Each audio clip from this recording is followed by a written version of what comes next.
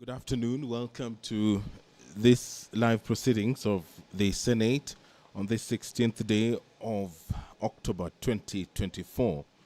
This broadcast is brought to you by the Parliamentary Broadcasting Unit in conjunction with the Kenya Broadcasting Corporation. The broadcast is available on Senate TV. You can also stream it on YouTube courtesy of the Parliament of Kenya YouTube channel. For those who are looking to watch the National Assembly proceedings, you can do so on Bunge TV, and you can also stream it on YouTube, courtesy of the Parliament of Kenya YouTube channel. My name is Edward Kabasa.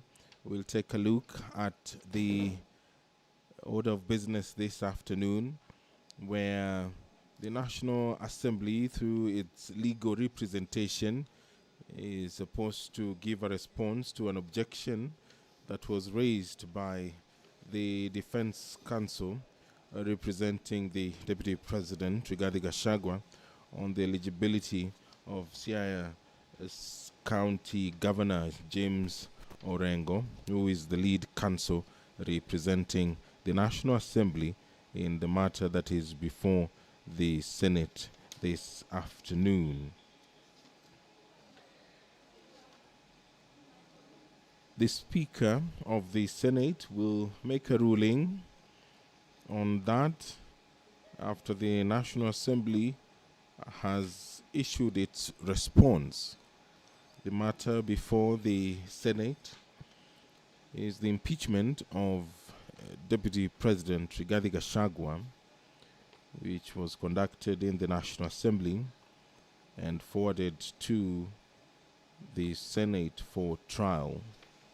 And just a quick reminder, the National Assembly is represented in this case by Honorable James Orengo, who is the lead counsel, Paul Nyamodi, Gumbo Eric, Kipkogei Moses, Mudhomi Thiankolu, Peter Wanyama, Meli Kennedy, Joan Jeruto, Murioki Eric Muregi, Mwereru Boniface, Ondago Kevin, Alex Mbaya, Kennedy Chalo, and John Mwangi Kangu.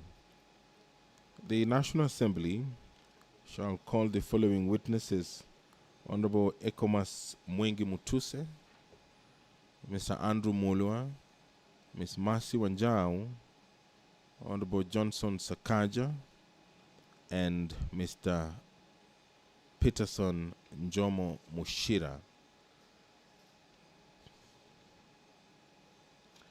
The invitation to His Excellency Rigathi Gachagua, the Deputy President of the Republic of Kenya, to appear and be represented before the Senate during its investigations was served on the advocates for the Governor on Wednesday, 9th of October 2024. The invitation required the Deputy President, if he chose to appear before the Senate, to file with the Office of the Clerk of the Senate by 5 p.m. on Monday, 14th of October 2024, a soft copy and 80 hard copies of his answer to the particulars of the allegations, setting out the Deputy President's response to the particulars of the allegations, the manner of appearance before the Senate, whether in person, by advocate, or in person and by advocate, the names and addresses of the persons to be called as witnesses, if any, and witness statements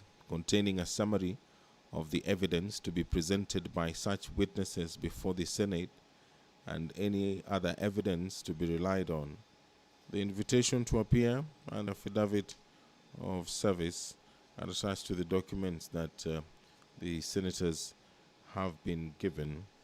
On Monday, 14th of October 2024, the Office of the Clerk of the Senate received a response to the invitation to appear by way of a letter dated 14th of October 2024 from M.S. Swanya and company advocates on behalf of the Deputy President, informing the clerk of the Senate that the Deputy President will appear before the Senate in person and by advocate. The team of advocates representing the Deputy President are as follows: Mr. Paul Muite, Senior Counsel; Mr. Elisha Ongoya; Tom Masharia; Swanya Victor Ogeto; Ndegwa Njiru; John Jomo; Faith Waigwa; Amos Kisilu; George Wandati; George Sakimpa; Andrew Muge; Eric Naibei; Julia Omwamba; and Willis Echesa. The Deputy President shall be the only witness. The Deputy President, via the same letter, also forwarded the following documents. Volume 1, response to the particulars of the allegations in the motion by His Excellency Honorable Rigathi Gachagua. Volume 2, witness affidavits of His Excellency Honorable Rigathi Gachagua. Volume 3, which contains the index and bundle of documentary exhibits. And Volume 4, further witness affidavit of His Excellency Honorable Rigathi Gachagua. The Deputy President also forwarded video and electronic evidence. By a letter dated 14th of October 2024, M.S. Swanya and company advocates addressed to the Clerk of the National Assembly and copied to the Speaker and the Clerk of the Senate. The advocates informed the Clerk of the National Assembly that in the message dated 8th of October 2024 and the accompanying documents forwarded to the Senate by the Speaker of the National Assembly and served on the advocates, an affidavit sworn by Mwai Madenge and Njoroge Regeru was missing and was crucial to the evidence of the Deputy President. There have been exchange of documents pursuant to Rule 8 of Part 1 of the second schedule to the Senate Standing Orders. On Monday, 14th of October 2024, the Clerk of the Senate furnished the National Assembly with the documentation filed by the Deputy President on that day. Similarly, the Clerk of the Senate furnished the Deputy President with the documentation filed by the National Assembly on that day. And further documentation that was received by a letter dated 15th of October 2024, addressed to the Clerk of the Senate and received on 15th of October 2024, MSG and A advocates indicated that in the course of reviewing the bundle of documents, they noticed that a few of the pages between 135 to 140 in Volume 4 of the bundles were either illegible or were inadvertently omitted in the course of photocopying. They have therefore reproduced and forwarded a copy of Volume 4 to the National Assembly bundles with the missing pages included. The hearing program of the impeachment trial of the Deputy President began with a pre-hearing meeting for senators, which was conducted in a closed session. There were also preliminaries, which included the recital of the mandate of the Senate, rules of procedure, and hearing program. There was also introduction of members of the National Assembly representing the National Assembly and their council, and also there was the introduction of His Excellency the Deputy President and the council representing the Deputy President. The charges were read,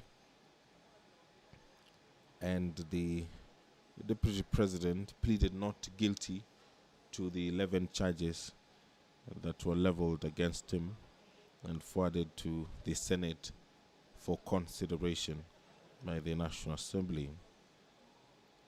And so this afternoon, the Speaker of the Senate will rule on whether to allow the objection that was raised by the Deputy President through his counsel that opposed the inclusion of Siaya County Governor James Agri Orengo to represent the National Assembly. And so the defense is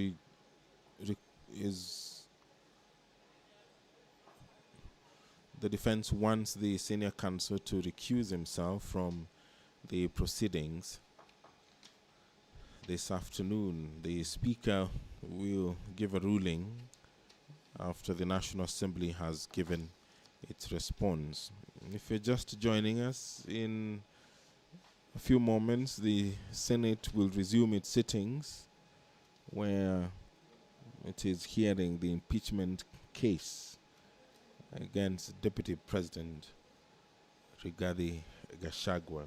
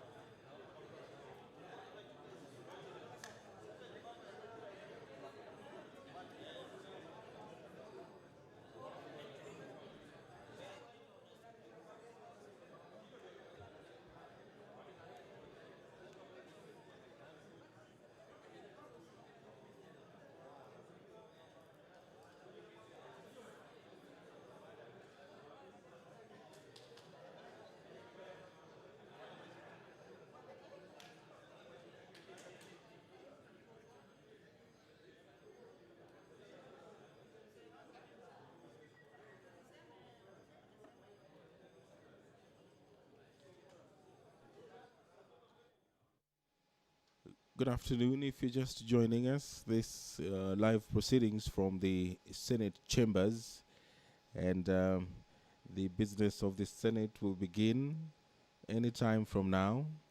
And before that, we'll recap the charges that were leveled against the Deputy President, among them gross violation of Articles 10, Article 2A, B and C, Article 27, 4, 73, 1A, and 2B, among others.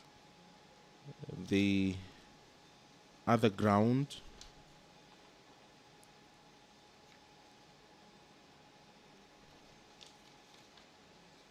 is gross violation of Articles 147, Subarticle 1, and Article 152, Subarticle 1 of the Constitution.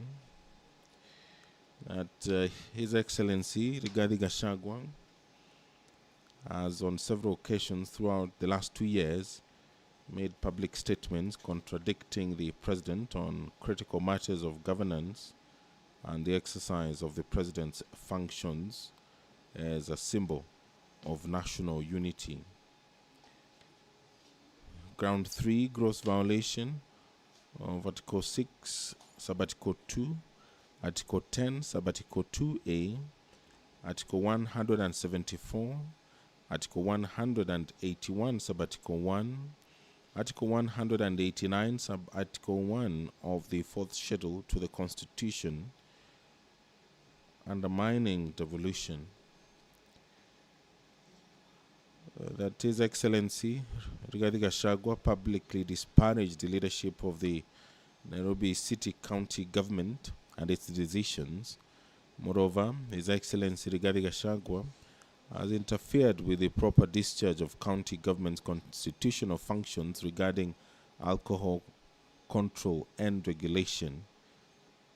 His Excellency Rigathi Gachagua's insightful and demeaning public statements and conduct are impeachable offenses to the extent that they undermine devolution, they undercut the functional and institutional integrity of county governments, they unjustifiably vilify and ridicule the leadership of county governments, especially the Nairobi City County Government.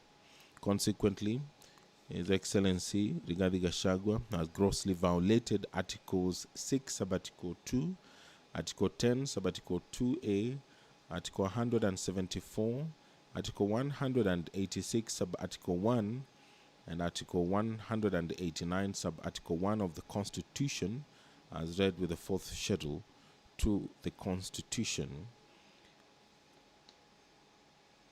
Ground 4, gross violation of Article 160 Subarticle 1 of the Constitution, and this one concerns the undermining of the institutional and decisional independence of judges. That the Deputy President made a scathing public attack against the Honorable Lady Justice Esther Maina, Judge of the High Court of Kenya, and falsely threatened to file a petition for the removal of the said judge in gross violation of Article 160 Subarticle 5 of the Constitution. The judge had presided over a case in which His Excellency Rigathi Gachagua was a party and had, in the lawful performance of a judicial function, ordered His Excellency Rigathi Gachagua to forfeit to the state the sum of 200 million shillings, which she had found to be proceeds of corruption and money laundering. That His Excellency Rigathi Gachagua's public attacks against the judge are impeachable offenses to the extent that they undermine the functional and decisional independence of judges. Charge 5, gross violation of Article 3, Subarticle 1, and Article 148, Subarticle 5A of the Constitution, which talks about breach of the oath of office and allegiance.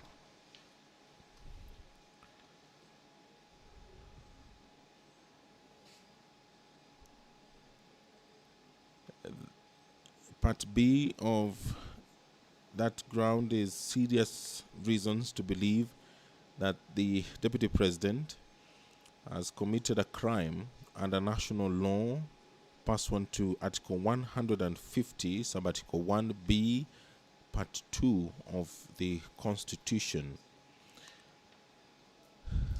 Ground 6, serious reasons to believe that His Excellency Rigathi Gachagua has committed crimes under Section 13, 1A and 62 of the National Cohesion and Integration Act.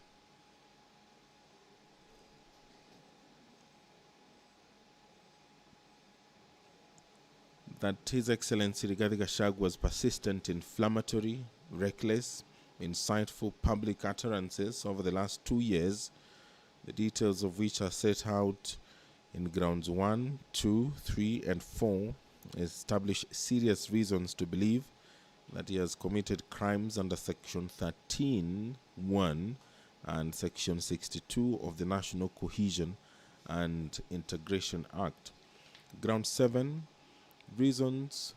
serious reasons to believe that His Excellency Rigathi Gachagua has committed crimes under Sections 45, subsection 1, Section 46, Section 47A, Part 3, and Section 48, subsection 1 of the Anti-Corruption and Economic Crimes Act, and Section 2, 3, 4, and 7 of the Proceeds of Crime and Anti-Money Laundering Act. That for the past 2 years, His Excellency Rigathi Gachagua has inexplicably amassed a humongous property portfolio estimated at 5.2 billion shillings, primarily from proceeds of corruption and money laundering.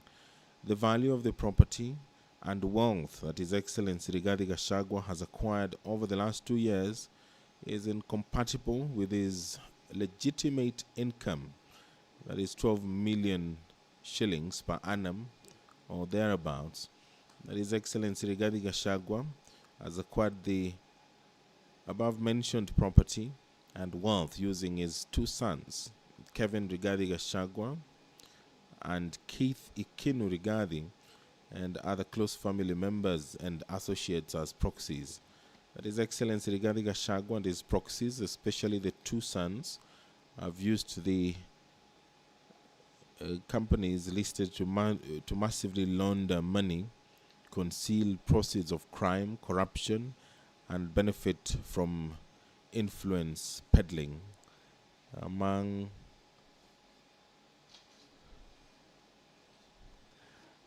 the companies listed are Spirit Way Limited, Fortis Vice Group Limited, Grand Bypass Apartments Limited, Kuruwitu Properties Limited, the Anansi Collective, Calvary Creed International Limited.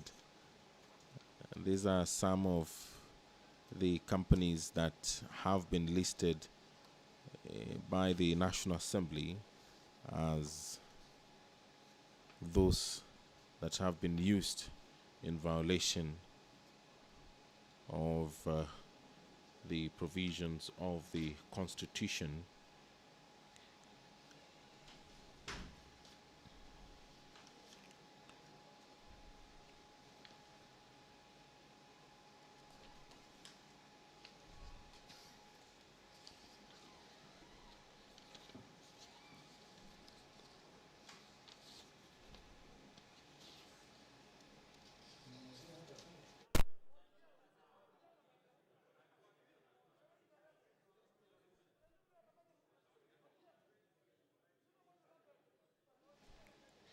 Ground 8, serious reasons to believe that His Excellency Rigathi Gachagua has committed crimes under Section 132 of the Penal Code and Section 29 of the Leadership and Integrity Act.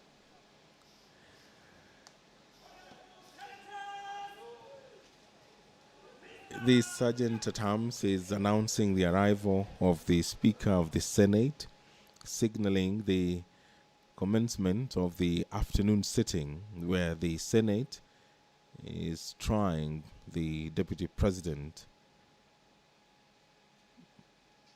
Now I will hand you over for the live broadcast. My name is Edward Kabasa. Enjoy your viewing. Na tuombe. Ewe Mwenyezi Mungu, tutakusihi tutazame kwa neema nyingi na baraka sisi watumishi wako ambao umeridhika kutuita kwa nyadhifa za uongozi katika jamhuri hii yetu. Tutakuomba utuwajalie tuyatende na kufikiria mambo yote atakayofikishwa mbele yetu kwa njia ya haki na uaminifu, ili kustawisha amani, ufanisi na heri ya nchi yetu na wale ambao haja zao umezikabidhi mikononi mwetu. Amen.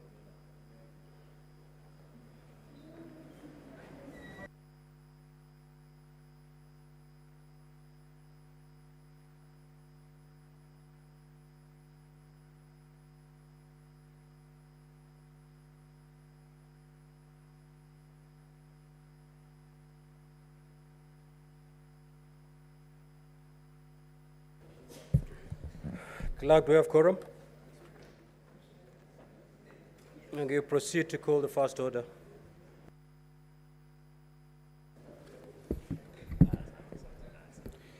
Order number 1, communication from the chair.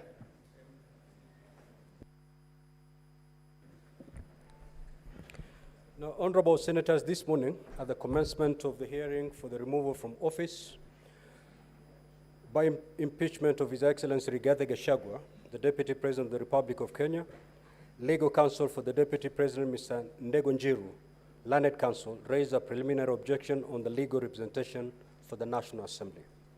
Learned Counsel opposed the appearance of Honorable James Orengo, Senior Counsel, who is the serving governor of Siaya County and therefore a state officer.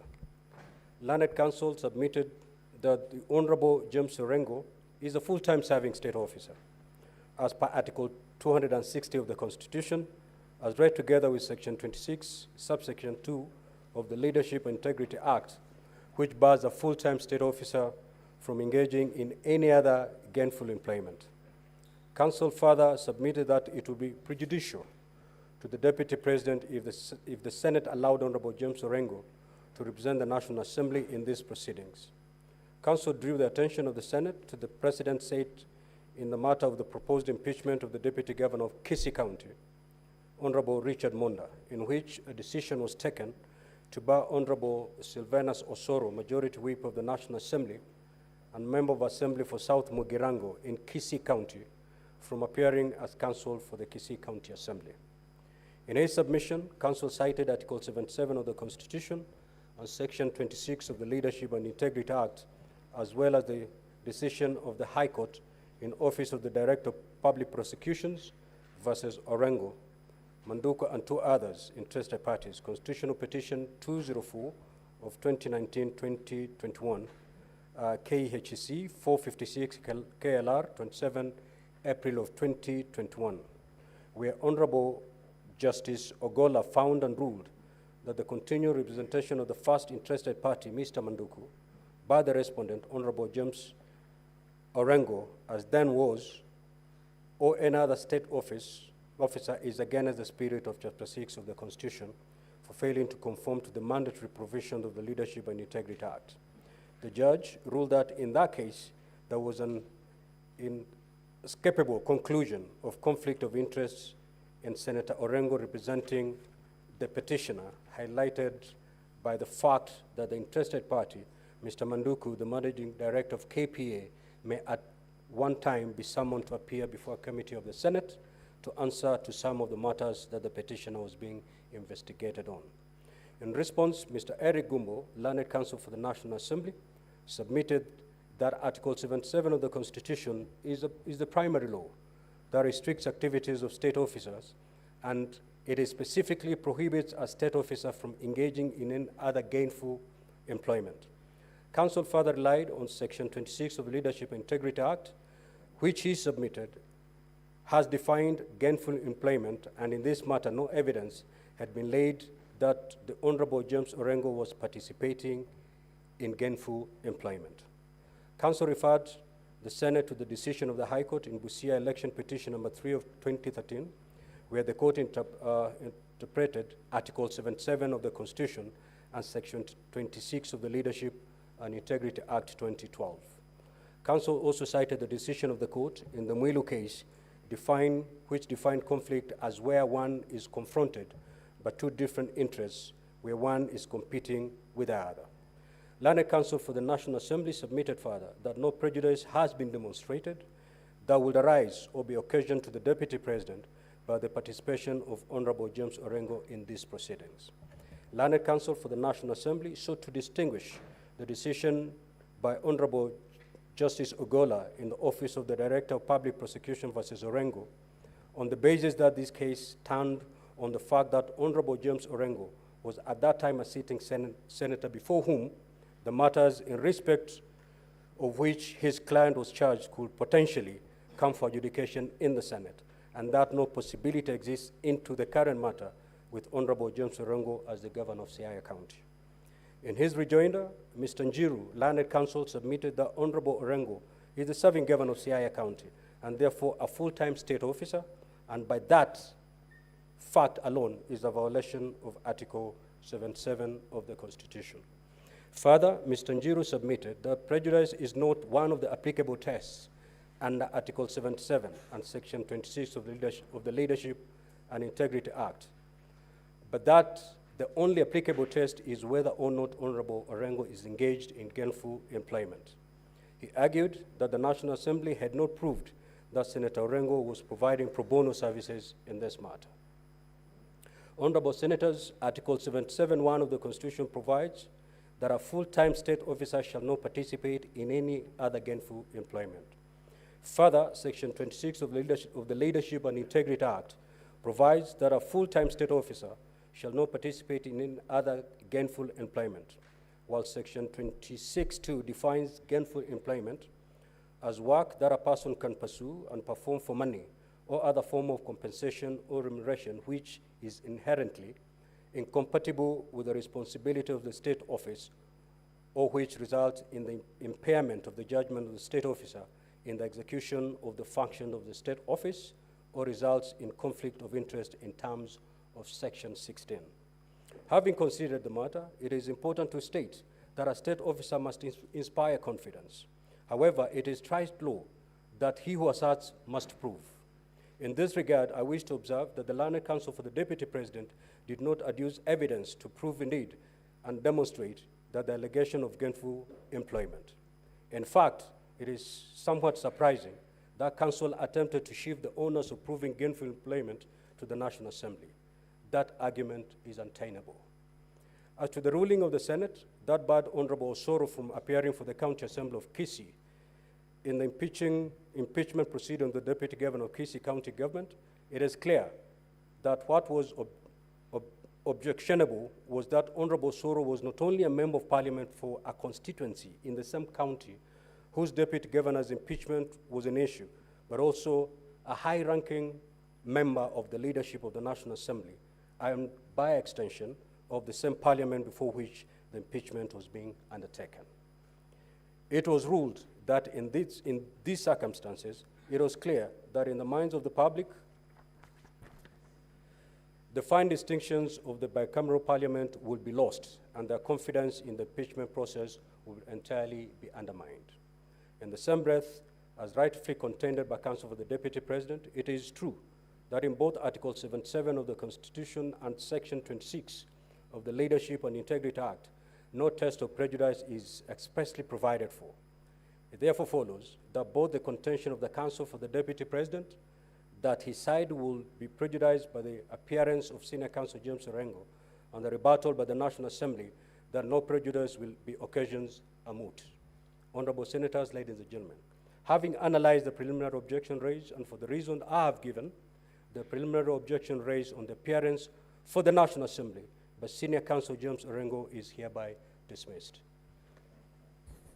We will now hear the response on the second objection raised by the counsel for the Deputy President. Counsel, you have 5 minutes to do that.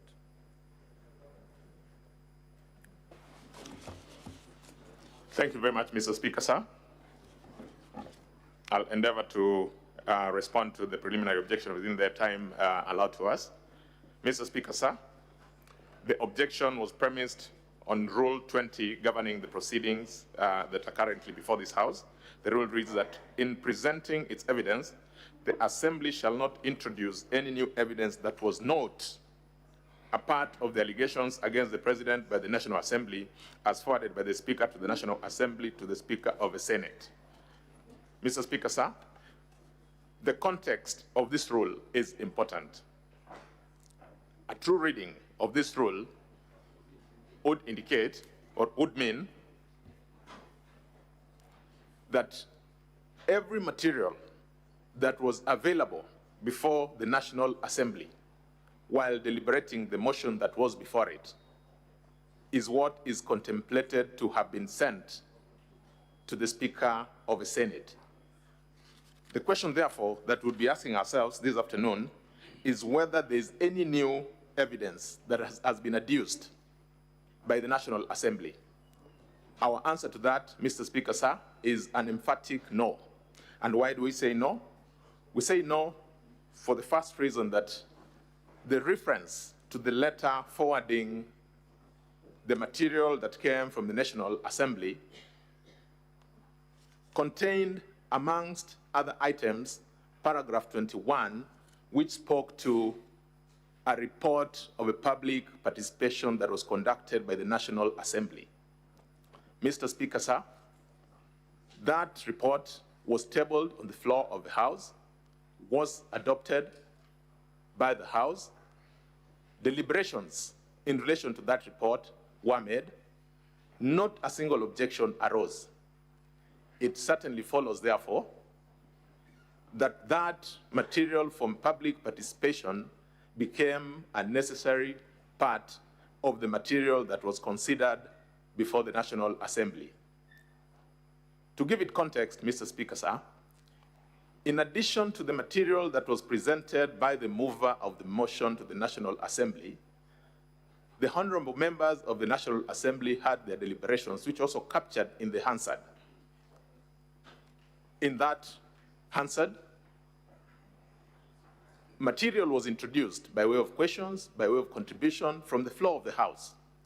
That material, too, forms part of the evidence of the proceedings before the National Assembly. It therefore is our submission that just in the same manner in which the Hansard from the National Assembly forms part of the report that was presented before you, the report on the public participation too is an important component of that report. There must have been a reason why that public participation was conducted. In our humble submission, Mr. Speaker, sir, the appropriate test that one would want to apply on whether or not to allow that material to be before this honorable House is the all-celebrated test of relevance. Mr. Speaker, sir, it should not be lost that sitting as this House is sitting this afternoon, it is a quasi-judicial proceeding. It is a proceeding that is also inquisitorial. And so therefore, what is important is that the material that is presented by way of public participation or by any other way is relevant to help the House determine the truth or otherwise of the issues that have been raised for the consideration of this House.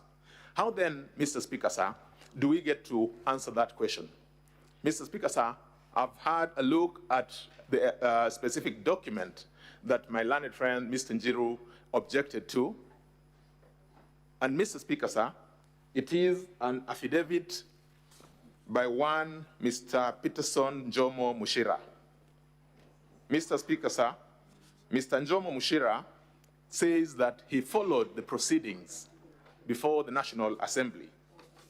He says in particular at his paragraph 4 that he has also had occasion to look at the response filed by His Excellency, the Deputy President of the Republic of Kenya, at part 1.1 of his response.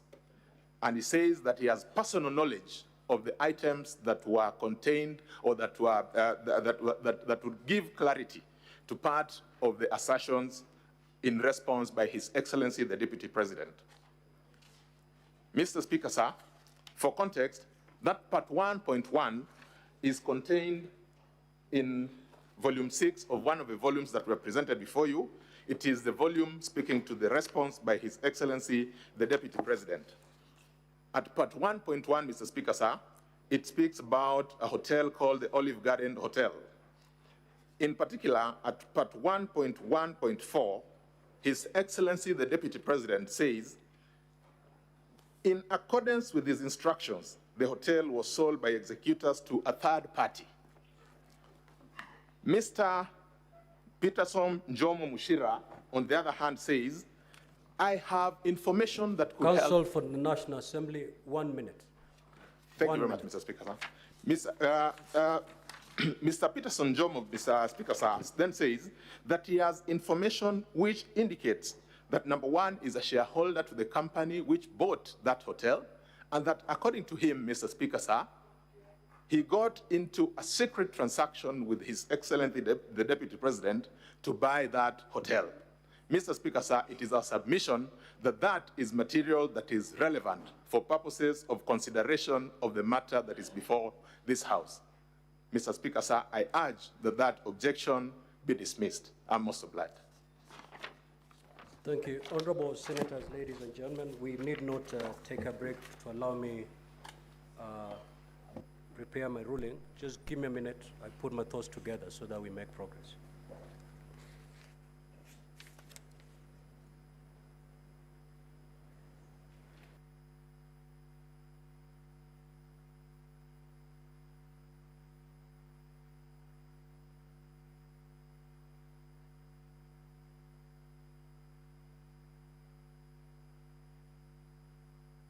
Mr. Speaker, sir, with your kind permission, I was just seeking your guidance whether I need to do a rejoinder because I'm the one who had moved the assembly.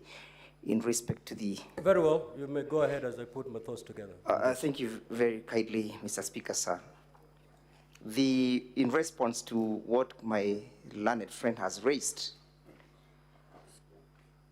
the application or the objection had nothing to do with the public participation as cited. We simply raised an objection that goes to the roots of the ability to enjoy proceedings that will appear fair to all parties. My objection was premised on the non-derogable right to a fair hearing.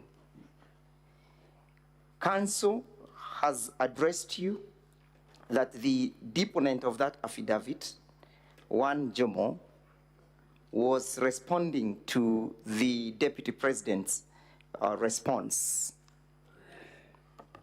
There's nothing that can be far from the truth. And this is a witness who is being brought to panel beat or to attempt to panel beat the case for the National Assembly. The question and the test, Mr. Speaker, sir, is, shall we suffer prejudice? Shall our rights be deemed to have been held? And that is the non-derogable right to a fair hearing. This is not a witness who was before the National Assembly. Where is the source of this information in the document that was submitted to this House by the Speaker of the National Assembly? Where does it sit? Who sits to suffer prejudice if the same is admitted? Is it a state organ or an individual in the name of the Deputy President of the Republic of Kenya? We urge you to uphold our ruling and justice be seen to be done, even to the people following these proceedings. I am most obliged.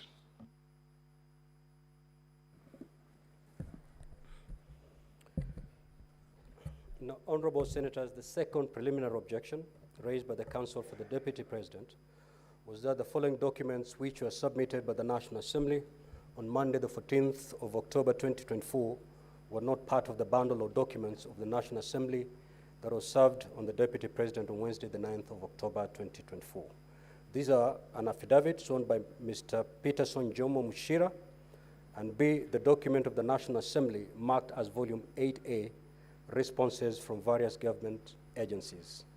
Counsel for the Deputy President stated that these documents prejudiced the Deputy President's case and amounted to a trial by ambush by the National Assembly. Counsel urged the Senate to bar the introduction of these two documents as they constitute new evidence in terms of Rule 20 of Part 1 of the second schedule to the Senate Standing Orders. Counsel for the National Assembly opposed the preliminary objection raised by the Counsel for the Deputy President. Honorable Senators, ladies and gentlemen, Rule 20 of Part 1 of the second schedule to the Senate Standing Orders provides, and I quote, "In presenting its evidence, the Assembly shall not introduce any new evidence that was not part of the allegations against the President by the National Assembly, as forwarded by the Speaker of the National Assembly to the Speaker of the Senate." As I indicated in my earlier communication, by a letter dated 8th of October 2024, I received a bundle of documents and records of proceedings in the National Assembly in this matter. Thereafter, on the 9th of October 2024, pursuant to Rule 6 and 7 of Part 1 of the second schedule to the Senate Standing Orders, the Office of the Clerk of the Senate sent invitations to appear to both parties. The parties were required, amongst other things, to specify any other evidence to be relied on this matter. I will repeat that. The parties were required, amongst other things, to specify any other evidence to be relied on in this matter. In response to this invitation, on Monday, 14th of October 2024, the National Assembly filed further documentation. Having analyzed the documentation submitted against the grounds for the proposed impeachment, I find that the documents objected to constitute evidence in support of the allegations already made in the impeachment motion as received from the National Assembly. It is noteworthy that the parties were instructed when sending responses to indicate any other evidence to be relied on. Accordingly, the documents being referred to do not constitute new evidence, but form evidence in support of an allegation which was already made. That is why Rules 6 and 7 of the Rules of Procedure permit the Senate to receive witness statements, list of witnesses to be invited by and any other evidence to buttress an allegation already made. What is not allowed is to introduce new allegations or to introduce any evidence that is extraneous to the allegations made in an impeachment motion. In the event, it is my considered view that the affidavit and document marked as Volume 8A being referred to fall within the permissible documents of our Rules of Procedure. I therefore rule that the objection is hereby dismissed. Now, honorable senators, having dispensed with the preliminary matters in this particular hearing, we will now move to hear yes, counsel for the National Assembly. Mr. Speaker, sir, with your very kind permission and indulgence, we as well, on the part of the National Assembly, had two quick preliminary issues which we wanted to draw your attention to, Mr. Speaker, sir. They are quick housekeeping issues. If you permit me just in 2 minutes, I may be able to draw them to your attention. Exactly 2 minutes. Most obliged, Mr. Speaker, sir. Mr. Speaker, sir, the first one is in relation to the bundle of documents that we have filed before this House to help it determine the matter that is before it. In particular, we have one of our documents, or one of our volumes, Volume 4, as a document presented before this court, before this Honorable House. Mr. Speaker, sir, when we were perusing our documents earlier today, actually yesterday, we did realize that one of the documents in that Volume 4, running from page 135 to 140, appears to have been inadvertently copied just on one part. In other words, in the course of a printing, we missed out the even numbers and just printed out the odd numbers. Mr. Speaker, sir, we have since availed that document. It is not a new document. The only thing that had happened is that we forgot, or rather inadvertently, we didn't get the even numbers printed. We have since done that, Mr. Speaker, sir, and with your permission, we urge that we be allowed to rely on that document. We filed it, Mr. Speaker, sir, and served it to our colleagues, counsel appearing for His Excellency, the Deputy President, as well as to the House, that it may be relied upon. That is the first preliminary intervention that we seek. Mr. Speaker, sir, the second issue is in relation to a letter that we did to yourself on the 14th of October 2024, wherein we sought the help of this House through your office to have summons issued to the CEO of the Ethics and Anti-Corruption Commission for purposes of helping give testimony to matters that are before this House. Mr. Speaker, sir, the reason for us seeking this preliminary intervention is to ask formally that those summons, Mr. Speaker, sir, be issued so that the said witness could attend to help us determine the matters that are before you. We, in our letter, did indicate the specific item that is to testify to, and it is equally our humble plea that an order be made that summons do issue to have the CEO of the Ethics and Anti-Corruption Commission attend as a witness. I am most obliged, Mr. Speaker, sir. Counsel for the Deputy President, what say you?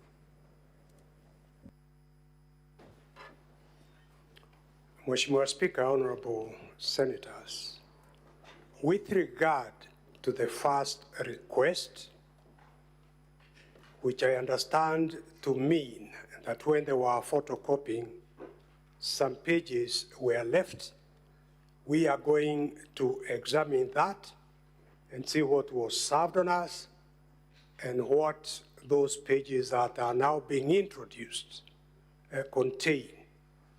With regard to summons to ask individuals from the Anti-Corruption Commission to come and give evidence, Mheshimiwa Speaker, honorable members, we draw your attention to Article 50 of the Constitution, which is a fulcrum of a fair trial. And this honorable House is executing a quasi-judicial function of the most weighty nature regarding the removal from office of the Deputy President of the Republic of Kenya, elected by the people of Kenya. Nothing would be more prejudicial than to call witnesses whose statements or affidavits we have not seen. The whole purpose of affidavits and witness statements is to enable the other side, in this case, the Deputy President, to seek legal advice, to give instructions on how best to respond to it. And this Honorable House has fixed 2 days for this trial. And one of the issues we'll be raising is these allegations, and you are going to go through them, against the Deputy President, suspicions, conclusions, on matters that were never referred to DCI in Kiambu Road, who are trained to investigate these matters. Nothing was referred to the Anti-Corruption Commission or any of the other investigative agencies, including money laundering. We strongly object and ask that the record of this Honorable House reflects that if this is permitted for the National Assembly to call witnesses at this stage without first furnishing us with their witness statement and affidavit, the case of the Deputy President will be irredeemably prejudiced. So we object very strongly to that application. Counsel for National Assembly.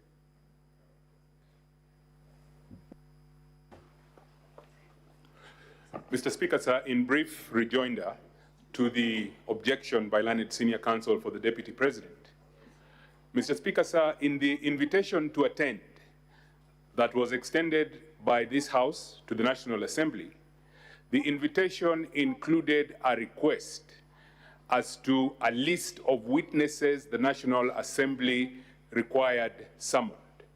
We responded to that request, and Mr. Speaker, sir, all we seek is a confirmation that our response has been actioned. What the learned counsel for the Deputy President is objecting to is not our request, but really it is a response to a request made by this august House. I'm most obliged. Counsel for Deputy President, do I get it that you have no problem with the first request made by the National Assembly? Mheshimiwa Speaker, we would want to see those pages. And that time we'll be able to say yes or no. It is the second one. Clerk, has that document been made available to the Deputy President's team?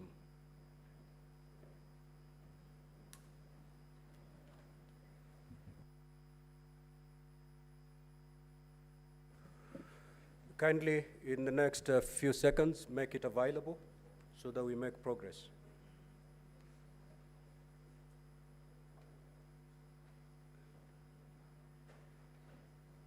Honorable Senators, if there's any senator who has not gotten that document, you may also let the chair know so that we supply you with that document. Senator Mazayo, Senator Olekina, Senator Miraj, Senator Kavindu, Crystal Lasige, Senator Kajwang.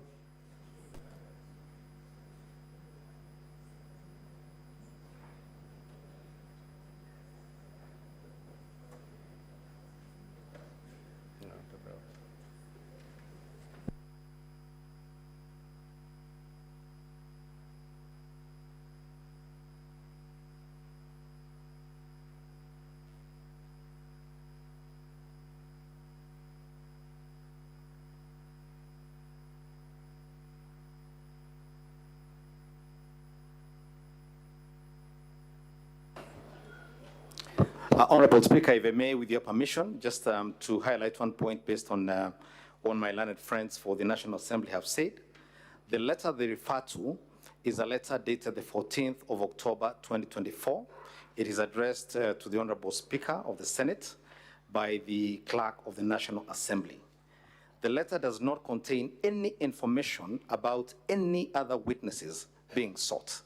It does not indicate that the Ethics and Anti-Corruption Commission will be asked to produce any other witness, affidavits, or documents. Thank you very much.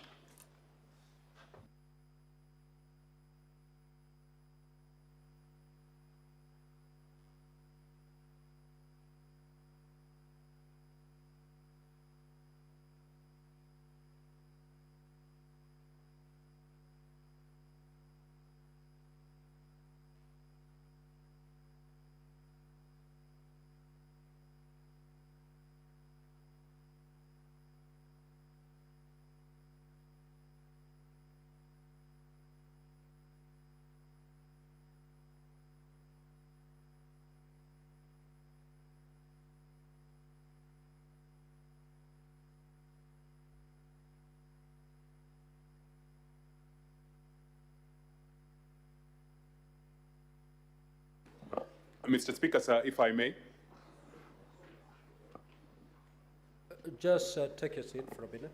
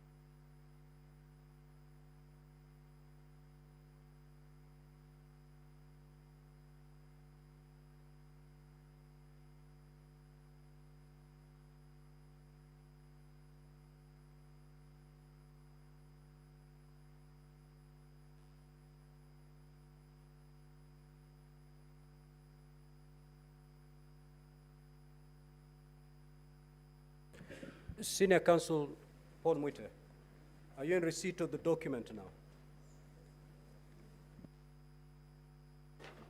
Mheshimiwa Speaker, this document, we are seeing it for the first time now, 3-4 minutes ago. And it has got many, many pages, so we were quickly going through it. And in order to save the time of this honorable House, perhaps you can give us an opportunity to go through these documents, because we need to go through them. Inaonekana kama hii ni ukarabati, but let's go through it.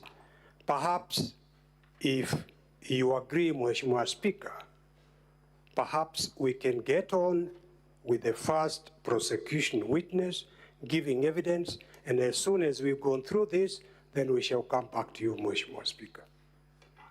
Thank you for your wisdom, Senior Counsel. Now, the other name that has been raised is on the issue of summons to witnesses.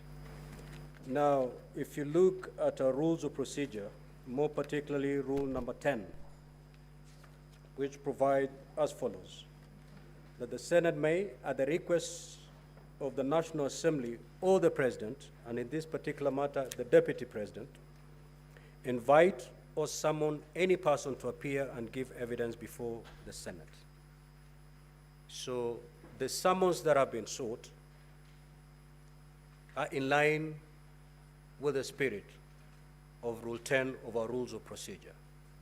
You may attack the evidence when these particular witnesses who have been summoned, if their evidence introduces other allegations, then at that particular juncture, the legal team from the Deputy President, you may raise an issue, and I'll certainly hear you at that juncture.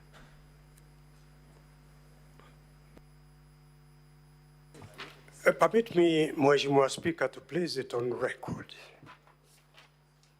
that the rules of this Honorable Senate must and have to be respected.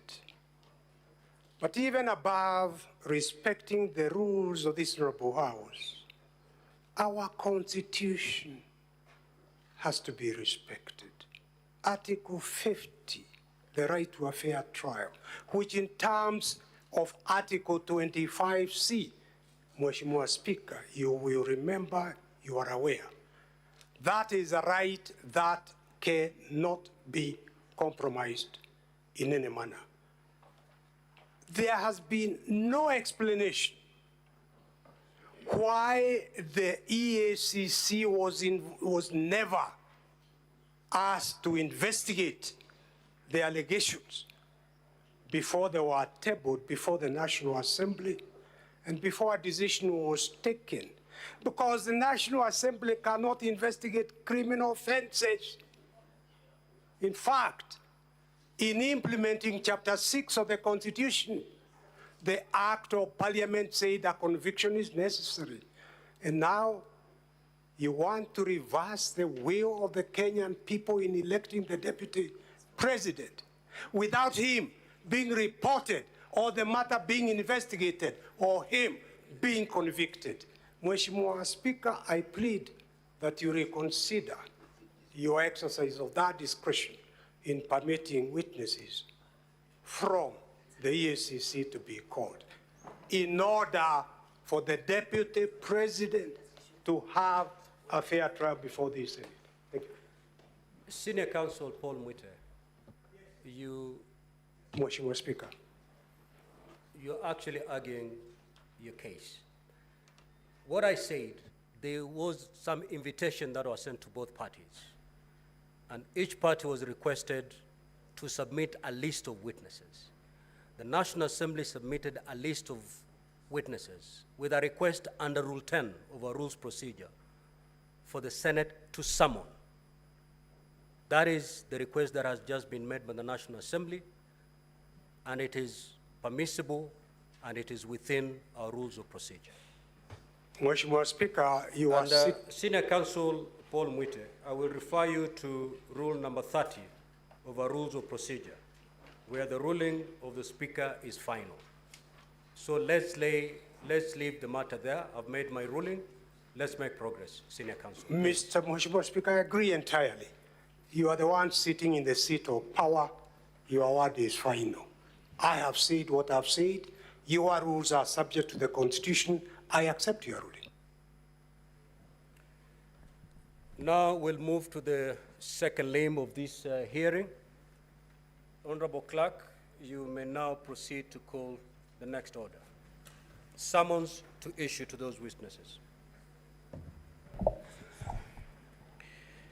Order number 2, hearing and determination on the proposed removal from office by impeachment of His Excellency Rigathi Gachagua, EGH, Deputy President of the Republic of Kenya.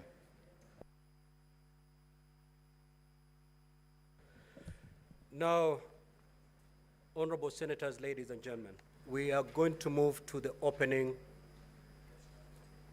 statements. Each party will have exactly half an hour to make their opening statement, starting with the Counsel for the National Assembly. Your time starts running from now.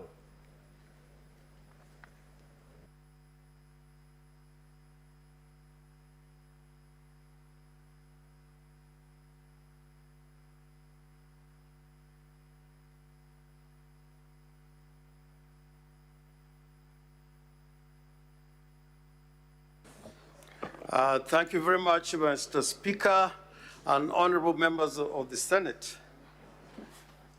Indeed, speaking for us, this is a very momentous occasion in our history and must be recorded as such. The United States of America is 248 years old since its independence. And for that entire 2.5 centuries, no Vice President of the United States has undergone a process of removal by way of impeachment. In a way, we are making history. And for me, it is such an important occasion for the 13th Parliament and this Senate that it will go down in the annals of history that the first impeachment of a deputy president in the Republic of Kenya was undertaken by this particular Senate. And we come here with a lot of confidence that the Senate is not new to the process of impeachment as understood under our Constitution. Indeed, the Senate has handled so many impeachment proceedings in relation to the offices of governors and deputy governors. And more importantly, that this Senate has been a great contributor in establishing the jurisprudence revolving around the impeachment process in the Republic of Kenya. Many of the cases that have gone for determination in our system of courts, High Courts, Court of Appeal, and the Supreme Court have involved the participation of the Senate. So as we address you today, we are not addressing a chamber that is dealing with a novel idea.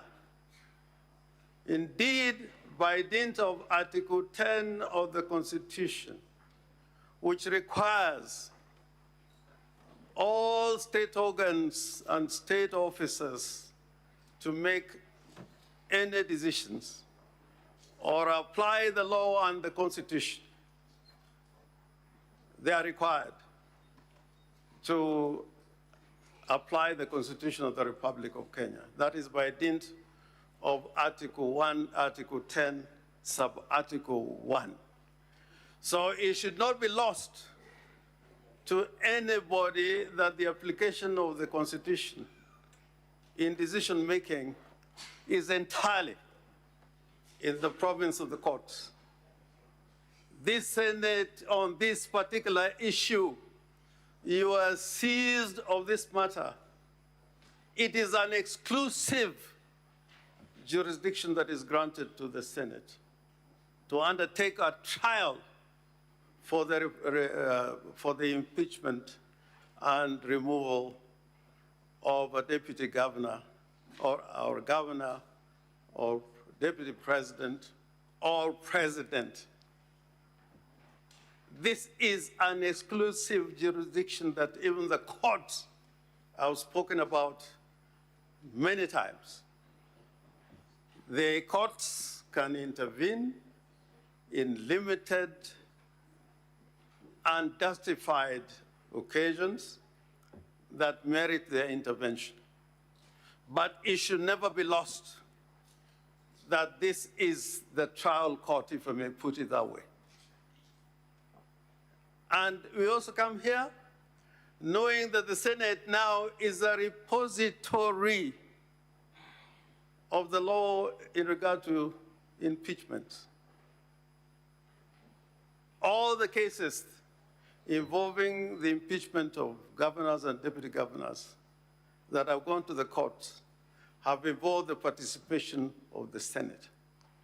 So if ever we are to talk about a repository of the law regarding removal of state officers by way of impeachment, it is the Senate. And It should not be lost historically from comparative studies of various jurisdictions. Why this role in our constitutional design was left to the Senate.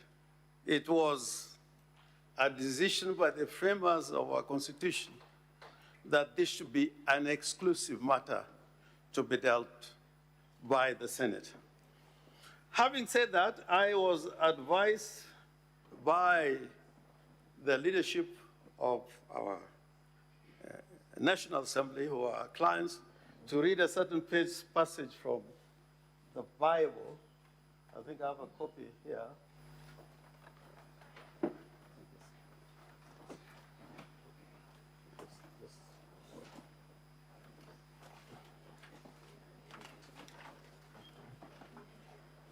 Yeah, I'm so sorry. I had to carry this particular Bible. I was so advised. And this is, I read the Bible a lot to myself, but never in this kind of occasion. And this is the book of Exodus 22, verse 22 and 23. And I read both the St. James Version, which is the one I prefer because of the language, and from the Living Bible, which is in English is more appropriate. And I read, that is from the King James Version. Ye shall not afflict any widow or fatherless child, and my wrath shall wax hot, and I will kill you with the sword, and your wives shall be widows, and your children fatherless. From the Living Bible Version, it reads as follows. The language is a little bit more palatable. You must not oppress, or you must not exploit widows or orphans. If you do so in any way, and they cry to me for my help, I shall surely give it. And my anger shall flame out against you, and I will kill you with enemy armies, so that your wives will be widows and your children fatherless. This is the Lord of the Old Testament.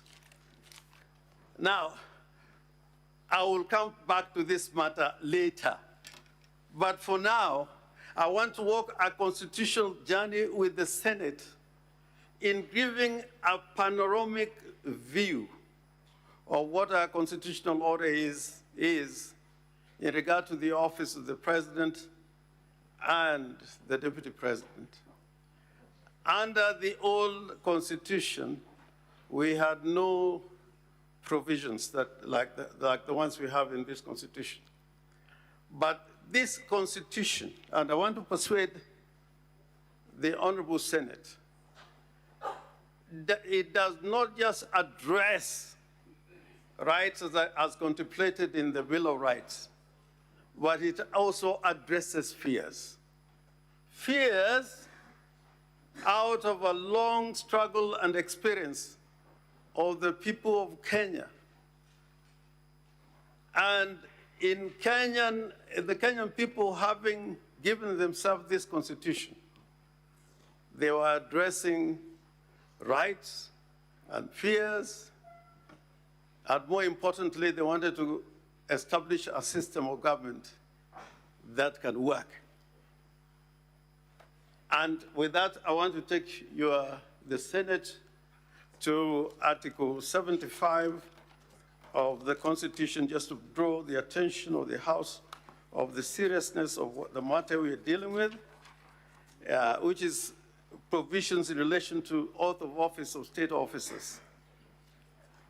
74. Before assuming office,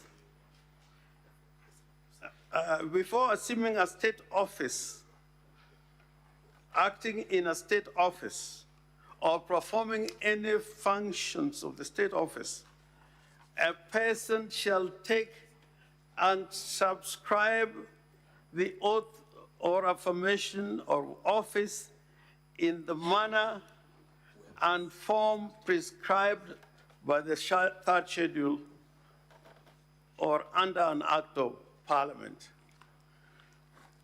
Mr. Speaker, I want to take you to that schedule, and I want to draw a difference, a distinction between the oath of office that is administered to the President and the Deputy President as opposed to the other oaths that are taken by other state officers, including members of Parliament.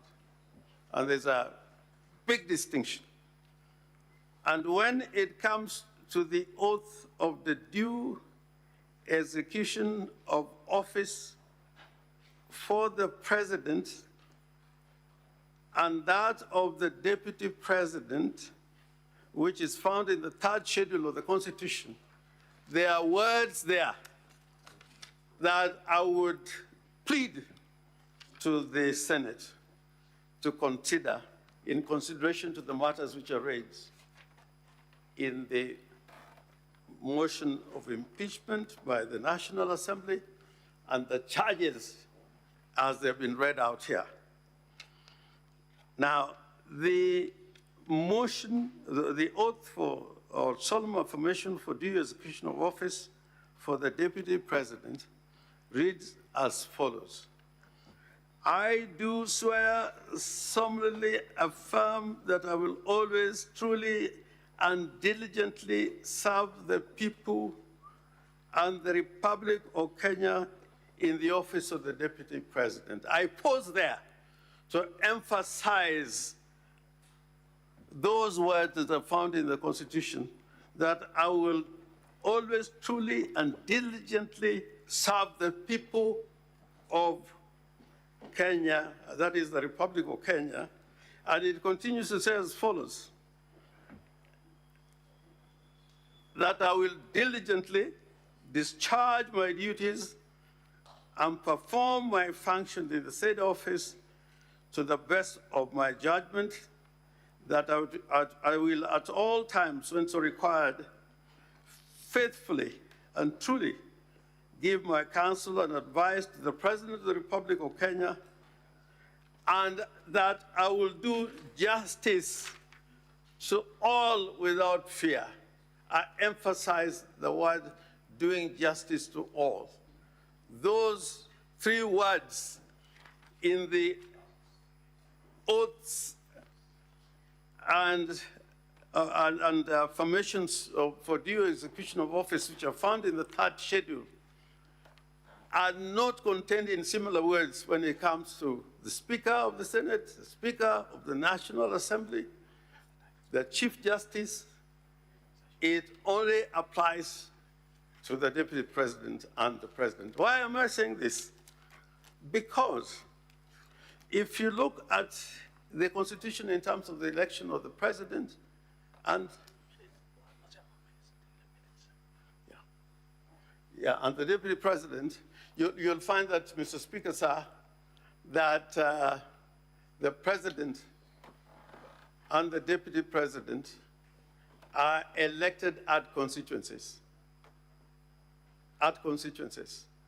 And in that election, they must receive a majority of votes in at least half the constituencies in the Republic of Kenya. What I'm trying to say, it has come out, and I say this with utmost respect, that the Deputy President who stands here on trial by the Senate would assume that he was elected to represent the interests of a certain region. Whereas the Constitution is clear, he's elected by the whole country. He's got no area to protect. Under the old constitution, the president had to be elected from a constituency, a vice president had to be elected from a constituency as a member of parliament. This constitution has no similar provisions. And now when you come to the functions of the deputy president, and I think this is extremely important in the kind of relationship that there should be between the president and the deputy president. It says so in the following words, which I need to read for clarity in terms of the deputy president. And those are found in Article 147, that he shall be the principal assistant, deputized for the president in execution of the president functions, and also he may be assigned duties by the president. The kind of symbiotic relationship that should exist between the president and the deputy president is underlined in this constitution. Now, it is uncontestable, and I think this is the issue that I want to deal with in some detail. It is uncontestable from the record that you have, even from the deputy president, that the words he is accused to have uttered, where he alleges that Kenya is like a company existing of shareholders, that does not sit with the Constitution of the Republic of Kenya. Kenya is not a republic that is established on the basis of shareholding. It's a republic of citizens. So when a deputy president talks about taking the interest of Watu Murima, for whatever that would mean, it is not in compliance with his constitutional remit. And the words are there. What he has said in public on this issue is very clear. The second issue is on the question of collective responsibility. You would find out from this constitution that in nearly all the important constitutional bodies established under the constitution, the deputy president is a member of those particular institutions or organs, like the National Security Council. So one would wonder where even the issue of the Director of Intelligence would be discussed in a public forum by the deputy president when he is the second in command in the National Security Intelligence as established under the Constitution. So I would want, and I plead with the Senate, look at the utterances of the deputy president vis-a-vis his role under the Constitution. And he has even said that where he has said certain things that are deemed to be insightful, that is protected speech. It cannot be protected speech under our Constitution, because under Article 33 of the Constitution, because of what we have undergone as a nation,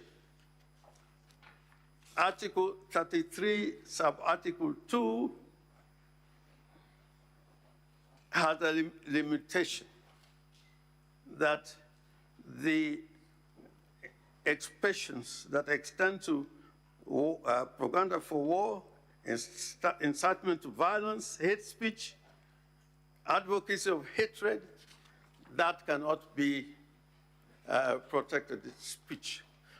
Now, the other very important point, which I want to put before the Senate,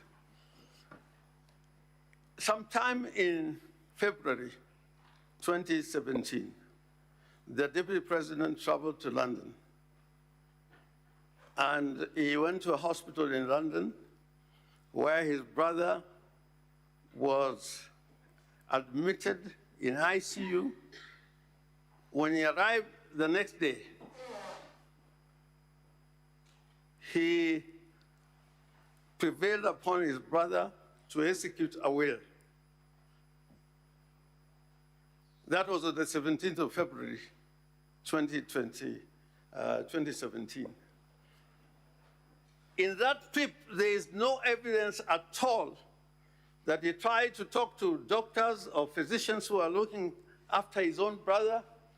After those visits, he walked away. And 7 days later— Mr. Speaker, I rise to raise an objection. Can I proceed? Mr. Speaker, we owe the Deputy President very elementary decency. We owe it to the Deputy President to be basically decent in these proceedings. I want to know whether counsel at the bar, one, can adduce this kind of evidence that is not contained in any evidentiary material before the Senate. I want to know which ground in the 11 grounds in the impeachment motion is this evidence from the bar supporting. I repeat, Mr. Speaker, we owe the Deputy President the most basic decency. I object. Senior Counsel Orengo, those averments, are they contained? They are contained, they're all here. They And refer to the document. Volume 4. I am not referring, because if I've got to refer to every document, will take a lot of time, and I have only 30 minutes. If you look at volume 4 of this document on public participation, from page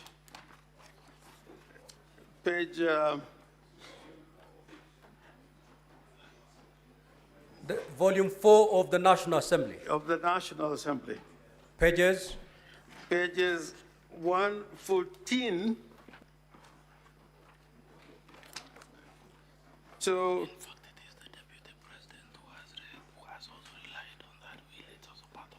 yes. And in fact, this page is also called "Tend the Will," and the Deputy President is the one who is relying on this will. The death certificate is contained on page 119.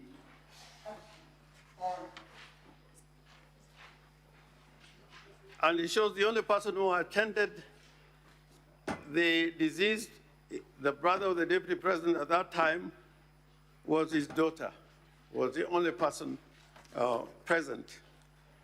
And then there's the will, and in the documents on page 128, and this is why I was raising this matter.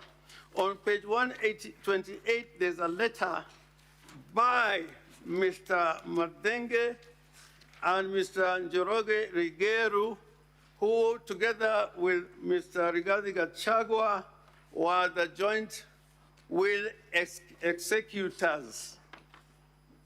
And they're complaining about the conduct and action of the Deputy President as an executor of the will and a family member of the late Rigathi Gachagua. On page 129, paragraph 8,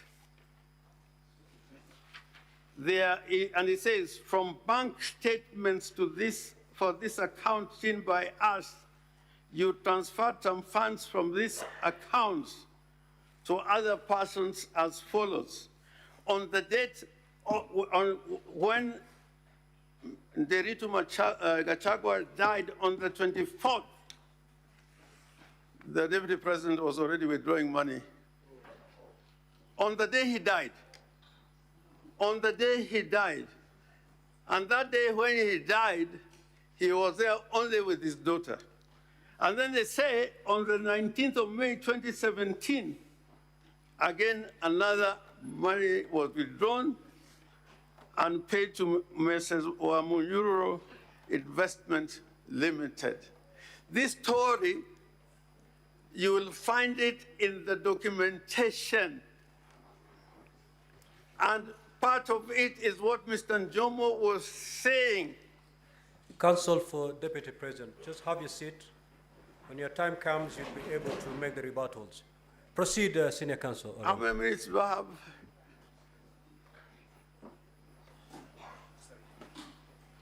Mr. Speaker, I respect your direction. I'm willing to take a seat right away, but just to point out something.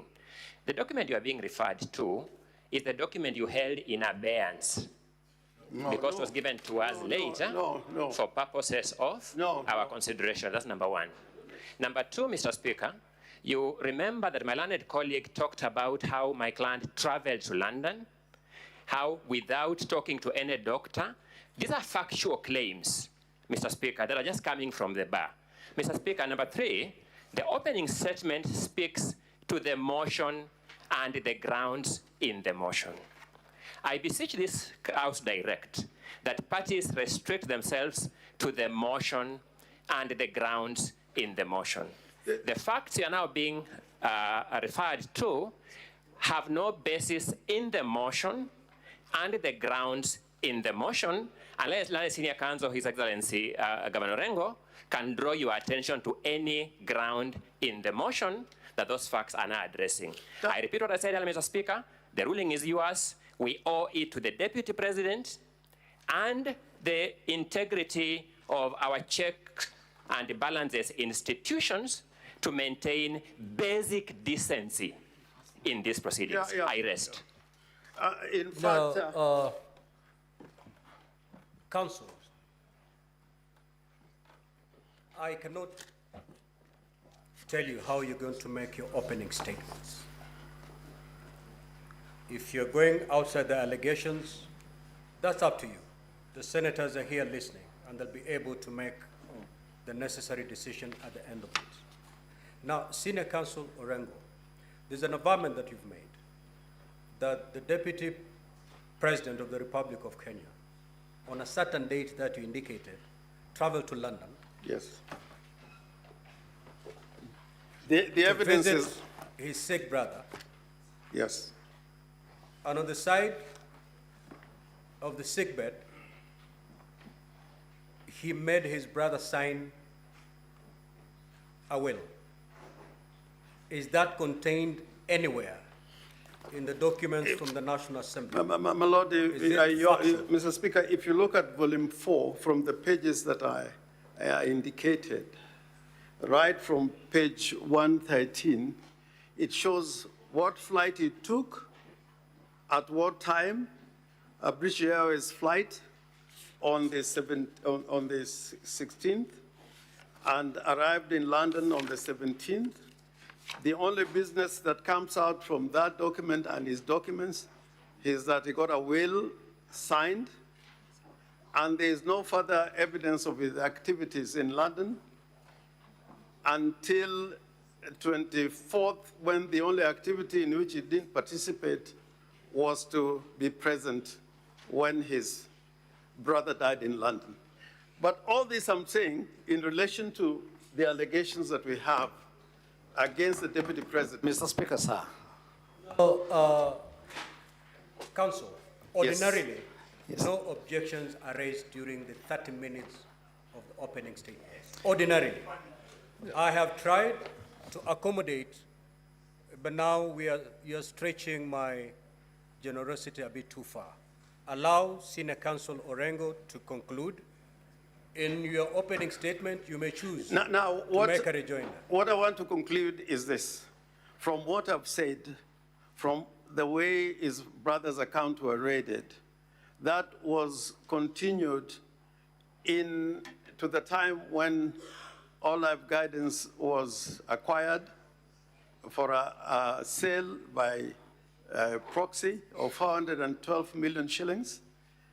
He bought property in Nyeri, the outspan and treetops for an amount exceeding 800 million shillings. And we're saying part of that money was not money coming from him, and evidence will show that he was raiding monies that truly belonged to the estate of his late brother to acquire property. If that is not an offense, by law.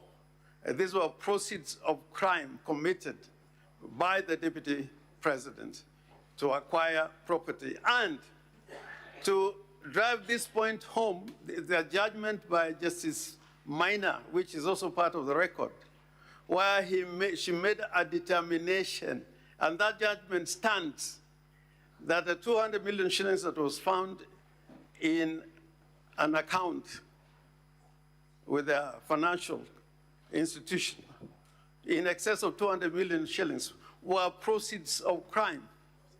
And that 200 million shillings, again, the documentation here, if you look at it and we show it in evidence, was the same money that was used to acquire treetops and Aberdares as part of the money that his sons were able to use to acquire those properties.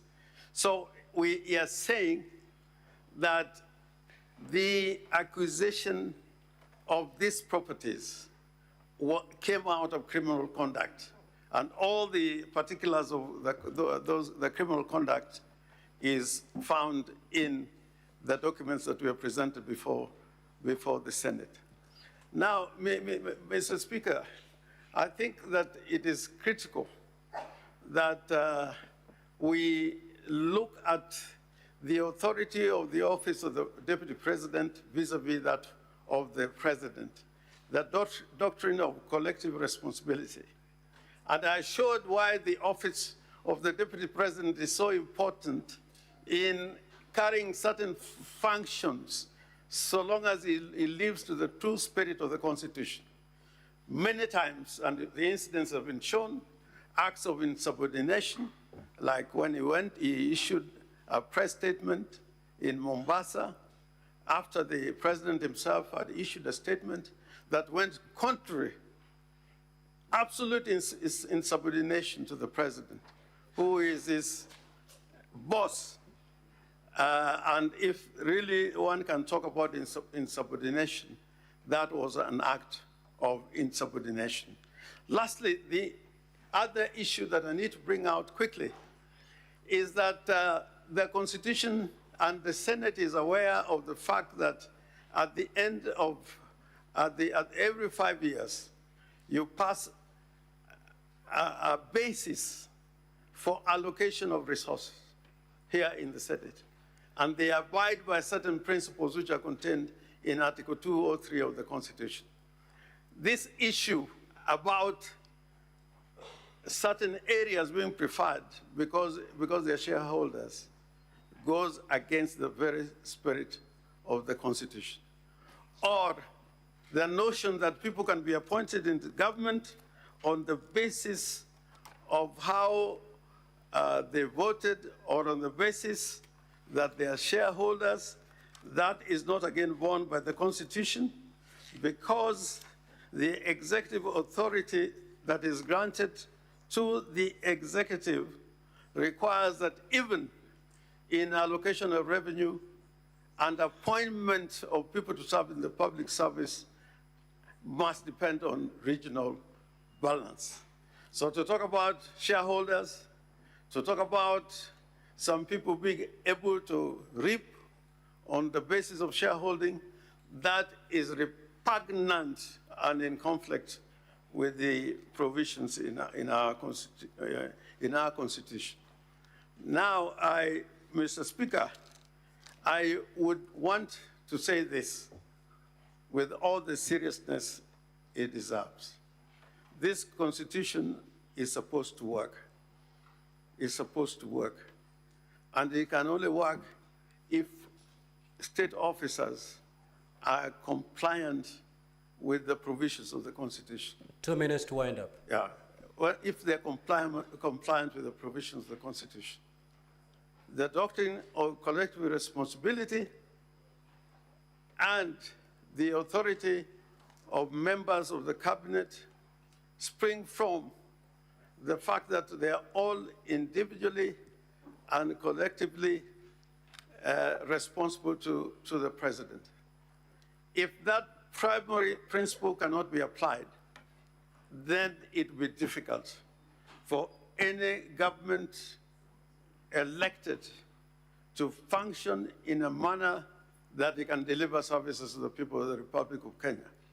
So I urge this Honorable Senate that having painted that large picture, the next phase, when you are now going to listen to the evidence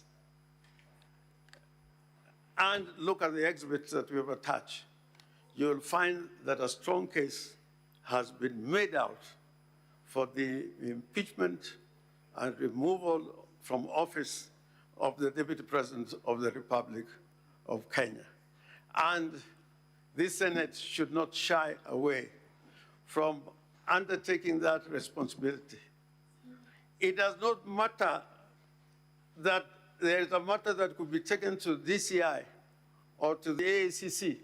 The role of Senate is different to undertake oversight over those who are given a responsibility to manage the affairs of the country. And that does not depend on the role of any other agency or body created by the Constitution. Your role is to demonstrate to all people in state offices that this oversight role that you play, whether it is that of impeachment, to demonstrate to the people of Kenya that it is not cosmetic. And where there's evidence, like the evidence that we are showing and adducing before you, that person I'm afraid, Senior Counsel, your time is up. should suffer the consequence. I thank you. I thank you. Counsel for the Deputy President. Floor is yours.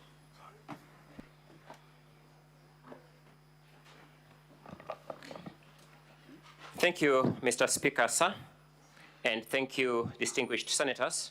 My name is Elisha Ongoya. I stand here to make the Deputy President's opening statement. Allow me, Mr. Speaker, sir, distinguished senators, to open by reminding us some fundamental principles. We are sitting here today as a Senate to discharge a constitutional mandate. And before you are given the cudgels to start discharging any mandate in this Senate, the Constitution demanded that you had to take an oath of office before you do anything else. I now understand better why that oath of office was prescribed and why it was framed the way it was framed. The Deputy President reminds you the following terms in your oath of office before you assumed office to discharge the functions of senators. You have to bear true faith, and allegiance to the people and the Republic of Kenya. You have to obey, respect, uphold, preserve, protect, and defend the Constitution of Kenya. And you have to faithfully and conscientiously discharge your duties as members of the Senate. I submit respectfully that the case regarding the proposal to remove the Deputy President from office by impeachment may appear to put the Deputy President on trial, but that is only in the most technical sense of this process. At a more significant level, what is on trial throughout these proceedings is the resilience and steadfastness of our Constitution, our constitutional institutions of checks and balances, and actually their capacity to withstand any form of waves and pressures. That is what is truly on trial. His Excellency Rigathi Gachagua beseeches this House to keep in mind that we have a constitution, a constitutional order, and a constitutional democracy to protect as we conduct these proceedings and as we make decisions in these proceedings. He asks you that at the end of this exercise, let our Constitution, our constitutional democracy, and our constitutional order emerge stronger. Allow me to address this House on the defined standard for impeachment of the Deputy President. In a comparable decision by the Supreme Court of Kenya, the case of Honorable Mike Mbuvi Sonko versus the Clerk, County Assembly of Nairobi and others, the Supreme Court observed as follows, and I quote, "It must, however, be stressed for the avoidance of doubt that the power of impeachment, removal, or recall is not one expected to be in constant or frequent exercise. It is only in the face of credible evidence of extraordinary wrongdoing that the conduct of a state officer will be investigated, and even then, only upon sufficient proof of the allegations that the impeachment, removal, or recall would be warranted." Two questions we pose must constantly linger in your minds, distinguished senators, as you undertake the assignment now before you.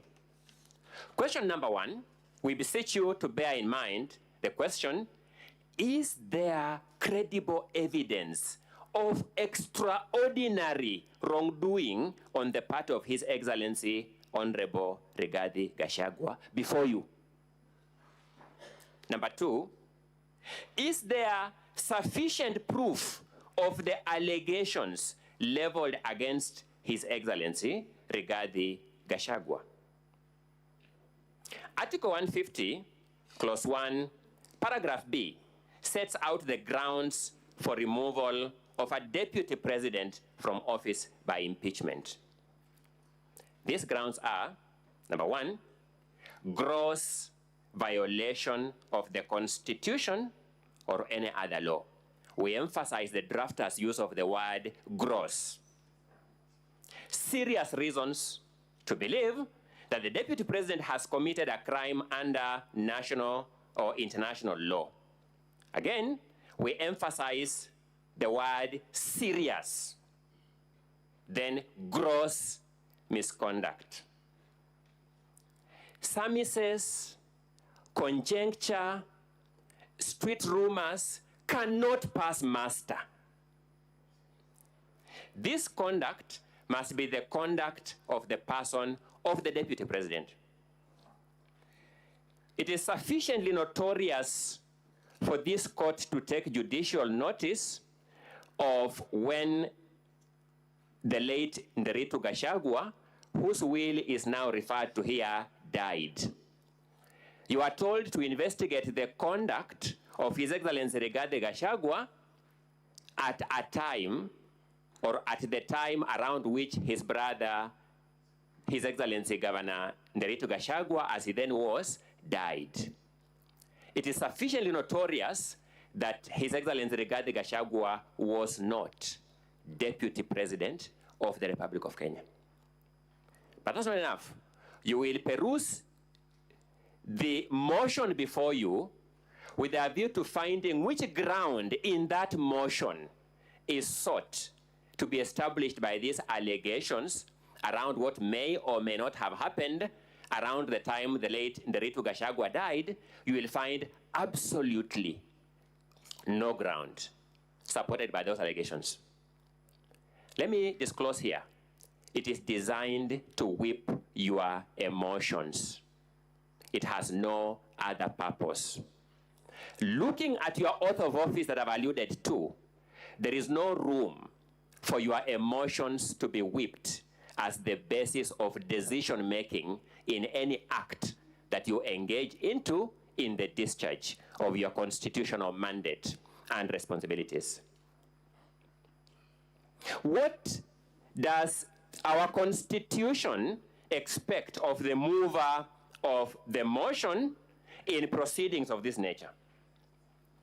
Our Constitution expects the mover of the motion to make allegations of any or all the grounds set out in Article 150, Clause 1, Paragraph B of the Constitution.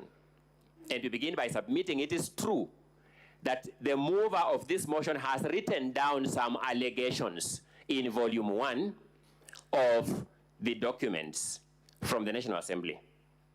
Secondly, the mover of the motion is thereafter expected to supply credible evidence of an extraordinary wrongdoing and sufficient proof of the allegations against the Deputy President.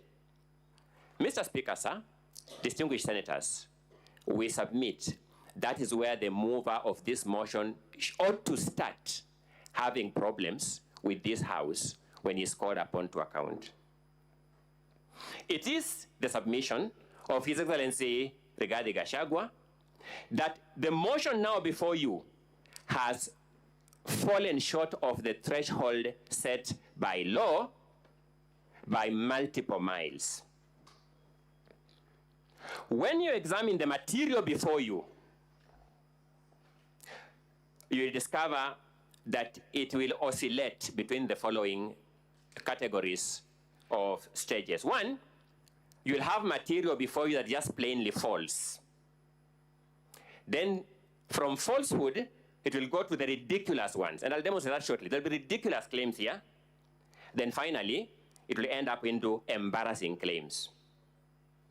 Allow me, in the few minutes I have, to just do a sneak preview of some of these claims so that we have an overview of the case that is before you.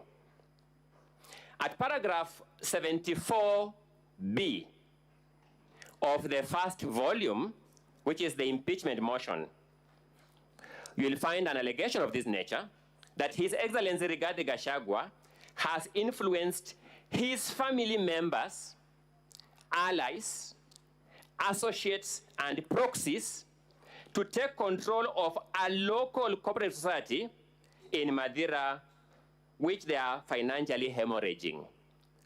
Number one, no name of any family member is supplied in the allegation or in any of the evidentiary documents before you. No name of any ally is supplied in the motion or in any of the documents before you. No name of any associate is supplied, even a false name, none, is supplied in the motion and in the documents before you. No name of any proxy is supplied in the motion or in any of the documents before you. The name of the alleged circle is not identified. You can imagine, Mr. Speaker, sir, distinguished senators, being called to defend yourself on a claim that you have taken over through your associates a circle that we don't know. Told, now come and defend yourself. I began by saying some of these claims are either ridiculous or embarrassing. Secondly, at paragraph 74A, you'll be told that His Excellency has connived with cartels in the tea sector to block the Kenya Tea Development Agency from implementing guaranteed minimum returns that would benefit tea farmers. No statement, no affidavit, no correspondence from any official of the Kenya Tea Development Agency is before you. No complaint to any agency, no complaint to this parliament by any official of the Kenya Tea Development Agency is before you. It's just a claim which the mover of this motion said before the National Assembly, and surprisingly, to those of us who have some residual faith in our institution, he told the National Assembly, just believe my word for what it is. And when we thought that was a joke, we got a joke lifted a notch higher. The National Assembly actually just believed his word for what it is. No evidence. Nothing in the affidavits before you addresses anything about the Kenya Tea Development Agency. Nothing in the 5 affidavits before you. Let's progress, good people. Paragraph 72 of the motion before you states that His Excellency has persistently undermined, demeaned, and committed insubordination instead of assisting the President. And let's face it, Mr. Speaker, sir, distinguished senators, if you accuse somebody of insubordination, the only person who can complain of being insubordinated is the supervisor. No statement from the President, no affidavit from the President, even no witness summons to the President has been sought here to call him to complain. He has been insubordinated. The Deputy President, when he received this motion, wrote to the Secretary to the Cabinet requesting to be supplied by all assignments given to him by the President and any that he has not delivered. To date, as we stand here, we have not received a response to that letter.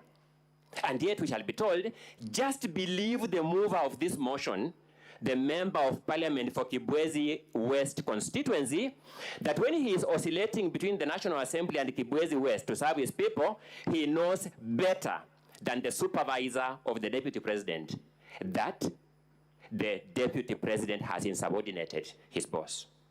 I began by observing they will move from the false through the ridiculous to the embarrassing, and these are the claims before you. At paragraph 64, paragraph A of the impeachment motion, you will be told that His Excellency, the Deputy President, said that he would present a petition for the removal of Justice Esther Maina from office, which he has not done to date. Mr. Speaker, sir, my eyes are normally problematic, so I will not know the time allocation. 15 minutes. Thank you so much, Mr. Speaker, sir. The claim is that His Excellency publicly said that he would present a petition for the removal of Justice Esther Maina from office, which he has not done to date. That's the complaint. Evidence is before you that there is a pending complaint by His Excellency, the Deputy President, before the Judicial Service Commission. So the mover of this motion first has perjured himself in his affidavit by saying that each of these facts are correct, when this fact is false by evidence available. You will find that paragraph 34 of the motion before you, it says that His Excellency falsely threatened to file a petition for removal of Justice Esther Maina. How can the Deputy President be accused of falsely threatening when in fact he has filed the complaint? Where is the falsehood when there is a pending complaint? That complaint is before you in the Deputy President's documents for your own perusal. I began by saying they'll move from the false through the ridiculous to the embarrassing. At paragraph 78C, you'll be told that His Excellency routinely summons procurement officers in ministries and state institutions and instructs them to direct procurement of goods and services in a specific manner. No officer from any ministry will swear an affidavit claiming to have been summoned to award any procurement for any goods or any services in a particular manner. In fact, what you'll have before you is actually very ridiculous. You will be told that there was a tender for supply of mosquito nets that was cancelled in May 2023. Then a local company that was an agent of the supplier was following for the return of its bid bond in July, 2 months after the cancellation of the tender. How can you influence a tender that was cancelled 2 months ago? I told you it will move from the false through the ridiculous to the embarrassing. Now, the more interesting one is at paragraph 78A. You will be told that His Excellency bullied Kenya Medical Supplies Agency officials into awarding a tender for the supply of mosquito nets to Crystal Limited. Good people, Crystal Limited was not even a bidder for that tender. He pressurized people to award it to somebody who is not even a bidder for that tender. I observed it will move from the false through the ridiculous to the embarrassing. Those of us who understand this motion for what it is, understand why these panel beating maneuvers are being tried here. The motion as presented and approved by the National Assembly will remain in our constitutional history as the most embarrassing motion ever approved by a House of Parliament in the Commonwealth. We respectfully submit. You'll be told at paragraph 58 that His Excellency is reasonably suspected to be the principal beneficiary of what are called dubious transactions by Lusona Events Limited. You will then go to the allegations on Lusona Events Limited, and you want to see those transactions, how are they terminating to the Deputy President? You'll not come across any connection. They'll just say, a director of this company withdrew some money from his own company, the Deputy President is a director, none of his family members are director.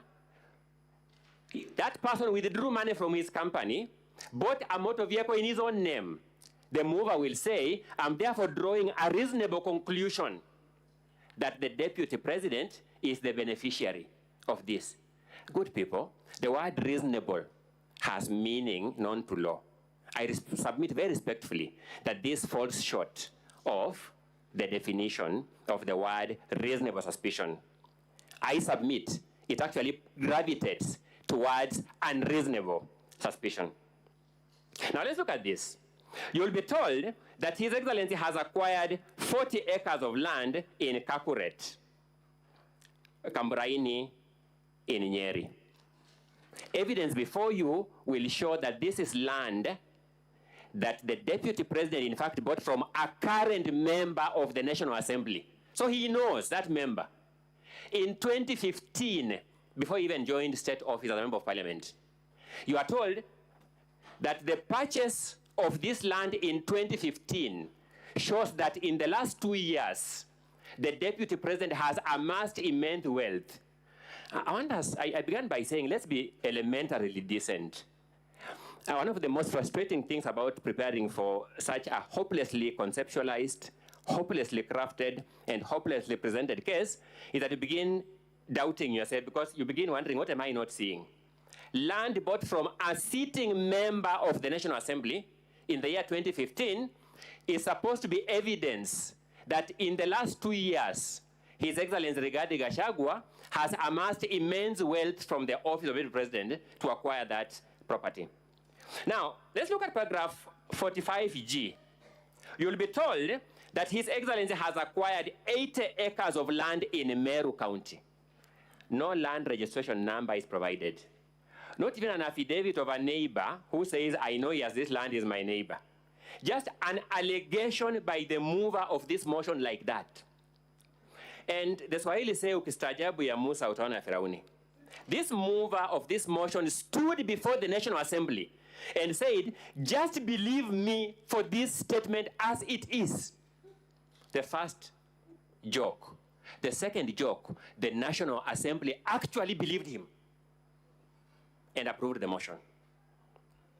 You'll be told that paragraph 45H, that His Excellency has acquired a dairy farm in Nyandarua County. Now, I guess we all have a common understanding of what a dairy farm is.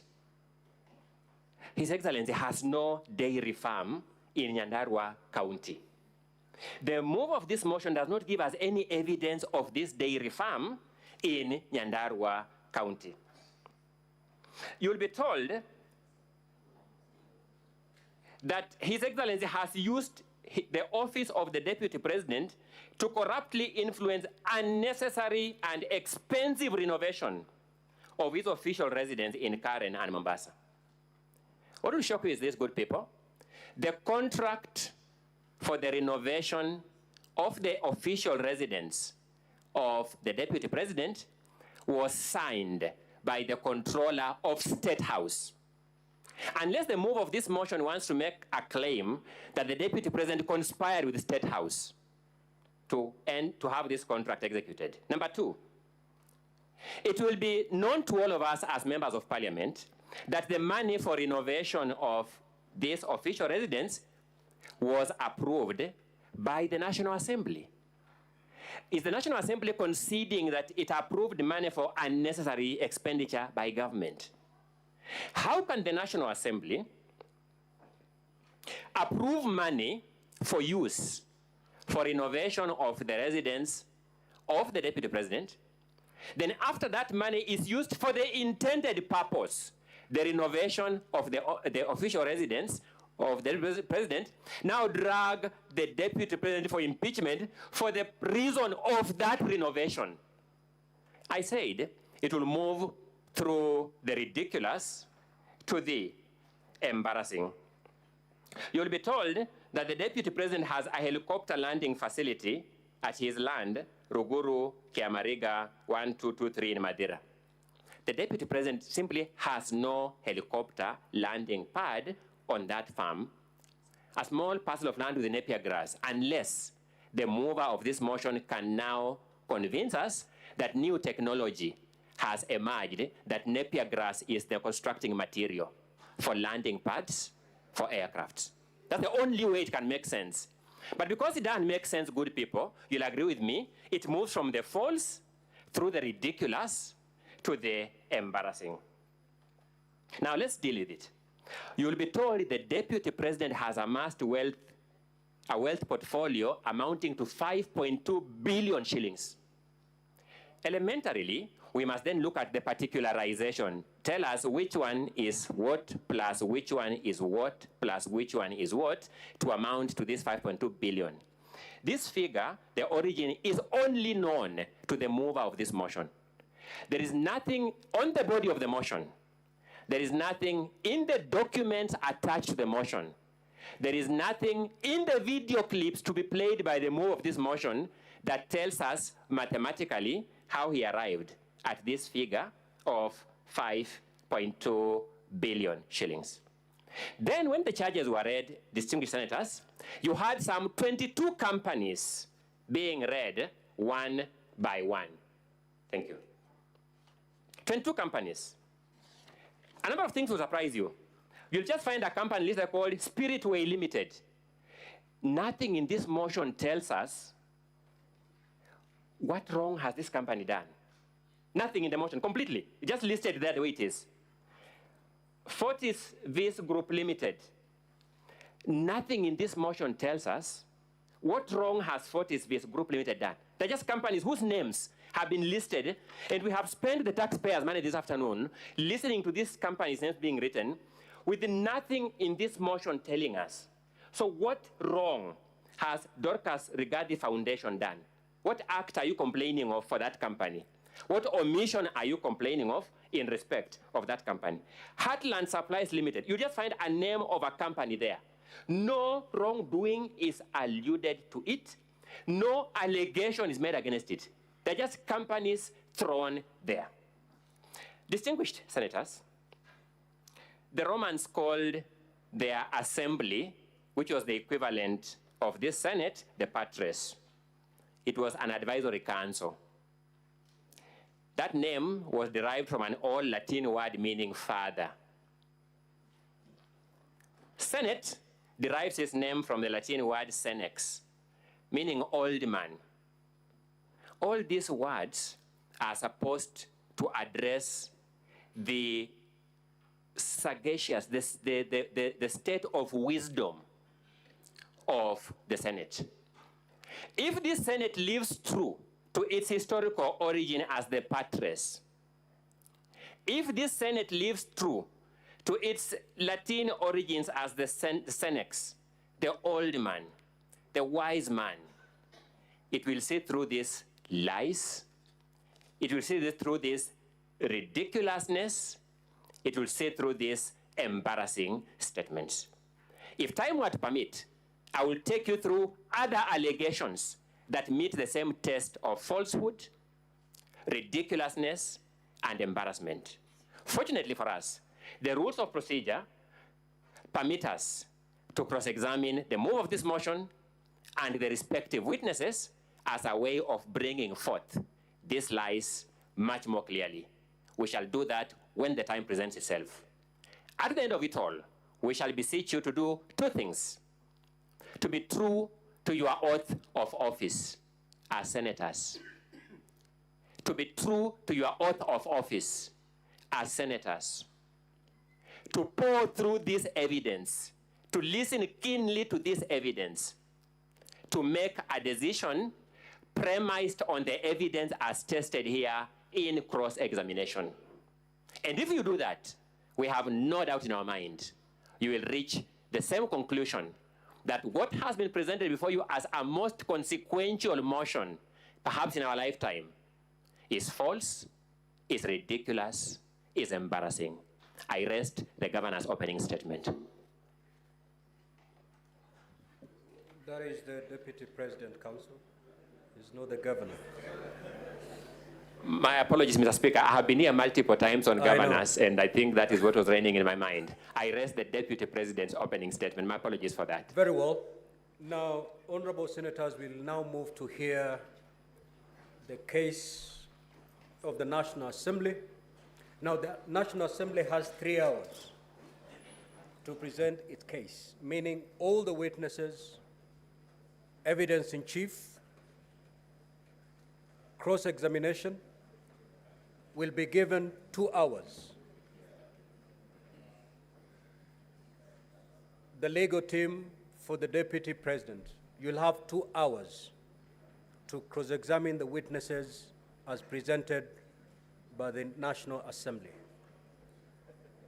Clerk, you may now usher in the first witness of the National Assembly.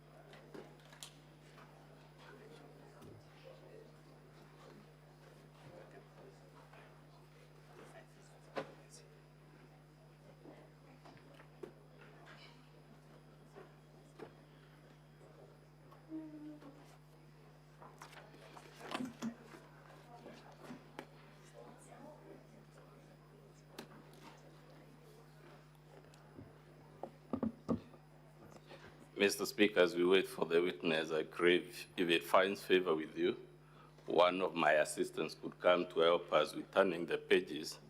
I reckon that way we would move much faster. He's got Boniface Mawira. He should be perhaps in the gallery. That's a valid request.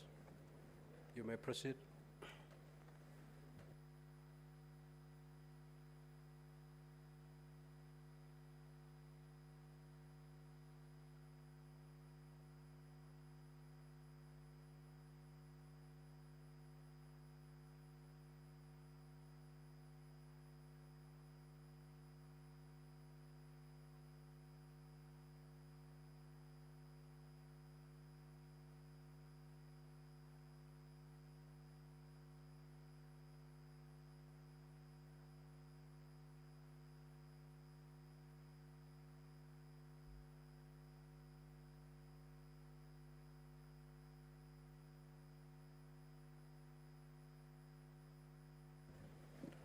Counsel for the National Assembly, where are your witnesses coming from? They're taking too long.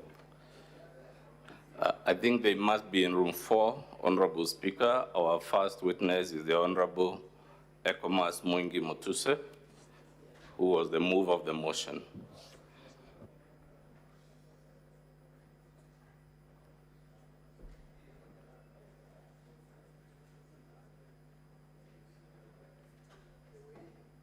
Are you sure he's not deserted you?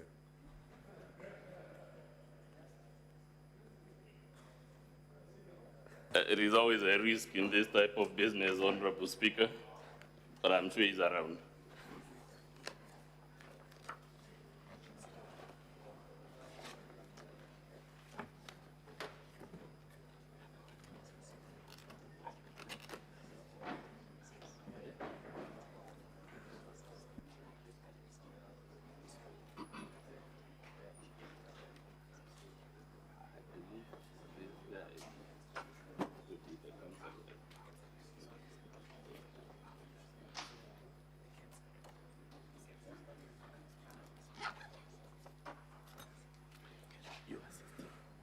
So, Counsel, before you proceed, you first introduce yourself and the team.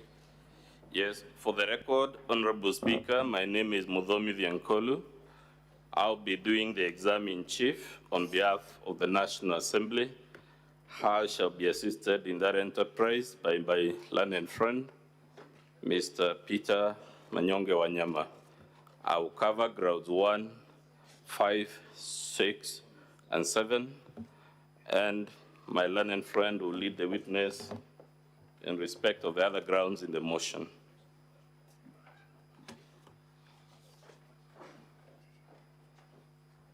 May the witness take the oath. I, Mwengi Mutuse, do solemnly swear that the evidence that I shall give before the Senate in respect of the matters before the Senate shall be the truth, the whole truth, and nothing but the truth. So help me God. Your 3 hours starts running from now. So, good afternoon, sir. Again, just for the record, confirm your name and what you do for a living. Mr. Speaker, honorable senators, my name is Mwengi Mutuse. I'm the member of parliament for Kibwezi West constituency, and I was the mover of the instant motion that is before your consideration in the National Assembly. I am also an advocate of the High Court of Kenya by profession. So, great. Let's go straight to the motion due to the constraints of time. Honorable Speaker, the motion is in volume 1 of the Assembly's bundle of documents. And allegation number 1 runs from pages 3 to 10 of volume 1. So, without much ado, Honorable Mutuse, let's go to allegation number 1 of your impeachment motion. Can you tell the Senate in very condensed summary what is the grievance you have raised against His Excellency the Deputy President? Honorable Speaker, honorable senators, on our ground 1 allegation against the Deputy President is that he has violated various articles of the Constitution that we have listed, being Article 10.2a, 10.2b, Article and C, Article 27, Article 73.1a, Article 732b, 75.1c, Article 129, as well as Article 147.1 as read together with Article 131.2c and d. And basically, what we are saying is that the Deputy President in the last 2 years has been in various places within the Republic of Kenya and has been publicizing a notion that Kenya is a company that is owned by shareholders, and only those who have shares in the company called Kenya, according to him, will benefit in terms of development and service delivery from the Republic. And it is our contention that Kenya is not a company. Kenya is a republic that is supposed to serve all Kenyans.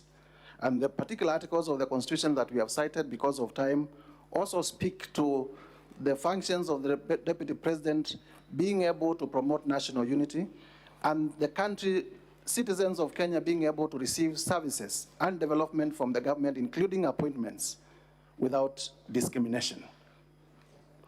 So that is in short.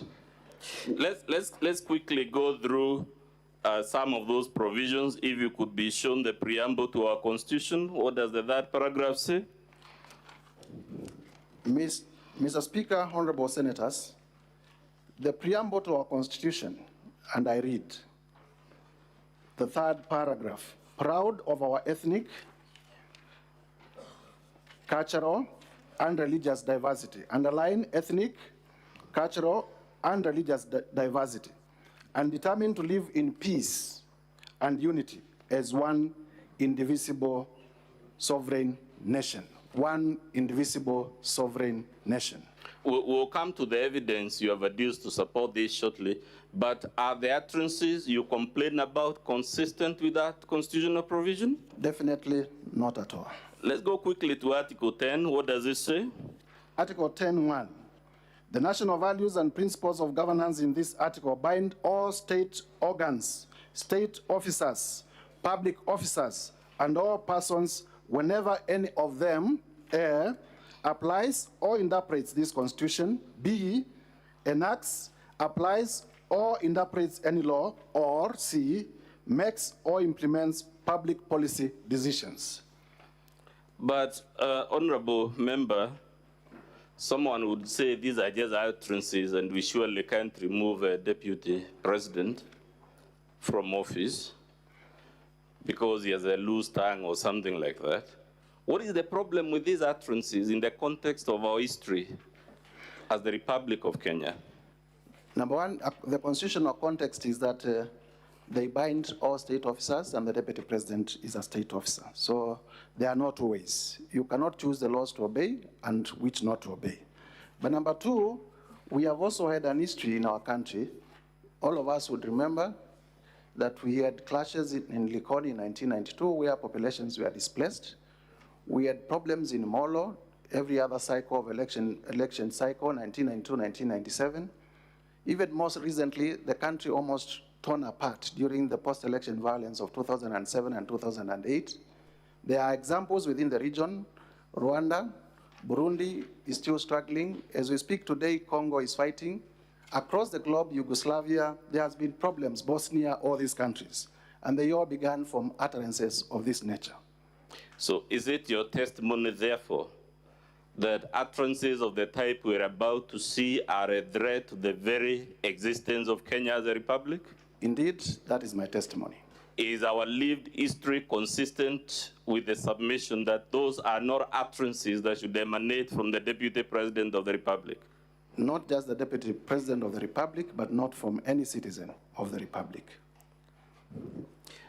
But Honorable Mutuse, have you placed any evidence? You say the Deputy President has been doing this for 2 years. Have you placed any material to prove this allegation? Yes. We have placed videos, evidence in the form of videos that have been recorded in meetings where the Deputy President has been attending, being video 1, video 2, video 3, video 4, video 8, and video 11, which contain utterances of the Deputy President in that regard. Mr. Speaker, I request we play video number 1 from the National Assembly set of videos.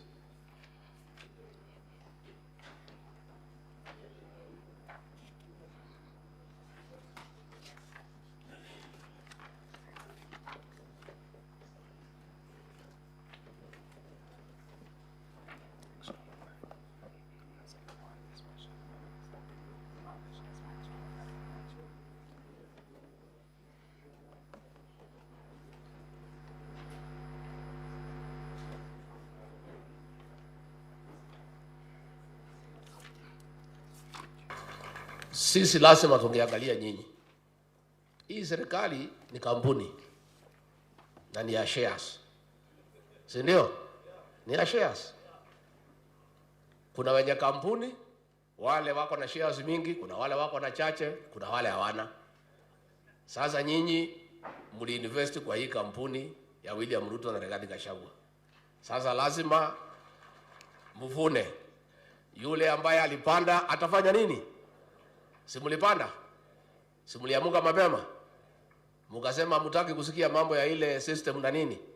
Muka invest, mukapanda, mukapalilia, mukaweka mbolea, mukamwagilia maji, wakati ya kuvuna ndio huu. Na itakuwa namna hiyo. Najua wengine wananikashifu ati mimi nasema ati wale walipanda wavune kwanza. Iko makosa? Iko makosa? Hata hao watavuna lakini wangoje. Si wale walipanda na wavune kwanza. Wakishavuna wavune ile tabaki kidogo, wale wakupanda waingie watafute huko nini ile itapatikana wachukue wakwende. Si iko namna hiyo? Na itakuwa namna hiyo. Ndio watu wakipiga kura waelewe hii kura ni kusema nini. Hii kura iko na maana. Nyinyi hamwezi piga kelele huko, mpige kelele. Mnasema William Ruto ni bure, hawezi, mnaita yeye majina, alafu akipata, akikawa, mnapiga laini ati mko pale mbele. Ati mnataka mpite wale walisema anafaa ati mkue pale mbele. Inawezekana? Mimi kazi yangu pale kwa ikulu ni hiyo. ni kupanga hiyo laini hapo. Mimi napanga hapo, mimi naangalia kwa laini, nikiona we ulipanda natoa wewe nyuma, napeleka wewe mbele. Because of the constraint of time, Honorable Mutuse, what did these utterances mean and what were they understood by any fair-minded Kenyan to mean? The ordinary meaning is that there are Kenyans who are supposed to benefit from the Kenyan government, and there are other Kenyans who are not supposed to benefit from the Kenyan government.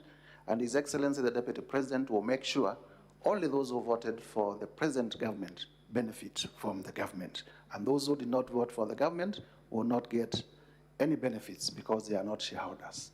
Are those utterances consistent with the national value of human dignity in Article 10B?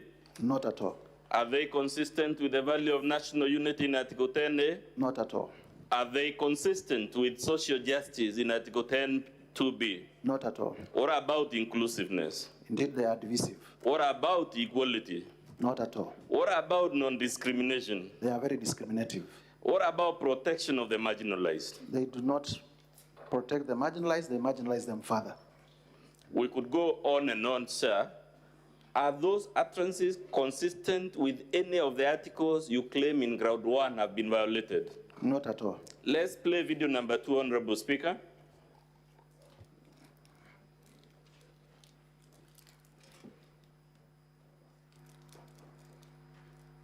President Rigathi Gachagua again brought up the political shareholding narrative, saying the Kenya Kwanza administration will prioritize Kenyans who voted for it in the distribution of government employment slots and development projects.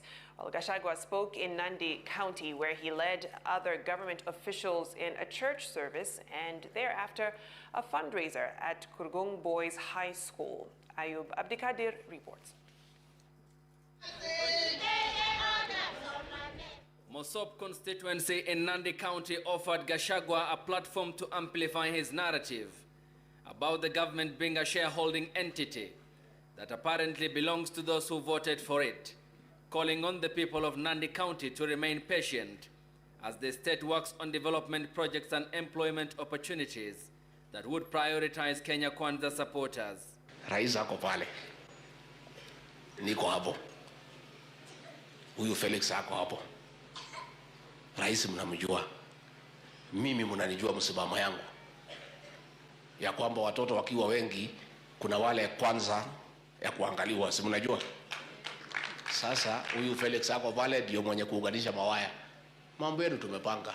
His remarks similar to the last time he sparked public debate by hinting at preferential treatment for Kenyans who voted for the government. Mambo iko sawa. Chakula iko jikoni, karibu kuiva. Watoto ni wengi, chakula ni kidogo. Iko watoto ya nyumbani, iko ajirani, iko namna hiyo, na nyinyi mtulie. Chakula ikiiva, sisi ndio wenye kupakua. Na watoto tunawajua kwa sura na kwa msimamo. Hatuwezi kuwa confused. Kuna mtu ajui watoto yake. The deputy president who led other Kenya Kwanza leaders for a church service and thereafter a fundraiser at Kurgung Boys High School also outlined measures. Let's play. In the interest of time, Mr. Speaker, I want to play all of them, then I'll put the questions. Let's hear video number 3, I believe.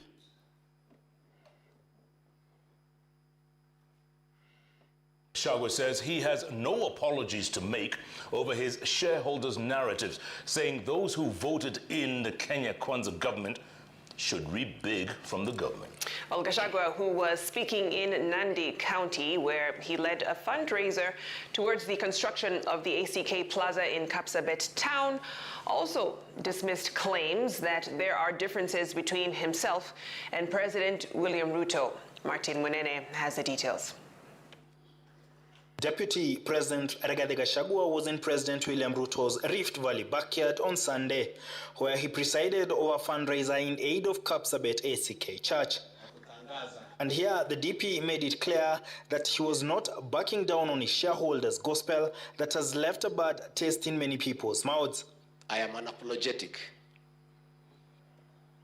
to demand and to insist that those who believed in William Ruto and supported him to a man have every right to benefit immensely from his government. I have no apology. Let's play video number 4, 8, and 11 in that sequence. Serikali, a government is like a company.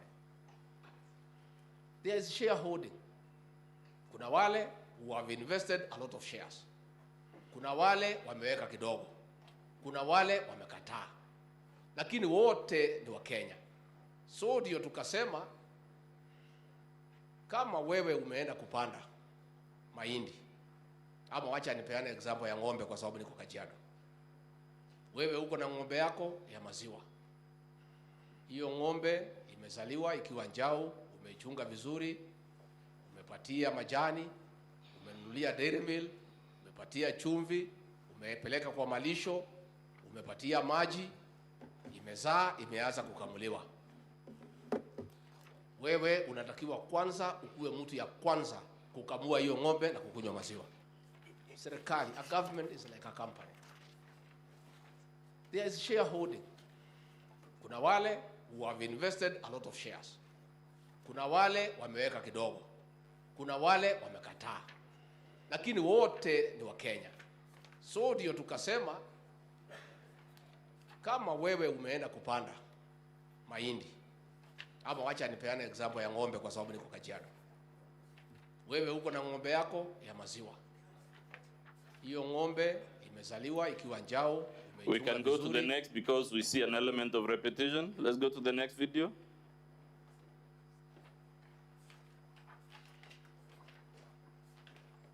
Mimi nilisema pale Kericho watu ya Azimio wakanipigia kelele. Nikasema Kenya hii kila mtu afanyiwe kazi. Kwa sababu kila mtu analipa kodi. Na hao wabunge wakiongozwa na Kimani Ichung'wa wako pale bunge. Wagawe pesa kwa kila mtu Kenya. Na hivyo ndivyo inaendelea. Yes, video number 11. Fika watu ya kukusaidia. Utatafuta.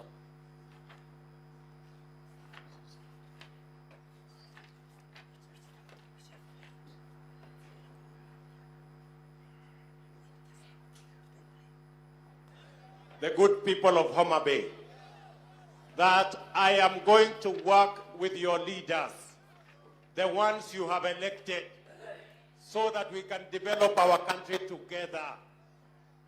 Competition is over. Si tumemaliza mambo ya mashindano? Si tumemaliza mambo ya mashindano? Si ile kazi imebaki ni sisi kuwafanyia kazi sasa? Si ni kweli? Muko tayari kufanya kazi na mimi? Munasema nifanye kazi na viongozi wenu wale mliowachagua. Mimi nawahakikishia nitafanya kazi na wao, ndio tupange mambo ya maendeleo ya Homa Bay, tupange mambo ya maendeleo ya Kenya, ndio tuweze kupeleka taifa letu mbele. Tuondoe umaskini, tupange ajira ya hawa vijana, tupunguze gharama ya chakula, na tupange mambo ya maendeleo ya Kenya, tutengeneze nchi ambayo kila Mkenya anajivunia kuwa Mkenya. So, Motusa, you know we could play these videos on and on. Unfortunately, time is not with us. But please confirm that you have presented before Senate utterances made by the Deputy President on this theme in Kitui. Is that correct? That is correct. In Nandi, is that correct? That is correct. In Kericho, is that correct? That is correct. In Kajiado? That is correct. Please confirm it is in public domain. These utterances have been made in very many other places. These were just illustrations. Indeed, I suspect they have been made even in the counties represented by the senators seated here. Have these been isolated aberrations, or has it been a consistent campaign and mantra by the Deputy President across the Republic? It has been consistent, and as the Deputy President says, unapologetic. But you also played for us a video where the President is speaking. How does it compare with the utterances and the campaign by his deputy? The President is preaching national unity, and I believe that is a function assigned to the President under Article 131 of the Constitution, to be a symbol of national unity. And the Deputy President is also required to deputize the president in performance of his functions. And therefore, it will be expected that the deputy president will take cue. Instead, the deputy president is contradicting the president. We have seen these events covered by a major television station, right? Indeed. Does that television, to the best of your knowledge, have national or is it local coverage? National and some of them regional coverage.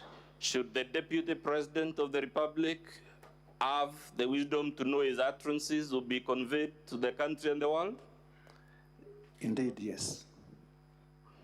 We saw him talking about children that belong to the family, and although we don't use the language these days, some illegitimate children.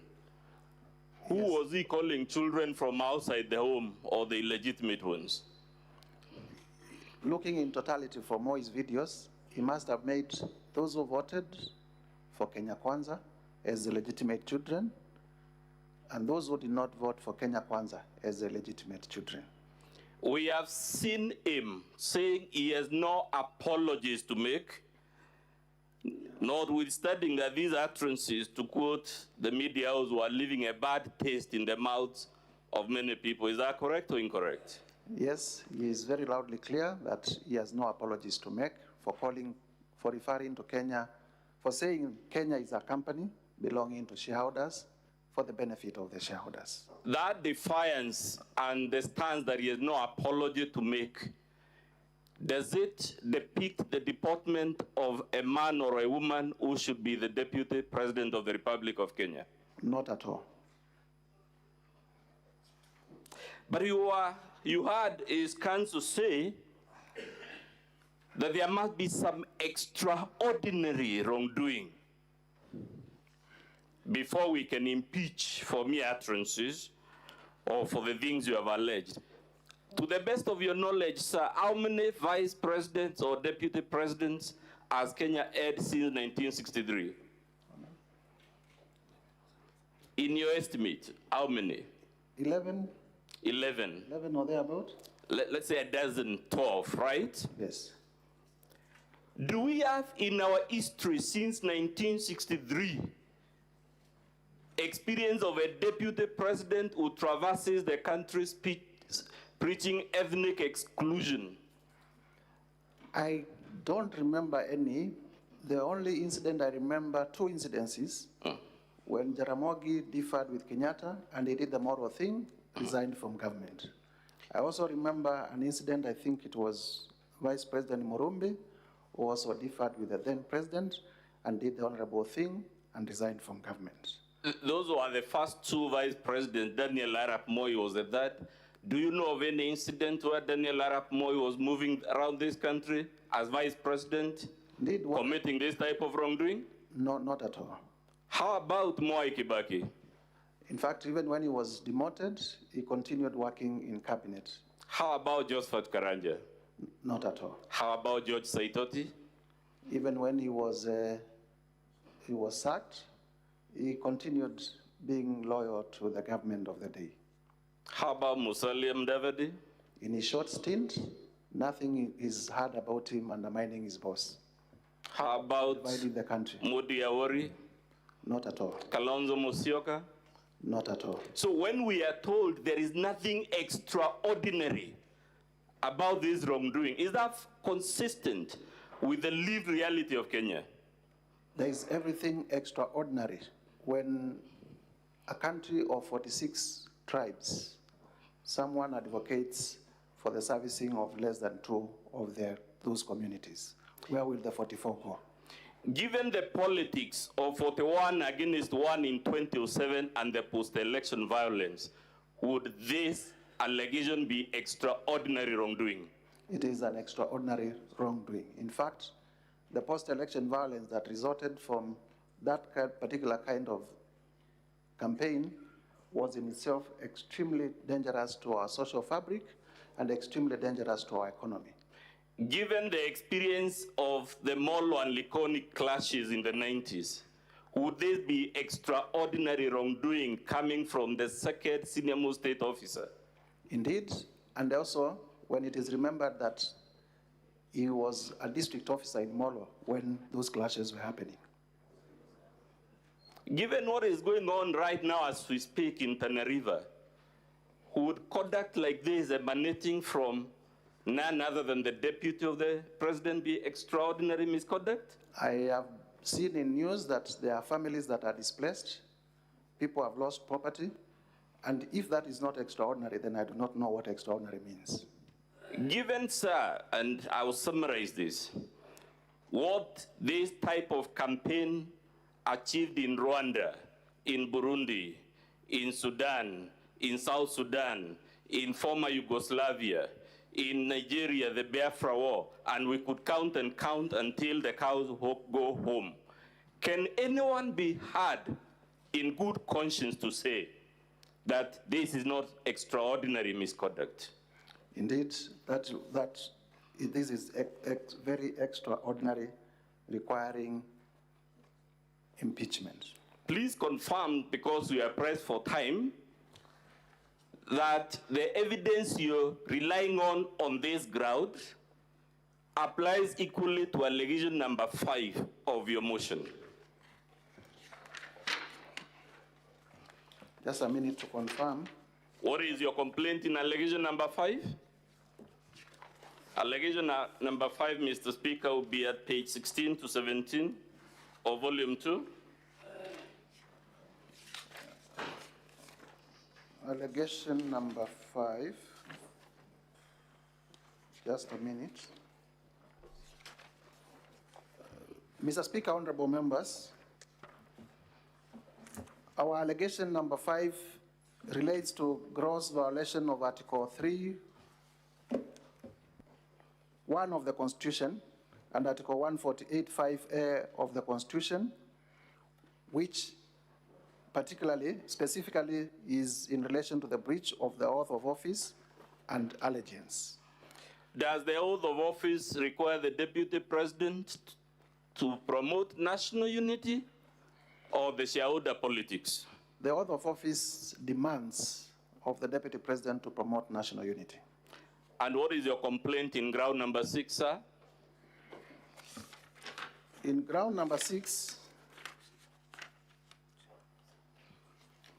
that again is on page 16 to 17, Mr. Speaker. Ground number 6 is about serious reasons to believe that the deputy president has committed a crime under national law pursuant to Article 151(b) and 2 of the Constitution. And what is the specific complaint? The specific complaint is that there are serious reasons to believe that His Excellency Rigathi Gachagua has committed crimes under Section 13(1)(a) and 62 of the National Cohesion and Integration Act. Can you please read for us those sections of the law? Section 13 of the National Cohesion and Integration Act provides that it is an offense. Honorable Speaker, that section will be in volume 7 of the Assembly's documents. That it is an offense for any person to use threatening, abusive, or insulting words or behavior where the person intends to stir up feelings of ethnic contempt, hatred, hostility, violence, or discrimination. The section also makes it an offense to use words or engage in such behavior when, having regard to all the circumstances, ethnic hatred is likely to be stirred up. Is ethnic hatred likely to be stirred up by this campaign of shareholding? Obviously. Is it likely to stir up ethnic contempt? Obviously. What does Section 62 say? Section 62 of the National Cohesion and Integration Act states that a person commits an offense when the person makes statements that are intended or are likely to stir up feelings of ethnic contempt, hatred, hostility, violence, or discrimination. Are the utterances by the deputy president likely to trigger any of those things? Yes, indeed. As a matter of fact, Honorable Mutuse, that law you just read, National Cohesion and Integration, wasn't it the law Parliament enacted to ensure we never go back to where our country was in 2007, 2008? because of utterances like this? It was pursuant to the post-election violence, and the country resolved that we needed a law as a result. And therefore, it is a law that is supposed to ensure that we in office live to promote national unity and not the opposite. Given that history and why that law exists, sir, we repeat the question. Has the Deputy President committed ordinary or extraordinary wrongdoing? He has, under Article 150 of the Constitution, in relation to this ground, there are serious reasons to believe that he has committed wrongs against the National Cohesion and Integration Act, and if extraordinary in nature. And if you allow me, these are not my words. I have been accused of urging the National Assembly to believe me. These are not my words, they are words of the Constitution under Article 150. Thank you. I want us, Mr. Speaker, we are urging the Senate, if you consider the evidence so far adduced, then that evidence applies to ground 1, 5, and 6. So we are prosecuting them together to save on time. Let's go to allegation number 7, sir. Mr. Speaker, that allegation runs from pages 17 to 31. It was the one you were told runs from falsehoods, culminating in the embarrassing and other things. Let's see whether it is actually falsehoods, embarrassing, and the other adjectives that we were told. And I would urge members to work with me by holding volume 2A of the Assembly's documents, together with our volume 6. 6, I only mention it briefly.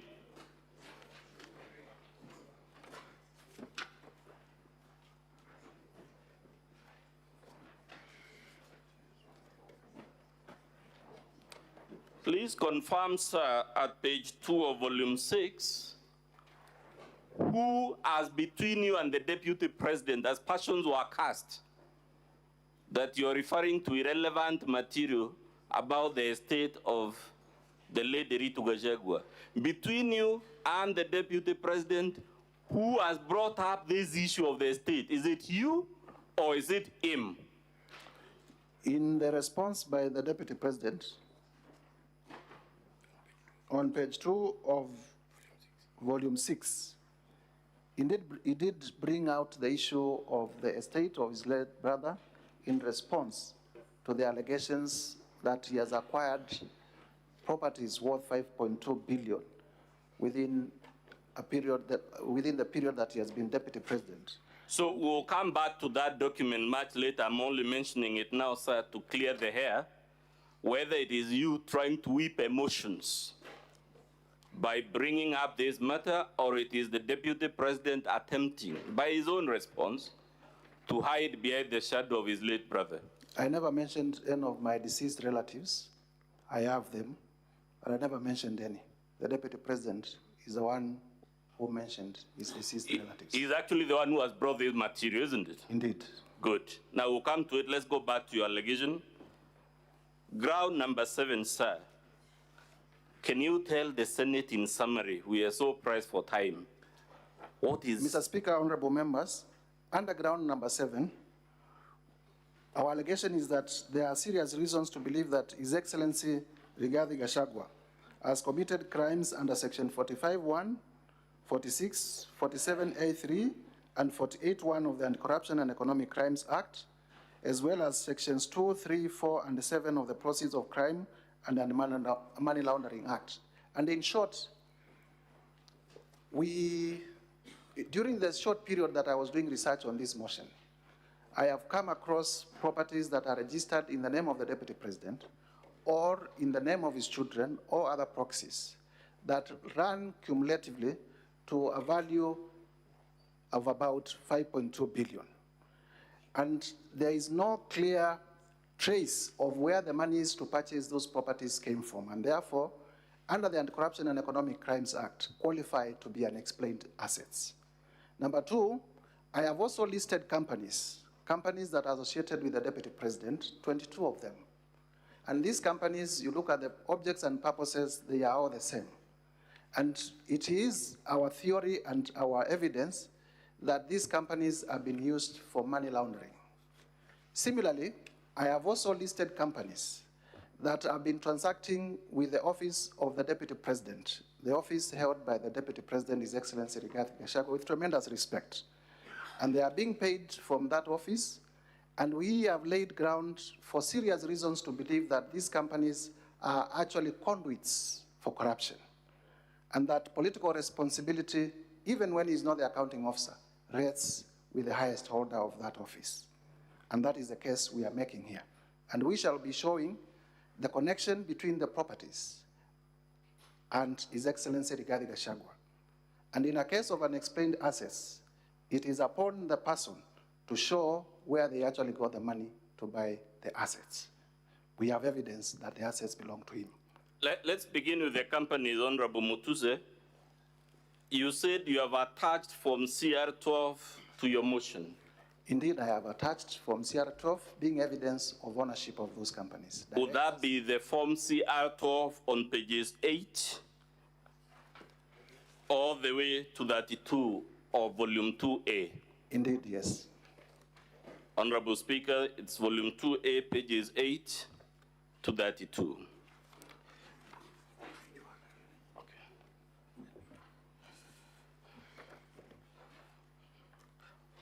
It actually begins, Honorable Speaker, it's me who is mistaken. It's from page 1 to 32, right? Indeed, yes. And because we are stressed for time, sir, does this document show in black and white that the majority of these companies, the directors and shareholders, are either the Deputy President or his sons or his spouse? Yes, they do, and senators will have opportunity to look at the Form CR12s. Many of them are under 2 weeks old, so they are very recent. Let's go to the question of the purchase and of... You can also independently confirm from the e-Citizen portal, it is only 650 shillings to do as a company search. You have mentioned Treetops Hotel and Housekeeping Hotel in paragraph 45A. Yes, indeed. Let's confirm whether this is false, ridiculous, or embarrassing. Did the Deputy President issue a public address on the 7th of October in which he admitted acquiring these two hotels? Yes, indeed, and it is part of our evidence. So with that admission from him, can he be here to say your allegations are false, ridiculous, and embarrassing? That is not expected from the son of Mau Mau. But let's go to page 33, sir, of your volume 2A. Mr. Speaker, sir, we have been patiently waiting and restraining myself from raising. Pause the time for the National Assembly, please. Proceed, Counsel. I've been constraining myself when listening to the proceedings, and Counsel is testifying instead of the witness testifying. Number two, he's asking leading questions in examination in chief, and Counsel understands the rules of examination. A case in point, you're very general. A case in point? The Hansons, Mr. Speaker, sir, will bear as witness, and the Senate is a custodian of the Hanson. Counsel, I'm very alert. Any leading questions before you take your feet, I'll be able to object to it. I'm very alert to that. Proceed, Counsel. Much obliged, Mr. Speaker. Let's go to page 33, sir. What is that document? On volume 2A? On page 33, this is a discharge of charge between Wayne Holdings Limited and Aberdare Safari Lodges Limited. Yes. Drawn by the firm of Hamilton, Harris, and Matthews. On page 34, what is given as the amount of the loan being discharged? The loan being discharged is 143,885,042 shillings. Please confirm this loan is being discharged as of 30th October 2023. Yes, the loan is being discharged as at of 30th October 2023. And the loan was to Aberdare Safari Hotels Limited. Would that mean this hotel was indebted before the Deputy President acquired it? It was in evidence. To what amount? 143,885,042 shillings. Let's go to page 37.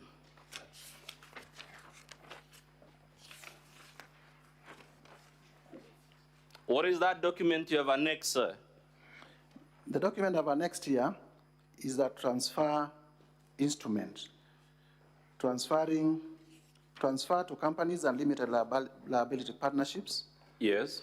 It is it's a document ordinarily that is used to transfer interest in what? Interest in property from one party to the next. And who is acquiring that property according to this document? The property, as at this time, belonged to Aberdare Safari Hotels Limited and is being transferred to Crystal Kenya Limited. Is Crystal Kenya Limited a company linked to the Deputy President? Yes, indeed, and we have annexed the Form CR12. In which page? The Form CR12 is on page 23 of our Volume 2A. Of our Volume 2A. Who are given as the directors there?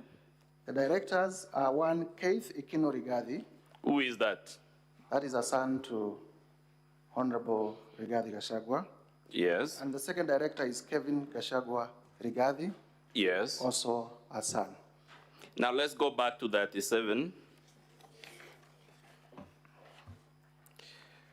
As the Deputy President in his response explained, where he got more than $500 million shillings, and to be precise, 535 million to acquire this hotel.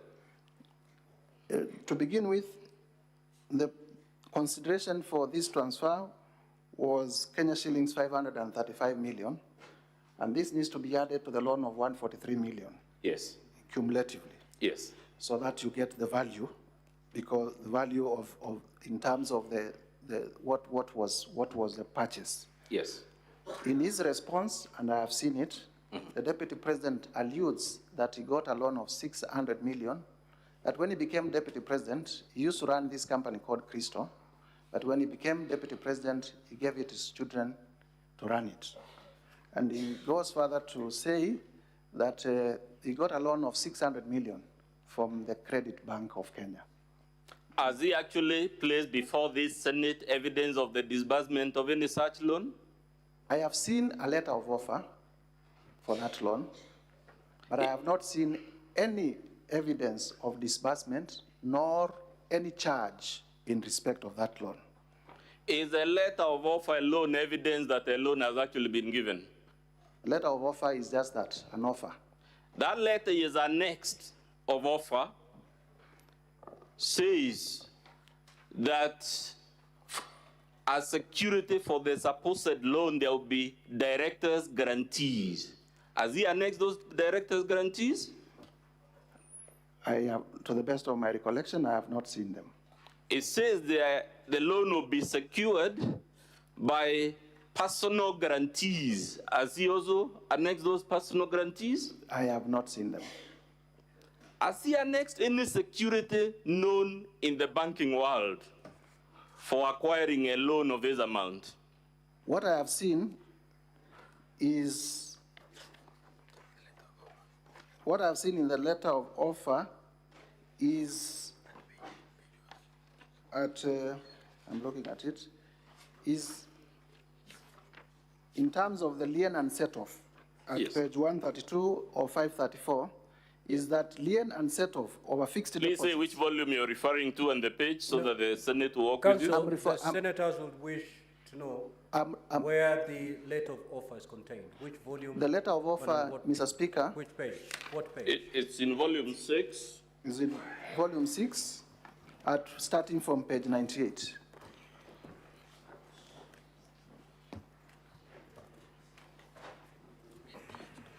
Yes, walk us through that letter of offer. So there is a letter of offer, meaning there was an application for a loan.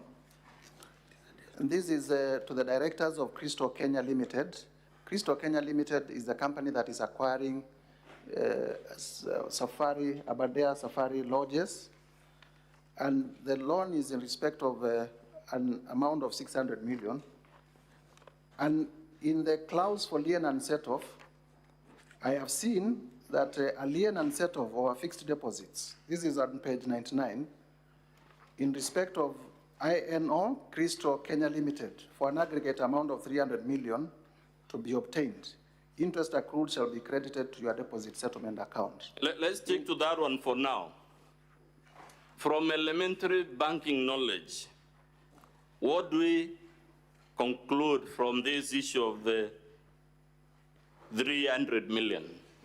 My understanding is that the account held at the bank had 300 million shillings in cash, and that that amount was going to be part of the security for the loan. So it means the deputy president or his sons had already cash in that account of 300 million shillings. Yes, which is also an asset that we are counting in accumulating the 5.2 billion. Now let's count that 300 million, 535 million, and the 143 million that had been to be paid to pave way for this transaction. Indeed, yes. In estimate, that would be like how much money? 535 plus 300 is 835. 835 plus 143, roughly a billion shillings. Roughly a billion shillings. In respect of one transaction. Just one property.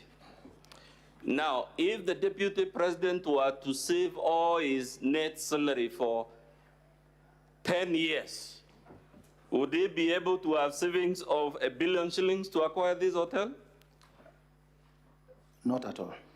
But because from the non-source, legitimate source of income, which is his salary as deputy president, as gazetted by the SRC, roughly around 1.2 billion after taxation, an aggregate of a million shillings, it would not be possible to acquire a billion shillings within a period of 2 years. Now, these three figures, whether it is the 143 million, or the 300 million, or the 535 million, as the deputy president in his response offered any legitimate explanation of how he or his very young sons came upon this incredible fortune of money?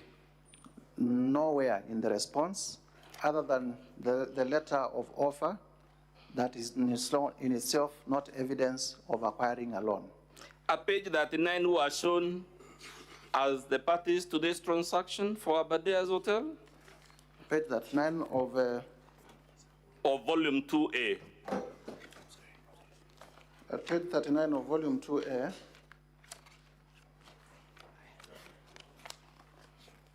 the parties to this transaction for Crystal Kenya Limited, Kevin Gachagua Rigathi and Keith Ikino Rigathi.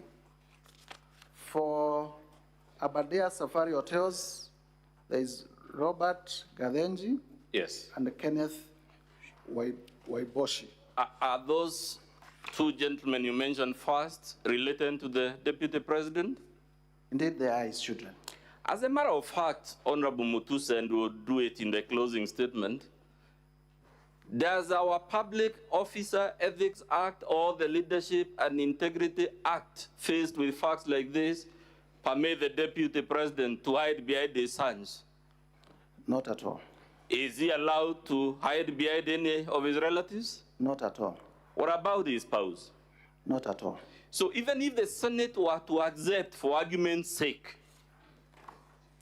that this company is run by the sons and whatnot, would that, based on our Public Officer Ethics Act or the other act, which is the leadership, and would that be a valid answer to this unexplained wealth? Section 35 of the Leadership and Integrity Act. Please say the volume you're reading. I'm reading from volume 7 in our bundle of documents at page 34. Acting through others. A state officer contravenes the code if the officer A causes anything to be done through another person that would constitute a contravention of the code if done by the state officer, or allows or directs a person under their supervision or control to do anything that is in contravention of the code. Mr. Speaker, acting through others is what previously I've called it wasn't me. But let's jump to page 79 of volume 2A.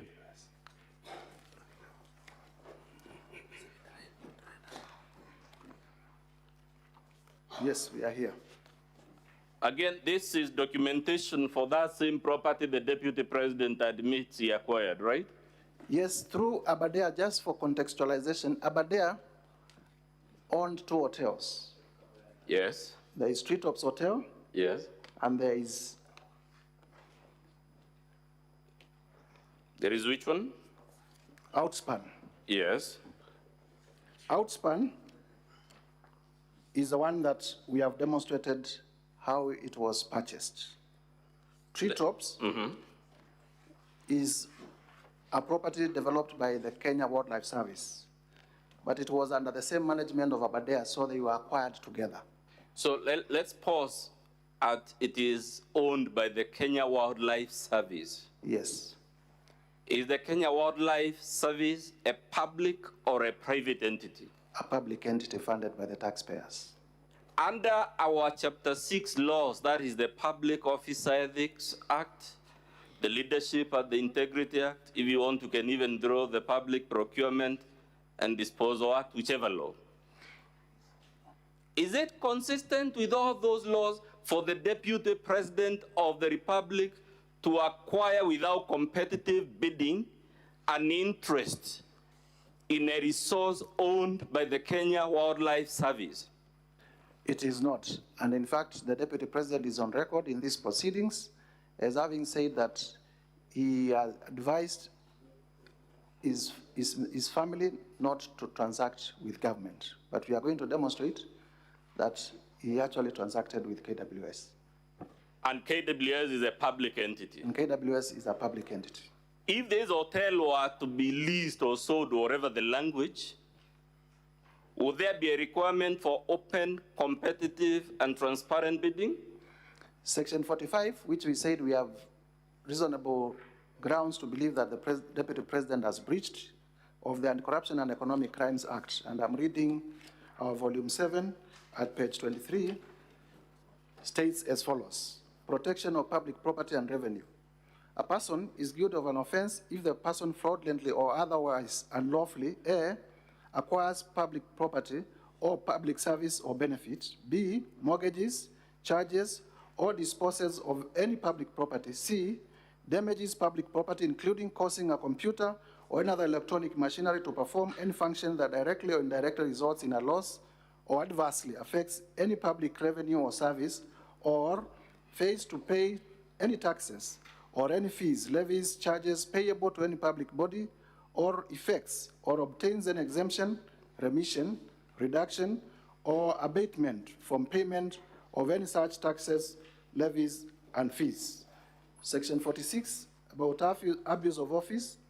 A person who uses his office to improperly confer a benefit on himself or anyone else is guilty of an offense. Now, let's go to page 81 of volume 2A, sir. It's still about Treetops Hotel. Page 81 of volume 2A. I'm there.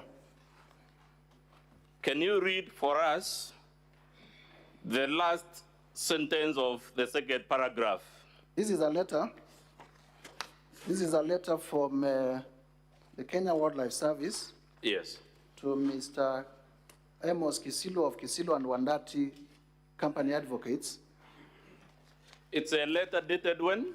The letter is dated at the top left. What is the date? 5th of June, 2023. Was His Excellency, the Honorable Rigathi Gachagua, the Deputy President of Kenya on that date? Yes. It is addressed to who?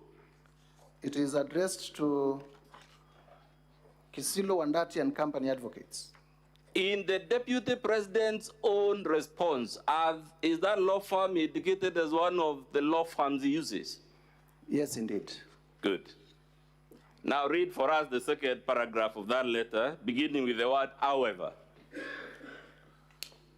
However, the tenant is in rent arrears of Kenya shillings 35,481,548, and lodge has not been operational since 2019, which has resulted to deterioration of the same in breach of the lease agreement. So we are being told this hotel a number of things. One, it has not been in operation for 4 years, correct? Indeed.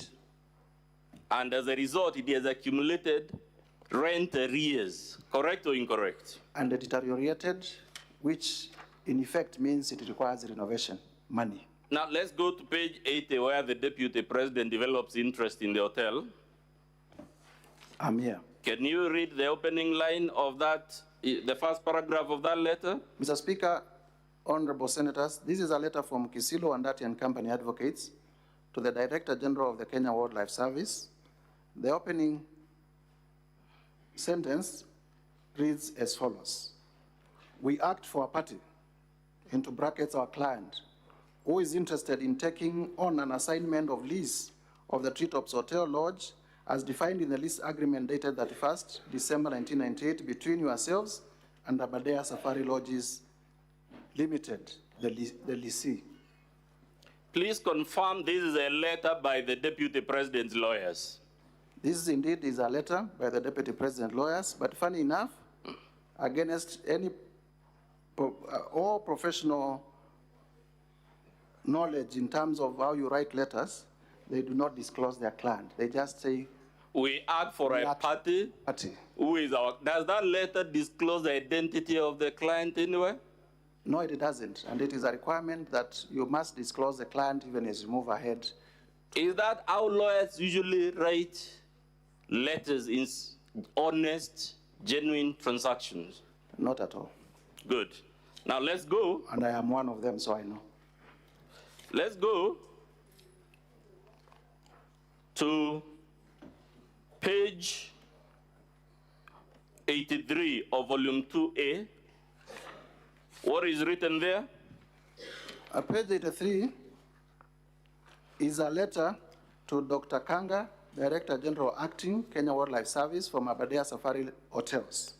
So, it is about Treetops Lodge debt and lease. Please hold 83 together with 81. In 81, we are told the hotel has not been in operation for 4 years, and that's why it's in rent arrears, right? Yes, rent arrears of upwards of 35 million. And that is on which date? This is on 5th of June, 2023. And the letter at page 83 is on what date?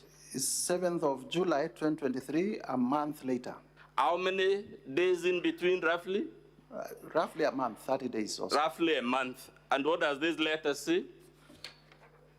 The letter says, I refer to Treetops rent arrears debt of Kenya shillings 35,481,548.14, and I am pleased to inform you that the Aberdare Safari Hotels Limited has today paid via RTGS bank transfer amount of 34,869,797 to KWS main collection standard chartered bank account, and the amount of 611 to KRA for 2% withholding tax. So, Honorable Mutuse, what do you have to tell the Senate of the fact a company that was in arrears for 4 years, 35 million, it is in distress, it's not in operation, the Deputy President shows interest, and suddenly it is able to pay these arrears of that 5 million? The Deputy President must be magical. Associating with the Deputy President must be very magical, because you have not operated for over 4 years, you are in debt, you have not been able to service that debt for 4 years, but you have just interacted with him for a month, and you pay your debt overnight. Now, when you see that, sir, is it consistent with the narrative that your allegations are false, ridiculous, and embarrassing? Not at all. Indeed, our allegations are backed up by cogent evidence, as we have demonstrated. What is the document at page 85 of volume 2A? At page 85, this is a letter by Kenya Wildlife Service to one Ken Waiboshi, who is the managing director of Aberdare Safari Lodges, and it is acknowledgement of funds. How much money? We acknowledge, the letter reads as follows in paragraph 2, we acknowledge receipt of Kenya shillings 34,481. As the Deputy President in his response explained, the mysterious availability of these 35 million shillings when he comes to the picture? I have not seen anywhere where it explains where this money came from. Page 87, what is that document? At page 87. Oh, volume 2A, Mr. Speaker. This is a novation and assignment of lease agreement and addendum to lease dated 31st December 1998 and 27th July 2023, respectively, between Kenya Wildlife Service, Aberdare Safari Lodges Limited, and Crystal Kenya Limited, the company of interest. Does this confirm, just like the deputy admitted, that he actually acquired Treetops Hotel? Indeed, it confirms, and it is not. It has not been contested. Is your allegation, therefore, Mr. Mutuse, about Treetops, false, ridiculous, and embarrassing?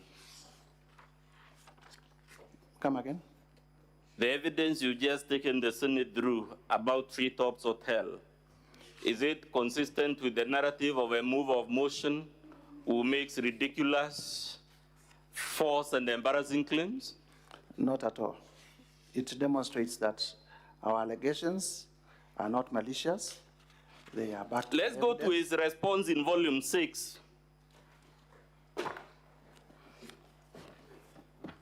It should be page 8, if I'm not mistaken, Mr. Speaker.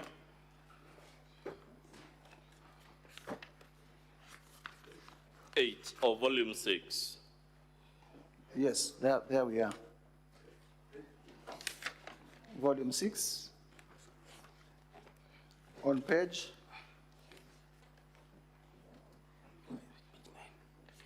Okay. Is page 9? Yes. At the top of page 9, what does the Deputy President in his response to the National Assembly tell it? He says, in respect to Crystal Kenya Limited, this company was incorporated in 2009, way before I became Deputy President. Let's pause there. Is that a valid response to your motion, the date when the company was incorporated? I am interested in what the company did when Mr. Rigathi Gachagua is Deputy President, and not when the company was incorporated. Okay, read for us the next line. I transferred the company to my sons when I became Deputy President. Is that a valid answer given the things we've just seen about Treetops and Outspan? It confirms that the sons indeed are acting on his behalf. Read the next line, please. It acquired Outspan Hotel and Treetops Hotel following financing by a local bank. I also gave the company a personal loan from funds which were returned to me by the Asset Recovery Agency. I wish to clarify that Treetops Hotel was not bought. It is leased from KWS. The lease was assigned to Crystal Kenya Limited by a private company, Aberdare Safari Hotels Limited.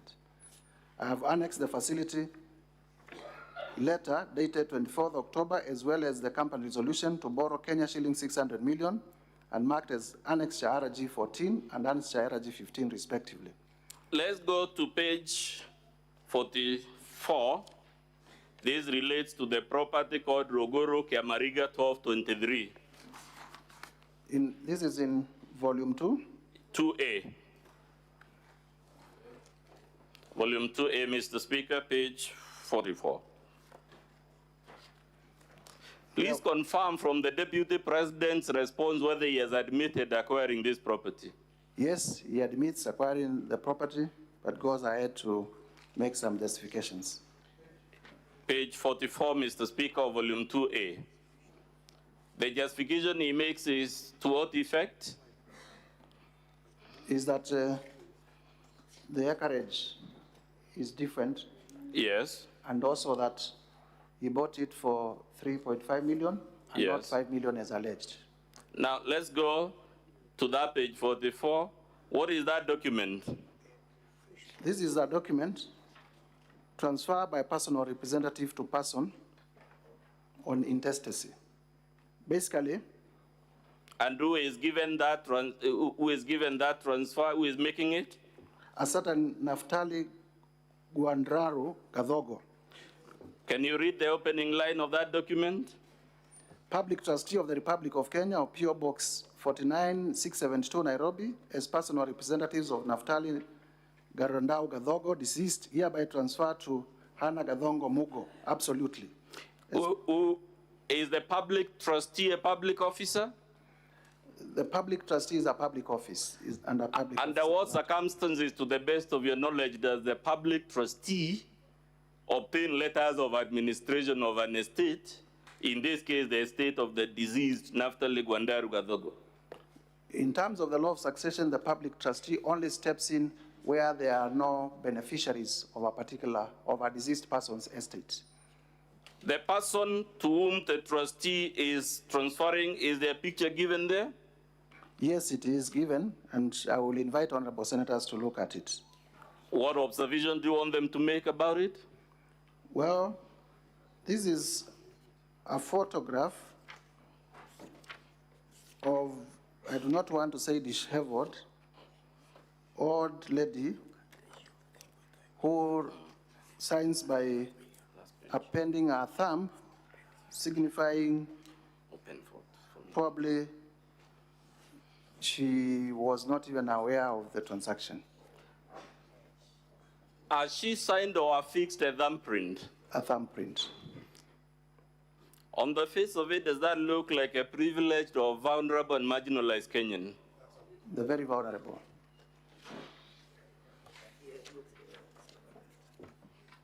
Mr. Speaker, sir, kindly allow me again to bring to the attention of the Assembly that the advocate is leading the witness. He has put a question. Does that, in your own imagination, look like a vulnerable person? Objection sustained. Counsel for National Assembly, stop leading the witness. I'm much guided, Mr. Speaker, so we'll proceed. We're on page? We are on page 44. 44. Did the Deputy President, in his response, disclose that this property initially belonged to a deceased person? No. Did he, in his response, disclose that this property was initially vested on the public trustee? No, he didn't. Let's go to his response at paragraph 1.4.2, which is on volume 6, Mr. Speaker. Page 4 of volume 6.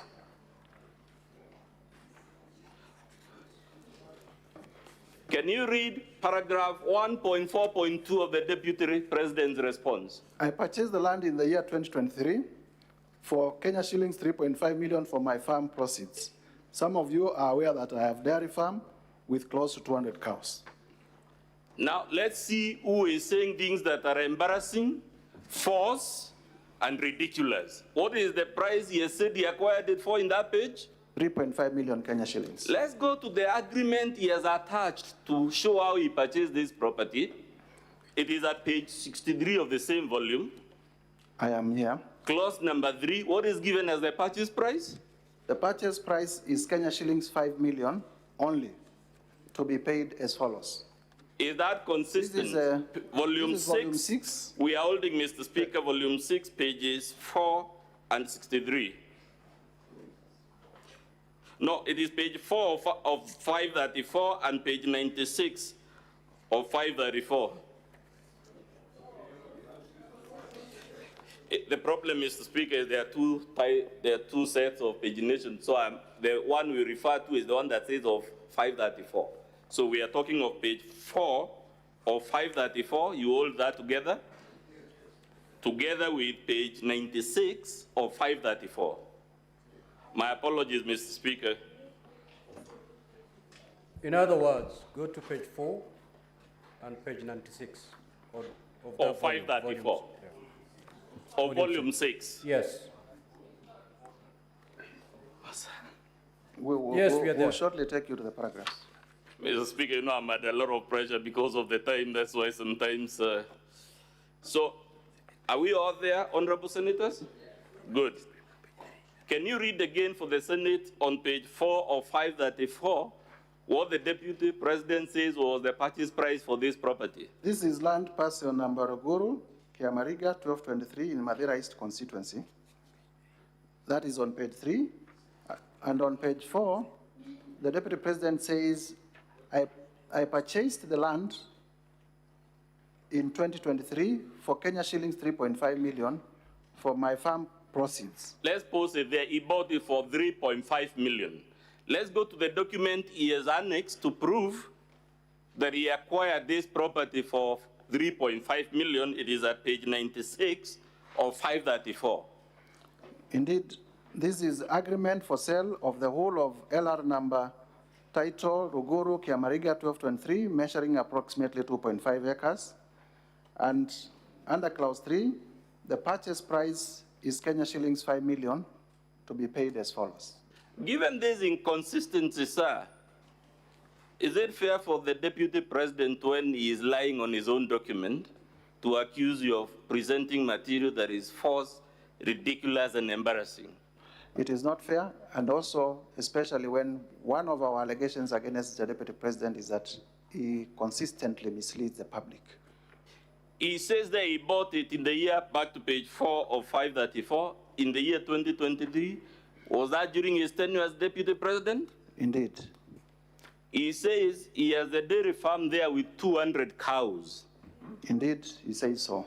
In his presser on the 7th of October 2024, what did he tell the country was the source of these 200 cows?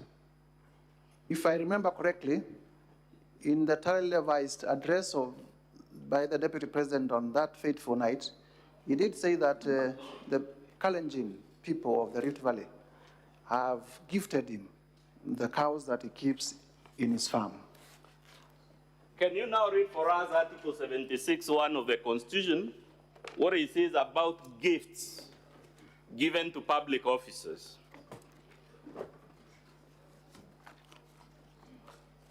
Article 76, financial property of state officers. 76(1). A gift or donation to a state officer or a public or official on a public or official occasion is a gift or donation to the Republic and shall be delivered to the state unless exempted under an act of Parliament. Has the Deputy President presented any evidence that he surrendered these gifts to the state? He says that he has kept them in his farm. Wouldn't that be an admission by his own public statement of violating Chapter 6? Indeed, it is an admission and should be treated as such.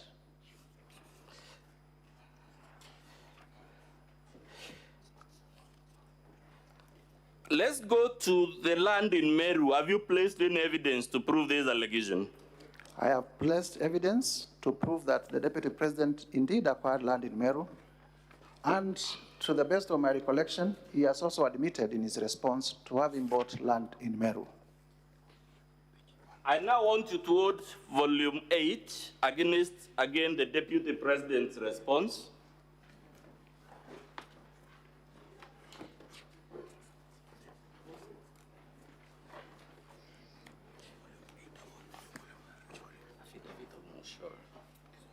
Yes. Let's go to, first of all, volume 6, which is the Deputy President's response. What does he say about the Olive Garden Hotel? In summary, it's clause 1.1.1 all the way. For clarity, Council, so yes. We leave the issue of Meru, we'll come to We'll come to it later, don't worry. Let's deal with Olive Garden Hotel for now. Volume 6 of, which is the Deputy President's response.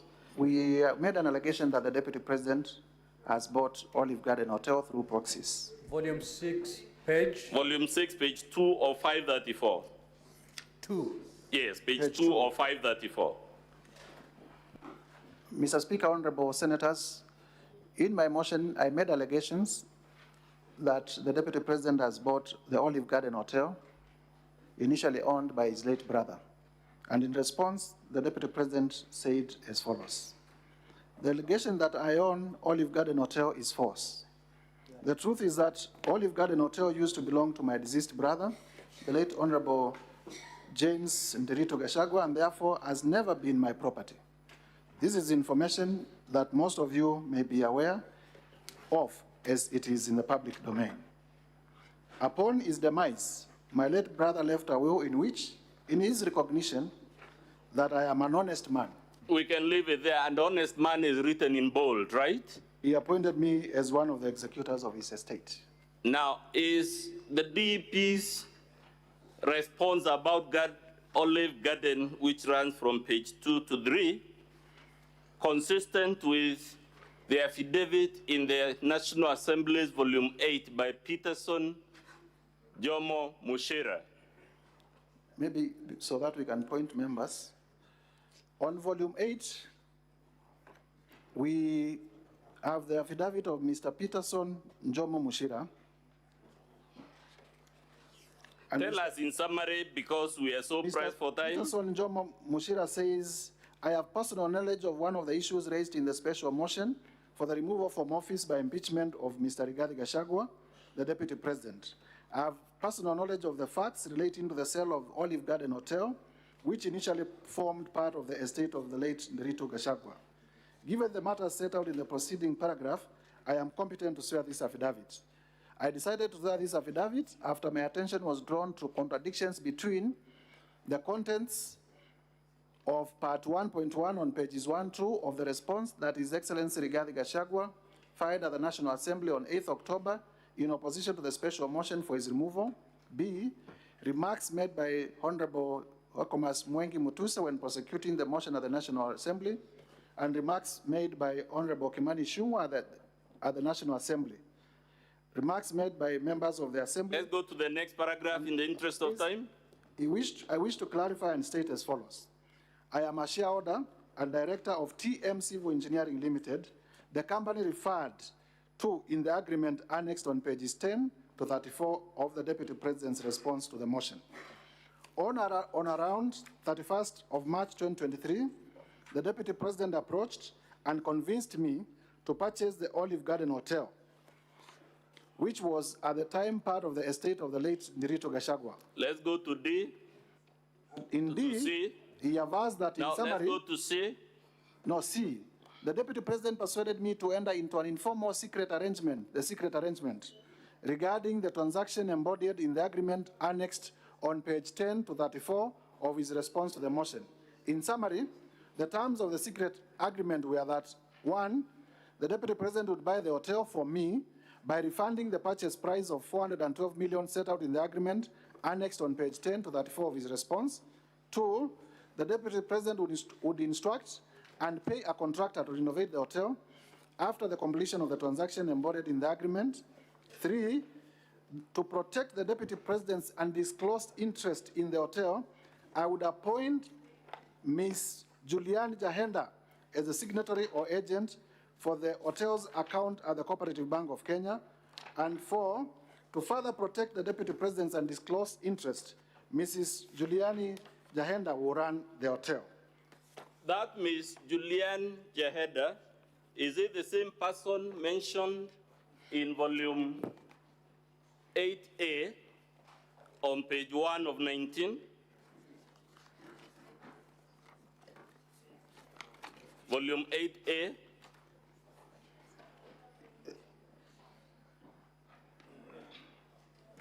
Yes, this is a letter from the Public Service Commission.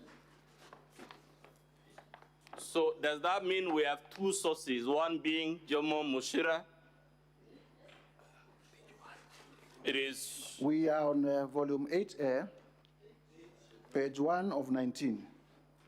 And there is an entry there, the third name in that table. If you look at the names, you have the first one, the second one, and the third one is Maka Juliani Jahenda. Is that the same? Who is our Deputy Director in charge of coordination? in the presidency at the office of the Deputy President working on a local contract. Who is the author of this document?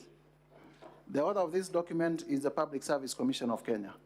Does this document, is it consistent with what Johnson Mushira said in his affidavit about Julian Jahenda? It shows that Julian Jahenda is a staff and a close associate of the Deputy President, and she's the same person who was seconded to manage his interest at the Olive Garden Hotel. The acquisition of this hotel through a secret arrangement from the estate of his brother, is it consistent with a honest man as written in bold font in his response? It is indeed consistent with our allegation that His Excellency, the Deputy President, raided the estate of his late brother and acquired properties directly and through proxy.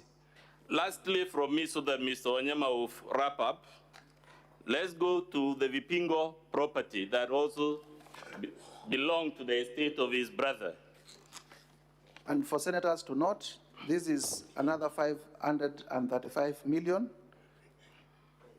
412 million in terms of the purchase and renovations, another extra millions of money, and there is no disclosure as to where the money was coming from.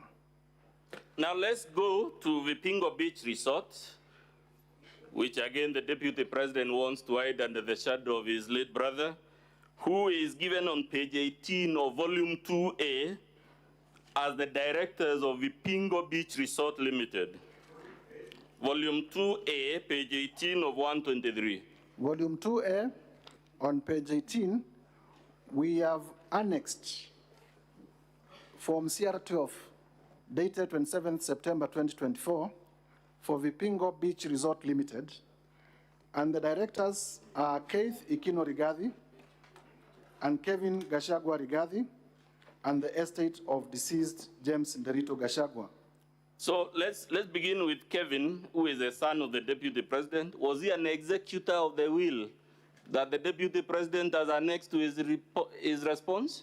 No, the will was to be executed by the Deputy President, Mr. Honorable Rigathi Gachagua, Advocate Njoroge Rogeru, and Mr. Maina. So the children of the Deputy President were not executors of the estate, and therefore cannot be said to be in the directorship of this company by virtue of the will of the late Rigathi Gachagua, because they were not named as executors of his estate. So is this document on its face consistent with his defense that this hotel belongs to his late brother? It flies on the face. But let's see whether he actually acquired it. Let's go to volume 4, page 107 of 484. I am at volume 4, page 107. What is that document, sir? This is a joint will executors report on the status of the estate as at 27th February 2024. This is the estate of the late Nderito Gachagua. And what does it tell us about Kuruwitu Home Resort in Roman 3 on that page? The broad headline is sale of estates assets, and it lists number 1, Queensgate, Olive Garden Hotel, and then Kuruwitu Home Resort. Yes. And it says as follows. The resort was sold to Kuruwitu Properties Limited for Kenya shillings 250. What page is that volume? That's This volume is 4. Volume 4, Mr. Speaker, page 107 of 484.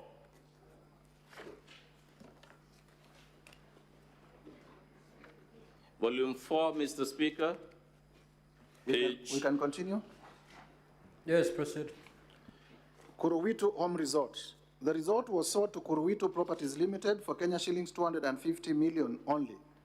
Let's stop there. Yes. Is Kuruwitu Properties Limited, to which this hotel or resort was sold, a company linked to the Deputy President? Indeed, and we have annexed in our volume 2A. Yes. If Honorable Speaker and senators would go to our volume 2A, of our exhibits at page 8. We have volume 2A, page 8. We have annexed the form CR12 in respect of Kuruwitu. And who are shown as the directors there? The directors are Vipingo Beach Resort Limited. But let's also interrogate. Vipingo Beach Resort Limited, which we have demonstrated that is owned by Honorable Rigathi Gachagua's children. Back to volume 4, page 111 of 484. Can you read at the top the sentence that begins with, for instance?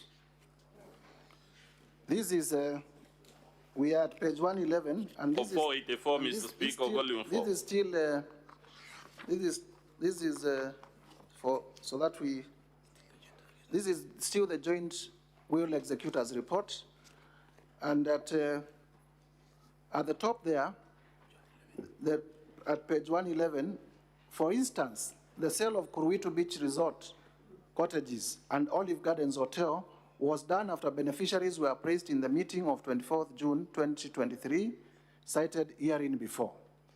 Significantly, the beneficiaries themselves in their meetings with one of the executors, underline one of the executors, approved the sale of Kuruwitu Home Resort to one of them, underline one of them. Where is who is also an executor, underline who is also an executor. Who is the executor and beneficiary being referred to here?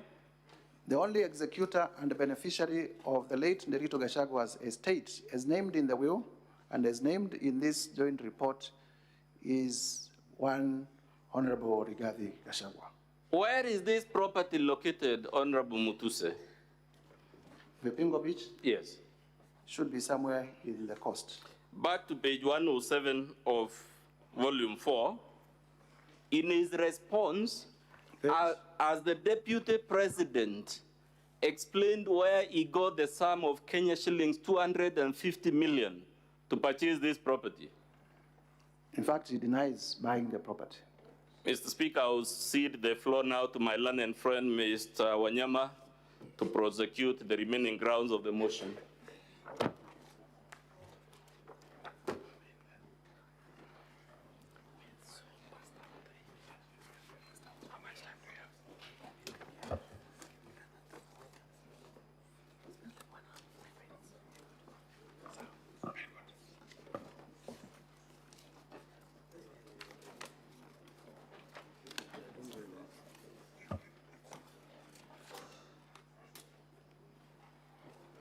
Mr. Speaker, with your permission, I'll proceed from where my colleague Mudhomi has left. Honorable Mutuse, can you go to ground number 2 of your motion? We'll be there shortly. I think that's page 10 of volume 1.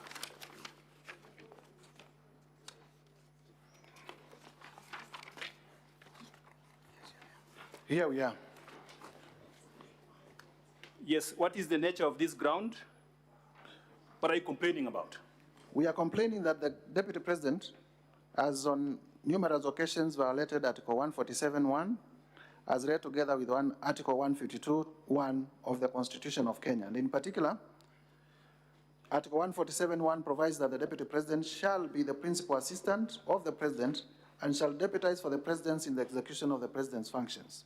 While Article 152(1) of the Constitution states that the Deputy President is a member of the Cabinet. And in particular, through Cabinet communique, as you are aware, after every time there is a Cabinet meeting, there is normally a press release that is released. And we were aware of a decision of the Cabinet of the 30th April 2024, where the Cabinet passed a resolution to evacuate members of the public for their own safety from the 30-meter riparian zone of the Nairobi River. Yes. And when that decision was made, insofar as I understand processing of business in the Cabinet, the Deputy President sat in Cabinet. The Deputy President is one who chairs Cabinet subcommittees which process business before going to Cabinet. And therefore, to my own understanding, he was fully involved in the making of that decision.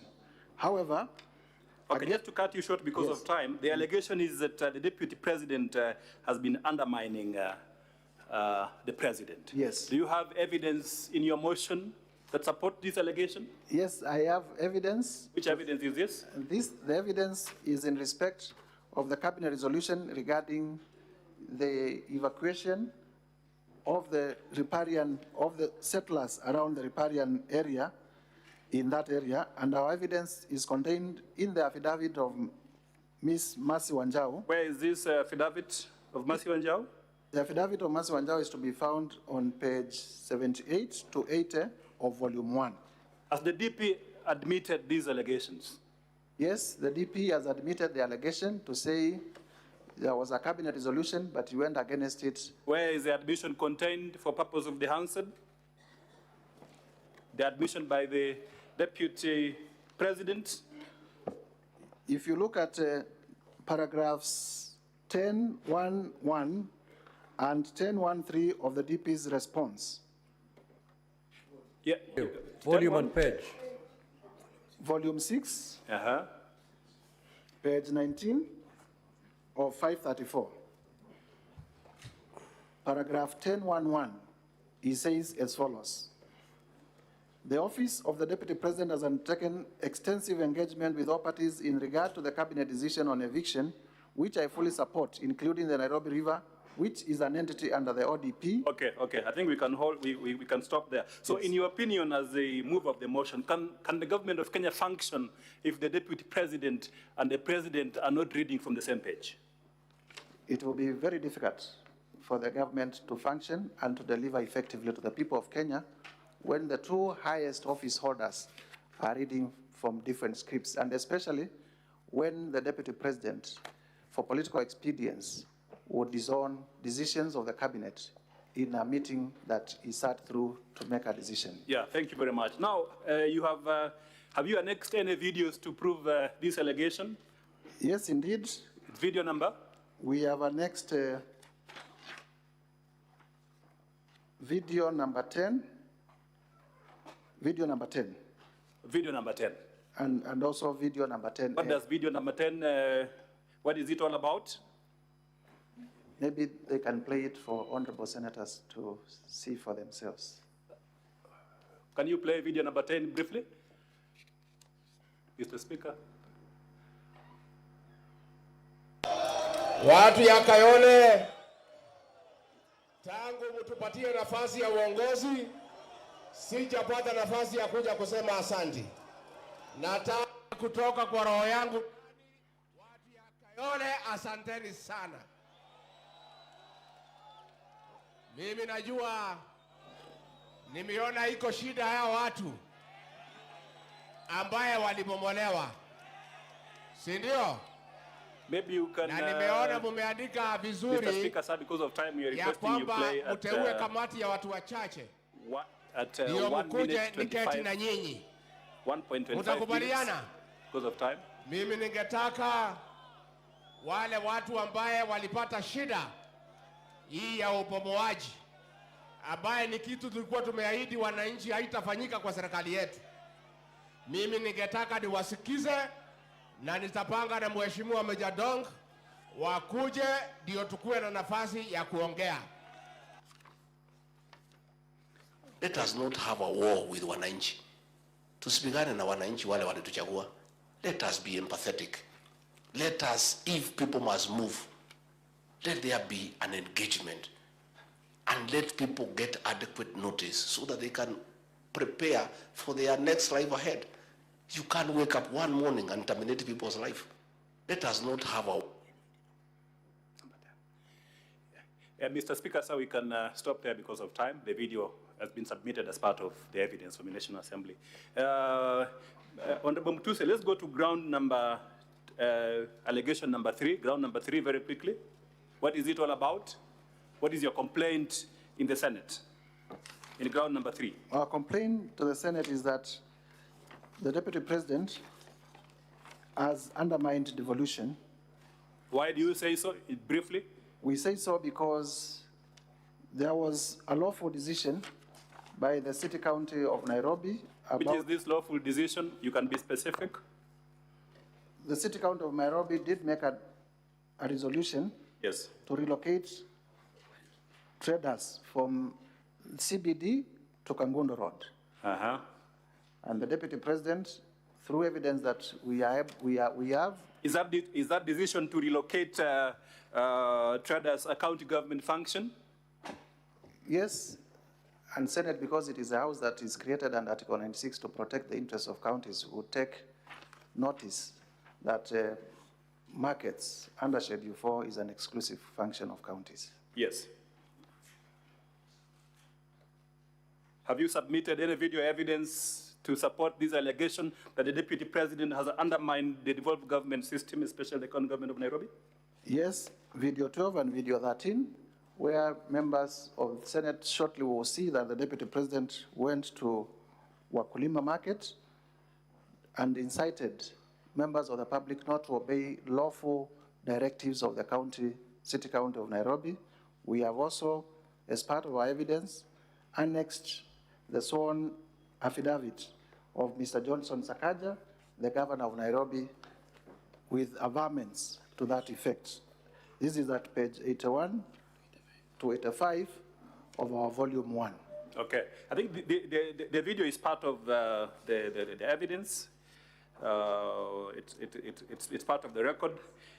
So why do you complain about this in the Senate? Why are you complaining? The senators want to see the video, want to hear, see and hear the video. Can we play video 12?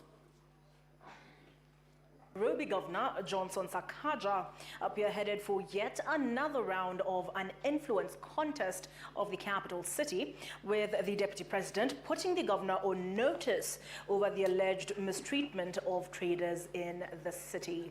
And as Citizen TV's Melita Olatenges reports, the latest rupture in the relations between the two have been compounded by the broader tribulations of Gachagua, who sees himself as being sidelined by the Kenya Kwanza State House.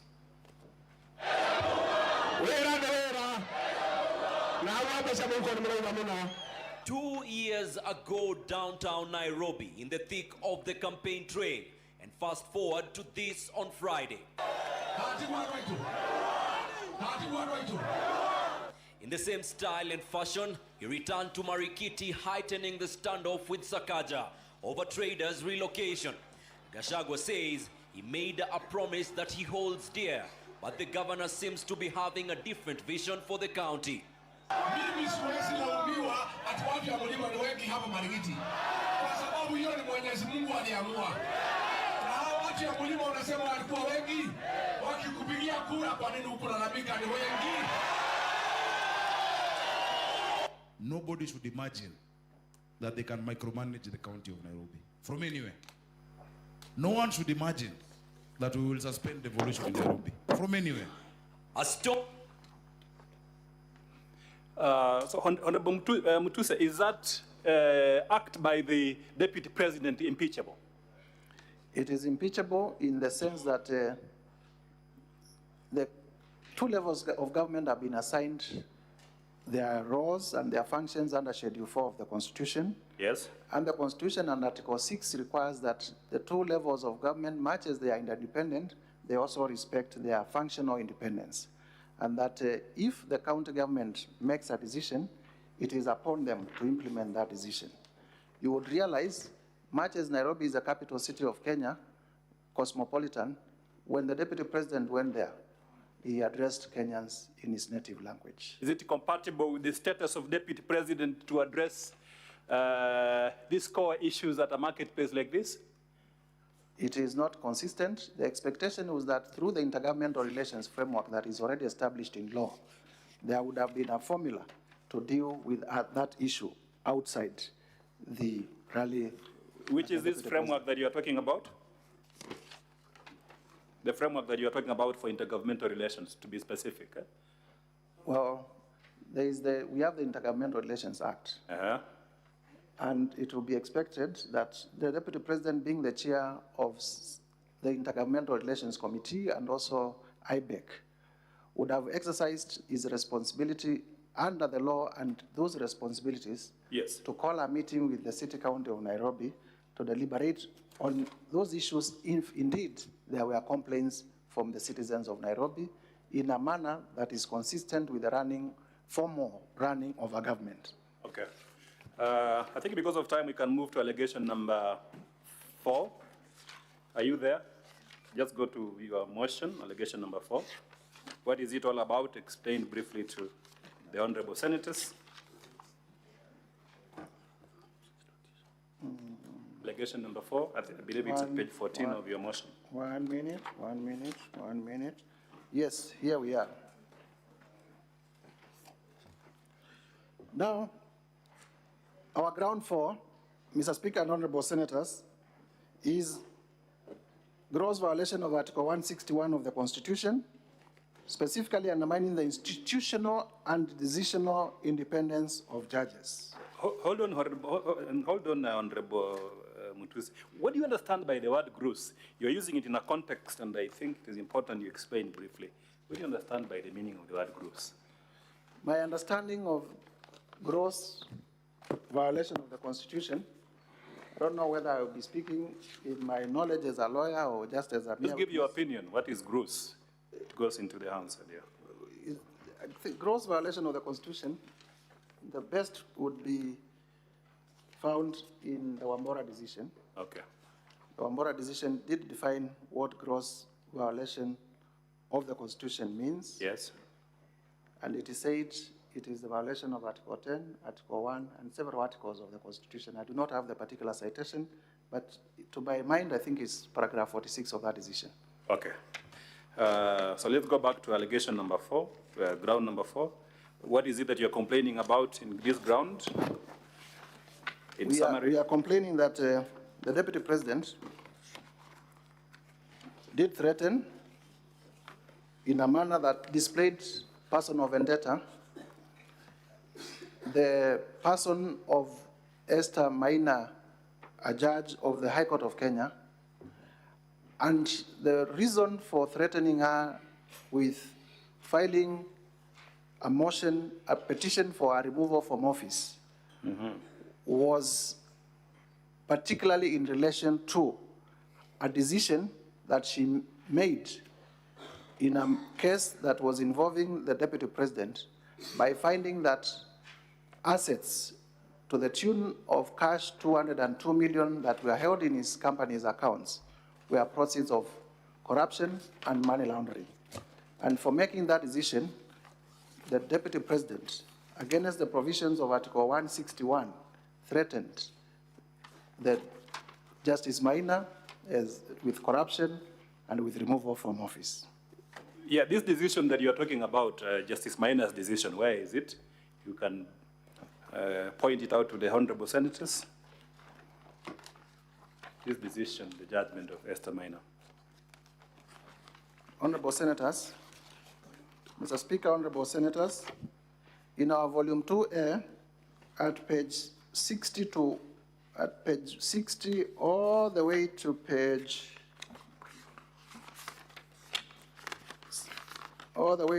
77, we have annexed the judgment of the Honorable Judge Esther Maina, where many of the companies that we have stated in the other allegations are listed here as companies that are conduits of corruption and money laundering. Which companies are these in the judgment? Just maybe you can name a few of them so that we are more specific for the answer.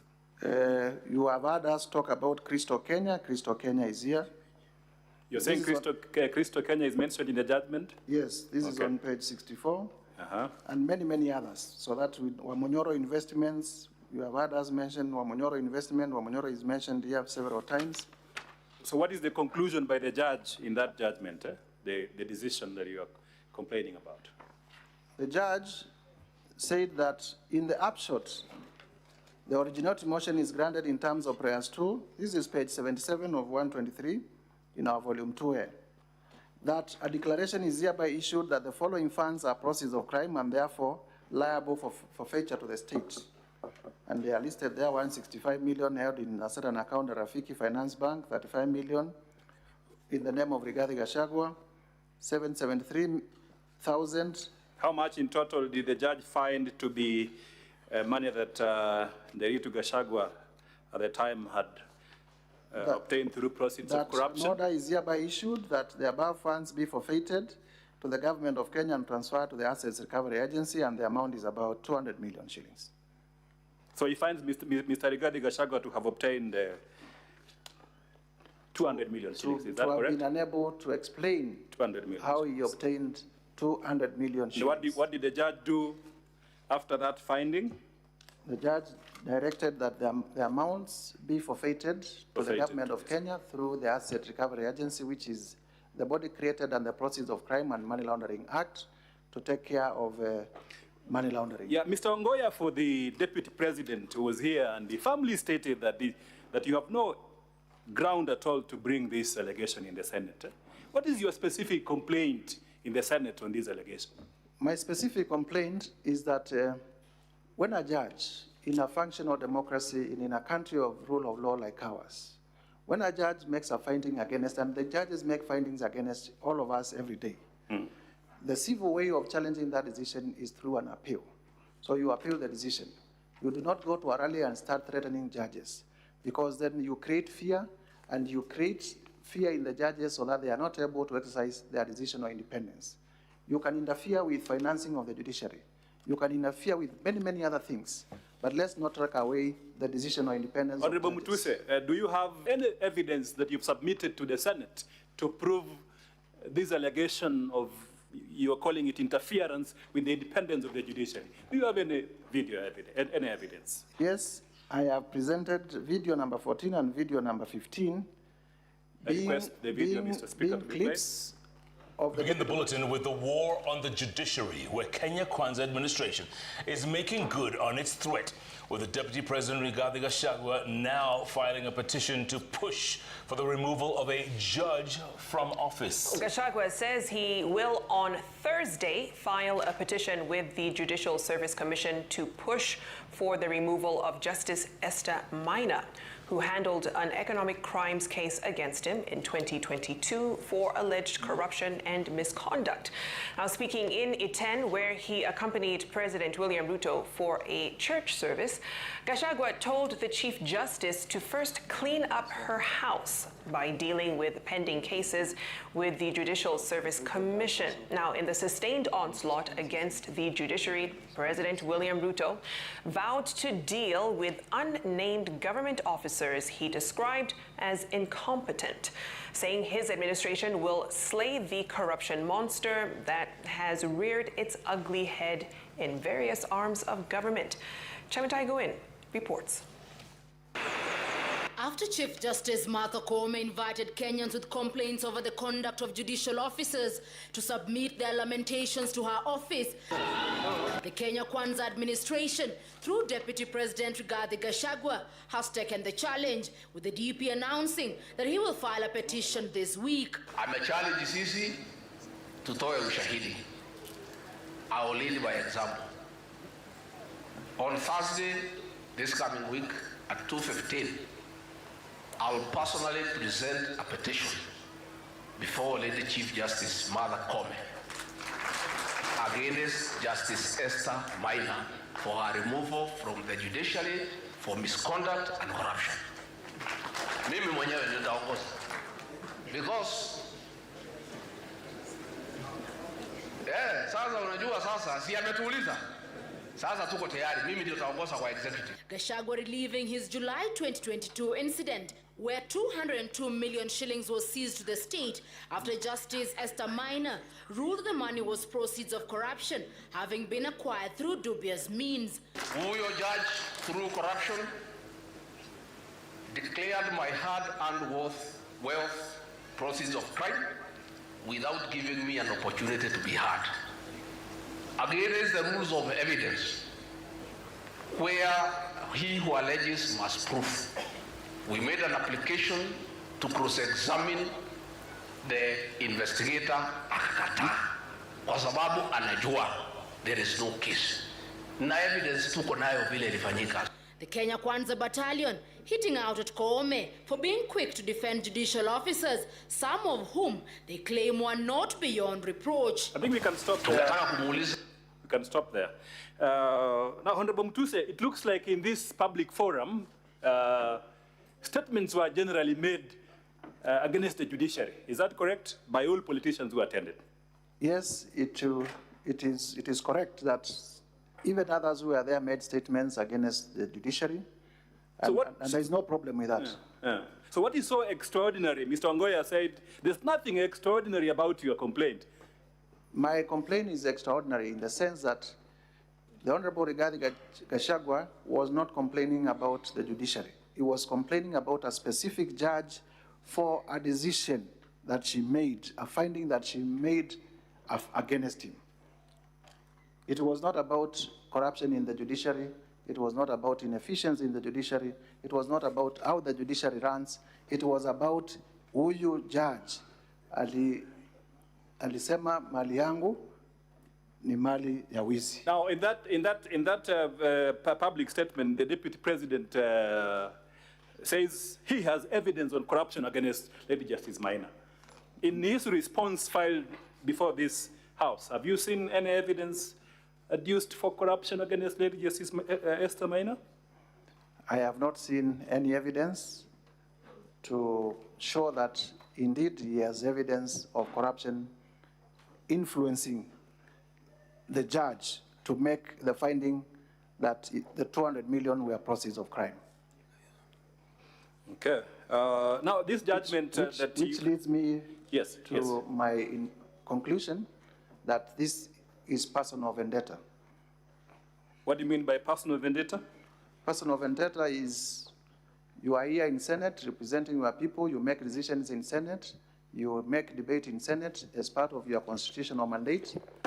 You mention people who are not doing things right, and when you get out there, they threaten you. They tell you, when you say that again in Senate, I'll kill you. Okay. I'll get you removed from Senate to create fear. Personal vendetta. Now, this judgment, which you've said is available at page 60 to 77, and you quoted it of volume 2A of your documents. Could you by any chance know what happened to this judgment? Yes, I am aware that indeed the Deputy President did appeal against that decision. Yes. But on becoming Deputy President, the same was settled through a consent, a compromise, as it would be, and the money was returned to him. The money was returned to him. Have you seen this consent that was recorded at the Court of Appeal? Yes, I am aware of the consent. Okay, you are aware? I am aware that the consent was not arrived based on the merits or demerits of the case. Okay. It was just government bodies, because leadership has changed hands, and the second in command now is powerful. A few government bodies, Asset Recovery Agency, they went to court and they said they want to withdraw the case. Finally, Honorable Mutuse, is there a decision of the Court of Appeal, a decision of the Court of Appeal upsetting or setting aside this judgment and the finding by Lady Justice Esther Maina about to my understanding, and the lawyers in the House will also have the same finding. There is no decision of the Court of Appeal. Have you seen any of this response? Overturning Justice Maina's decision, and therefore Justice Maina's decision remains good law. You have come through the response by His Excellency Rigathi Gachagua. Have you seen any appeal decision setting aside? No, there is any order setting aside the judgment? The consent is there, but there is no decision on merit from the Court of Appeal. Okay. Honorable Mutuse, let's go to ground number 8, allegation number 8, and briefly explain to the... Maybe before we leave there. Yes. It is important in terms of, because we are complaining about Article 160. Yeah. For me to just read 165. A member of the judiciary is not liable in an action or suit in respect of anything done or omitted to be done in good faith in the lawful performance of a judicial function. Okay. Because that is a particular section we are complaining that the Deputy President has violated. Has violated, okay.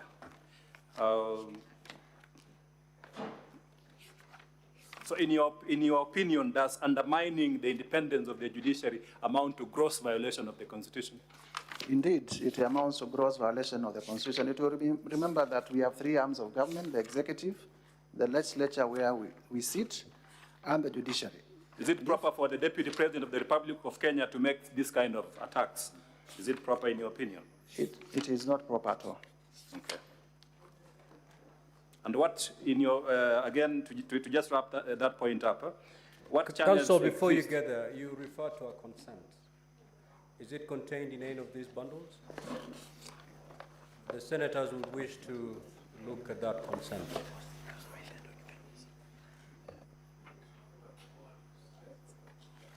Honorable Mutuse, you said you have seen a consent. You are aware about it. Have you seen the consent?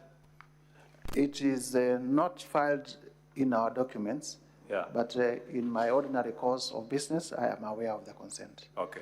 If it becomes necessary, the Senate has the powers to recall it. In fact, it is a public document because it is reported under Kenya law reports. Fair enough. Let's go to allegation number 8 because of time, so that we don't take a lot of time and finish our time. What is the substance of your allegation number 8?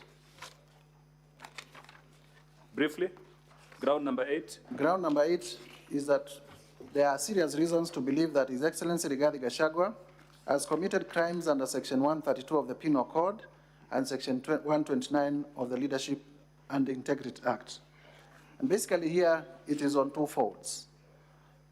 The two sections that we have cited, Section 132 of the Penal Code and Section 29 of the Leadership and Integrity Act, speak to state officers misleading the public, spreading falsehoods.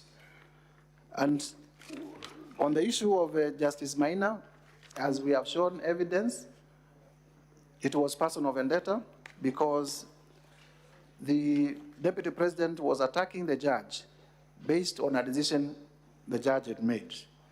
On the second one, in terms of the particulars, His Excellency Rigathi Gachagua recklessly and unmindful of the high calling and dignified status of the office of the Deputy President of the Republic of Kenya, as well as his membership to the National Security Council under Article 240 of the Constitution, both being positions that require one to be discreet and tempered, especially during moments of national crisis, addressed Kenyans on live television in Mombasa County and publicly made sensational statements against the National Intelligence Service, an essential national security organ, its Director General and the officers. And also, you can hold on there. Do you have evidence to prove these allegations about a live television statement in Mombasa by the Deputy President? Do you have any evidence before this House? Yes. We have annexed our video number 15. May I request we play video number 15, please, Mr. Speaker.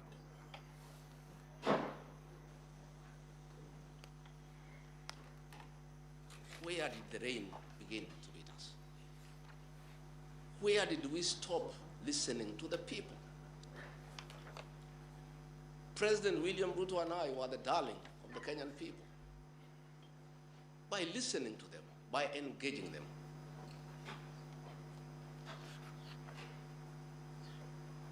And as a government, we have established institutions to ensure we not only listen to Kenyans, but also genuinely understand their concerns.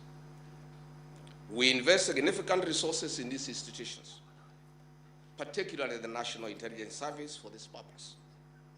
It is clear there has been a failure in the intelligence and advice we are receiving, particularly concerning crucial government policies. The President of the Republic of Kenya today has admitted that it has come to his attention that the people of Kenya did not want anything to do with the Finance Bill 2024. Honorable Mutuse, President, maybe we can... No, there is an important... Yeah, okay. You has now agreed that we need to listen to the people. And I sympathize with my boss, President William Ruto, because this information was not available to him. I know President William Ruto. Had he known 2 months ago that the people of Kenya did not want anything to do with Finance Bill 2024, he would not have asked his parliamentary party to push it through. Yet, we have an organization paid by the public to give him and government such information. And that is where the problem is. We have a dysfunctional National Intelligence Service that has exposed the president, the government, and the people of Kenya. Had the National Intelligence Service briefed the president 2 months ago about how the people of Kenya feel about the Finance Bill 2024, so many Kenyans would not have died. Property would not have been destroyed. Offices would not have been touched. There would have been no mayhem. But they slept on the job. It had to take people to die, property to be destroyed, protests across the country for the president to know the truth of what the people of Kenya feel. Yet, there is an organization paid for by the public to brief the president and the government about the feeling of the Kenyan people. Officers of the National Intelligence Service, officers of the National Police Service have told me in confidence they did not get advance intelligence briefs about the magnitude of the protest in Eldoret, in Kericho, in Nairobi, in Githurai, in Embu, in Nyeri. Since independence, there has been protests around Parliament. Never have protesters invaded and gotten inside Parliament. Senior officers have told me in confidence they did not have an advance intelligence brief about the intensity of the protest so that they prepare in advance. The National Intelligence Service slept on the job. And the problem is simple. The Director General of the National Intelligence Service, Nuruddin Haji, was a junior officer in the National Intelligence Service before he was appointed as DVP. When he was appointed to the office of the Director General, because of inferiority complex, he chased away all the people who were senior to him when he was in the service, therefore crippling the capacity of that service and making it dysfunctional. 3 directors were chased away and reassigned to desk jobs in ministries. Mr. Speaker, sir, we can pause it at that because of time. We've captured the parts. Now, Honorable Mutuse, the Deputy President recently addressed a press conference where he rubbished this allegation, said it's pure hogwash, nonsense upon stilts. What is your specific complaint against the Deputy President in this allegation? 2 specific complaints. One, the Deputy President is a member of the National Security Council. And if he has any complaints against the National Intelligence Service, yes, who also sit in the National Intelligence Council, he can raise those concerns there. So that we promote institutional leadership. You mean the National Security Council? The National Security Council created under Article 240 of the Constitution. Yes. And the Deputy President as forum. And like all other ordinary citizens, senators included, us, we can complain out there because we don't have an official institutional forum. The Deputy President has forum where he can raise his concerns. Number 2, this was a time of monumental crisis in the Republic of Kenya. And the statements were sensational and they would have made Kenyans to believe that our security organs are not functional and would have easily led to citizens running amok and the Republic getting torn apart and our national fabric getting destroyed completely. But even more importantly, I had learned counsel Ongoya refer you to your oath of office. And I would wish that he also refers his client to the oath of due execution of office that he did swear. In the oath of due execution of office that the Deputy President took on ascension of office, it states as follows, that I will not directly or indirectly reveals such matters as shall come to my knowledge in the discharge of my duties and committed to my secrecy, emphasis, secrecy. He has said in the clip that we have played that officers of the National Police Service have told him in confidence that they had not received advance intelligence reports. That is what was contemplated by this oath of due execution of office, what Senior Counsel Orengo called addressing fears. That if a matter is committed to you as a state officer in secrecy, it must remain in secrecy. If you take it to a public press conference, then you have gone against your oath of office, and that is an impeachable offense. This oath of office that you say the Deputy President takes, is it anchored in any clause of the Constitution? Yes, the oath of office is in the 3rd schedule of our Constitution and therefore part of our Constitution.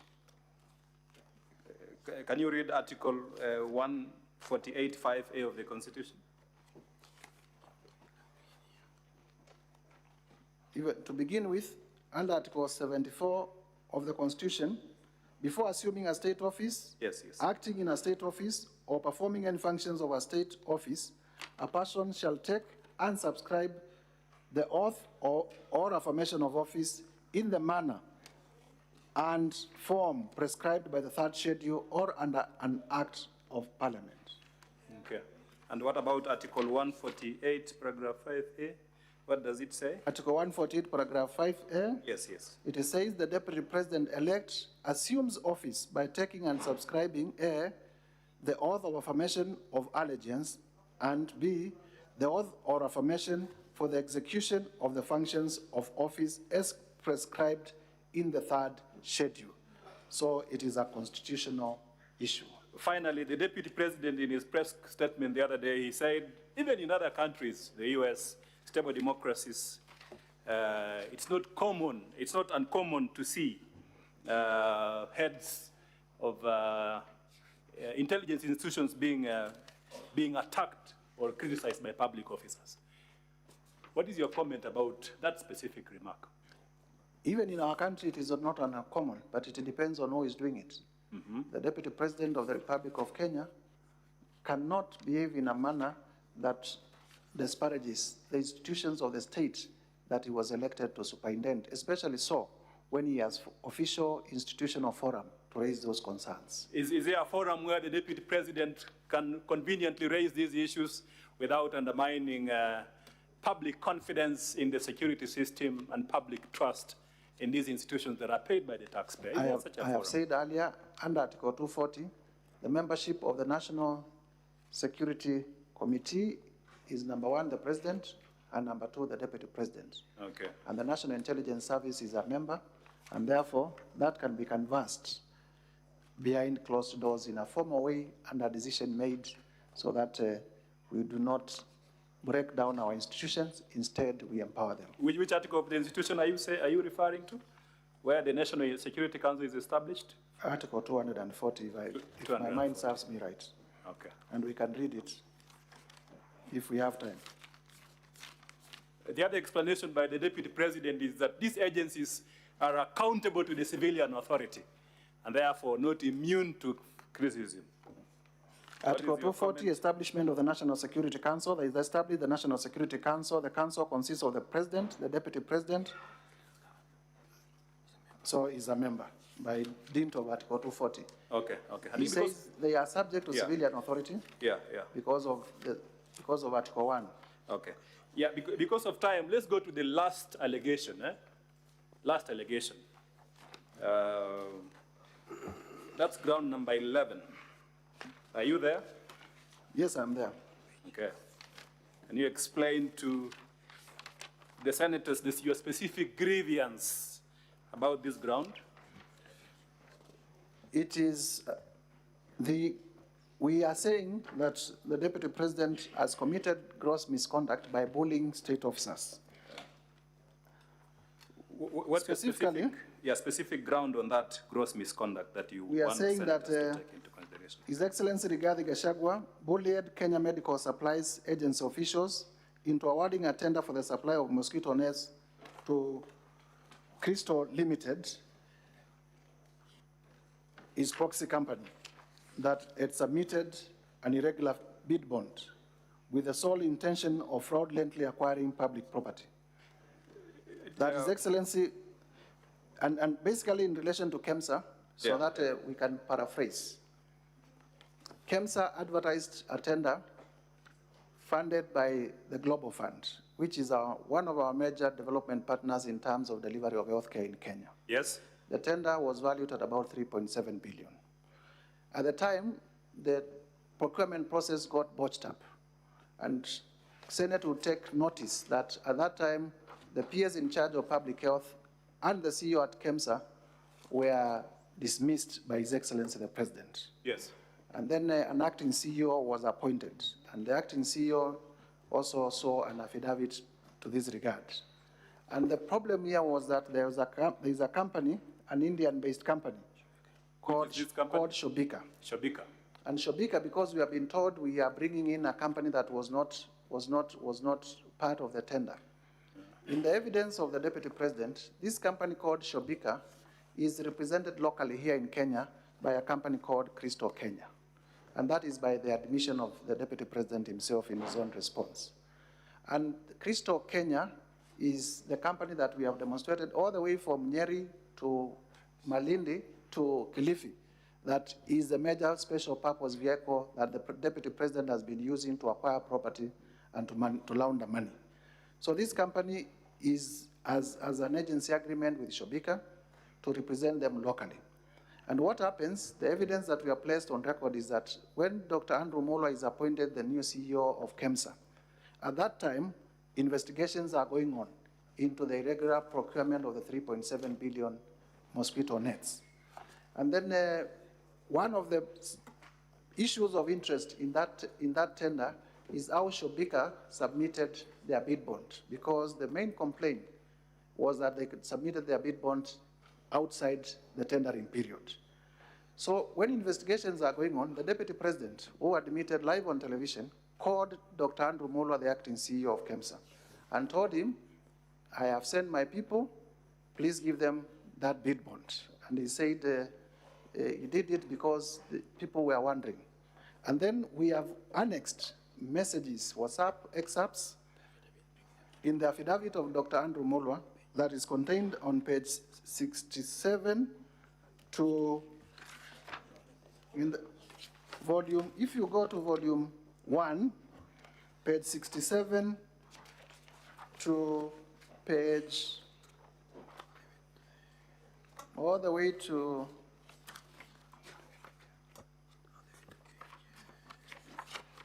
just briefly, so that we are factual. All the way to page 77, we have annexed the affidavit of, the witness affidavit of Dr. Andrew Mulwa. Okay. And on it, we have also exhibited SMS messages. Honorable Mutuse. Yes. I think we've seen the affidavit. You've said it's at page 67, eh? Yes, page 67 of volume 1. Yeah, and you've said the Deputy President interfered with this, attempted to interfere with this tender process, eh? It is evidence. Where is that evidence so that we can conclude our testimony?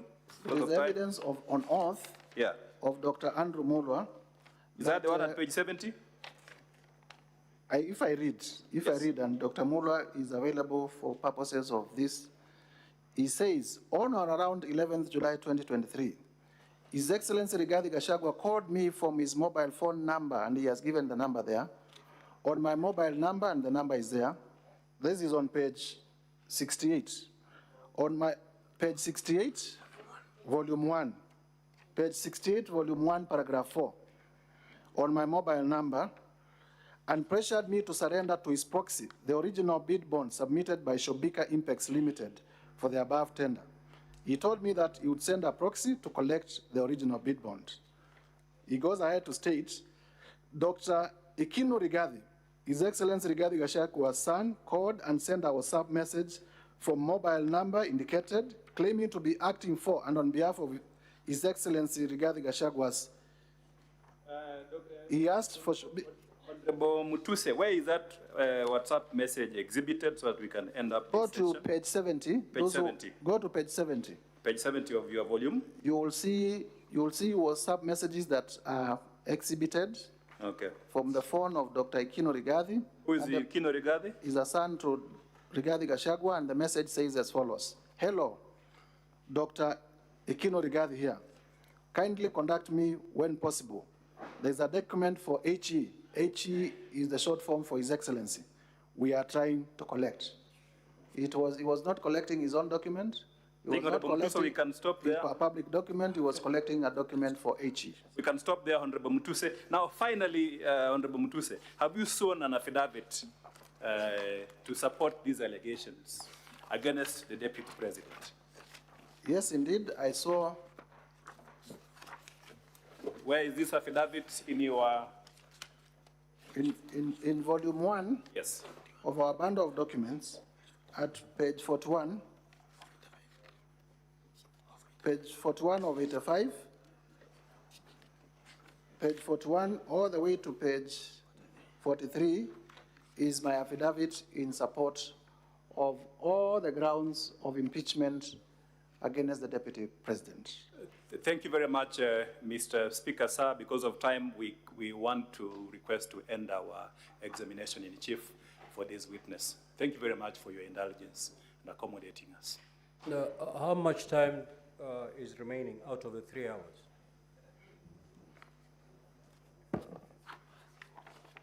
So, Counsel for the National Assembly, you have 45 minutes to conclude your case, to do re-examination and call the other witnesses and do re-examination in 45 minutes. That is the time remaining. Now, Counsel for the Deputy President, you have 2 hours in total for cross-examination of all witnesses that will be presented. So you may choose to use all that with this witness, or you may decide on how you're going to apportion it. You may now proceed to cross-examine the witness. Your time starts running from now. Our next witness is so-and-so. That's a presentation first, yes. Let's call all the witnesses and do cross-exam. We can't do that.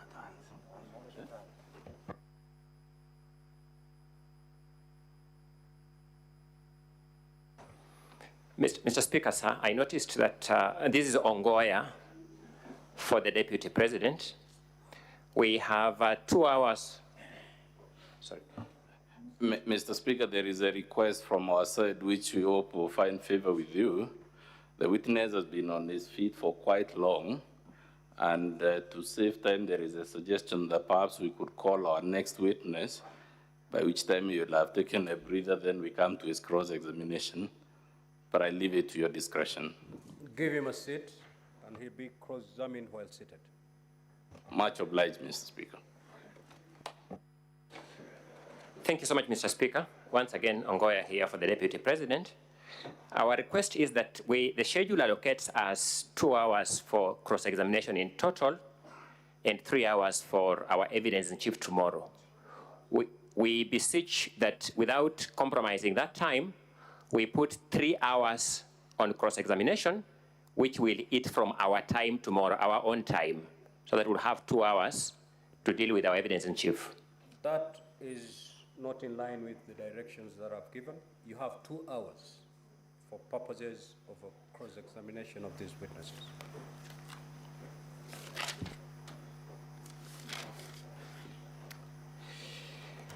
Thank you, Mr. Speaker. We will proceed. Honorable Mutuse, I will refer to you as Honorable Mutuse throughout.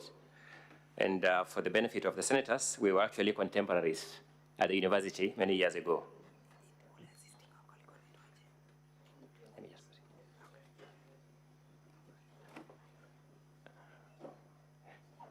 Mr. Speaker, as they are setting up the witness administratively, I beg my time be paused.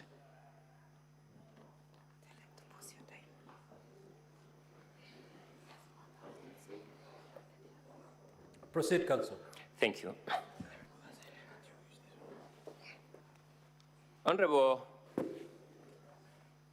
Mutuse, before being a member of parliament, what is your professional background? I am a lawyer. You're a lawyer by profession. You therefore understand the substantive laws and the procedural laws of this country. Is that a fair assessment? Yes, it is. I would take a few minutes examining you, then I will release you to my learned colleagues, Mr. Swanya and Mr. Masharia, to take you on a number of issues. But allow me to start with the issue of Justice Esther Maina. You are aware, being a lawyer, that by law, you are bound by the allegations you presented to the National Assembly. Are you aware of that? Yes, we are bound by the allegations in the context of the rules of the Senate and the other laws. To deal with the issue of Justice Esther Maina, allow me to take you to paragraph 64A of your allegations, and that would be volume 1 of the National Assembly documents, page 32. I have it.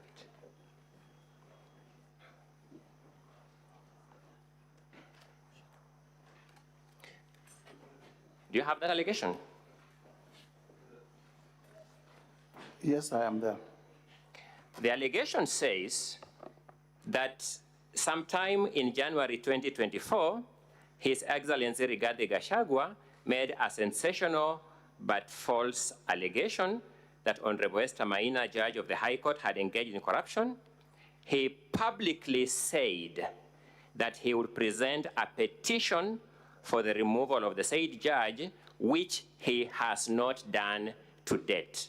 It is your allegation that Honorable Rigathi Gachagua has not presented this petition to date, being 26th of September, 2024. True or not true? This is in context. True or not true? Is it true that your claim says he has not presented that claim as at 26th? True. Do you still stand by that part of your allegation that he has not presented that complaint to the JSC to that date? I have since learned that indeed. Do you still stand by that allegation? I have since learned that indeed His Excellency Rigathi Gachagua did present a petition, but do you still stand by the fact that he has not presented the claim to the JSC as at 26 September 2024? I have since learned that he did present a petition. To that extent, that allegation is not true, yes? To the extent of presenting the petition, but to the extent of threatening the judge. To the extent that you say he has not presented the allegation to the JSC to us at 26 September 2024, that allegation is not true, is it? We are in agreement, Counsel. Thank you. You therefore understand where we start from by saying it starts with falsehoods. Do you understand that? That's you saying so. Ask whether you understand it.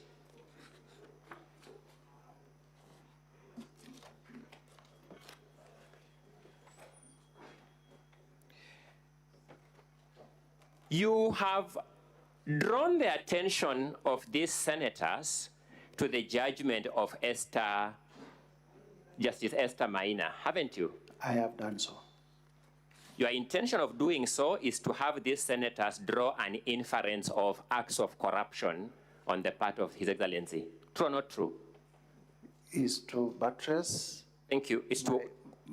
My allegation that Justice Maina had made a finding against the Deputy President. Did you attend the hearing of that case? I do not have to attend. It is a reported case. I've asked whether you, in fact, attended. Please answer my questions. You know the process. I did not attend.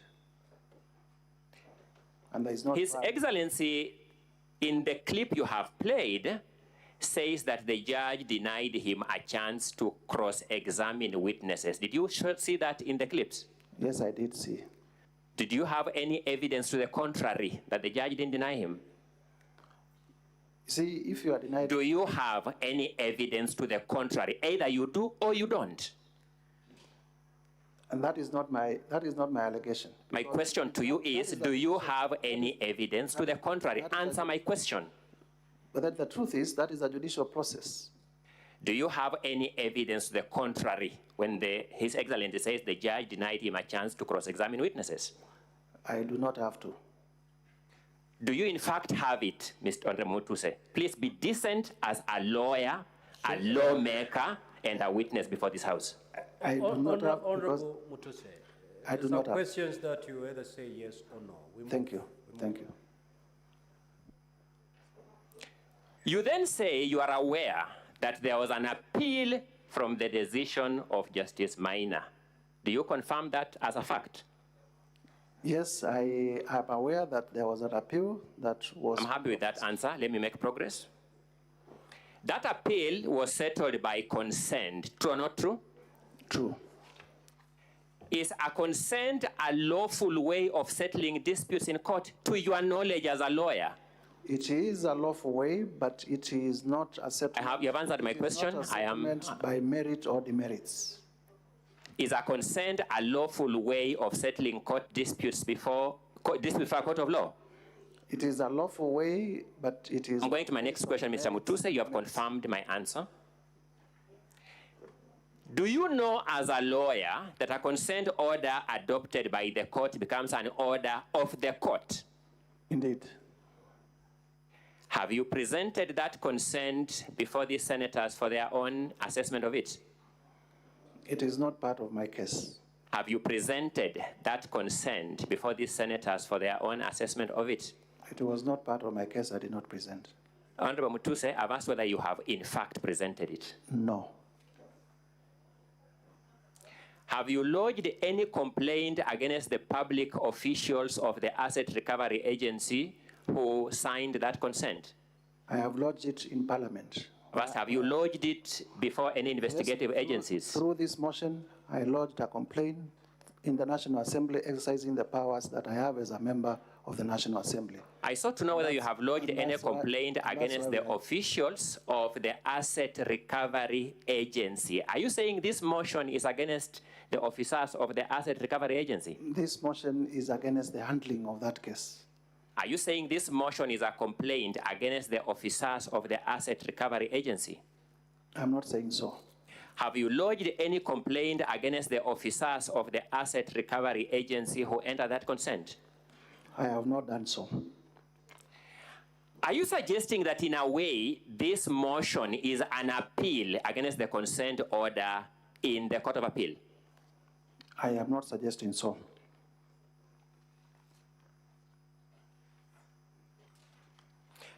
By the way, do you know the position of the law on illegal consents? Can a court of law accept an illegal consent?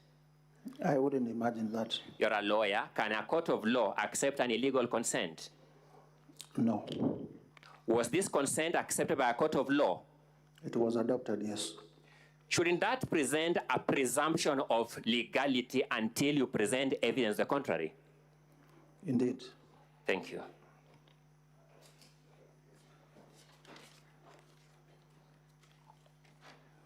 Allow me to move to a second element. The videos in respect of the evictions along Nairobi River. I trust that was video 9 and 10. I'm just trying to recollect. Let's have video 9 played from the technical side.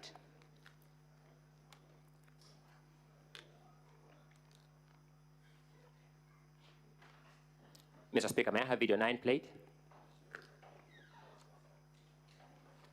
Is it on?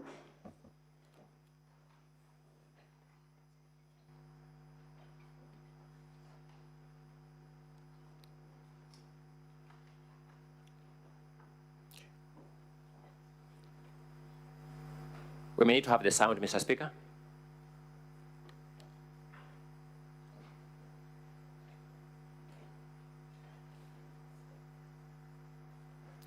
Mr. Speaker, I would urge that the time taken by the technical people to play my videos is frozen because I have no control about it. No, that cannot be the case. continue freezing time. Mr. Speaker, may I direct the people in the gala in the technical side? We had a similar problem when the Counsel for the National Assembly was leading the council. I mean, the witness and evidence in chief, and time was in front. So we're going to be fair. We're going to apply the very same rule.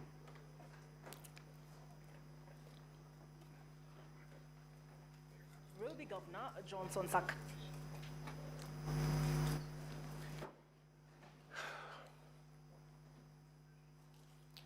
Mr. Speaker, may I have the public, the technical side, play my videos? My time is running.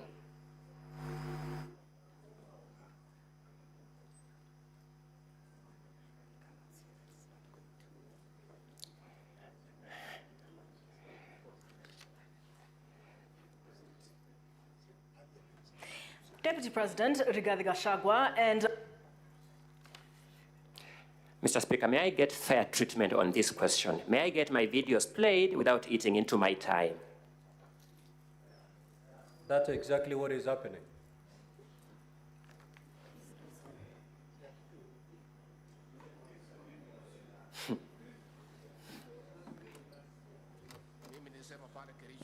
Watu ya Azimio wakanipigia kelele.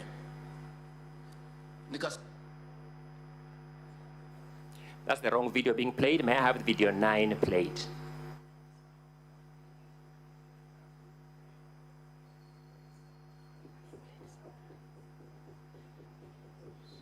Can you pause the time for... Thank you, Mr. Speaker.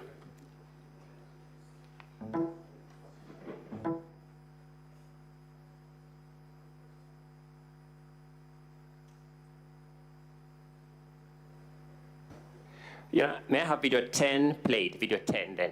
May I have video 10 played? I'll have 10 and 10A.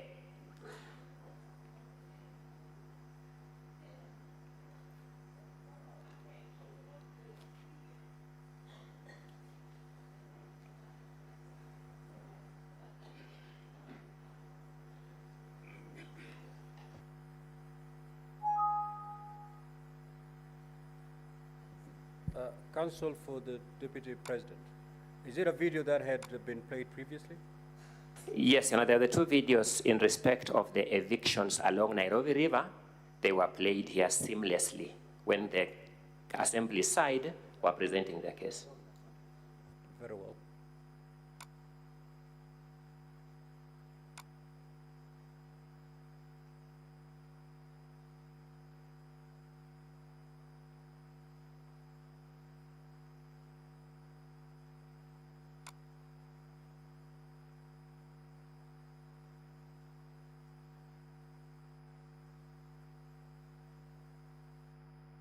Counsel for the Deputy President, do you have your technical person at the control room? I wouldn't be able to establish at the moment. Please do confirm that your technical person is also in the control room.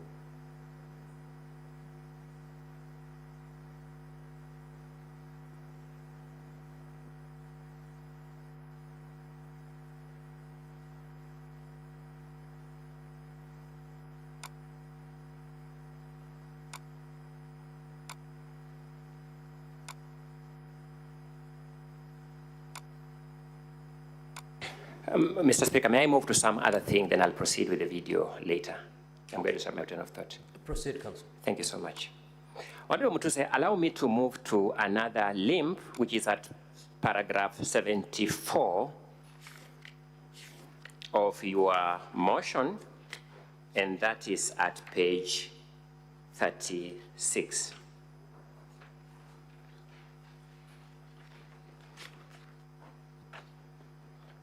It runs to page 37. Confirm, Mr. Mutuse, that in respect of ground 10, paragraph 74A and B are the 2 illustrations, the 2 particulars that you have given to prove that ground.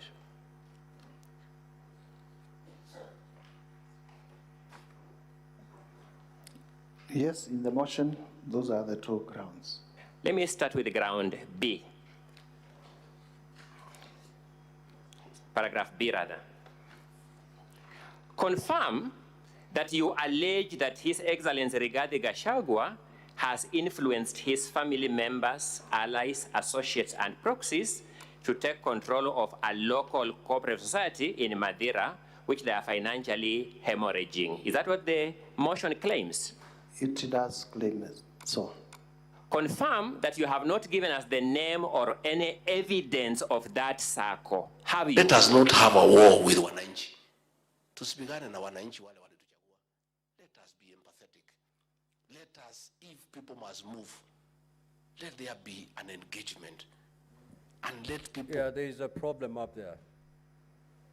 Okay, proceed, and then at the time you wish the video to be played, you will let us, the senators know. Proceed. Let us not have a war with wananchi. The team at the control room. Let us be empathetic.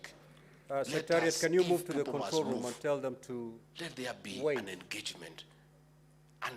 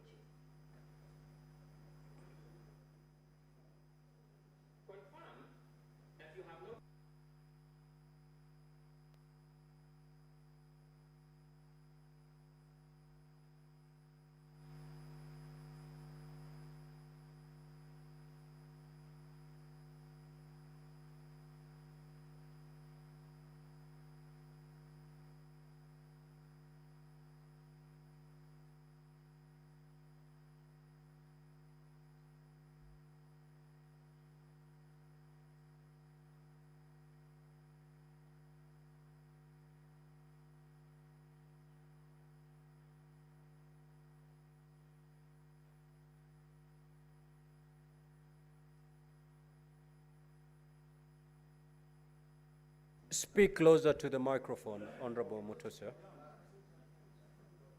Speak closer to the microphone, please. We will be urging the Senate to uphold the impeachment. Mr. Mutuse, I'm asking a specific question on a specific allegation. It is your desire for these senators to impeach this deputy president on an allegation that he has, through his proxies, taken control of a cooperative society we don't know, isn't it? I have said I leave that to their decision. Is it your desire? Is that what you desire? You want some outcome from this process, you as the mover of this motion. Is that what you want of this motion? What do you understand when I say I leave it to their decision?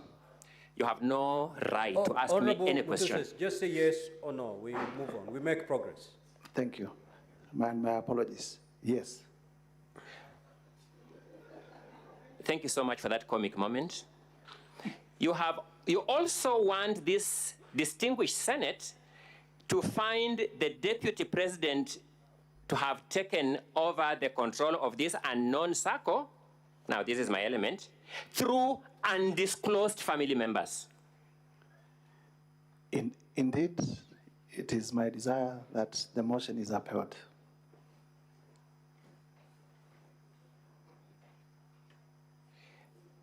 Mr. Mutuse, Honorable Mutuse, do you know the seriousness of the business that keeps us here? Very well. My apologies, I didn't get the answer. I didn't get the answer. I know. Thank you. You find this request for senators to find this deputy president guilty of taking over an undisclosed circle a serious expectation on your part? Indeed.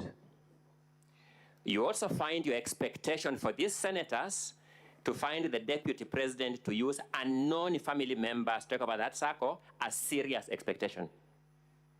Indeed. You take your work as a member of parliament seriously? Very seriously. You respect your constituents who brought you to this house? Very much. And you are manifesting that respect for your constituents by this expectation you have just mentioned here? In fact, the whole country is discussing my motion. I'm asking whether you are manifesting your respect for your constituents by the expectation you have just alluded to. In the totality of the... No, I'm talking about this particular fact. I'm dealing with a particular fact. In the totality of the motion, Yes. My question is, your expectation for this Senate to find the DP culpable on allegations of undisclosed family members of an undisclosed circle. That allegation, you are manifesting your respect for your constituents through that allegation. Yes. Thank you. Paragraph A alleges that His Excellency Rigathi Gachagua has connived with cartels in the tea sector to block the Kenya Tea Development Agency from implementing guaranteed minimum returns that would benefit smallholder tea farmers. Is that the allegation? Indeed. Have you given us in this motion or in the supporting evidence the name of any cartel? No. Have you given us in this motion or in the supporting evidence the grievance or the complaint by the Kenya Tea Development Agency? No. This is also part of your expression of respect for your constituents. Indeed. It is also part of the seriousness with which you take this motion. Indeed. Thank you.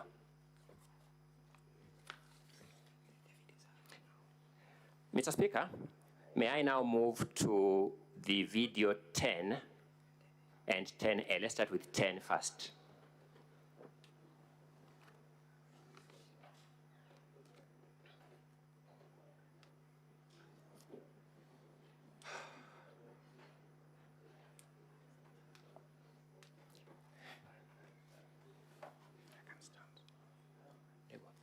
Watu ya Kayole, tangu mtupatie nafasi ya uongozi, sijapata nafasi ya kuja kusema asanti.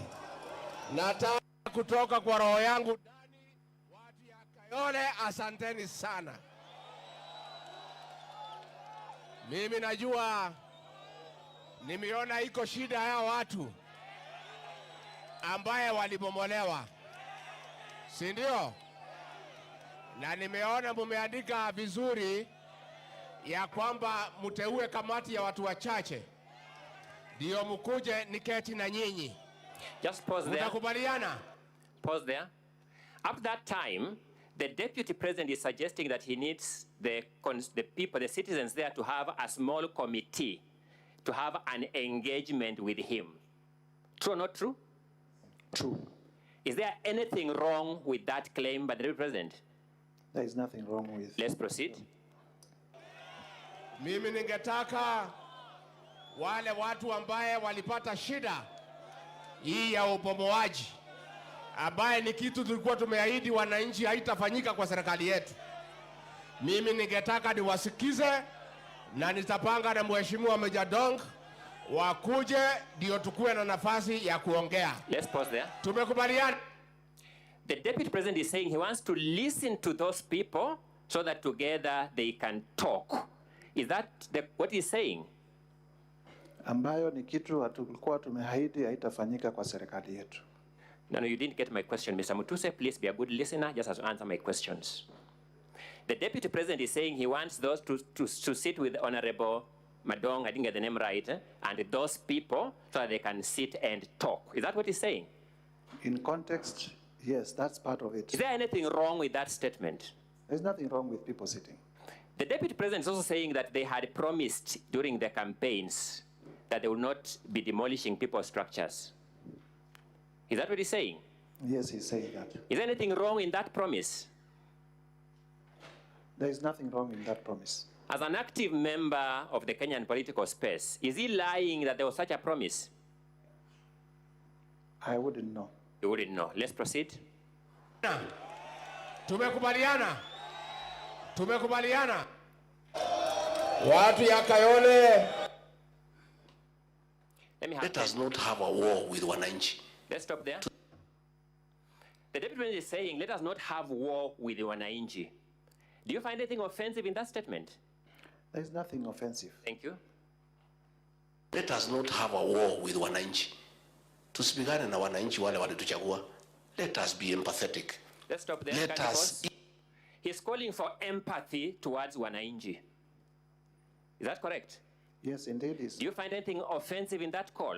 It is the forum where he's saying it. Do you have anything wrong with that call for empathy? I have a problem with the forum where... No, you're answering your own question. I'm asking whether you have a problem with the call for empathy.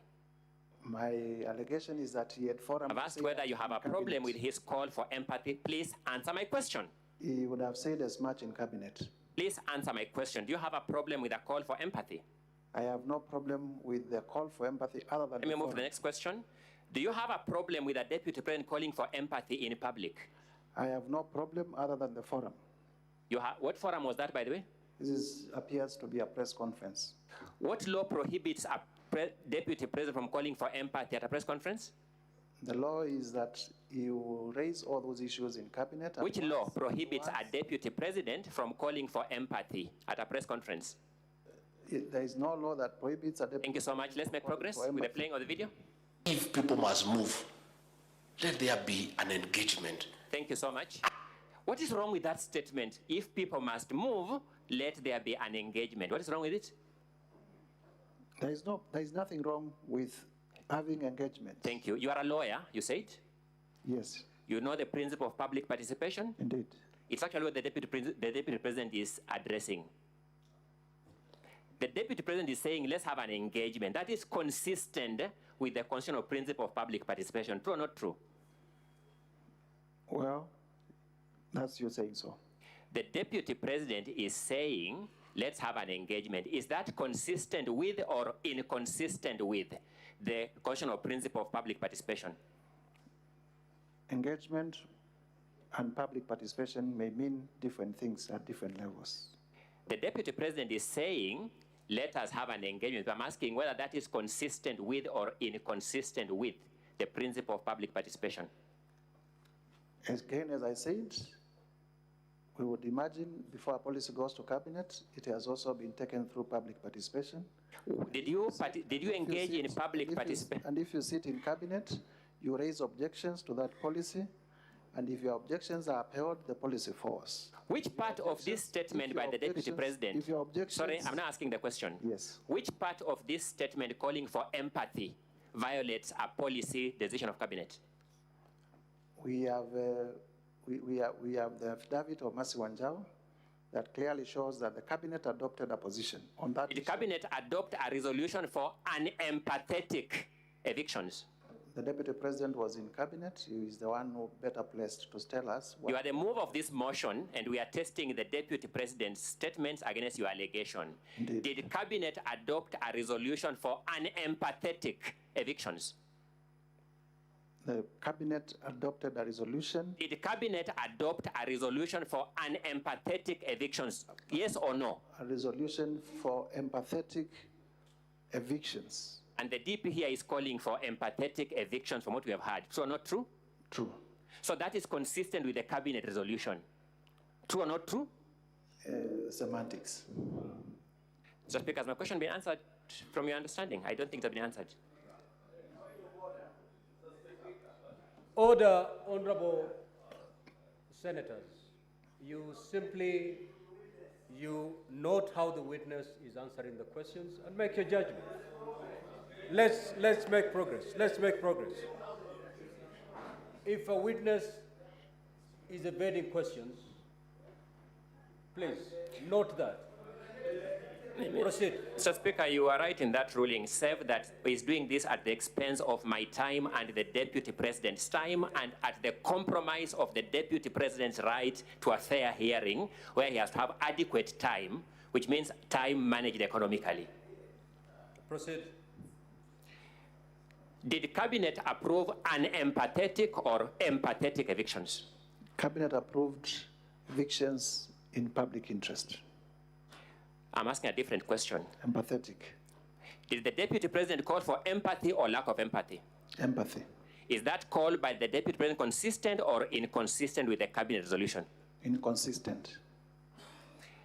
Did cabinet approve a resolution not to engage citizens in the demolitions? That I wouldn't know because I'm not a member of cabinet. And yet you are saying that call by the deputy president to engage citizens is part of the violation of the cabinet resolution. in context. Mr. Speaker, Mr. Mutuse, Honorable, I sought to know whether the people you respect, the people who elected you, do you suspect they will respect you with this behavior you are showing here? Mr. Speaker, I will also request for your protection because the people of Kibwezi are not on trial. I didn't try the Counsel for the Deputy President, just stick to the subject matter. Mr. Speaker, we seek that our witness not be subjected to barbs or badgering. The question whether he respects or the people respect him and whatnot. The allegation is clear in black and white. If we could stick to that, it would help. My learned colleague, Dr. Counsel, I've already ruled on that. I know, but my Lord, there's a question or issue here. Progress. I'll make the progress, Mr. Speaker, as you direct. Let's look at paragraph 72 at page 35 of volume 1.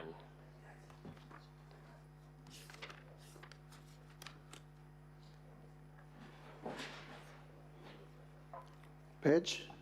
Page 36, my apologies, 36. The original motion had 35, it's now 36 on the reproduced motion. Paragraph 72. You're saying, His Excellency Rigathi Gachagua has persistently undermined, demeaned, and committed insubordination instead of assisting the President. Honorable Mutuse, has the President of the Republic of Kenya complained to you that is being undermined by his deputy? No.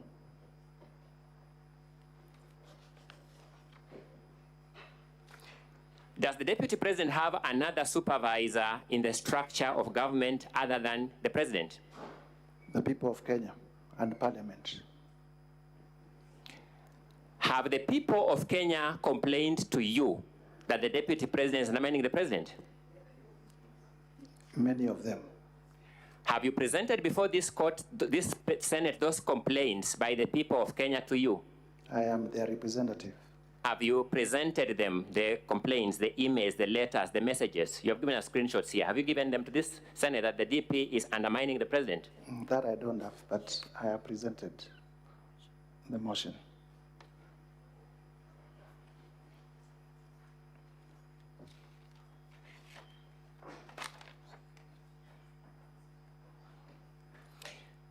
Allow me to move to ground 4.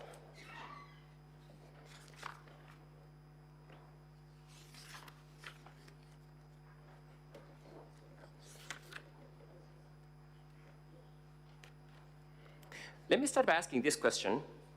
It is your claim that the Deputy President has amassed a humongous property portfolio estimated at 5.2 billion shillings. That's ground 4? It is not. So that... My apologies, ground 7. My apologies for that. I'm sorry for that. Ground 7 at page 17. My apologies for that. Yes, it is our allegation, and we have justified it in our evidence in chief.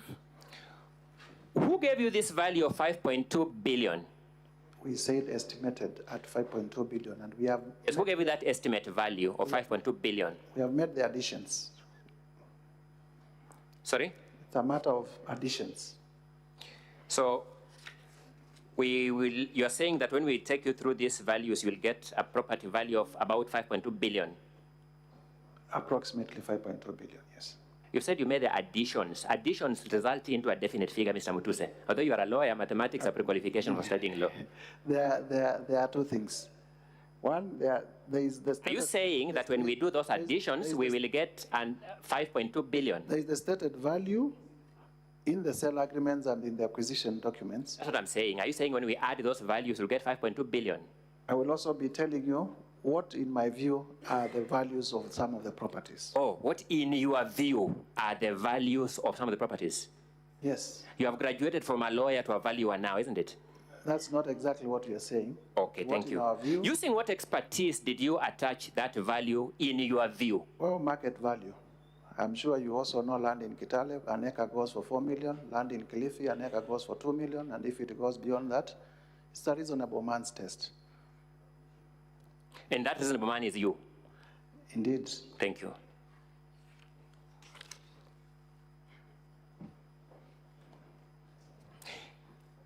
At paragraph 44, at page 18, yes, you have listed a company called Spiritway Limited in your motion. Yes? Number 18. Page 18, paragraph 44. It's a continuation of ground 7. I'm doing ground 7 now. Page 18, Spiritway Limited. What wrong are you saying that company has done anywhere on earth? What wrong? I did state, I listed these companies. No, I'm asking Spiritway Limited. What wrong are you saying Spiritway has committed anywhere on earth? These are companies that are associated with His Excellency Rigathi Gachagua. What wrong has Gachagua committed through Spiritway Limited? I'm dealing with this one now. Spiritway Limited. What wrong has he done through this one? It is one of the companies that we reasonably suspect are conduits, are used as special purpose vehicles for corruption. So, what proceeds of corruption have passed through Spiritway Limited? How much? We have demonstrated the specific. No, I'm asking what proceeds of corruption have passed through Spiritway Limited as a particular company? In our evidence, we have not presented evidence against Spiritway. You have not? Yes. No, you know, correct English. When I say you have not, you say no, we have not. You don't say yes. Okay. You have not presented evidence. We have not presented evidence. Thank you. Let's move to Fortis Vis Group Limited. What wrong has Fortis Vis Group Limited committed anywhere on earth? Fortis. Number 2 on page 18, company number 2.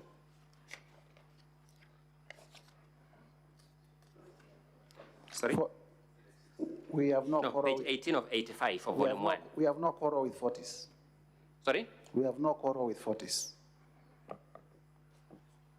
I didn't get the answer. We have no quarrel with Fortis. You have no quarrel with Fortis Vis Group Limited? We don't have. What is it doing in this motion, Mr. Mutuse? Decorative.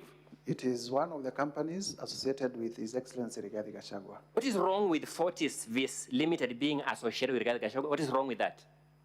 At the time of submissions, we'll be stating why we think there is something wrong. No, we want that question answered now so that we will submit on it. What wrong has Fortis Vis Group Limited committed anywhere on earth? Why would one person own 25 companies doing the same things? What law prohibits a person owning 25 companies? What law? I think counsel for the Deputy President, the Honorable Mutuse has said he has no quarrel with that company. Which is what settle it. You know, Mr. Speaker, I made an opening statement. In my opening statement, I said we have allegations that oscillate from the false to the ridiculous to the embarrassing. If he just answers and I keep quiet, I will fail to demonstrate the oscillation. I want these distinguished senators in their conscience to know what exactly we are doing here. Because they were given an 85-page motion to deal with. This is part of the content of 85 pages. Surely, Mr. Speaker, for Mr. Mutuse to tell these senators that he brought them this company just as a name, I don't know how dignified this house would feel, but if I sat where this house sits, I would feel that's undignifying. Proceed, counsel, with your cross-examination. So you say one person should not own 22 companies, isn't it? I've said I do not have. No, you've said so. That's your answer. I don't have problems with Fortis. That's correct. Who are the shareholders of Fortis? Fortis is Kevin Rigathi and Keith Ikino Rigathi. The only crime being they are children of Rigathi Gachagua. Indeed, they are children of Rigathi. Are they prohibited as children of Rigathi Gachagua from holding shares in a company? As proxies? Are they prohibited from holding shares in a company? Not at all. So what proxy business has Fortis Vis Limited done? Because you keep saying as proxies. What proxy business has Fortis Vis Group Limited done? I have already stated that we do not have any problem with Fortis. But you have put it in your impeachment motion to support one of your grounds. It is there. Without any problem with it. It is there, and we have stated the reasons why it is there.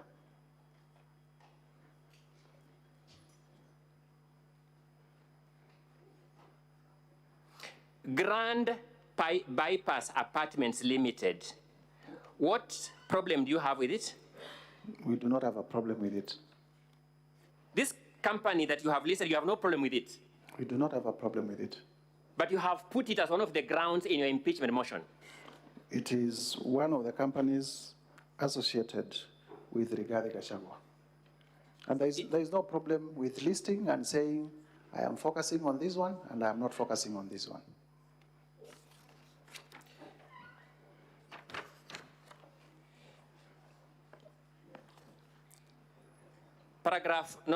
Page 19, company number 5, the Anansi Collective. What problem do you have with it? You are skipping Vipingo and Kuroito? You want to control my cross-examination? No, Honorable Mutuse, just respond to what counsel does. Anansi Collective, we do not have problems with that one.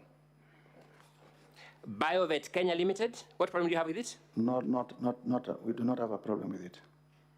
Calvary Creed International Limited, what problem do you have with it? We do not have a problem with it. Cosmia Venture Limited, what problem do you have with it? We do not have a problem with it. But we have a problem with number Delta Delia Merchants Limited, what problem do you have with it? Not at all. But we have a problem with Vipingo Beach. Let me go to Vipingo Beach because you appear excited to go there. Who owns Vipingo Beach? Just answer my question. Who owns Vipingo Beach? I need to check my CR12s. Show us the volume that you're checking for us to look at together.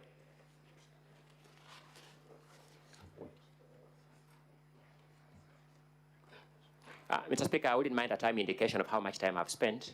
Vipingo Beach, on volume 2A, page 18. You spent 40 minutes of the 2 hours, and Thank you. There's an additional 10 minutes for when we had a problem with the video. Thank you so much, Mr. Speaker. Give us the page number kindly. Page number 18 of 123, volume 2A. Yes, proceed. Who owns Vipingo Beach? Keith Ikino Rigathi, Kevin Gachagua Rigathi, and the estate of the deceased James Lerito Gachagua. Let me go back to the beginning. You're a lawyer by profession. Yes, I am. You know the meaning of ownership of a company? Yes, I do. How is ownership of a company manifested? In shareholding and... Okay. How many shares does Keith Ikino Rigathi hold? According to your own exhibit.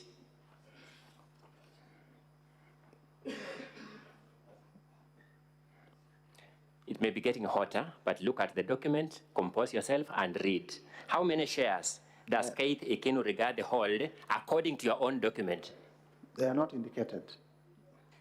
How many shares does Kevin Gachagua Rigathi hold according to your own exhibit? They are not indicated. What is the total number of shares in that company? 10,000.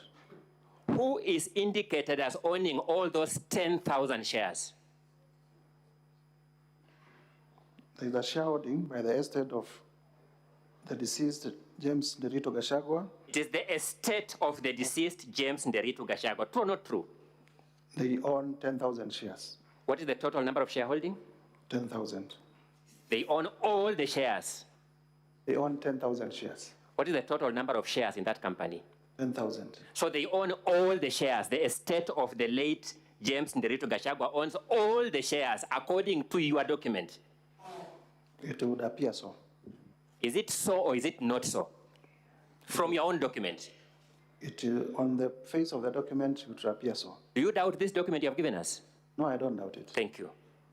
The Deputy President then in defense says, this is a property owned by the estate of my late brother. Is he speaking the truth or not? From your own document.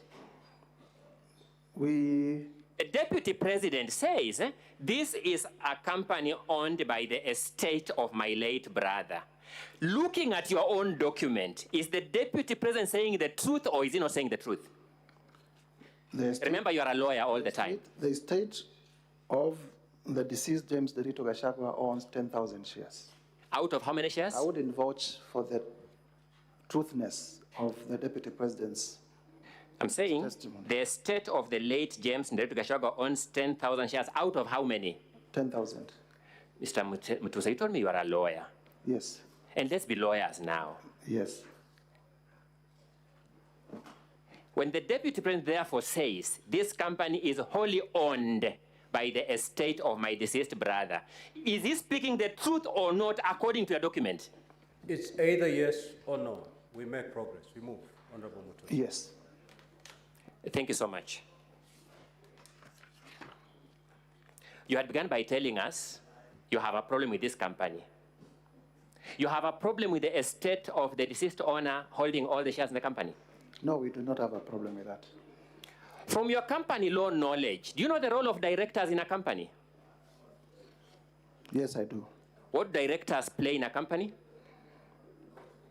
They direct. Directors are management. They manage. They direct the management. Correct. The leadership. What is wrong with these two boys managing this company on behalf of the shareholders who are disclosed? What is wrong against the law?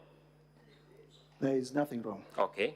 The value of this hotel is part of your 5.2 billion. True or not true? It is. Are you willing to deduct it now from that? Because you can now see who owns it. At the appropriate time, we will show. Are you willing to deduct it? No. Thank you.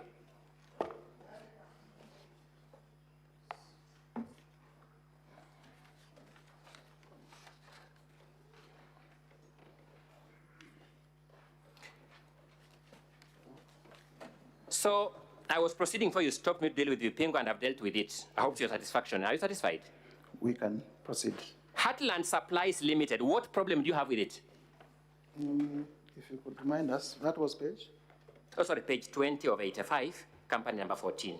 Volume 1, eh? Volume 1, yes.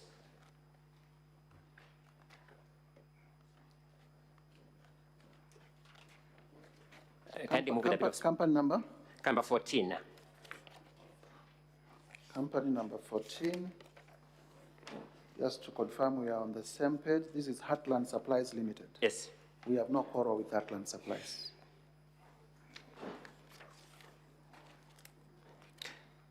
Page 21, paragraph 17, Mothers of the Land Limited. What problem do you have with it? We have no quarrel with Mothers of the Land. Number 18, Pioneer Medical Kenya Limited. What problem do you have with it? We don't have a problem with it. Overleaf, page 22, Reed Furniture Mart Limited. What problem do you have with it? We do not have a problem with it. Royal Crimson Ventures Limited. What problem do you have with it? No, not at all. Technical Supplies and Services Limited. What problem do you have with it? We do not have a problem with it.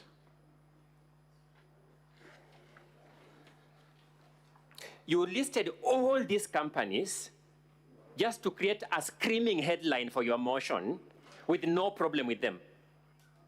We listed all these companies to show that they are associated with persons close to the Deputy President, and that they are companies that are either used or can potentially be used for purposes of corruption and money laundering. Okay. They can potentially be used. The DP intends to use them in future, so this motion is preventive. Indeed, we are addressing fears. You have come here to address fears that DP may use these companies in future to commit corruption. Indeed, yes. That's why you want this Senate to impeach the DP on this ground. We have also shown... No, that's why you want this Senate to impeach the DP on this ground. There are some that we have shown have been used. I've taken through a number of companies, Mr. Mutuse. I've taken the number of companies, yes, one by one. Yes. You have said you have no problem with them. We have no problem with the ones that we have said we have no problem with.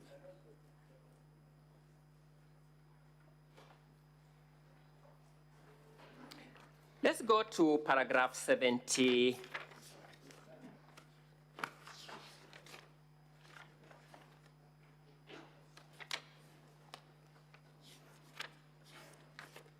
A. 78A.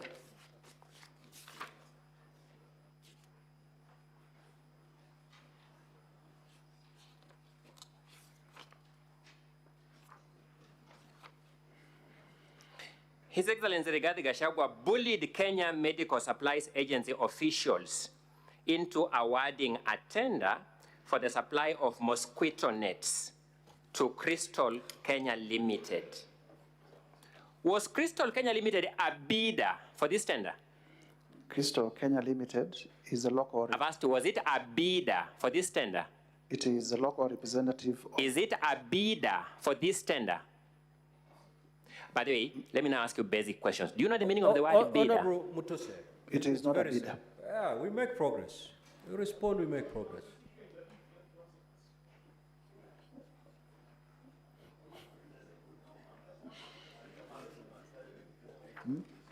So let's read the allegation, the particulars. Yes. It says, His Excellency Rigathi Gachagua bullied Kenya Medical Supplies Agency officials into awarding a tender for the supply of mosquito nets to Crystal Kenya Limited. Was Crystal Kenya Limited, in fact, awarded that tender? They were not a bidder. Were they, in fact, awarded that tender as your ground alleges? No, they were not. So why are you alleging that they were bullied into awarding the tender? Why are you alleging when they were not awarded? The local representative. I'm asking, why are you alleging that they were bullied into being awarded the tender? Because they are the local representatives of Shobika, the company that is under investigation for this tender. Your ground says His Excellency Rigathi Gachagua bullied KEMSA officials into awarding a tender for the supply of mosquito nets to Crystal Kenya Limited, his proxy company, full stop.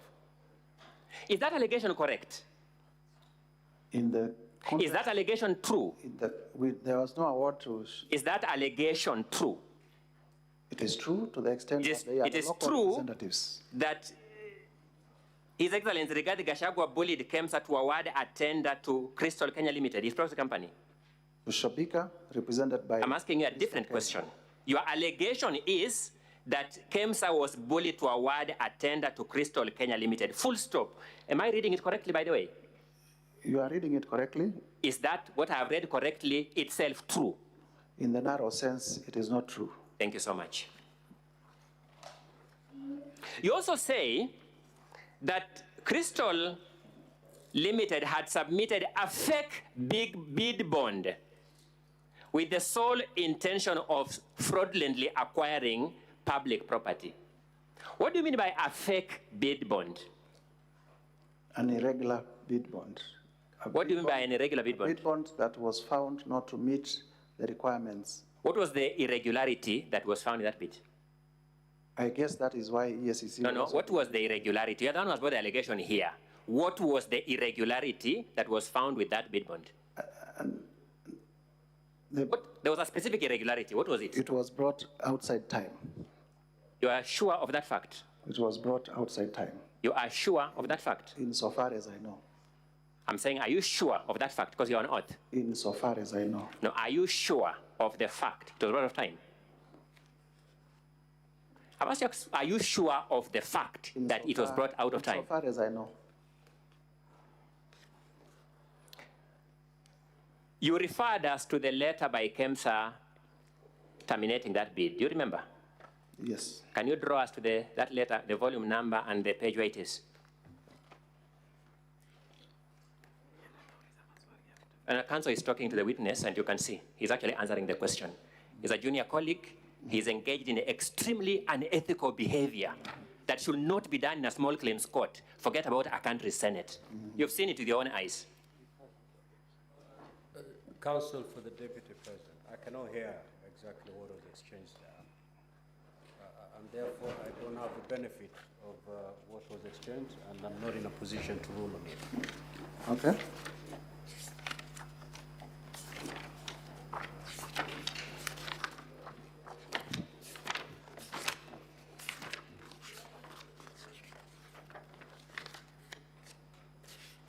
Let's make progress. Yes, I'm coming to you shortly.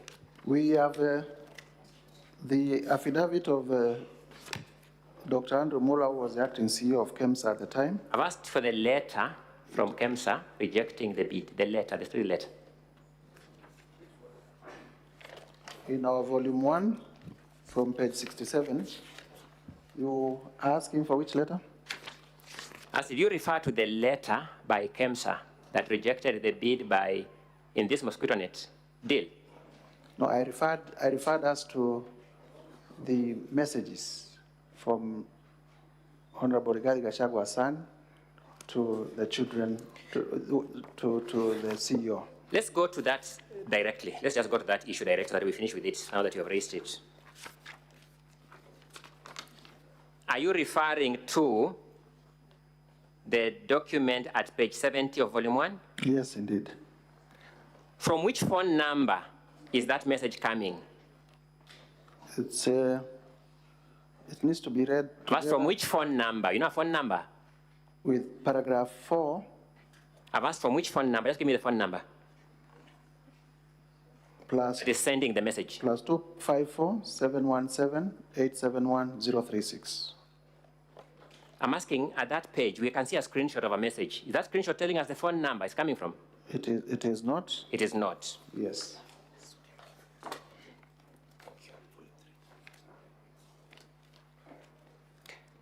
Thank you, Mr. Speaker. I now want to deal with the document I had looked at earlier. Let's look at volume 3 of the governor's, the deputy president's documents. You have it.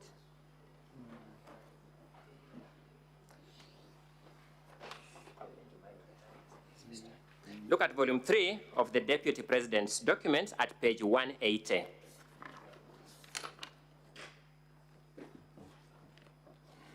Yes, there we are. That is a letter from KEMSA. Yes, on the face of it. It is addressed to Shobika Impex Private Limited. Yes. It is setting out the reason why that bid was unsuccessful. Does it set out the reason? It says, reference is made to the above, sorry, my apologies. We are looking at page 180 of volume 3 of the deputy president's documents. And it's been projected on the screen. For those of us who can read the font on the screen, it's been projected on the screens. It is setting out the reason why that bid was rejected. It is because the tender security was not paginated. Yes, from this document it says so. That's what you are calling a fake bid document. That's what you are describing as a fake bid document. The document you have shown. I'm asking, this reason is what you are saying constitutes a fake bid document. Of course, if the tender security was not paginated, yes, it is irregular. Are you saying it is fake? It is irregular. Then I'm asking a different one. Are you saying you want this sentence to conclude that this attribute, failing to put a page number on a bid document, made it fake? It made it irregular. I'm asking a different, the word you have used in the motion is fake. We are trying the motion. No, but irregular. Thank you. Your statement in the motion, therefore, that was fake is not true. It's false. Your statement in the motion that was fake is false. Strictly, yes. Thank you.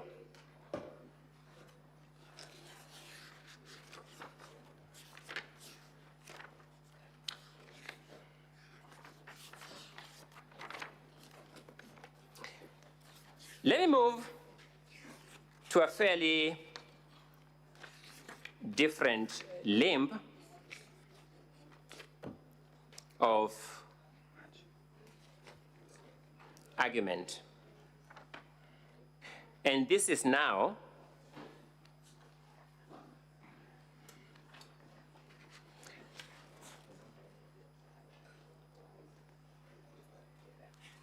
let's go to the question of Olive Gardens Hotel.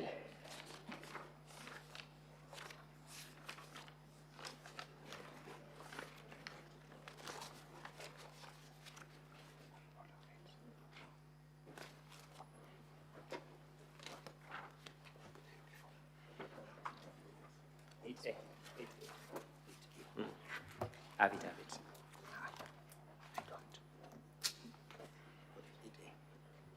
don't have it.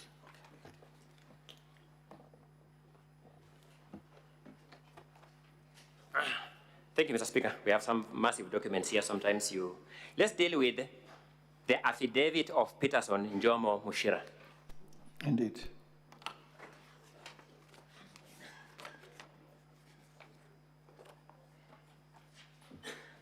According to Peterson Njomo Mushira, how did he acquire this property? Rather, how did his company, that's the correct way of putting it, isn't it?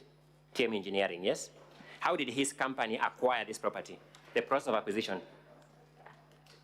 He says he entered into a secret arrangement with the Honorable Rigathi Gachagua to purchase the property on their... Who was purchasing the property? On the understanding that... No, I'm asking a different question. Who was purchasing the property? That TM Engineering. The purchaser of the property is TM Engineering? Yes. Who is the registered proprietor of the property? Let me confirm.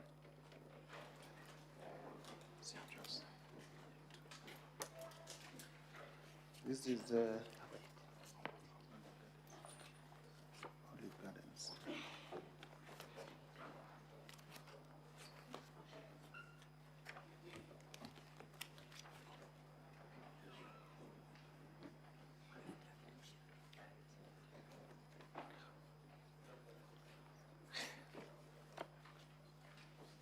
Who is the registered proprietor of the property, Olive Gardens Hotel? I'm tracing the documents. Olive Gardens, the registered proprietor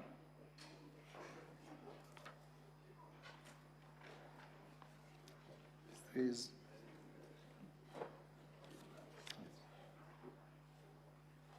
Philip Wanjema Kago. Sorry? Philip Wanjema Kago. Is it? Kindly refer to the page, the volume and the page you're looking at. This is the volume 2A, page 10 of 123.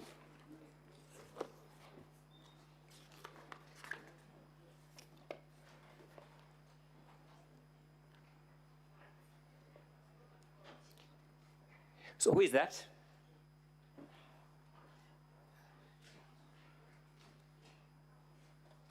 Who is that?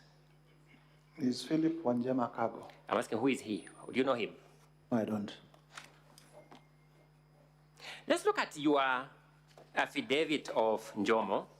Yes. First, you concede, he says the deputy president requested him to buy the property. No, requested him to buy the property as a fact. In the deputy response. I'm talking about what Njomo is saying. Njomo is saying the deputy president requested him to buy the property. He entered into a secret arrangement. No, requested him to buy the property. As a matter of fact, yes? Yes. He bought the property, yes? Yes, on certain terms of a secret arrangement, according to him. That the arrangement was that? That the deputy president would buy the hotel. Would buy the hotel from him. By refunding the money. No, would buy the hotel from him by refunding the money. Yes. Has he in fact bought it?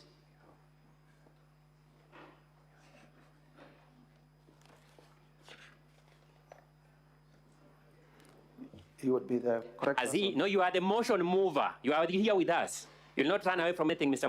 Mutuse. Has he in fact bought it? I would imagine so. Sorry? I would imagine so. When did he buy it? I do not know. Oh, you want these senators to impeach this deputy president on your imagination? I have said, and there is nothing wrong with not knowing. I do not know. Does Mr. Peterson Njomo Mushira say that, in fact, the DP has bought this hotel? Does he say so, that, in fact, the DP has bought this hotel?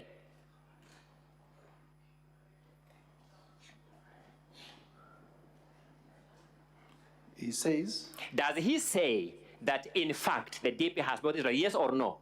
He says... Does he say that the DP has, in fact, bought this hotel, yes or no?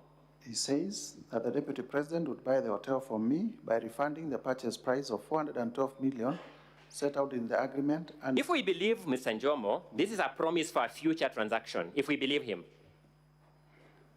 Yes?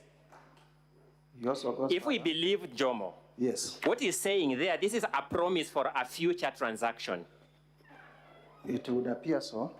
No, on the face of it, it is a promise for a future transaction, not so? It would appear so. But has that future come? Has that transaction happened, to your knowledge? I believe so.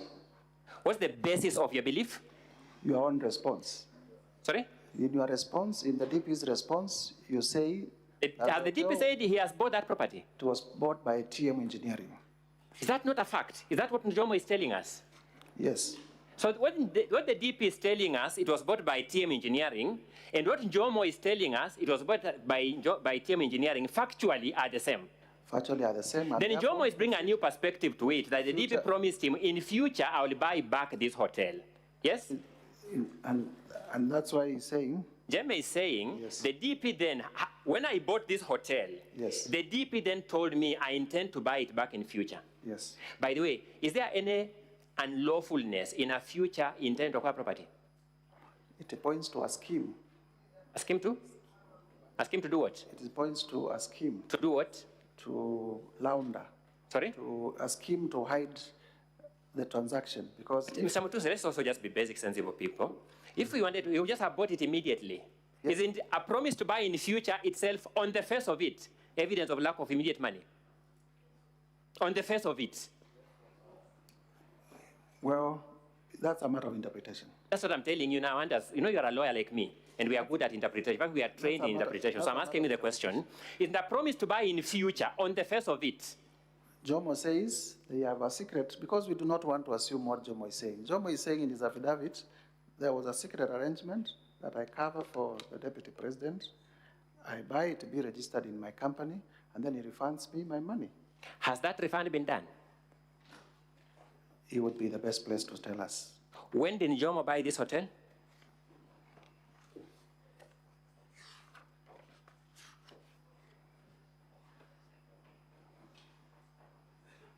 It's around March 2023 from the affidavit. Not true? On around 31st March. More than 1.5 years ago. Yes. To date, your thorough investigation to support a motion to remove the DP from office has not revealed evidence that the DP has in fact bought the hotel. You want us to imagine he has bought it, yes? My allegation is that he bought through proxy, and the proxy says, indeed, I have a secret arrangement with the deputy president to buy the hotel on his behalf as a proxy. And I did not allege that it has been transferred to the deputy president. I said it's an intricate web of economic crimes, white-collar crimes, that are secret. This promise to buy a hotel in future is white-collar crime? Indeed, economic crimes are white-collar crimes. I'm asking, this promise to buy a hotel in future is a white-collar crime? It is part of the scheme to hide the real owners of the property. So let me wind up this argument because my time is running out. You have made hue and cry of the DP's wealth portfolio. At least you know that, isn't it? Indeed. You have also told us that even if we gave him the best possible assumption, he would be having 24 million shillings in his account because that's his salary, yes? The known sources of income. Are you suggesting that the DP became DP impecunious as a pauper? Not at all, but I also... What was his wealth portfolio by the time he became DP? I have several lists. Do you know his wealth portfolio by the time he became DP? During the presidential debate, yes, he did say that he was worth 800 million shillings. He said he was worth 800 million shillings? Yes. And you would question why he would promise in future to buy a property worth 400 million? And I question why... Do you know the formula he wanted to use to buy the property, whether to liquidate his wealth to acquire it? Do you know the formula he wanted to use in future to buy the property? That would be for him to say, not me. I'm asking whether you know. You are the one to establish this charge. Do you know the formula? I have demonstrated that the formula is corrupt and the sources of the wealth are unexplained. Which wealth has unexplained sources that you explained? I have shown. I thought you began by Vipingo, which we have dealt with you. All the way from Nyeri, treetops, all the way to Vipingo. We'll have our time, our day. Sorry? In terms of Vipingo, we will also be able to show. When? We still have time for submissions. Or you're going to call more evidence? No, we are not calling evidence. We'll just point out to the other documents because we were reading documents in isolation. We'll also show other documents that point out to his ownership of the Vipingo Hotel. Mr. Speaker, may I invite my colleague, Mr. Masharia, to pick up from there? And thank you very much. Thank you, too.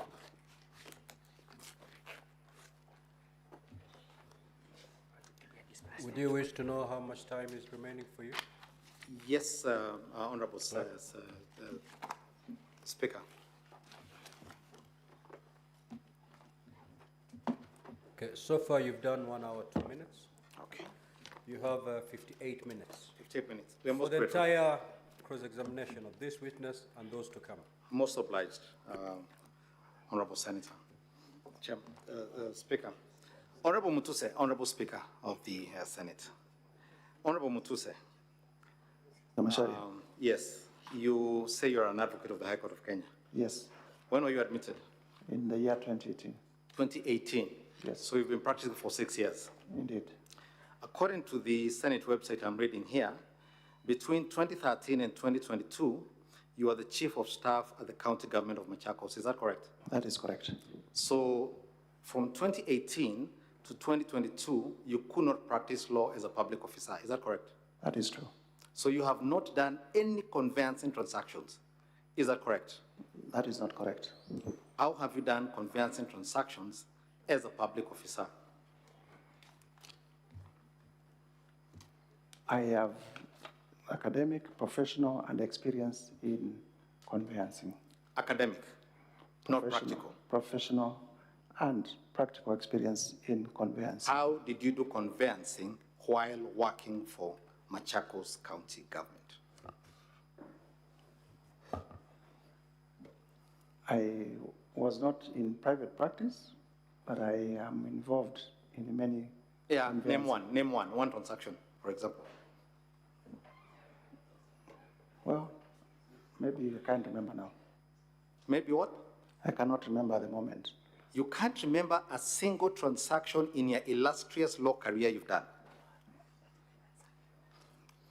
Let's move on. Honorable Mutuse. Yes. On what party were you elected when you came to Parliament? Maendeleo Chapter Party. Maendeleo Chapter Party. Yes. And you were elected in the year 2022. Indeed. Is it correct to state that Maendeleo Chapter Party is a member of the Kenya Kwanza Coalition? Yes, it is correct. Did you sign a coalition agreement to form part of that Kenya Kwanza Coalition? Yes, we did. You did. Do you have any role, any specific role in Maendeleo Chapter Party? No, I don't have. You don't have any role? Yes. I want us to deal with grounds. I believe your counsel led you on what he said jointly were grounds 1, 5, and 6. Ground 1 and 5 and 6 deal with the utterances you stated. And let me get some facts straight from you. You said one of the things that vexes you the most about these utterances, you mentioned sensationally Rwanda, you mentioned Sudan, you mentioned various countries having problems. Is that correct? Yes, indeed. And you said that my client, the deputy president, was a DO in Molo during the clashes. I said, it is said that he was a DO in Molo during the It is said? Yes. So this is not a fact? Yes or no? It is not correct that he was not a DO in Molo. I do not know it out of my own information, but it is public information. What do you mean by public information? Either he was a DO or he was not. Can you confirm yes or no? Was he or wasn't he? Or don't you know? He was a DO? He was, no, Molo, please, let's not waste time. Was he a DO in Molo or was he not, to your knowledge? It is publicly alleged that he was a DO in To your knowledge, not to the public, to you, Mutuse MP Kibwezi, was he a DO in Molo or not, to your knowledge? I believe so. I'm not asking for your belief or imagination. Do you know or do you not know? Well, I do not have it as a matter of fact. Okay, let's move. Now, you confirm that you are a member of the Kenya Kwanza Coalition. Yes, indeed. Please go with me, if you will, Yes. to page 417, honorable members, 417 of volume 3 of the Deputy President's documents. That one.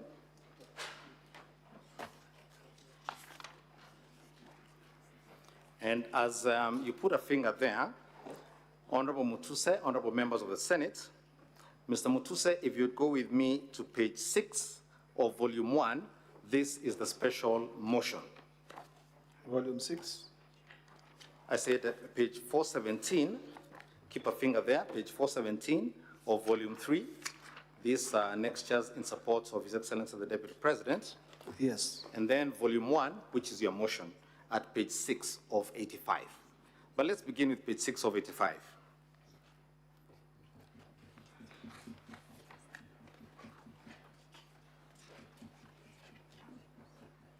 You're there, page 6? Yes, I'm there. You're there.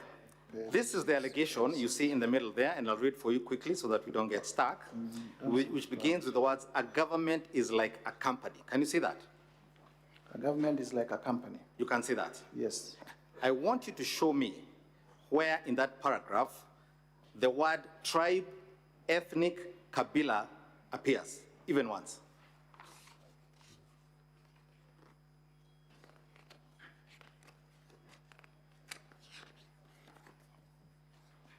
It is not there. Go to page 7, overleaf. Can you see the sentence beginning, haiwezekani mtu ambaye alikuwa akikupiga kelele akichunga? Can you see that? Yes. Show me where the word kabila, tribe, or ethnicity appears. It is not there. Paragraph 13. A government is like a company. Can you see that at page 7? Yes. Show me where the word tribe, ethnic, or kabila appears. It is not there. Let's go to page 8. Sisi lazima tungeangalia nyinyi. Hii serikali ni kampuni na hii ni shares. Si ndio? Can you see that?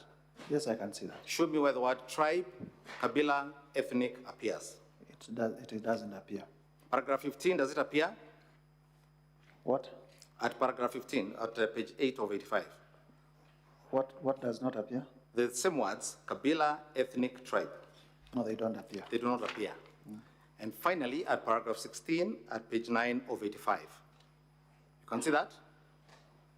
Let me read through.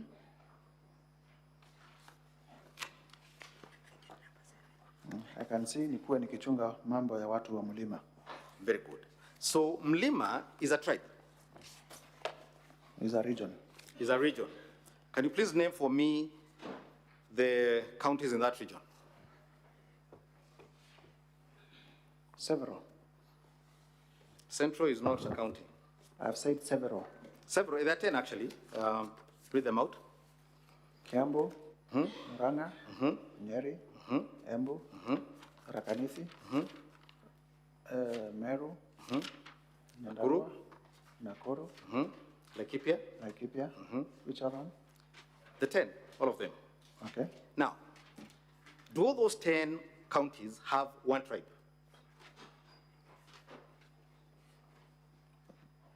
To your knowledge? They do not have one tribe. Thank you. Now, would you agree with me that the government or the party or the coalition that is the majority in the Senate and in the National Assembly is the Kenya Kwanza Coalition? Yes. So the ruling party is Kenya Kwanza? The ruling coalition. Is the ruling coalition? Yes. And they rule because they are a majority? Yes. You agree with that? Indeed. Very good. Now, to your knowledge, if you now go with me to page 417, is a letter, can you see that? Page 417 of volume 3 of the Deputy President's documents. Can you see that? Yes. It is addressed to the Office of the Registrar of Political Parties Yes. And it is signed by our professional colleague, Professor Kithure Kindiki. Can you see that? Council for Kenya Kwanza Alliance Coalition.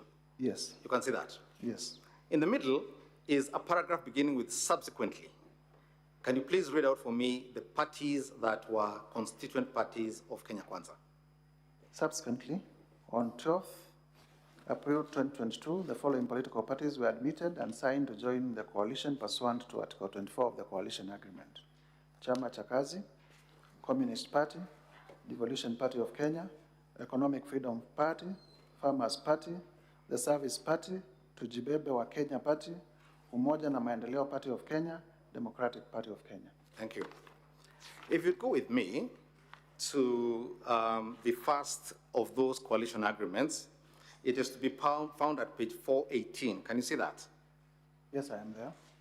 At the very top there, under the date, who are the constituent, who are the parties that have signed this agreement?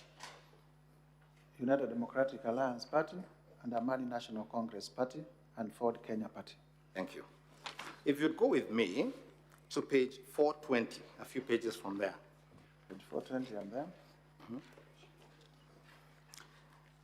Paragraph C, Article 5, Paragraph C. Please read that out fairly quickly.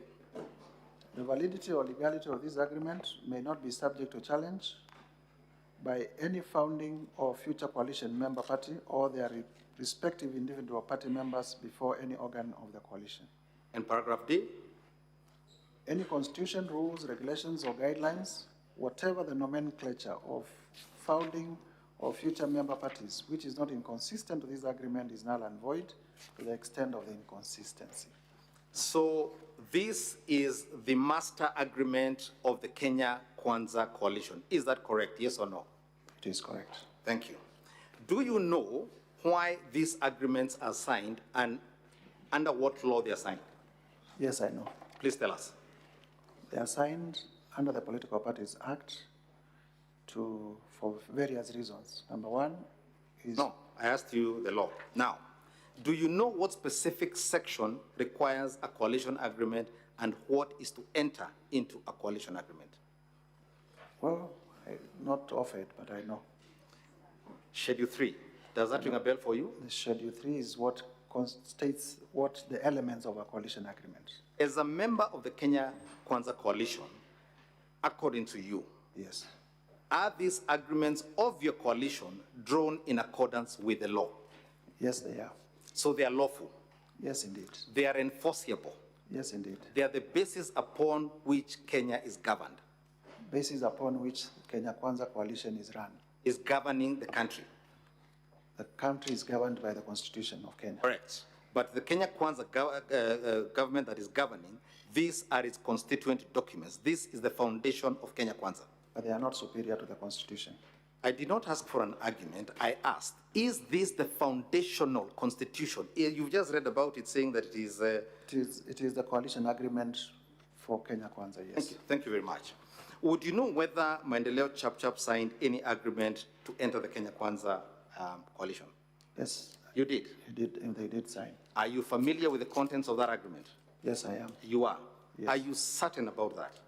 Yes, I know. Very good. Then let's first go to the documents we're reading here. Let's begin at page 426. Page 426? Yes. I am here. Article 19, can you please read the heading? Article 19, sharing of county assembly responsibilities, leadership. Sharing. Sharing. Very good. Article 20, please read the heading again. Sharing of leadership of parliamentary committees. Sharing. Yes. Let's go to Article 21. Sharing of national government responsibilities. Let us start with A. UDA shall nominate the coalition's presidential and deputy presidential candidates in the general elections of 9th August 2022. Did UDA provide the president and deputy president for Kenya Kwanza Coalition? Yes. They did? Yes. So that part of the agreement was implemented? Yes. Very good. And then you can see at Article 21, the functions of the deputy president is to chair committees, oversee implementation of cabinet decisions, and so on. Would you know whether this particular section was implemented or not? The In terms of the functions of the Deputy President? Yes. Would you know? Yes, to the best of my recollection, it was put into effect through an executive order. So that was also implemented? Yes.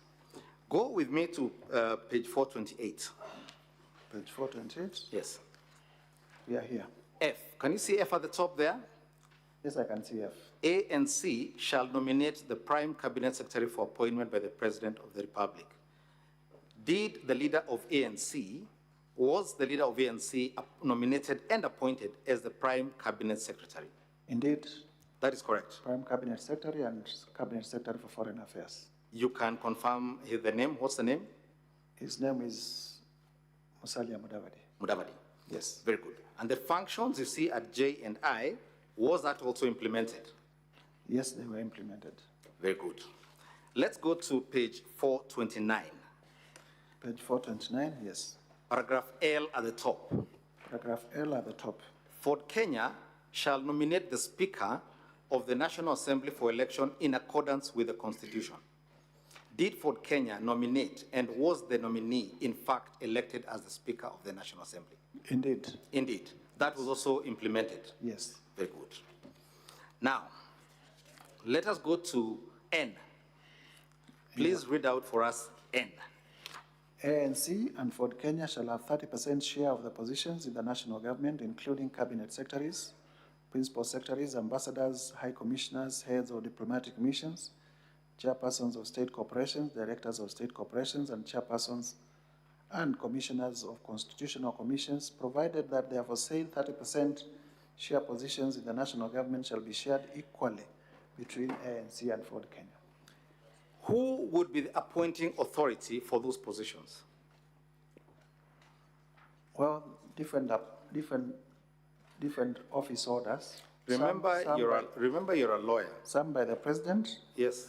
Others by cabinet secretaries appointed by the president. And In fact, others through Public Service Commission by way of competitive. Now, but ANC and Ford Kenya were promised 30% share positions in all these positions. Indeed. Is that correct? Yes.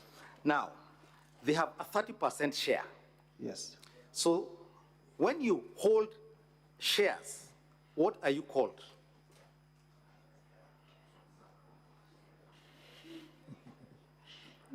Okay. In a company, they are called shareholders. I do not know what they are called in a political party. I'm talking about English. When you hold shares, what are you called? Shareholder. Thank you very much. So ANC and Ford Kenya are 30% shareholders in Kenya Kwanza, correct or not? They are 30%. You have just told us when you hold shares, you're a shareholder. Please, Mr. Mutuse, do not fear. Speak the English. Okay, they are 30% shareholders. They are 30% shareholders? Yes. Thank you. Let's go to Article 22. But not in a company. Mr. Mutuse, please answer the questions when you asked. Let's go to Article 22. My apologies. Let's go to Article 22. Please read paragraph, the one that begins with pursuant. Pursuant to the principles of equity, national development, and fair allocation of national resources, the Kenya Kwanza Alliance administration shall endeavor to fulfill the following developmental obligations in the ANC and Ford Kenya strongholds of Western Kenya within the electoral period starting 2022 and ending in 2077 on a priority basis. Stop there. Please tell me, what are the ANC and Ford Kenya strongholds in Western Kenya? As a member of the coalition, please tell us. Come again. What are the Ford Kenya and ANC strongholds in Western Kenya? Western Kenya? Yeah. Read for us the counties. Oh, you want counties? Of course. That would be the county of Bungoma, the county of Kakamega, the county of Vihiga, the county of... which other one? I am the questioner, you're the motion mover. Please answer. Now, primarily those ones. These are priority projects for one region, correct? Yes. And this is a shareholders agreement, correct? This is a coalition agreement. Coalition agreement. It says shares. You've just told us that here yourself. Because it has a heading. Now, let's read the projects. Go to A. Completion of all existing incomplete or stalled bitumen road projects within the aforesaid counties is at 9th August 2020. Let's stop. These are projects for one region, correct or not? Yes. Would you say, as you have alleged here, that by Kenya Kwanza focusing on one region, certain projects, what you are accusing the Deputy President of saying must be implemented, how does that cause disunity or ethnic strife? As a member of Kenya Kwanza, you're a member, you're the ones who say this. Tell us what you had in mind. This is in promotion of regional inclusivity of all regions in the national development. But we're talking about Western here. Can you please show me in this document where other regions are mentioned? Please go through it quietly. Take a minute. It ends at page 433. It starts at page 418. Show me one other region mentioned there by name in the whole document.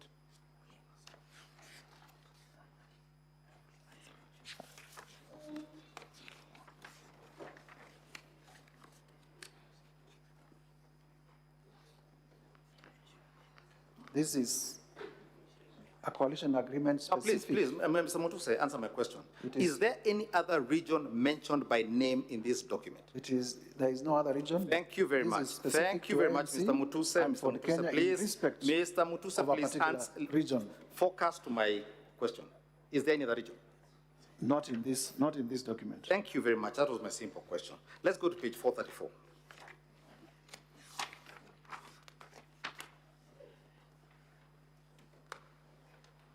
Who are the signatories to this agreement? Several. Name them. William Ruto. Yes. Musalia Mudavadi. Yes. Moses Wetangula. Veronica Maina. Simon Gikuru. And Chrysanthus Wamalwa. And it is witnessed by who? Professor Kindiki. Do any of these persons bear the blame as you pile on the Deputy President for causing ethnic strife by focusing on one region in a document? None of them has made pronouncements to similar to. They're in the document. This is an agreement, and it has been implemented. And none of them has a motion on the impeachment. So let me understand this, and be careful with the answer here. Yes. Your problem with the Deputy President is that he spoke out aloud what was written in the agreement that formed the government. Yes or no? There is no way I've... No, yes or no, Mr. Mutuse? The Deputy President has not said the people of Western have not been given what... No. He spoke about shares. We've read. He said everybody deserves their share. So it is in the agreement you've confirmed. But we have also to be faithful to the agreement. We have to be faithful to an agreement that gives shares. A coalition agreement. But we mustn't talk about it. The Deputy President is not accused of saying the people of Western Kenya have not gotten their share. Let us go back to your document, Mr. Mutuse. Please. Go back to page 7. Page 7 of volume? Page 7 of volume 1.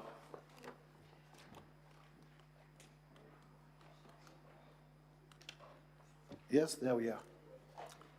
A government is like a company. I did not say it is a company. I said it is like a company.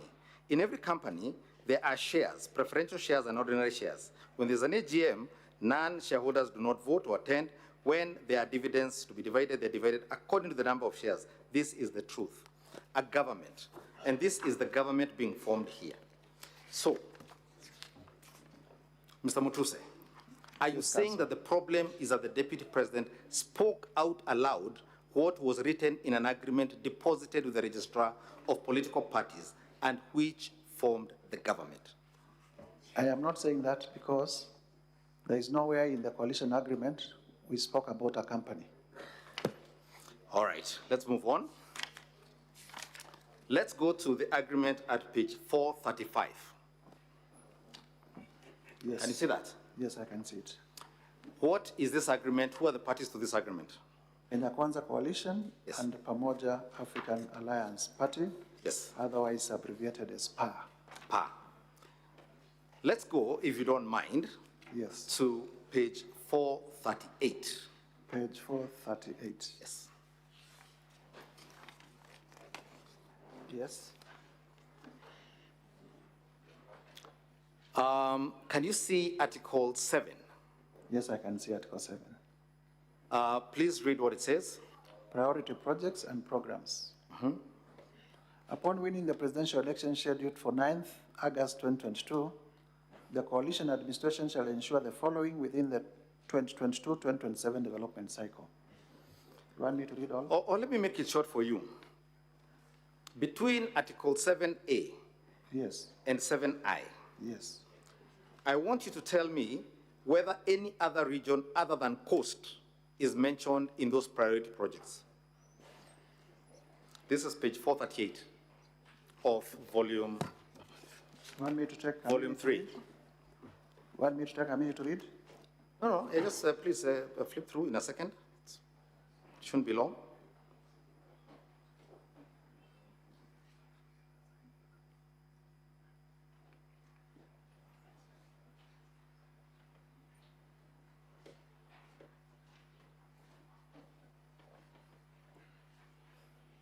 Let me help you.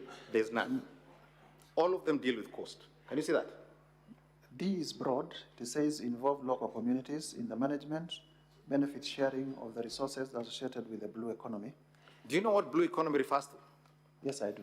Is there a blue economy in Makueni? There is a blue economy in Kisumu. Very good. So this deals, other than the D, the rest of it is all cost.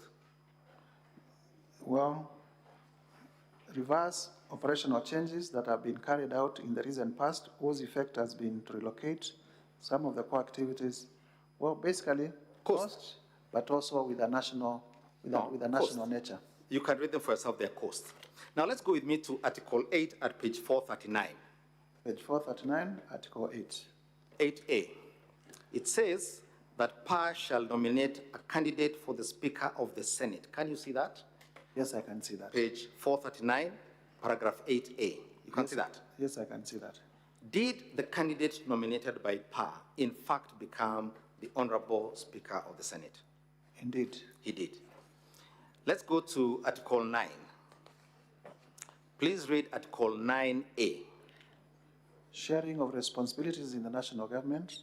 Upon the coalition winning the presidency of the Republic of Kenya in the general election scheduled for 9th, PAR shall submit one qualified nominee for appointment as principal secretary in accordance with the applicable law and procedure for appointment. So PAR was allocated one principal secretary position as its share of national government. Is that correct? According to this agreement, yes. Thank you. Let's go to a very interesting one. Go to paragraph 9C. Yes. Please read 9C. PAR shall be entitled to nominate other qualified persons for appointment for positions in the national government, including principal secretaries, ambassadors to high commissioners, chairpersons of state corporations, chairpersons of constitutional commissions, and other appointive officers commensurate with the number of members of National Assembly and senators that will be elected on PAR ticket vis-a-vis the total number of elected under the ticket of other coalition constituent parties. In simple English, when the number of the national government positions for PSs, ambassadors, state corporations, and etc., including constitutional commissions and other appointing offices, will be allocated to PAR commensurate with the number of members of National Assembly and senators, doesn't that mean that PAR will be allocated positions based on how well it does in the election? Yes or no? Yes. Let us go to page 440 again and 441. You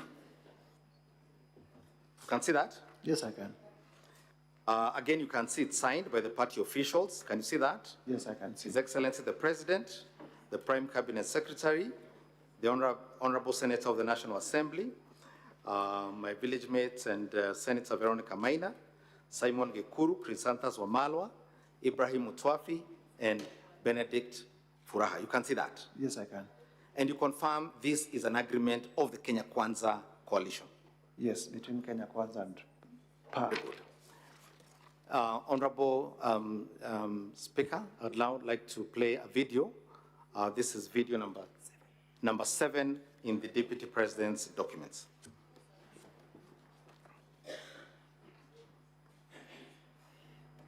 Hapa Murang'a mumenipatia waziri ambaye anasimamia fedha yote ya Kenya. Anaitwa Profesa Njuguna Ndung'u. Hapa Murang'a mumenipatia chairman ambaye anakusanya ushuru yote Kenya. Anaitwa Bwana Maura, anatoka hapa Kandara. Na nyinyi watu wa Murang'a, waziri wa maji ndio huyu yuko hapa. Kwa hivyo kama kuna watu shareholders wakubwa wa hii serikali ni watu wa Murang'a. Na hiyo kazi ingine yote tutahakikisha kwamba inatimia. Stop Watu wa Murang'a tumekubalia. Honorable Mutuse. Answer. Who was speaking in that video? The President of the Republic of Kenya, William Ruto. What words did he use? What did he say to the people of Murang'a? That he has appointed many of their locals into his government. Did he say, nyinyi watu wa Murang'a ni shareholders wakubwa wa hii serikali? Yes, he did. He did? Yes. And what, among other things, is one of the primary duties of the Deputy President? To deputize for the President. To assist the President? Yes. When the Deputy President assists the President in talking about shareholders, how does that become an impeachable offense that does not attach to his principal, the President? That is not one of the functions assigned to the President by the Constitution. It is one of the functions in your founding documents. So he's assisting him in that function. It's politics. What is the problem with that? He's the deputy party leader. For order. Well, I wouldn't know that. You wouldn't know? Yes. Let me ask you. Before you filed this motion of yours, which my colleague Elisha Ongoya calls false, he used some other words. I can remember them. You can remember them? Yes. You want to, now that you know what you have done, what are they? No, I can remember Ongoya's words. What are they? Now that, describe yourself. What has he used? What was it used? Go ahead. You can ask him for assistance. Now, when you say that the Deputy President used words in support of something the President himself said, how does that become insubordination? I have not said that the Deputy President used words in support of what the President said. So when the President says to the people of Murang'a and not to the people of, say, Makueni, that nyinyi ni shareholders wakubwa wa serikali, is the President's words likely to incite ethnic hatred, violence? Rwanda, are the President's words likely to turn us to Rwanda, as you suggested? The President is not on trial. Sorry? The President is not on trial. Oh, I see. So his assistant who assisted him do the thing. Counsel for the Deputy President, you have 30 minutes. I'm most obliged, Mr. Speaker.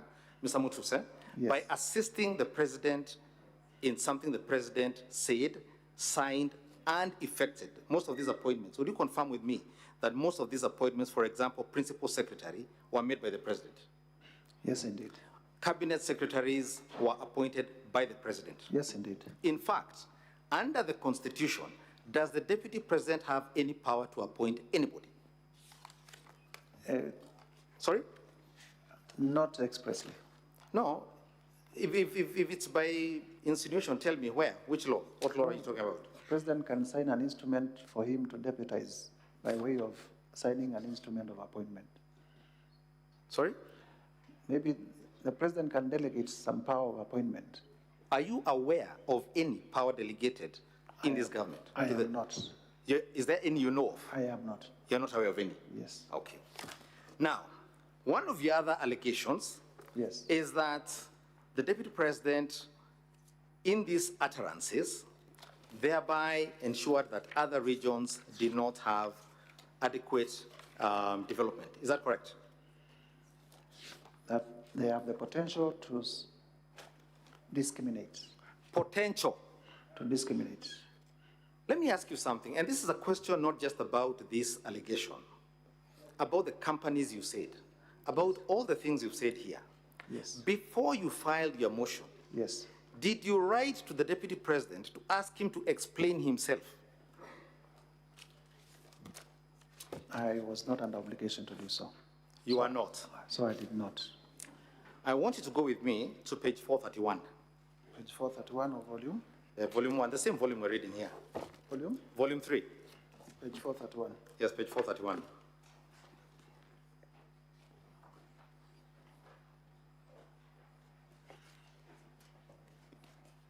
I'm on You're there, page 431. Page 431, yes.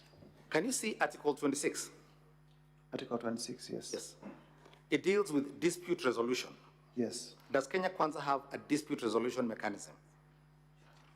I believe so. Did you attempt to invoke that mechanism? This is not a dispute.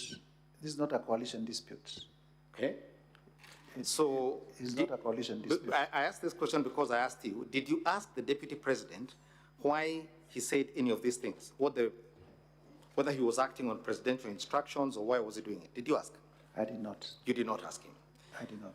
Did you ask him about these companies you are saying, what he does with them? I did not. You did not. Did you ask him about these companies, these parcels of land? Did you invoke your Article 35 rights to find out the truth? I did not. So you just jumped straight into these allegations with a motion that has animated the whole country with rumors. There is no requirement for me to write to the Deputy President to ask for any clarifications. Let me get this right. You're saying there was no obligation on you to verify the facts before filing the motion? I verify them with the necessary organs of the state. What are the necessary organs of the state you verify them with? Registration of companies. Yes. They are able to verify ownership with the business registration services. Yes. And others. All right, let's go to another area now. I want you to go with me to page 497. Page 497 of volume 3. Please go with me to page 497. Go to page 497. Yes. You're with me there? Yes, I am. Page 497, can you read at the top there what it's called? Kenya Yes. North and Northeastern Development Initiative. Yes. NEDI. NEDI. Mission Aid Memoir. Yes. March 27th. Yes. To April 6, 2023. As far as you're aware, does the Deputy President come from Northeastern Kenya? No, he doesn't. He does not. If you go with me, you can see this is about frameworks for how that area will be developed. But I want you to go with me first and foremost to page 500 and page 501. 500 and 501. Yes. Yes. You can see that? Yes. Now, you can see there are 28 programs that were being undertaken under that program. Can you see that? Yes, I can. You can see that? Yes. Now, go with me then to page 502 and 503. 502 and 503. Yes. A list of participants. A list of participants. You can see that? Yes. The top 10 participants are from which office? Office of the Deputy President. And there are many other leaders of Kenya there. Can you see that? Page 502 and 503. And people from different communities, I can see. You can see that? Yes. I want you now to go with me to page 505. Yes. Can you see Annex 2 at the top there? Active NEDI projects data. You can see that? Yes. It lists a name and then it has World Bank funding financing US $1 million. Can you see that? Yes, I can. Can you see NEDI share in US dollars? Yes.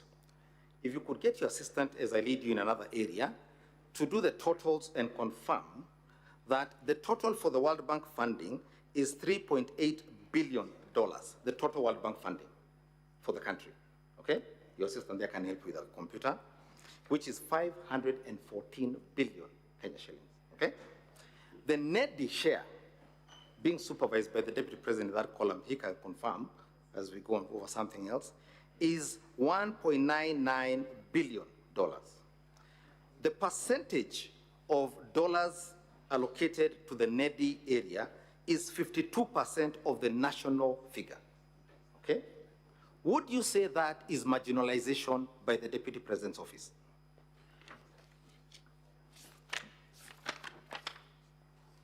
This is not a program by the Deputy President. It is a program by the government of Kenya. Fantastic. You raise a very important point. You know, government has no money. Government has taxpayers' money. Indeed.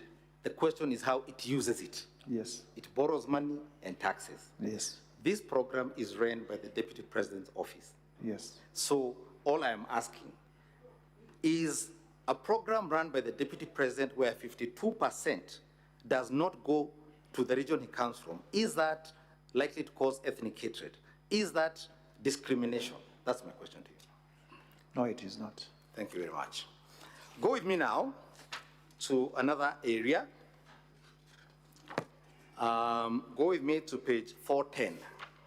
Page 410? Yes, 410. Honorable Mutuse. Yes, Counsel.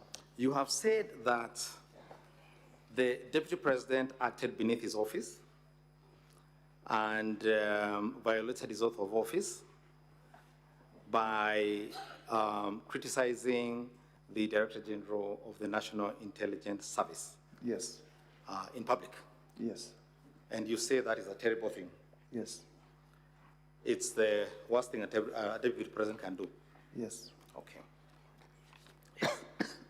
Now, if you'd go with me to the constitutional provisions that deal with security, I believe that's Article 2.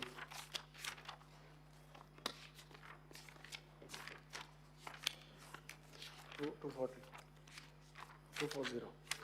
The National Security Agencies. National Security Council. Not the National Security Council. Or National Security. Article 238. Please read, if you will, Article 239. Do you have the Constitution there with you? I do not have at the moment. I will lend you mine. Please read Article 239, Sub-Article 3. 239, Sub-Article 3, National Security Organs. In performing their functions and exercising their powers, national security organs and every member of the national security organ shall not act in a partisan manner, further any interest of a political party or cause, or prejudice a political interest or political cause that is legitimate under this Constitution. Thank you. And so if a senior member of any security agency were to, if I could have back my Constitution, if a senior member or any member really of any security agency were to engage in that activity, that would be unconstitutional. Indeed. It would be worthy of criticism. Indeed. Now, Mr. Mutuse, you are a lawyer and a leader in this country. Are you familiar with Kenya's first Director of Intelligence, Mr. James Kanyotu? Mr. James Kanyotu, I have heard much about him. Are you familiar with a saga in Kenya called the Goldenberg Commission? Yes, I am familiar with the Goldenberg Commission. Was Mr. Kanyotu brought before the commission to explain his role in that commission and his role in that saga? But not when he was in office. I'm asking, was he brought there? Yes, indeed. Thank you very much. You're familiar with the former Director of Intelligence called Brigadier Gachagua? Yes, indeed. During the Waki Commission, there was Brigadier Gachagua called to give evidence before the Waki Commission to explain the role of the security agencies in post-election violence? Yes, in a commission. In a commission. In a commission. He was summoned. In a commission, summoned by a commission. A public commission. Public commission. Yes. That was formed pursuant to the laws of Kenya. Okay. Number 6. Now, you're with me at page 410. 410, yes. You can see that is a newspaper article. Yes. What is the headline? This is On the face of it, It can only be on the face of it, Mr. Mutusa. We don't need to use extra adjectives to explain obvious things. What does it say? Ruto, I was locked out of Security Council meeting 3 years ago. Thank you. What is the date of that article at page 410? It's on the extreme right. This is on 7th of July. Yes. Yes. Let's go to page 411. Page 4? 11. Yes. Please read that article in full. UDA presidential candidate William Ruto on Thursday said he was excluded from attending the National Security Council meeting 3 years ago.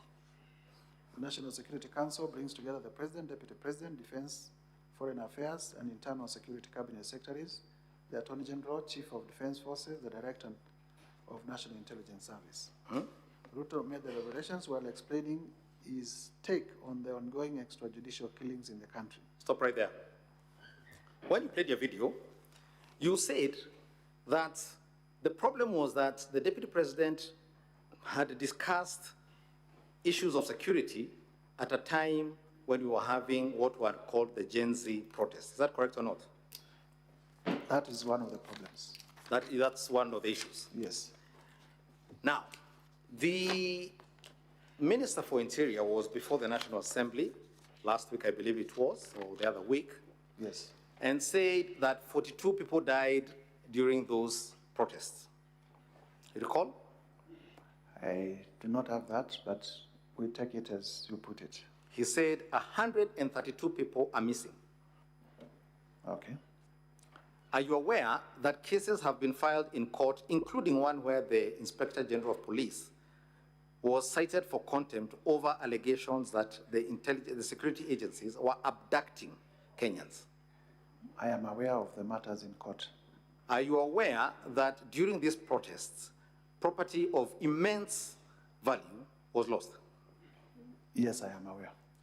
Did the President of the Republic of Kenya dismiss his entire cabinet as a consequence of those protests?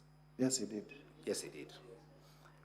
Are you aware, as a member of parliament, that the World Bank and the IMF, as early as January 2024, sent a document to the government, a public document available on the website, indicating that the introduction of the reforms in the Finance Bill 2024 would lead to protests? Are you aware of that?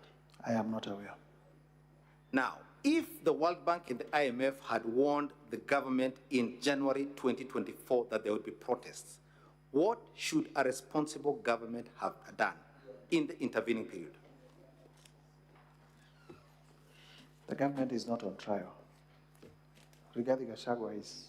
That is not my question. My question was, what should a responsible government and security agencies have done? I can't tell because I am not part of them. I'm not in the executive. I see. Let's go back to my article at page 411. There is a sentence beginning at the same time. Start there.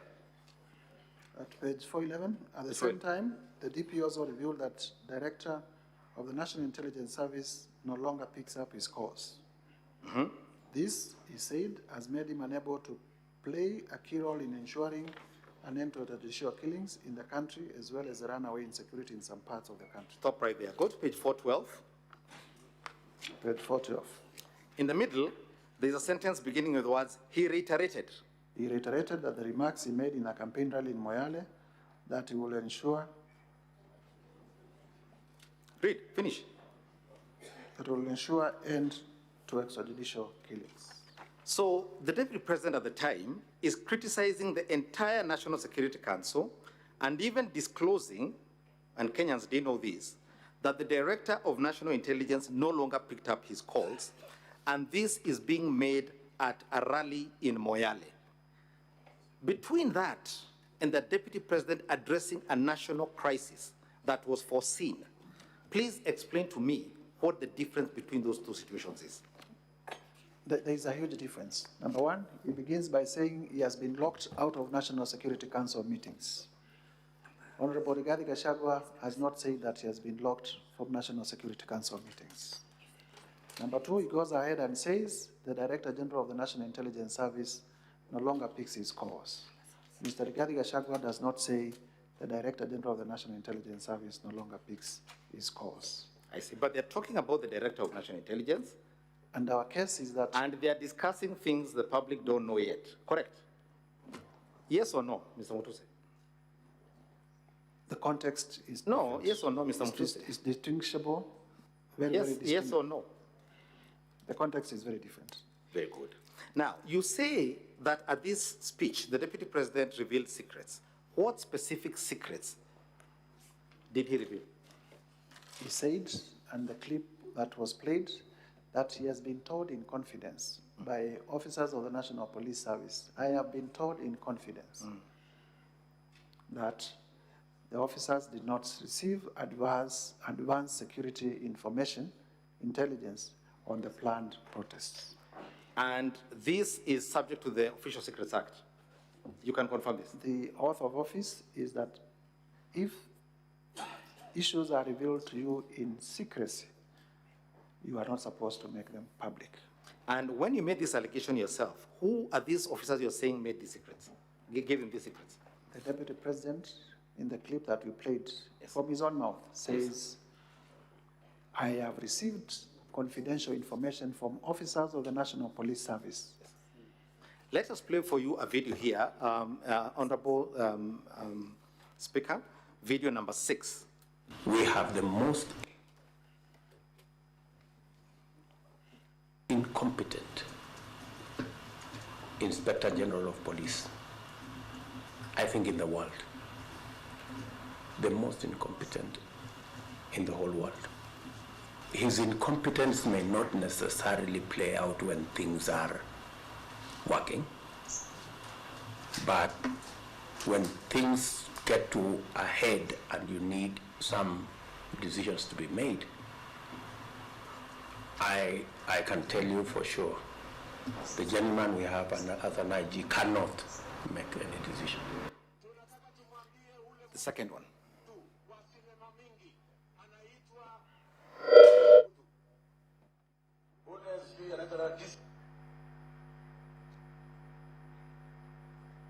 Tumwambie ule mtu wa sinema mingi anaitwa nani ule mtu? Ule sijui anaitwa DCI, ule anaitwa nini? Ule mtu anaitwa Kinoti. Awache ujinga. Huyo bwana Kiboti awache ujinga. Sio kama tunaelewana. Huyo Kinoti hakuna kitu amefanya kwa hii kesi ya kisiasa. Yeye ni mtu ya sinema. Anaendesha makesi kwa magazeti, anatuandikia barua, sijui barua ya kilomita ngapi. Mr. Kinoti, please save your time. Stop writing to us long letters. Leave matters of elections to IEBC. You have no business in IEBC. You have failed as DCI. We don't want you to fail our elections. Tunaelewana? Huyo bwana Kinoti awache hiyo ujinga yake anaendesha pale. Kwa sababu natukasirisha huyo bwana Kinoti, tunataka tumwambie awachane na watu wa IBC wafanye hiyo uchaguzi. Alipatiwa kazi. You can stop there. Yes. Do you recall in the 2 years the Deputy President has been in office? Yes. Where he called any public servant in the security sector awache ujinga? I don't recall. Not one. But I also know... I'm asking us, I just asked you a simple question. This was on a campaign trail. I just asked a simple question. So you don't recall any? I don't recall. Yes. Do you recall him ever speaking in that tone to any officer? I don't recall. Thank you very much. And there is no motion. I'll hand over this, Honorable Speaker, to my colleague, Mr. Victor Swanya Ogeto.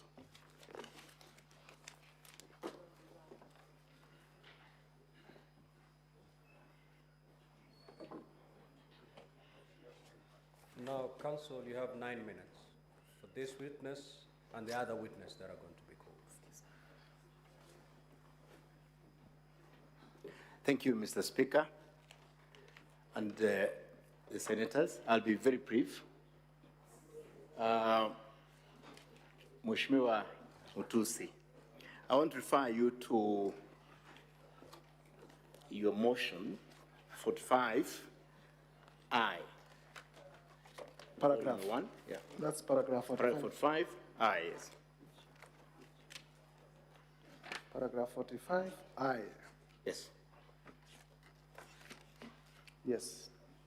Can you read it for us?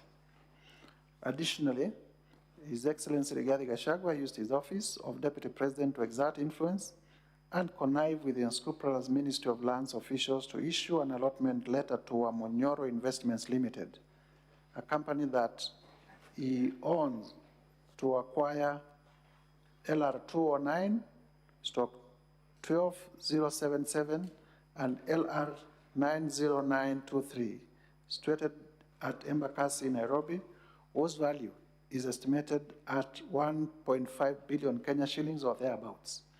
After that, this company used the fraudulently acquired documents to support a court case at the expense of the legitimate owner of the property. Very good. In your allegation, you have alleged that the Deputy President connived with unscrupulous officials of the ministry. Have you placed any evidence to this House or anywhere in the bundles naming those officials? I did not place, but as far as I can remember, there is information that came through Mr. public Mutuse, participation. please, because of time, I think I want you to answer yes or no, so that you can proceed. Have you placed any evidence? In my motion, no, but in the documents containing the public participation, yes. Thank you, Mr. Mutuse. Now, how many letters of allotments were given to Wamunyono Investment? I do not know. You don't know? Yes. Okay. Have you placed to this House any letter of allotment as evidence? I haven't. You have not? Okay.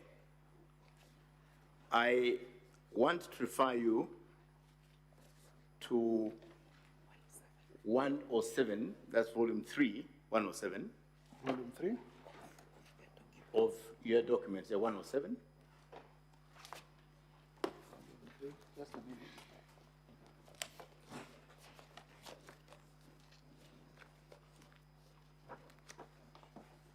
Page 107. 107, yes. 107, and I want 107. Are you there? That is NLC determination. Volume 3, page? Volume 3, page 107. Volume 3 of our documents or of your document? Of our documents. Your documents? Yeah.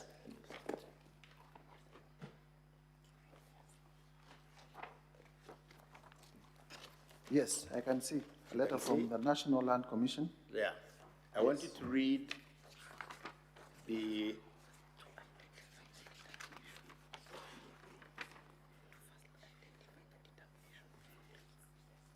So, do you identify this determination? Yes, I do. It's from who?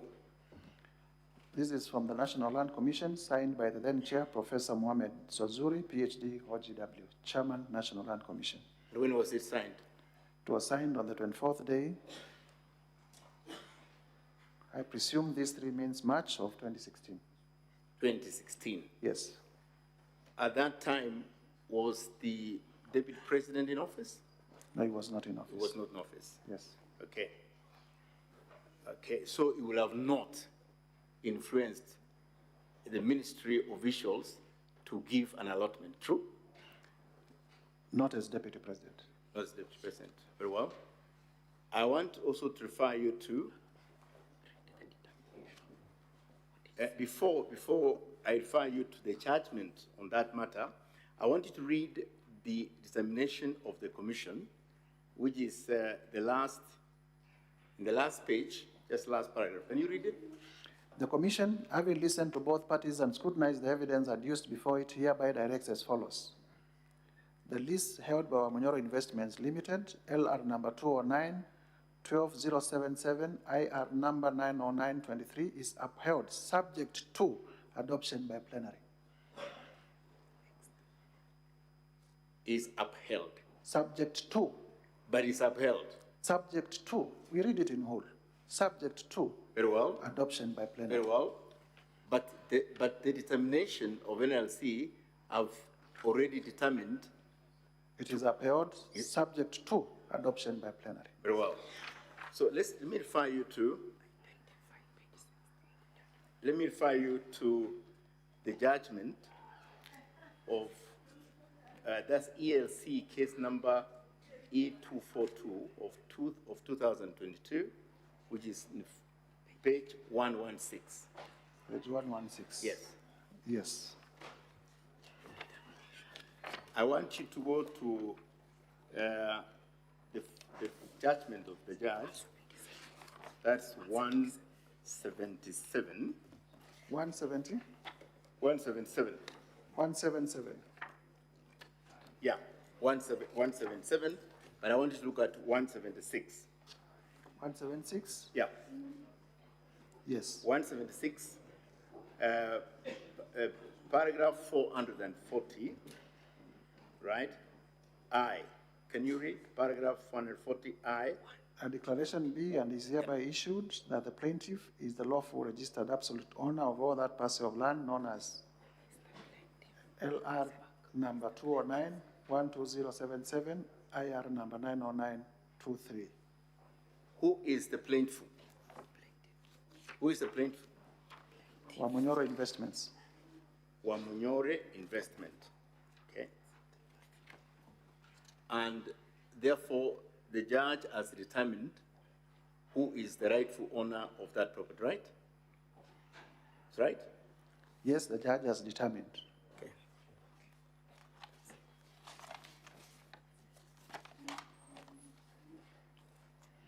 Okay, now,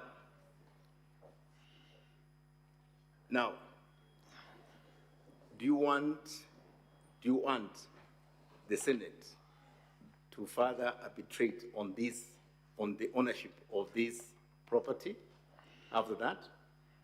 Is that your position? Indeed. Our claim is that, as you have referred us. Is that your position? Yes. It is your position? It is our position. Even after you've seen the determination both from the court and from the NLC? There is no plenary adoption of the NLC determination. Subsequently, we have made allegations which will be proved that the letter of allotment came long after, and it is the letter that was used to support, to lead the court to make this decision. Very well. That's all, Mr. Speaker. Thank you so much. I thank you. Counsel for the National Assembly, you may re-examine the witness. But just to remind you, you have 40 minutes to conclude your entire case. Mr. Speaker, we have no questions in re-examination for this witness, so we propose to call our next witness. That is Dr. Andrew Mulo. Very well.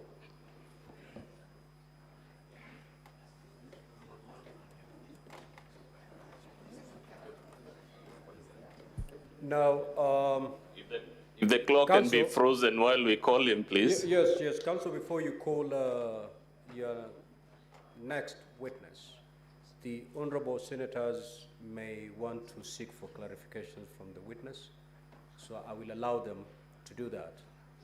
When they're done, then you can usher in your second witness. Much obliged, Mr. Speaker. Now, honorable senators, you have 2 minutes to do that, and we are going to do that. I'm going to allocate 20 minutes for that exercise.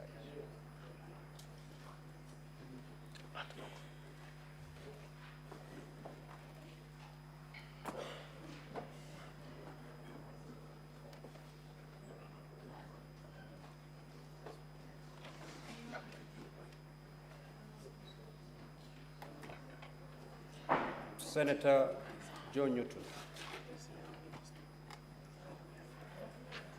Not present. Senator Soti.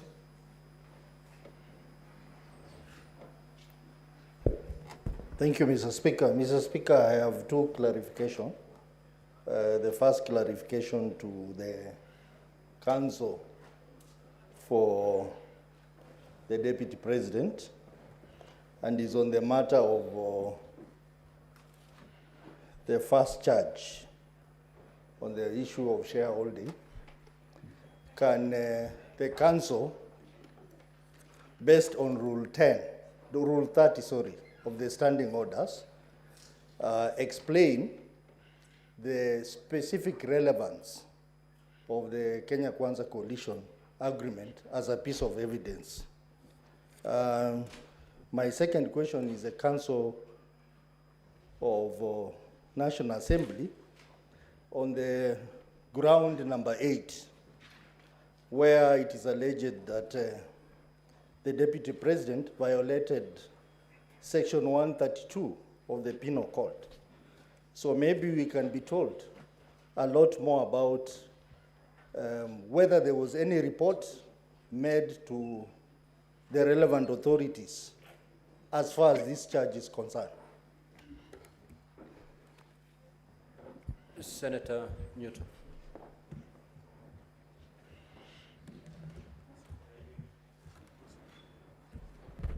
Thank you, Mr. Speaker. I rise to seek some clarifications from the Honorable Mutuse. Very fast, Mr. Speaker. First of all, what led him to, if he did, to think of auditing the wealth of the Deputy President? Was he auditing institutions?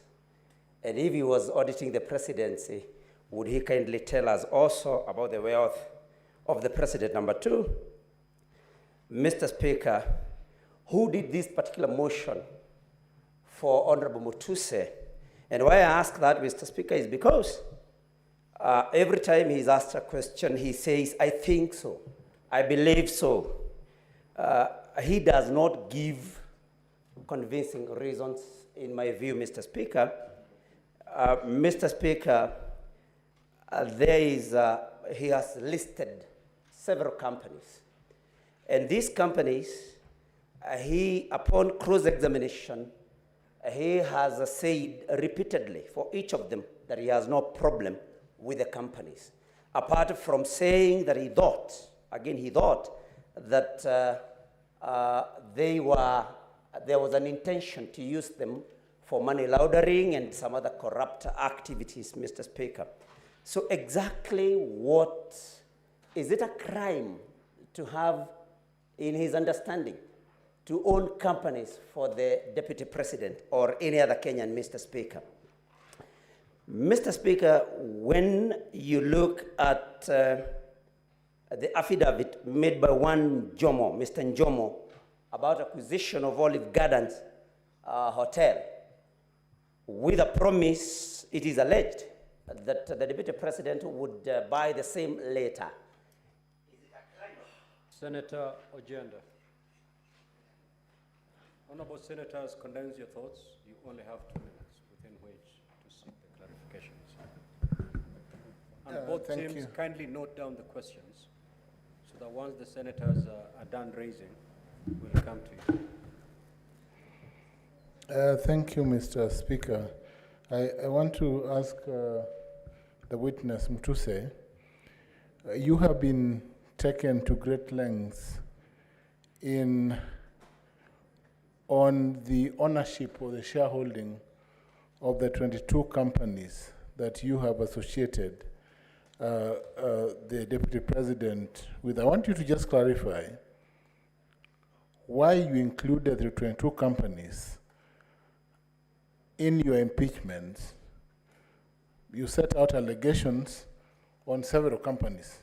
Clarify one, you referred to Olive Gardens Hotel. You refer to the, again, Vipingo Beach Resort in Kilifi County.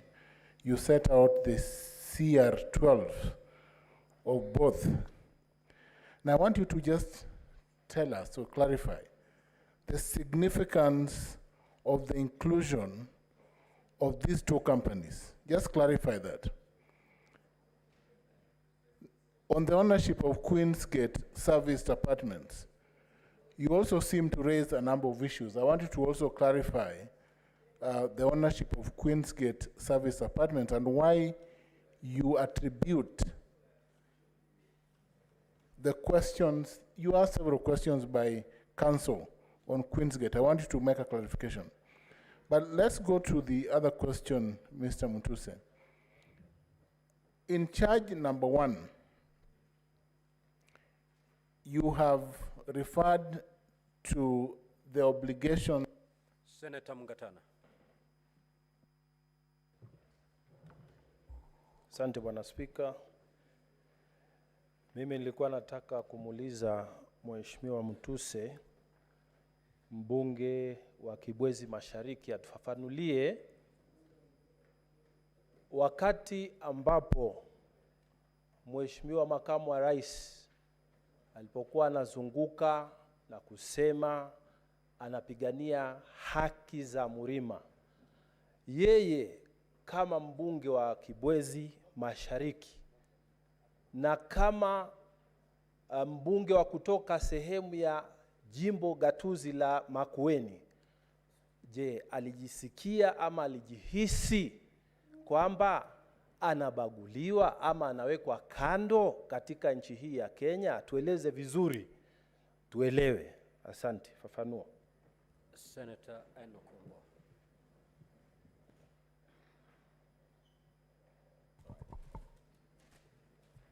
Thank you, Mr. Speaker. Mr. Speaker, I will have 2 clarifications to seek from Mheshimiwa Mutuse, but because my leader, Senator Governor James Orengo, opened this session with the verse from the Bible, I will also read one from the Bible. The book of Exodus, chapter 23, verse 1. You shall not spread a false report. You shall not join hands with a wicked man to be a malicious witness. That is the Bible. Mr. Mutuse, I want to know from Mr. Mutuse, 1, is this impeachment motion really and truly your motion? I ask that question, Mr. Speaker, because on all accounts, the witness is unable to prove anything. Is this your motion, or are you called to just sign a motion, then to come and defend it here? Secondly, in the oath of office for the Deputy President, it is required of him to diligently serve the people of the Republic of Kenya in the office of the Deputy President of the Republic of Kenya. The people that reside in the Mount Kenya region are Kenyans. What is so wrong with a Deputy President, a state officer, in defending people from a region in this country and then coming to defend other people in Nairobi and other people in other regions? What is so wrong? What is impeachable about that defense? I thank the Speaker. Senator Veronica.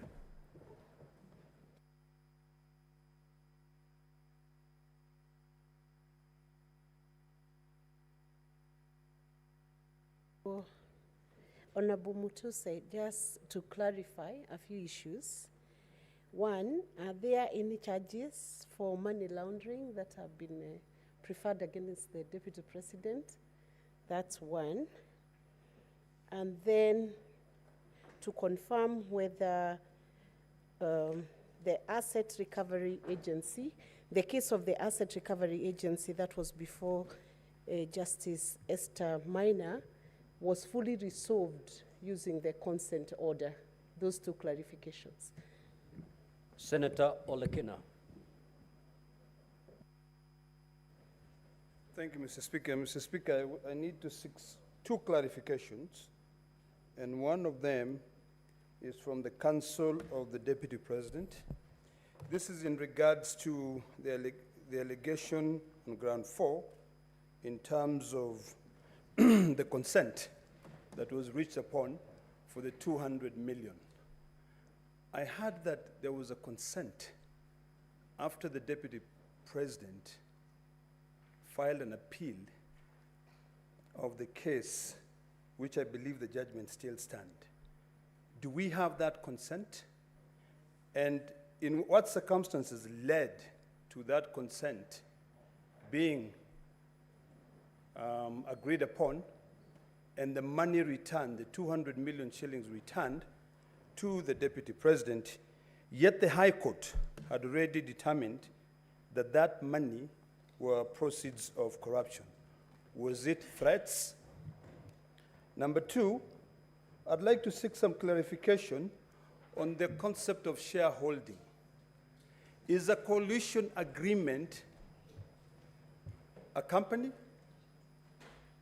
Is Kenya government a company? Because I was still not very clear about those two issues. Because we've been invited to interpret the coalition agreement of Kenya Kwanza. Yet, every time, based on the evidence presented, all I could hear is the Deputy President talking about people. So are people now part of the coalition agreement? And is the coalition agreement a company, or is it a coalition agreement registered with the Register of Political Parties? Senator Meth.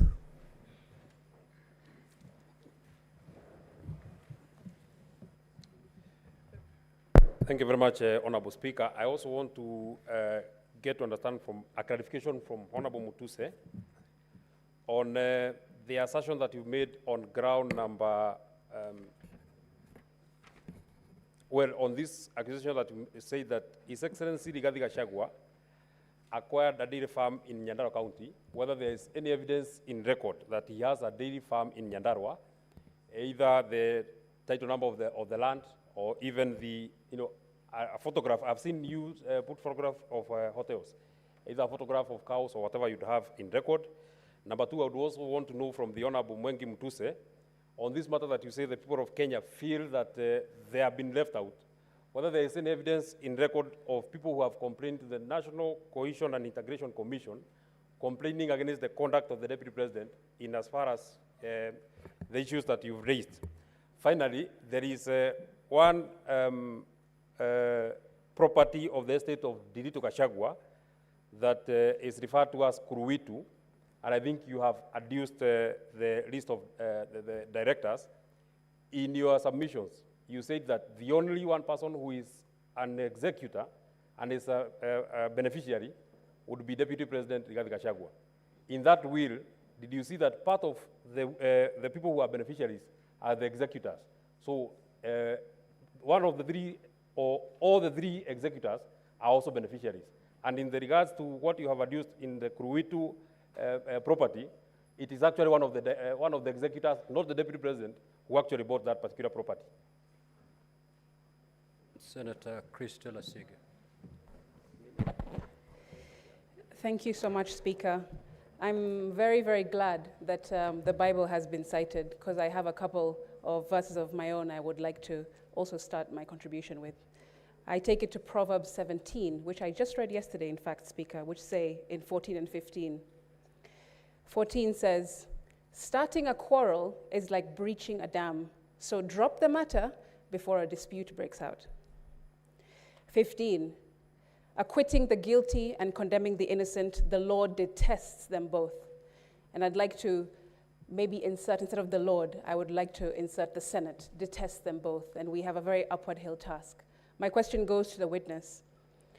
In his motion, he has used the Oxford Advanced Dictionary to define gross misconduct. I was just curious to find out why the Oxford Dictionary and not maybe a relevant Kenyan law that defines, if he has one, or perhaps Black's Law Dictionary, which I know all legal counsels also rely upon. Thank you.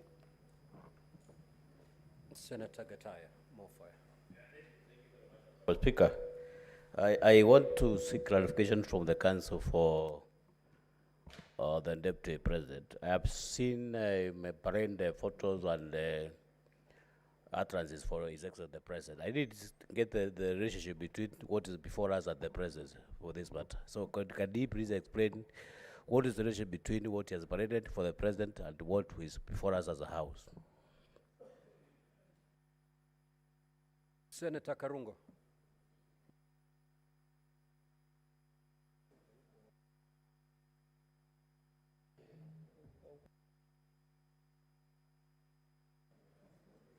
Thank you very much, Mr. Speaker. My questions directed to Mheshimiwa Mutuse. Welcome to the Senate, the upper house. And my question is, you said the Deputy President is tribal because he spoke Kikuyu in Nairobi. Are you aware of Article 7 of the Constitution that says the state should promote local languages?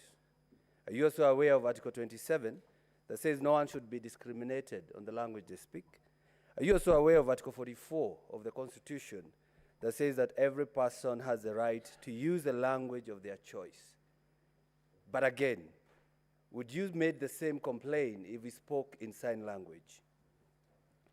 The next question is, the Deputy President has been talking about shares in government, serikali, which we have been shown that the shareholding and the shares were signed by the government officials who are in government.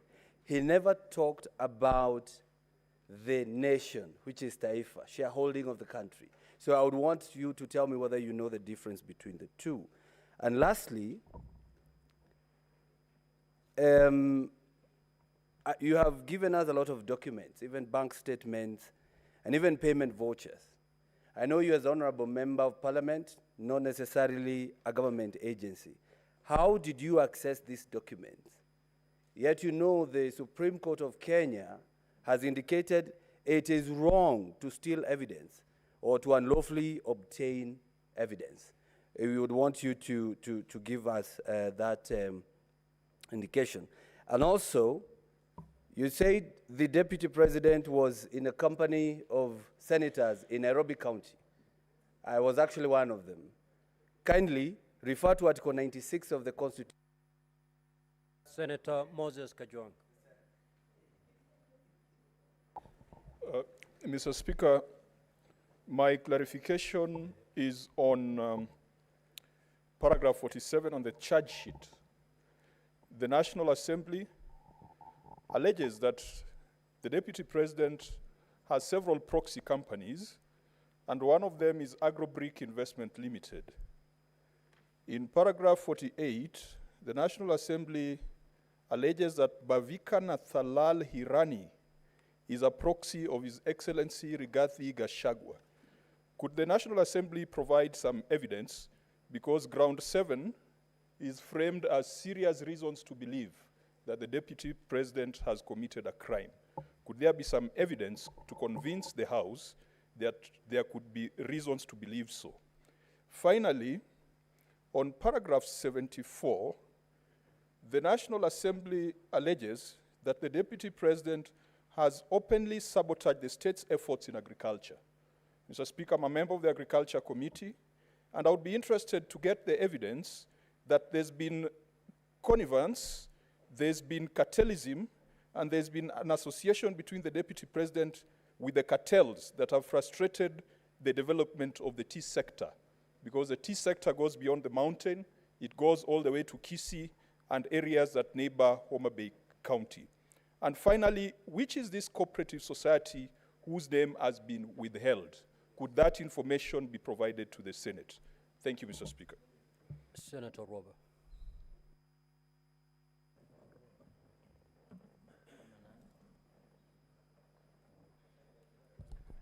Thank you, Mr. Speaker.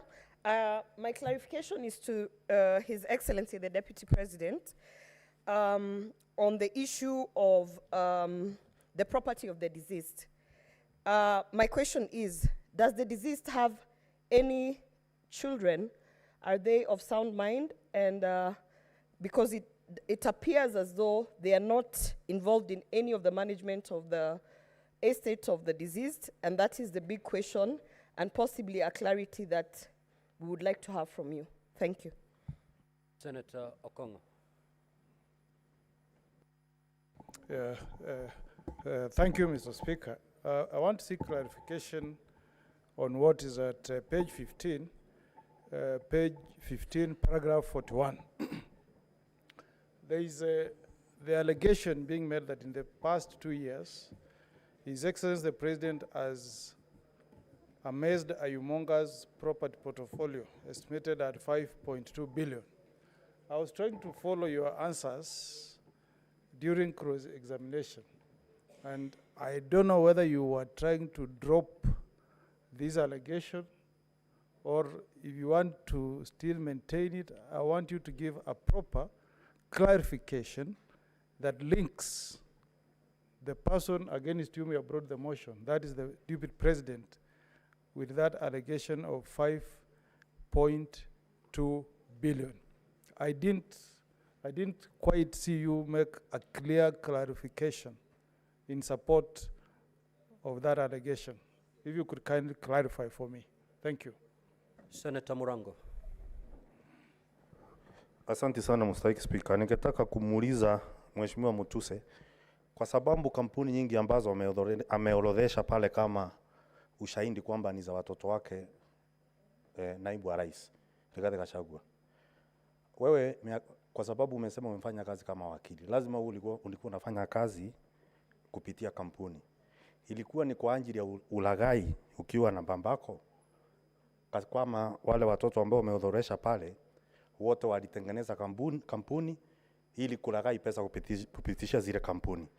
Swali langu la pili ni kwamba katika stakabadhi ambazo zimeletwa pale zinaonyesha kwamba waliokuwa wanafaa kupata mgao wa shares katika kampuni, kuna wale walikuwa wanafaa kupata 30%, na ile miradi ilikuwa inafaa kwenda Western Kenya, haikuwa imeorodheshwa kunja Nairobi mahali pengine popote.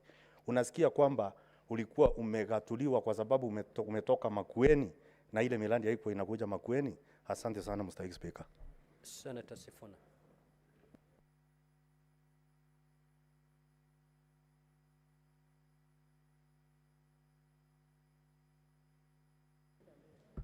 Honorable Speaker, unfortunately I hear that the Bible verses have been exhausted. But I seek a clarification from my friend, Counsel Macharia, who has helped me to understand complex legal issues before. Counsel, because you have presented a coalition agreement to explain this issue of shareholding, where does that coalition agreement leave members of political parties that are not signatories to the Kenya Kwanza agreements? That is the first question I would want clarification to. Number two, what would be the place of a coalition agreement that is manifestly unconstitutional or illegal? And the page that you referred us to includes securing positions that are supposed to be competitively filled. For instance, the position of permanent secretaries. Is it your position that in fact these advertisements that we see in the newspapers are just a charade to cover up things that have already been concluded in coalition agreements such as the Kenya Kwanza agreement that you have exhibited here? Thank you, Honorable Speaker. Senator Mundege. Asante, Bwana Speaker. Swali langu ni kwa Mheshimiwa Mutuse. Wakati Deputy President kunasemekana aliongea umbaya wa Jaji Maina, ndio tuweze kuangalia kuna njia yoyote, kwa sababu kila mtu ako na uhuru ya kwenda kotini ama kuita wazee ama kutumana. Kuna kitu Jaji Maina alifanya ndio tuweze kuelewa juu ya vile Deputy President aliongea umbaya wa jaji wa huyu jaji. Asante Bwana Speaker. Senator for Kilifi.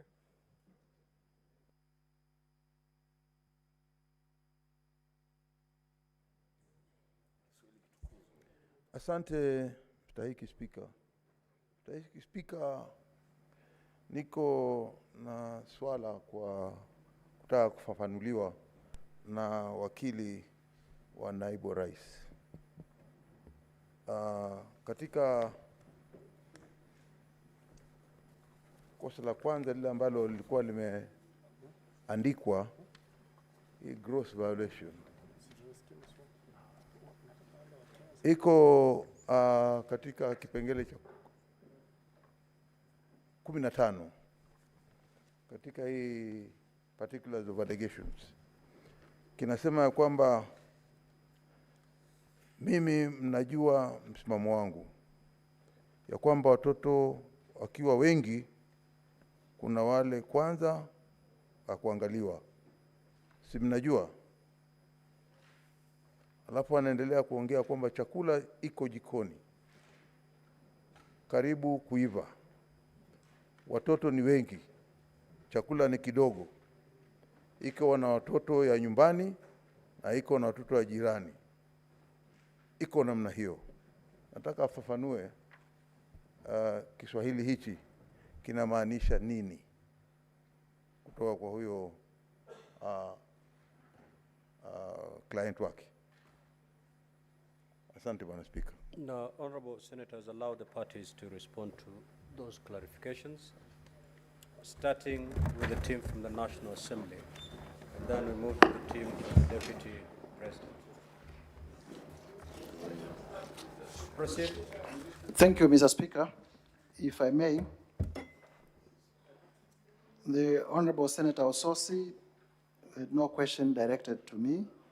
Senator Nyutu, what led me to audit the wealth of the Deputy President?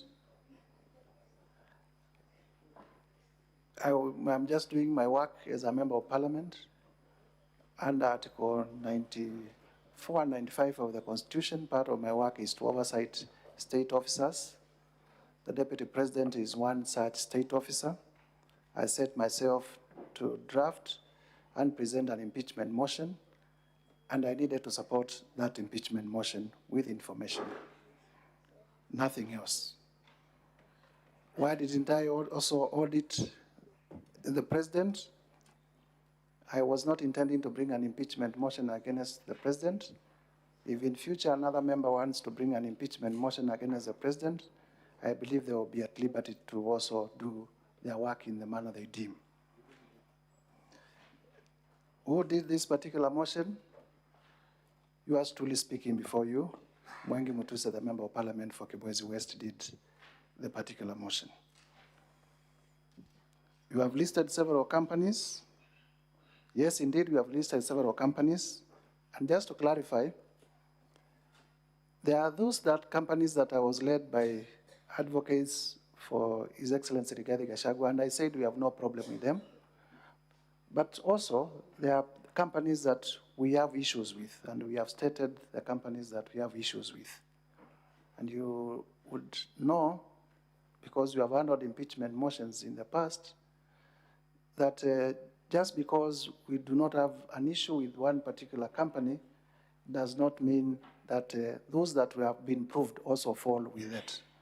But also importantly, why we listed these companies is also to demonstrate character.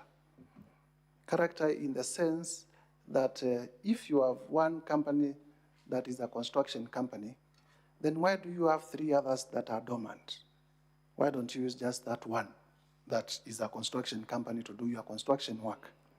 So it was also to demonstrate a web, an intricate web of activity to hide and conceal. And that's why we listed those companies. The affidavit of Jomo, it did not complete because it was time barred, so I do not know what to respond because he just began mentioning about the affidavit of Jomo. Senator Professor Ojiambo, Senator for Kisumu, shareholding of the 22 companies. Yes, we have appended the CR12s for the 22 companies to show that His Excellency the Deputy President has been owning what we are calling special purpose vehicles in the name of companies, either by himself or by his children or other proxies, as part of a character of a web which is also consistent with the minor, with the Esther Minor decision, and you can see those companies listed in the Esther Minor decision that are not consistent with the normal way of doing business. Because in the normal way of doing business, you would imagine if, for example, Safaricom, that is a telecommunication company, also under it had another 20 other telecommunication companies. For what purpose? You would, ordinarily a business person would concentrate on one company, it succeeds. Then if you have a different investment that is completely different from what you are doing, is when you open a different company. But all these companies, you look at their objects, you look at everything, they are all made to do the same thing. The question is why? And remember, the offense here is reasons to believe that the Deputy President has committed crimes. And we believe this is a good basis to show that these companies are not formed for a legitimate purpose.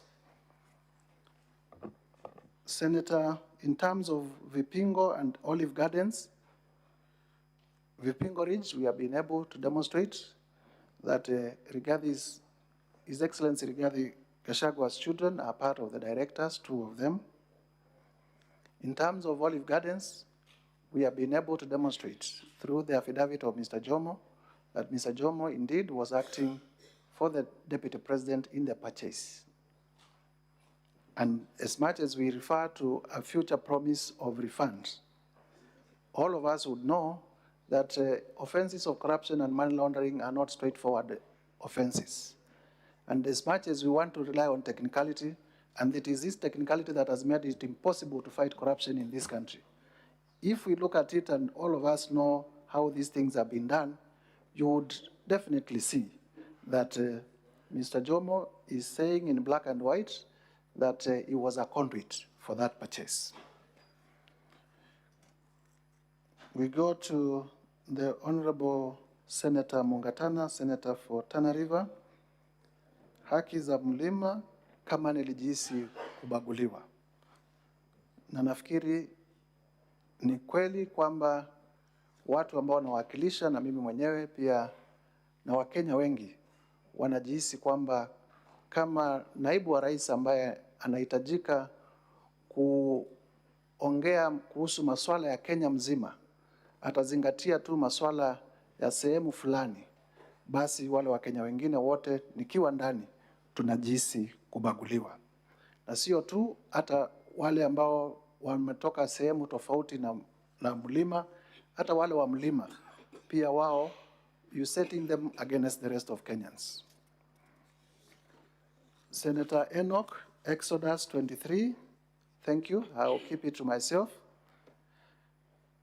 But I am not participating in any conspiracy against anyone. I am just doing my civic duty as a citizen of the Republic of Kenya and exercising my mandate as a member of the National Assembly, which is a constitutional mandate. I believe senators here also have done in the past, and even now and in the future, they will also bring issues in line with their mandate, in line with their responsibilities as citizens of the Republic of Kenya. Is this motion your own motion? Yes, it is my own motion. And in saying so, you say, I approved nothing. And that is not factual, just to say the least. If you go through the motion 11 grounds, and you look at each grounds, most of the grounds have sub-grounds. And you will see we have given clear evidence in many, many of them. Incidences where we have been able to admit, like for example, on the tea issue and on the Sacco, Madeira Sacco, that by the time of presenting the motion, I had not gathered evidence and the rules do not permit that I present new evidence. I have conceded, but only on those 2. That does not mean that I have not proved anything. I have actually proved most of the grounds. So I would be urging my senator for Kitui to also be fair to my case and find that even if only one ground is proved, to also vote for the approval. Because one of the videos that are presented before this House is a speech by the Deputy President at AIC Kitui, which I believe, 2 more minutes. which I believe the Senator represents. And in that video, you will see the Deputy President telling the people of Kitui kwamba nyinyi Wakamba hamuna shares. Hata napigana na huyu rais sana, kwa nini anawapatia viti katika serikali? Those are the people that Senator Enoch represents, who the Deputy President told them they do not have a right to be in cabinet. In terms of the oath of office, and it was done right in Kitui town. In terms of oath of office, diligently serve the people of Kenya. Yes, and that is where the problem is. You sought to serve the people of Kenya, not the people of a region. That's where the problem is. Senator Veronica, charges of money laundering. I am not aware of any ongoing proceedings in respect of the DP in terms of money laundering, but I'm aware of that the Justice Minor decision has not been annulled on merit and therefore still remains good law. Senator Ledana Olekina, that was to the DP's lawyers. Senator Methu, my good friend, Nyandarua County Dairy, I consider I have not presented evidence on Nyandarua County Dairy because, of course, of the limited timelines in terms of working on this. NCIC complaining about, the question was whether there has been any complaint to NCIC about the Deputy President's remarks. I wouldn't know because I don't work for NCIC. I wouldn't know, just to be fair. Kuruwitu and CR12, Kuruwitu was bought at 250 million, money that has not been disclosed, is source. And the owners of Kuruwitu is Vipingo Ridge, and we have also demonstrated who are the owners of Vipingo Ridge. You know, money laundering, you hide, it is a web. That's why it has become very difficult sometimes even to investigate money laundering. And there is no dispute that the two sons of His Excellency Rigathi Gachagua are directors of that company. That has not been disputed. Senator Asigi, where we are using the Oxford Dictionary and not Black's Law Dictionary, law has now also delved to the place of the common citizens also to understand what it is and not the jargon of the past. And so Oxford Dictionary also offers plain English definitions, and we thought it is also good to use plain English definition because not all of us are lawyers.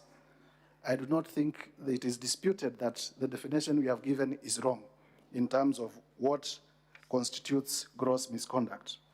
Senator Karungo, my very good friend also, tribal, speaking in tribal language in Kikuyu, and whether that is not permitted under Article 7, Article 27, Article 44. Clearly, the Deputy President is a state officer and has taken oath to promote national unity. Nairobi is our capital city. All communities are here.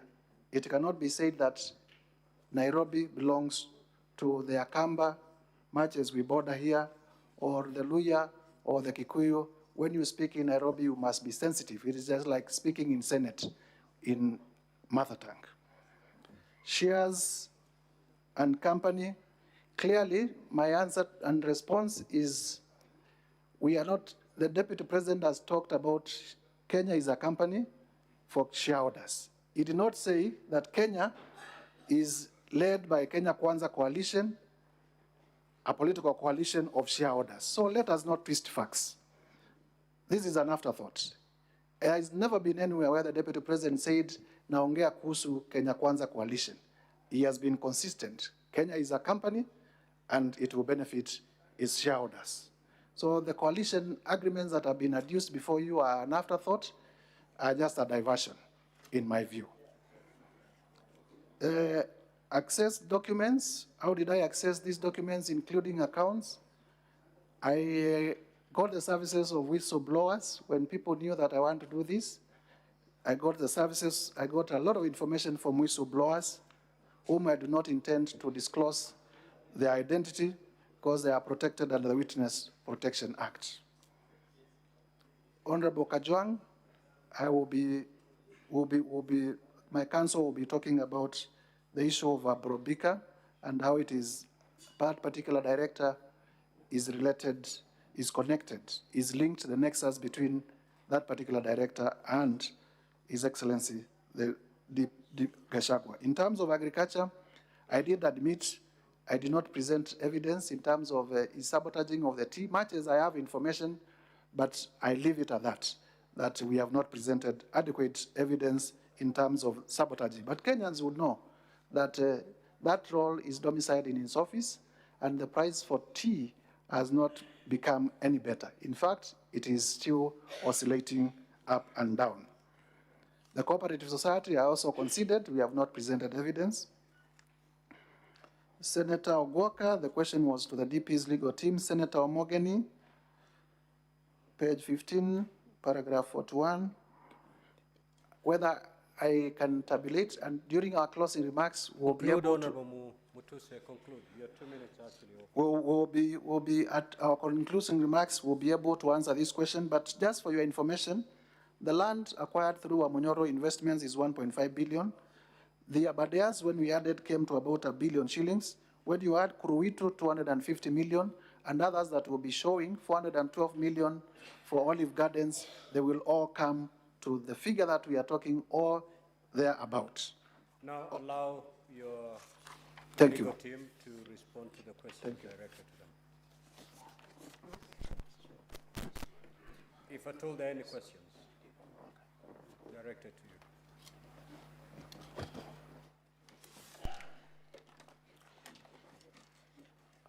Mr. Speaker, I believe the question was about whether there has been a complaint with regard to ground 8, any report to the relevant authorities. I believe there was a related question on whether the DP has been subjected to any prosecution for money laundering or related offenses. We are not aware of any complaint under Section 132 of the Penal Code to the police or any other relevant authority. Equally, we are not aware of any prosecution that the DP has been subjected to, but in our opening and closing, we'll be showing you it is immaterial whether there has been such a complaint, whether there has been such a prosecution, because when we get there, we'll be showing you the Supreme Court has said times without number, the Court of Appeal has said times without number, that impeachment is about political hygiene, it is about political responsibility, it is not about whether there is criminal liability or whether there is civil liability. And we'll be hoping we can persuade with lots of humility that nothing turns on whether, as a matter of fact, complaints have been launched or prosecutions have ensued, and those are not my words. They are the words of our Supreme Court, as I said, not once or twice, but several times. Thank you. The legal team of the Deputy President. Thank you very much, Mr. Speaker. I will speak to the questions on the shareholder question. Honorable members, please permit me to answer this in omnibus, but I'll attempt to do my level best on this. The first question was, why is the President relevant in these proceedings as regards shareholders? He's relevant in two capacities, three actually. Number one, under the Constitution, the Deputy President assists the President. And so when the President tells the people of Murang'a and elsewhere that they're the biggest shareholders of government, when he signs a contract that founds the government, the Deputy President is bound to assist the President in moving that shareholder issue. That's number one. Number two, the Article 73, Subarticle 2, Subarticle C, Roman numeral 1, talks about honesty being a foundation principle for leadership. It is well known, I think I can say it here, my client, the Deputy President, is known as the truthful man. It is pursuant to this that he is truthful. Number three, a contract and covenants in a contract must be performed if indeed any government, any contractor worthy of their name, worthy of their signature, is to be believed in the future.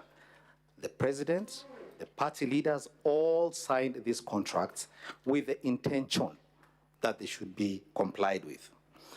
You will note that in the sections we read out for you here today, the deputy president is insisting that the promises made to the people of Western Kenya should be complied with to the letter. The promises made to the people of Coast in an agreement should be complied with to the letter. Equally, all other regions that had agreements signed or promises made in these coalition agreements ought to have those promises implemented. That is the basis upon which he says it is important that we keep our words. Fourthly, the coalition agreements were in fact executed. The president and the deputy president came from UDA as the agreement said. The Speaker of the National Assembly came from Ford, Kenya, as promised in the agreement. The Speaker of this Honorable House, and a learned friend and colleague, was in fact elected as the Speaker of this House. And all the other promises that had been made were being implemented. But more importantly, as a matter of law, agreements that underpin coalition building are actually a legal consequence. They draw their force from the law. And I think Honorable Mutuse here mentioned it broadly, but I can tell you exactly where it is. Schedule 3 of the Political Parties Act requires every coalition to draw a coalition agreement. That is number one. Number two, it prescribes what is to go in that agreement.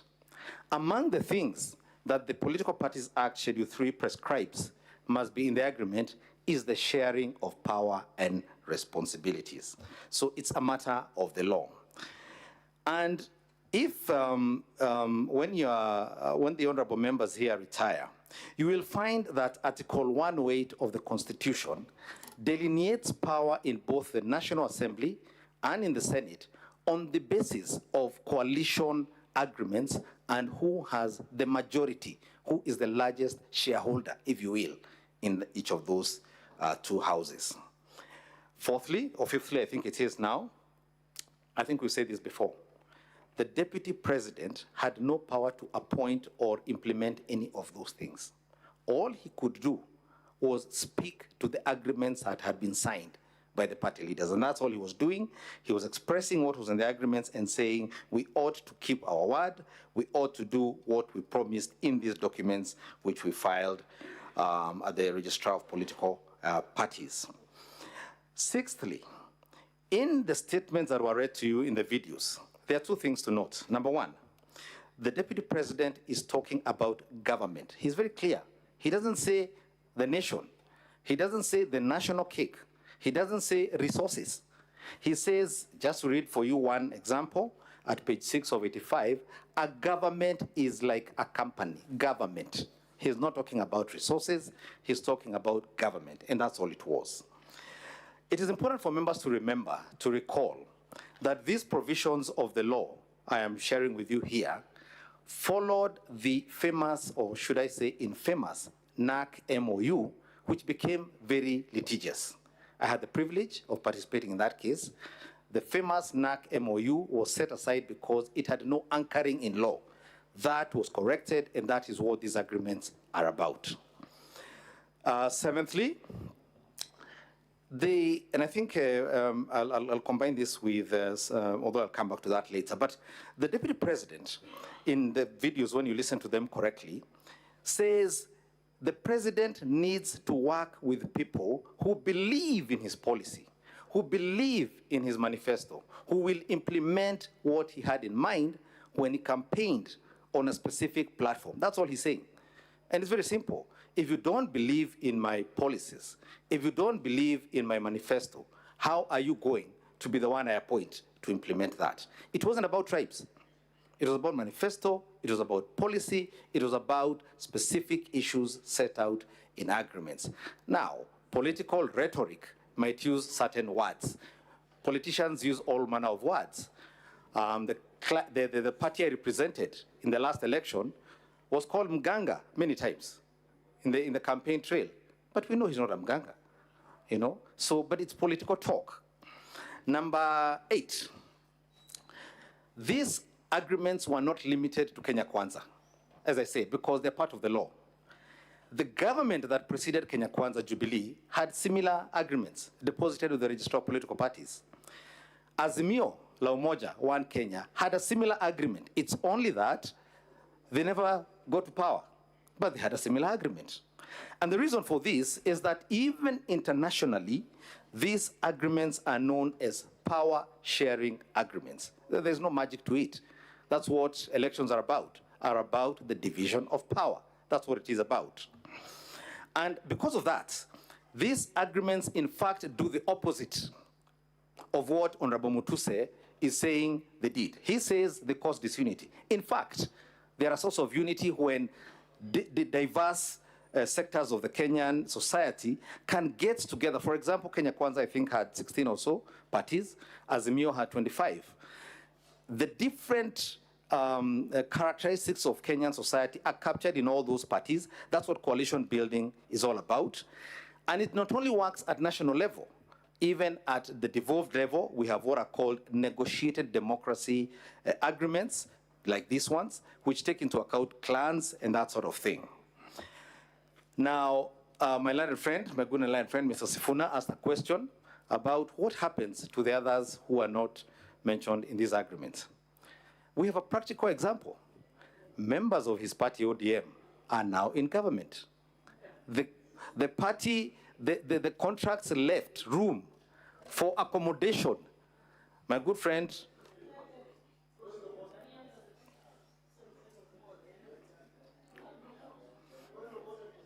Order. You cannot raise a point of order on the council. You cannot. Council, you have 3 minutes to conclude. Thank you. I just wanted to say the point that the agreements were dynamic, that politics is dynamic, that these things have a way of settling themselves, and they do. The next point I wish to say, I cannot say, I think he asked me the question about, for example, the constitution requiring PSs and others to be advertised. I cannot speak to how Kenya Kwanza intended to implement that, but like I've demonstrated, it was implemented. They found a way to do it. I don't know how they did it, but we're just speaking to what they did. Honorable Stuart Mazayo asked a question about Chakula Kikiva. You will note that a lot of the videos that were played here today were made in Nandi or in Kericho. There was a very specific reason for that, and the Deputy President himself will be addressing that question today. The only other thing I can tell you about those videos is that whenever the Deputy President raises that question, either in Nandi or in Kericho, he is cheered wildly. It is a very popular issue in those two counties. Finally, I think to a question that was asked about how Honorable Mutuse and others would feel, even regions that did not overwhelmingly vote for Kenya Kwanza, including, for example, Machakos, Makueni, and Kitui, actually got 2 cabinet secretaries in the cabinet in the fullness of time. And so no one was actually discriminated against. This was not about tribes. I think the confusion has been brought about by Mutuse's motion. This was about sharing of government and those who believed in the policies of this government. I hope I have attempted to address all the questions you have raised. Conclude by responding to Senator Olekina's consent issue. Sorry, consent Senator. issue. If you could remind me the question, I'm sorry. The consent. Oh, it's. The consent. Oh, the consent is being addressed by my good and learned friend, Very Mr. well, Elisha very well. Boya. Yes, Council.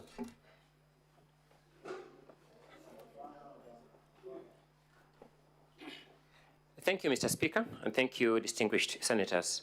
The distinguished senator for Narok County has asked succinct questions. Number one, if you look at the petition claimed 2 things. That number one, the Deputy Chief Justice has no respect for the judiciary, which is why he made the allegations that he made against Justice Esther Maina. And number two, that the the deputy president, my apologies, lied when he said he was going to file a complaint before the JSC. So you respond to the motion as presented. Now, to respond to that, there was no necessity to file this consent because the consent does not address itself to the claim by the DP that is going to file a complaint against the judge. What then happened, distinguished senator, is that the witness came here and then began taking this court through the judgment of Maina. Now it's altering the claim as presented in the motion, which is why we had now to take him through the issue of the consent. Now that addresses, and so we have not presented the consent before this Senate because the motion as framed did not require the consent to respond to it. But having said that, my learned colleague, the mover of the motion, makes a false statement that a consent does not determine the merits of the matter. In fact, a consent determines the merits of the matter. When you enter a consent and say that the judgment that was rendered by the trial court, you are entering a consent to state a different state of affairs. You are actually vacating that judgment. The trial court had taken the money in question from the DP to the Asset Recovery Agency. The consent took the money from the Asset Recovery Agency back to the DP. That is the substance of the matter. So the argument by the mover of the motion before you that a consent does not settle the matter on the merits is law upside down. Law upright is that a consent settles the merits of the matter that it addresses. Thank you so much. Now, honorable senators, can I get an indication from Counsel for the National Assembly? How many witnesses do you intend to call beyond Honorable Mutuse? Mr. Speaker, we have 3 more witnesses, and while on it, at the point we stopped examining the Honorable Mutuse, you said we had 45 minutes. Yes, you have. But when I went there, you said 40, so we were a bit alarmed. No, you have 45 minutes. Much obliged. And the team for the Deputy President, you've exhausted your time, but there was 10 minutes that has been occasioned by the technicality on the videos. So you need to utilize that with the remaining 3 witnesses. Now, honorable senators, Honorable Mutuse is not going to leave. You're going to stay on as we hear the 3 witnesses, and then if the other clarifications that honorable senators wish to direct to you, please be available. Kindly usher in the second witness.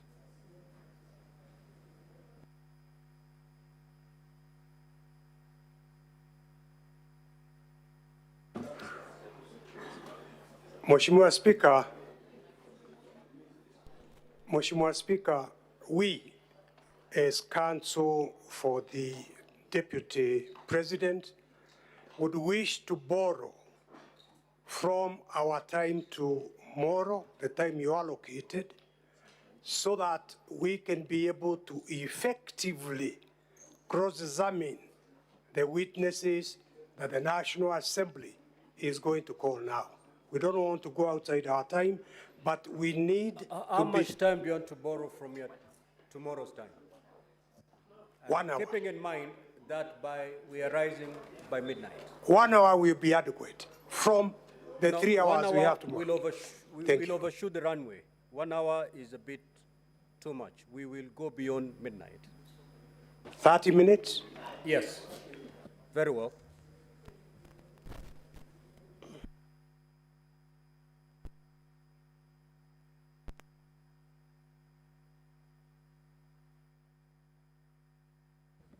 Quickly swear in the witness.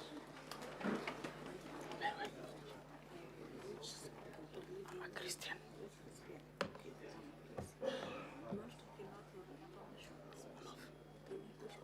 English.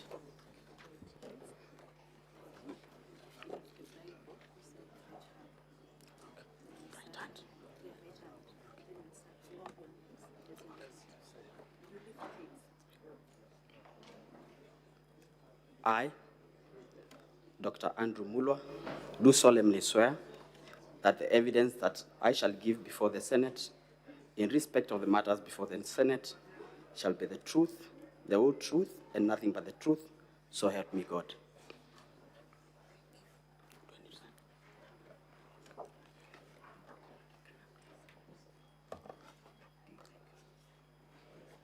Sir, would you tell the Senate who you are and your professional background?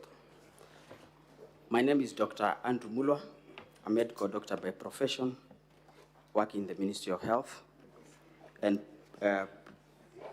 previously working the acting CEO, Kenya Medical Supplies Agency, KEMSA.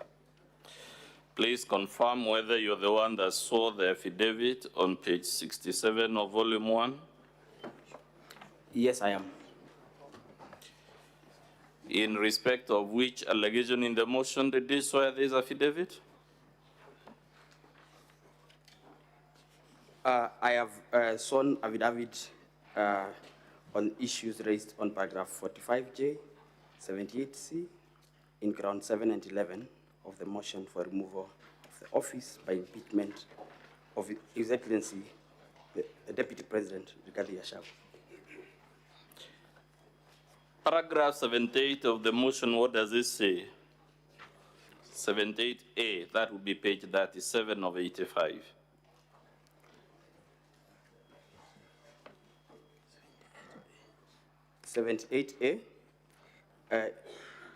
To illustrate, His Excellency Rigathi Gachagua bullied Kenya Medical Supplies Agency officials into awarding a tender for the supply of mosquito nets to Crystal Limited, his proxy company. Crystal Limited had submitted here it's written a fake bid document with the sole intention to fraudulently acquire public property. Dr. Mula, did Crystal submit a tender in this procurement for the mosquito nets? Crystal did not submit a tender for this procurement, but was the local agent for a company called Shapika Impex Limited, which submitted bids, and part of the local documents, like the pesticide control board certificates, were actually submitted by Crystal in the tender document. So Crystal was actually the one submitting the bids?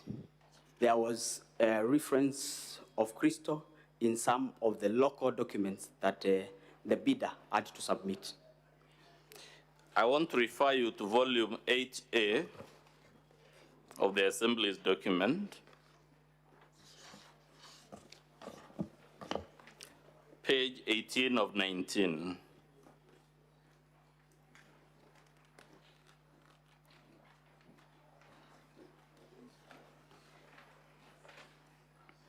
Are you there, sir? Yes, I am. What is the title of that letter? It's appointment as local agent for Duranet LLIN in Kenya. This Duranet, is it the mosquito net that was being procured? Or is it a different one? Duranet was a company that initially used to do that which changed to Shobika. And I think in this letter, it is Shobika writing to confirm that they have appointed Crystal as their sole local agent in the country. What does it say in the second paragraph? We are pleased to appoint Crystal Kenya Limited at State House Avenue, Liaison House, 3rd floor, of PO Box given in Nairobi, Kenya, as our exclusive agents in Kenya for promotion, marketing, and sales of Duranet long-lasting insecticide nets manufactured by Shobika Impex. Page 17 of that document, what does the second paragraph say? There was a change of ownership for Duranet LL9. Read it loud. And there's change of ownership for Duranet LLIN, which is alpha cypermethrin 0.55%, WW registration number PCB CR 0189. I'm referring to volume 8A, page 17. What does the second paragraph of that letter say? Can you read it in full? We have taken note of the change in ownership of Duranet LNIN from Clark Mosquito Control of USA to Shobika Impex Private Limited, India, and appointment of new agent, Crystal Kenya Limited. The documents we have so far read in volume 8A, sir, do they show a link between Shobika and Crystal Limited? Yes. Is Crystal Limited, to the best of your knowledge, connected to the Deputy President? From my affidavit, I did not know initially that there was a connection. Yes. But through a phone call from His Excellency the Deputy President and conversations between myself and his son. We'll come to those phone calls and conversations, but for now, I was able to establish that there is a connection. There is a connection. Let's go to page 10 of 19 of volume 8A. Who has authored that letter?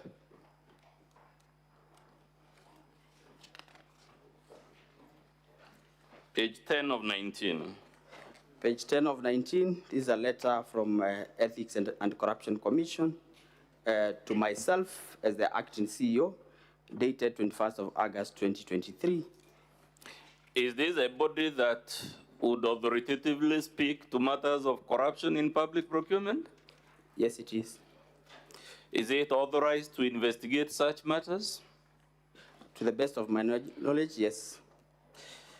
Now, this letter, what was the letter asking you to do at page 10 of 19?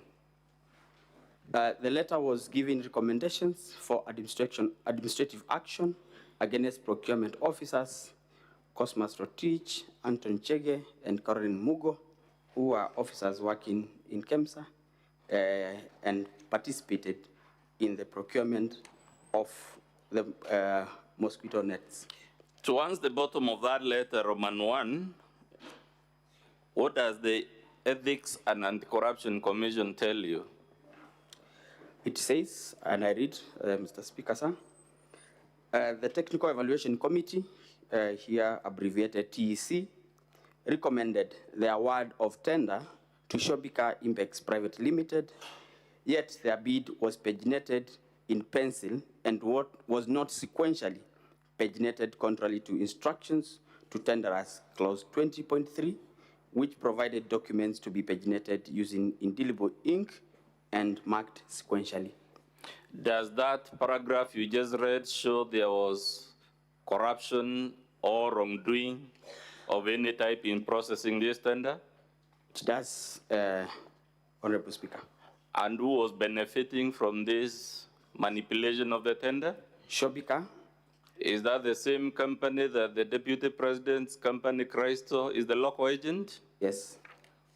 Given those series of events, would it be fair for anyone to suggest the Deputy President did not have a hand in the procurement irregularities for this tender?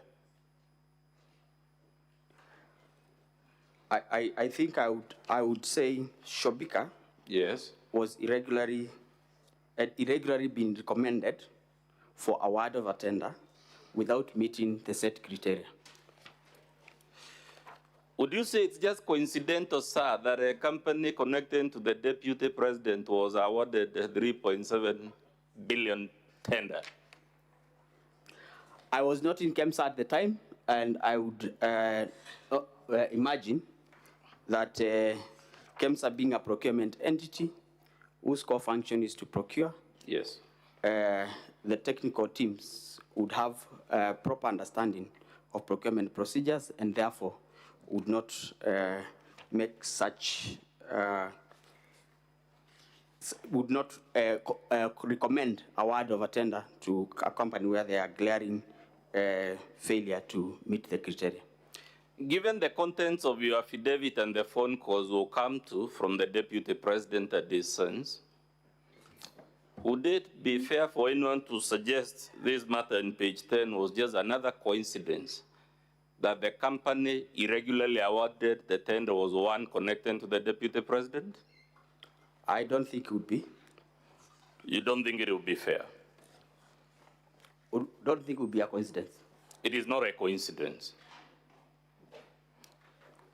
In your estimation, sir, would a fair-minded person faced with the facts you have so far taken us through think it was a coincidence that a company linked to the Deputy President of the Republic was irregularly awarded a tender for 3.7 billion? The Speaker, honorable senators, I think having had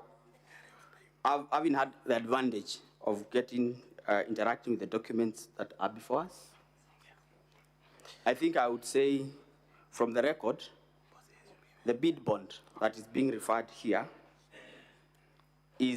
was delivered as a mail and not as part of the tender document.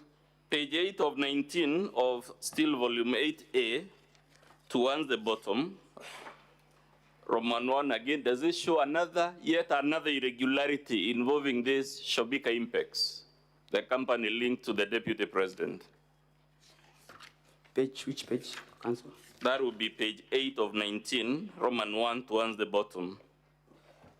Does it disclose another procurement irregularity besides the one we saw on the other page?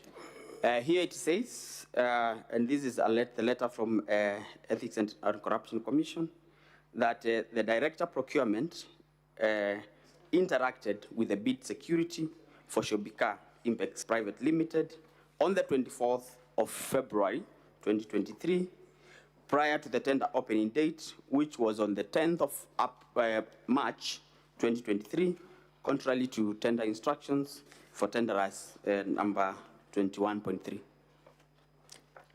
Please confirm whether the Deputy President in his public address on the 7th confirmed to the Republic that he placed phone calls to you with regard to this tender.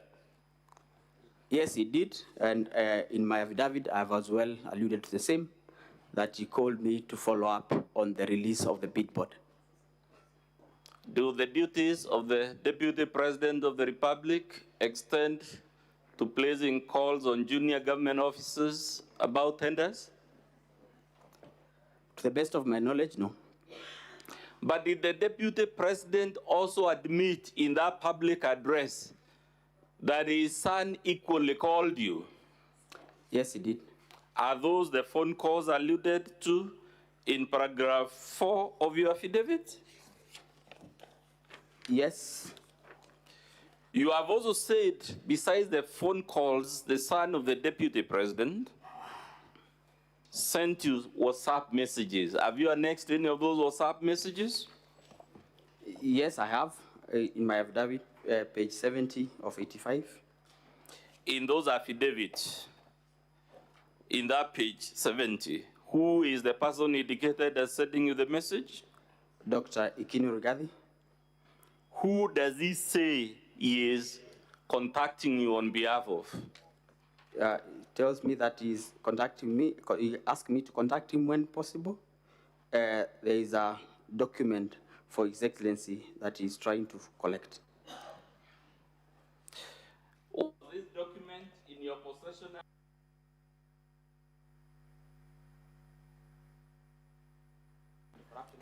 Which was investigating the anomalies of the procurement of the L-Alliance.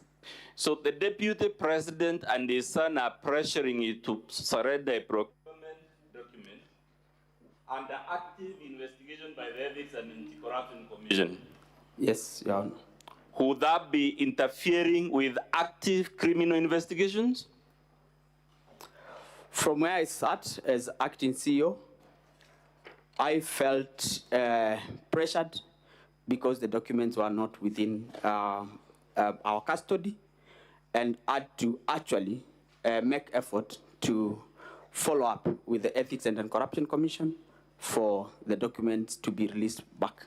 Have you placed any evidence before the Senate to confirm these documents the Deputy President and his sons were harassing you to surrender were actually under the custody of the Ethics and Anti-Corruption Commission? Yes, I have submitted my letter to the CEO, Ethics and Corruption Commission, asking for the bid board documents for Shobika.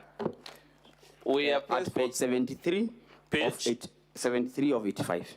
Page 73 of 85. Yes. Can you read the relevant part, which I believe it's 72 of 85, Mr. Speaker, of volume 1, if I'm not mistaken. Yes, 72. Can you read that paragraph? What does it say?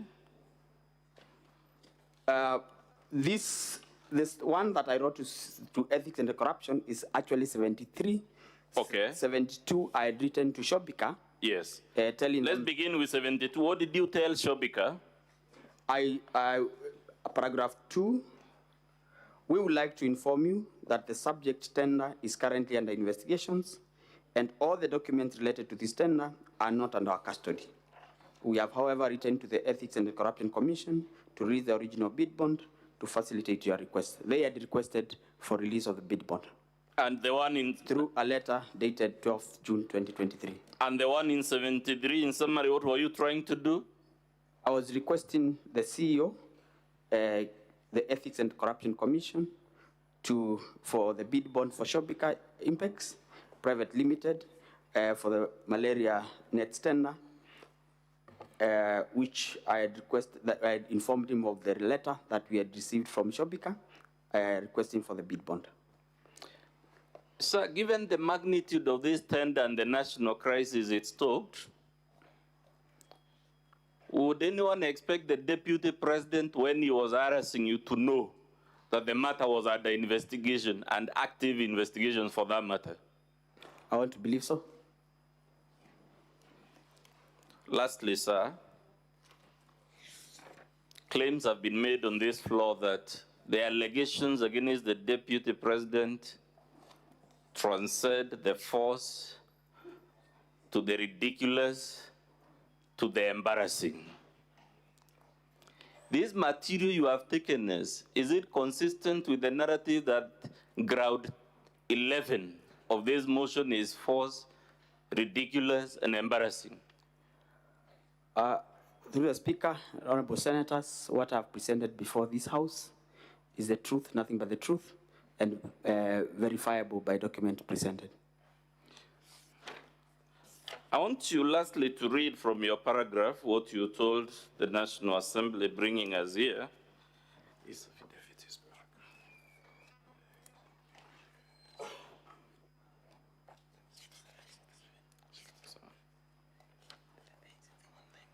Can you read paragraph 6 of your affidavit, sir?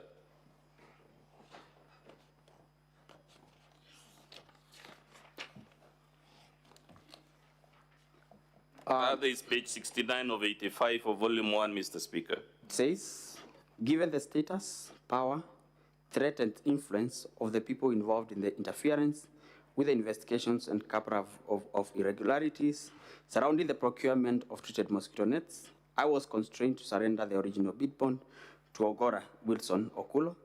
And in short, I was caught in a tricky situation. Being a junior, there was nothing I could do as a junior government officer against a sitting deputy president for the Republic of Kenya.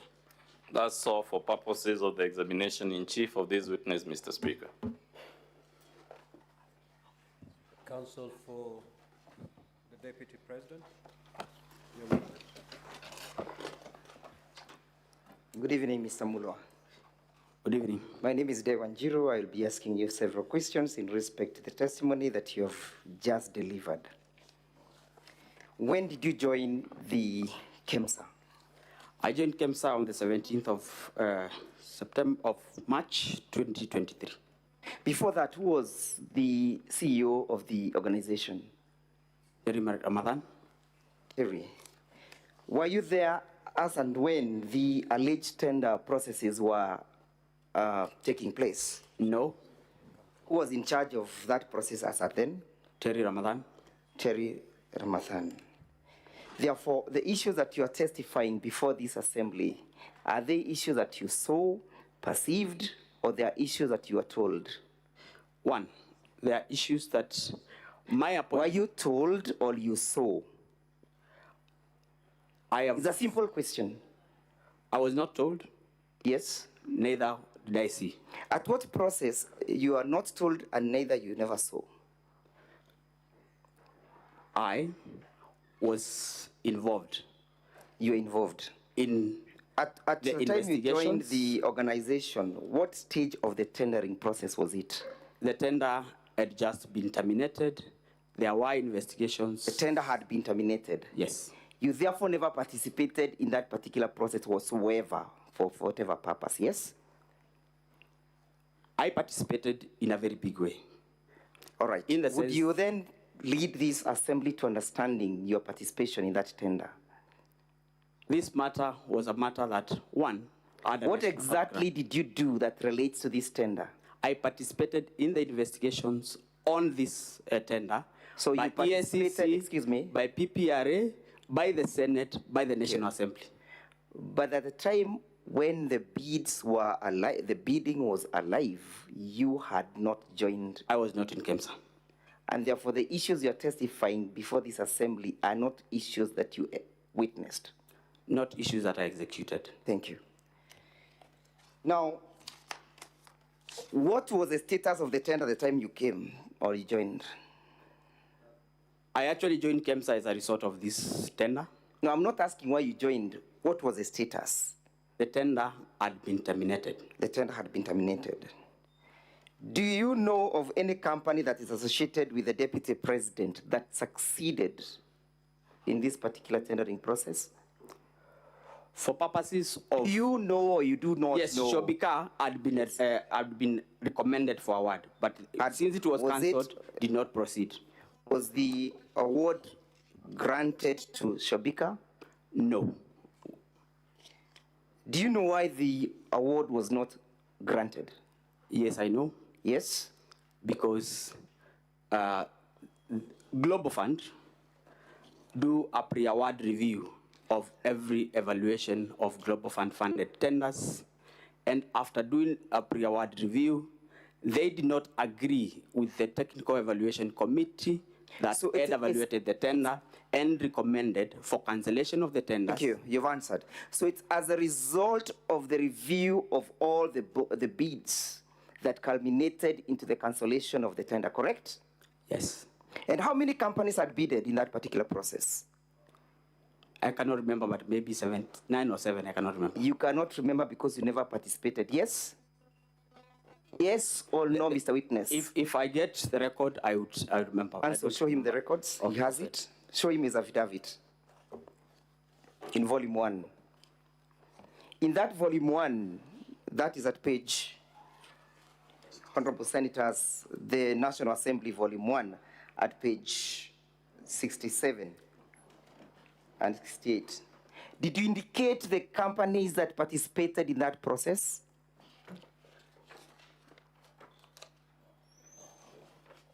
I did not indicate the companies that... You chose to conveniently refuse to indicate them, correct? Correct or not correct? I don't need an explanation. Not correct. Why didn't you indicate the companies that participated in that particular process? My affidavit... Your affidavit has explained it. My affidavit is premised on... Okay, I know your affidavit. Yes. I have read it several times, but my question is very specific. Why did you leave out the other companies that participated in the process?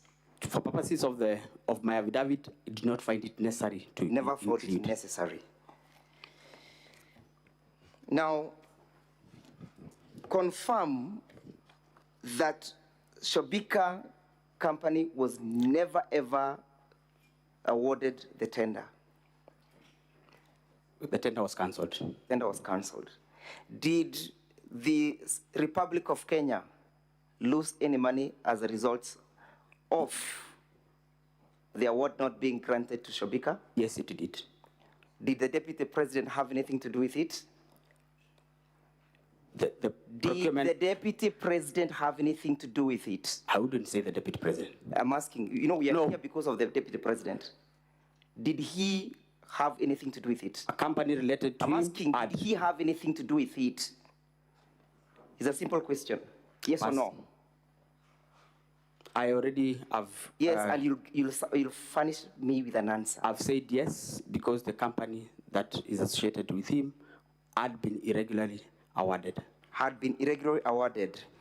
Do you know that this matter was subject of investigation by Parliament? Yes, I am. Did you participate in that investigation? Yes. Honorable Senators, refer with me to page 183, volume 3 of the Deputy President's bundle. Volume 3, Honorable Senators. That is the report. We'll go with me to page 220. At page 220, Mr. Witness. Can I get the document? Give him something. Give him the copy. You can get volume 3 for him.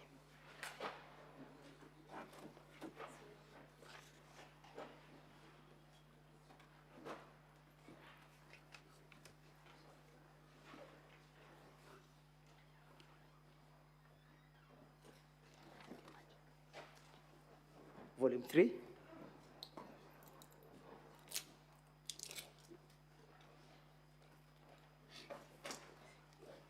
Page 220.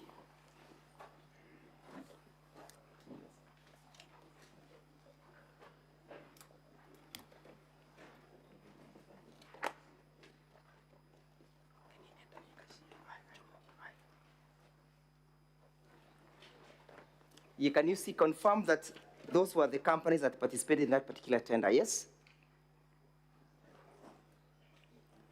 17 bidders.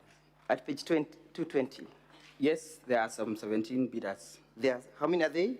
17. Go to page 221 and you read, can you see where it is written 100? Yes. Can you read out that statement? In its report dated 25th April 2023, Global Fund noted that KEMSA had failed to apply evaluation criteria consistently to all bidders and that none of the bidders met the minimum requirements. None of the bidders met the minimum? Requirements. How many bidders did not meet the minimum requirement? For purposes of this report, what the Global Fund is talking about are the 17. All the 17. Yes. And therefore Shobika was not an exception, correct? Shobika was not an exception. It never qualified, correct? Yes. Now look at where we have page, at paragraph 105. Yes, can you see where we have Roman B? So we have B. Can you see B? 105, paragraph 105B. Yes, can you read what B says? The Global Fund document reported that the bid bond for Shobika Impex was not paginated, and the management of KEMSA argued that the bid bond was not part of the bid, but was rather an accompaniment. What is that? What does that mean? I think not thinking, reading and understanding. It means, and I had said exactly the same, that this document was not submitted as part of the tender document, but was brought in as ordinary mail, while in normal procurement, bid documents should be part of the procurement. Can you go to page 222 and look at paragraph 106? Notwithstanding KEMSA reservations, in the letter dated 4th May, the acting director procurement recommended the termination of a process. Yes. The CEO approved on the 5th, and termination was communicated to all the bidders. So there was a termination of the bidding process, correct? Yes. As a result of non-responsiveness of all the bids, correct? As a result of non-responsiveness. Yes, after Global Fund differed with the KEMSA Technical Evaluation Committee. Did the Deputy President have anything to do with that? I would not say. Would you associate that to the Deputy President? I am not competent to talk about that. I am asking, do you associate that process with the Deputy President? I cannot comment on that. You will comment. Do you associate that? Because I don't know. Here we are not in a hospital, we are in a court, seeking to save the life of a man you want to be impeached. Do you associate that with the Deputy President? I am saying, I don't know. What don't you know? Whether this has everything to do with the deputy president, because the bids were terminated by Global Fund as a result of irregular evaluation. Irregular evaluation of how many companies? Of 17. 17 companies. Yes. Thank you. Look at paragraphs 107 at page 22 once, 222 once again. Yes? 107? It says it was further a testimony that the authority had struggled to maintain autonomy owing to undue interference from the Cabinet Secretary for Health. Whose authority, whose testimony is this? I don't know. Read paragraph, go to page 219. Page 219. Can you see where you have C submissions by Ms. Terry Ramathani? Yes. Therefore, these are statement correct? And I would not say whether they are correct or not. Read, Mr. Witness. They are Terry Ramathani. So we understand who is now speaking at paragraph 17, correct? Yes. Read it then. It was further the testimony that the authority had struggled to maintain autonomy owing to undue interference from the Cabinet Secretary for Health. The authority had failed to maintain autonomy due to the interferences by? Yes, that is Terry's statement. Read it. By the Cabinet Secretary for Health. Have you seen any interference that indicates that the Deputy President of the Republic of Kenya interfered with the process? I have not. From the report? And I cannot own or disown it. I'm asking. It's not my statement. Have you seen that statement speaking to the person of the Deputy President? It is not. Thank you. Not mine. And it speaks as to who was interfering with the processes, correct? That's not my statement. Read. But it's not mine. Yeah, I know it's not yours. That's so I cannot own a statement that is not mine. I have not asked you to own it. I've asked you a simple thing, to read the statement as indicated. Who was interfering with the processes and the autonomy of KEMSA? According to that statement. According to the statement, the Cabinet Secretary for Health. What is the name of that Cabinet Secretary? As at then? Not indicated. Let's proceed as I finish up. Let's go to page 226.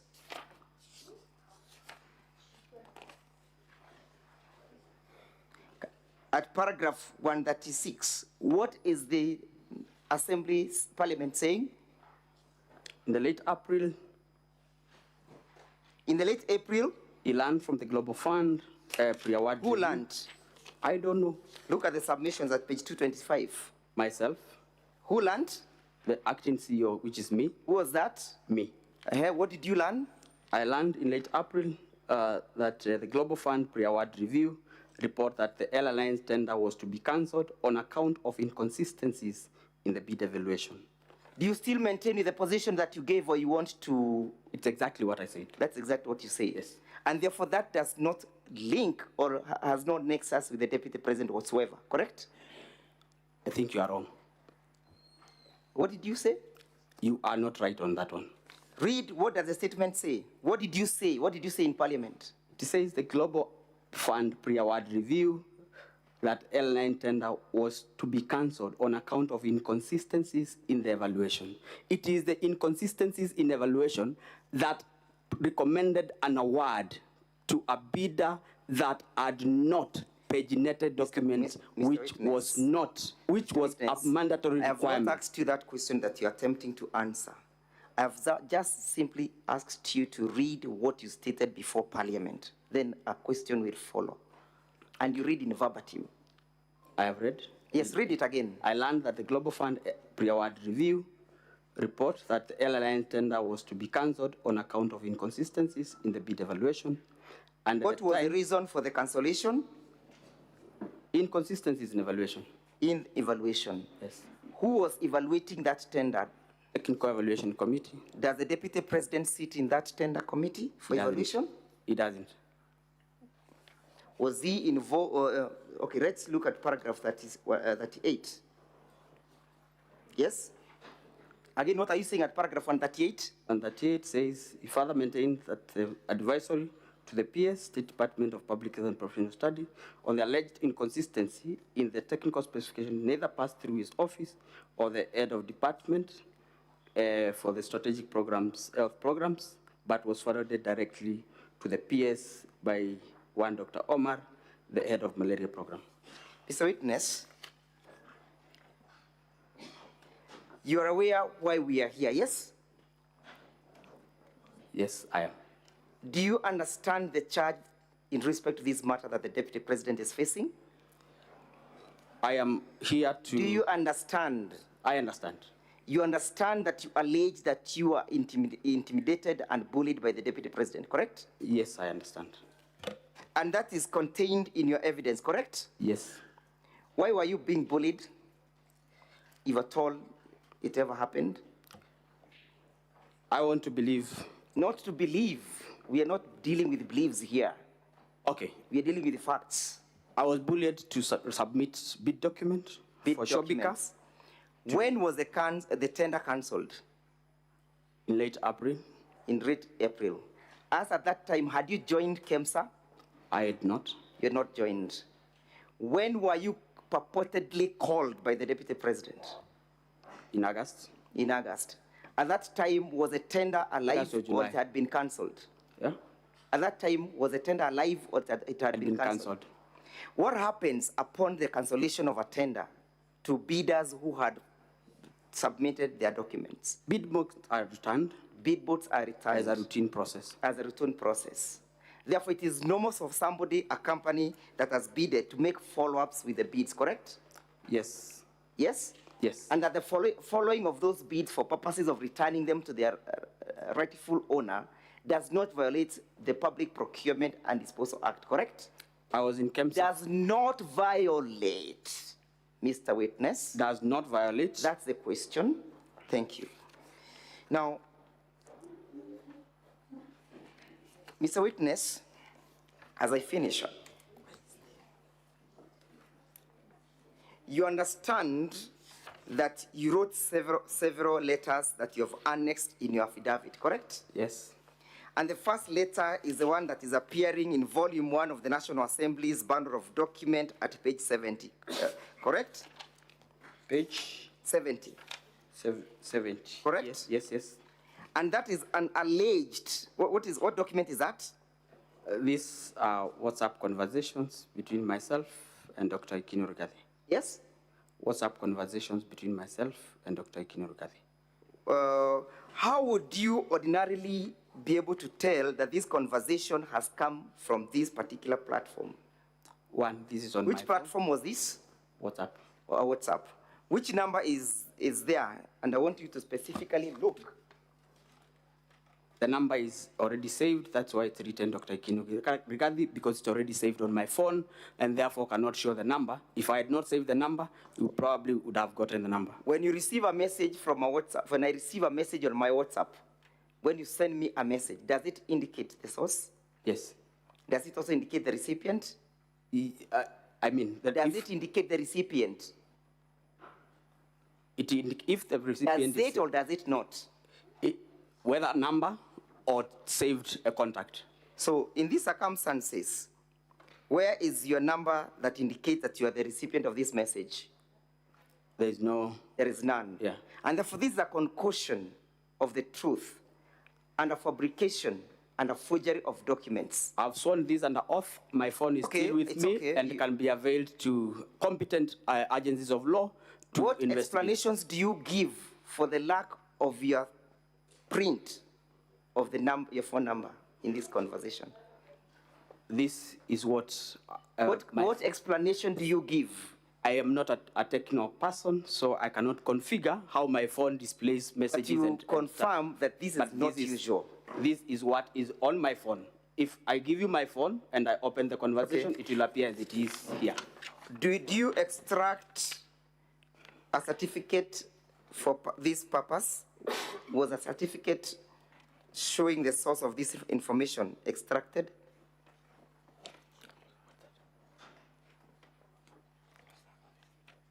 You will need to clarify. I am a doctor, remember?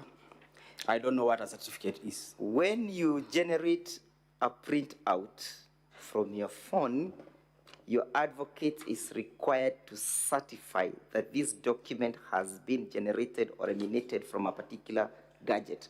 Do you see that certificate incorporated in these proceedings? I said I don't know what that is. There is none. Unless my advocate shows. I therefore put it to you that this never originated from your phone. nor did it originate from my client's son, Dr. Ikino Rigathi. That's a lie. That's not true. So what did you find intimidating in this message? I said, like I said. Would you read out what the message states? This is Dr. Ikino Rigathi here. Kindly contact me when possible. There is a document for His Excellency we are trying to collect. What is Dr. Ikino telling you? There's a document he's trying to collect. How is that intimidating? As an acting CEO, how is that intimidating? How did you get intimidated by that statement? I am the one who received the message, Council, and I am the one who felt intimidated. And I am stating before this Honorable Senate that I felt intimidated. Okay, let's go to the next paragraph, the next page, page 71. What document is that, and what is it dated? This is 12th June, notification for tender for LLINs. Yes. 12th June 2023 to... what does the statement read? What's the content of the letter? Reference is made to the above tender, which we participated in and we were unsuccessful. We wish to collect the original tender documents, that original bid bond for the same tender. Who is the source of that letter? Shobika. Shobika. Yeah. And what is he saying? He's saying, kindly issue the original bid bond to the bearer of this letter. Was that is there anything unusual by an unsuccessful bidder seeking to have the refund? Nothing unusual. Okay, let's go to the next page, 72. Again, when is it dated? 30th of June. What is it? What's the content of the letter? I am, it's signed by me. Yes. To Shobika. Yes. And I was replying to their letter. And what are you saying? And I'm telling them that we want to inform them that the subject tender is under investigation and all the documents related to the tender are not in our custody, and therefore I also informed them that we wrote to Ethics and Corruption Commission to release the original bid bond. Was the tender returned? Was the bid returned? It was not immediately returned. Yes. Did you get a communication from the EACC in that respect? Not immediately. What did EACC indicate? They indicated, and that was way later. Did the EACC return? They responded. Yes, they responded, but I had to personally follow up. You had to personally follow up? Yes. But was a bid returned? I personally picked it after the calls. When you're forwarding the bid to Shobika, in your letter dated the 11th July, can you see that letter? Yes. What did you indicate at the footnote? I indicated that you may, however, be required to provide the same document as and when required. For what purpose? I informed them. ESCC had handed over the document. Have you made an attempt to seek the return of that bid from Shobika? I am no longer in KEMSA. You're no longer in KEMSA. Finally, where and what became of your predecessor, Terry Ramathan? She was discharged from the authority, I think sometimes in... But you now understand that she's serving as an ambassador in New Delhi, correct? I cannot confirm. Do you live in this country? Yes, I do. No further questions. Council for the National Assembly, you may proceed with the re-examination.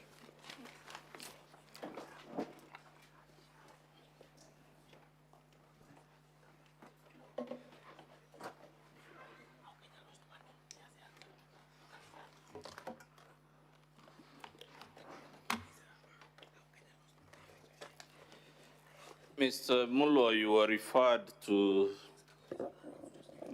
certain aspects of the Deputy President's response,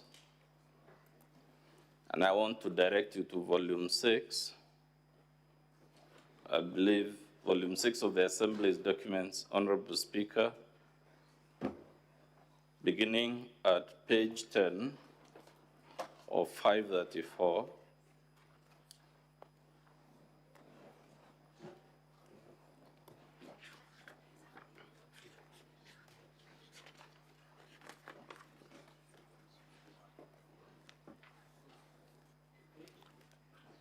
10 of 534 to page, I believe it ends at page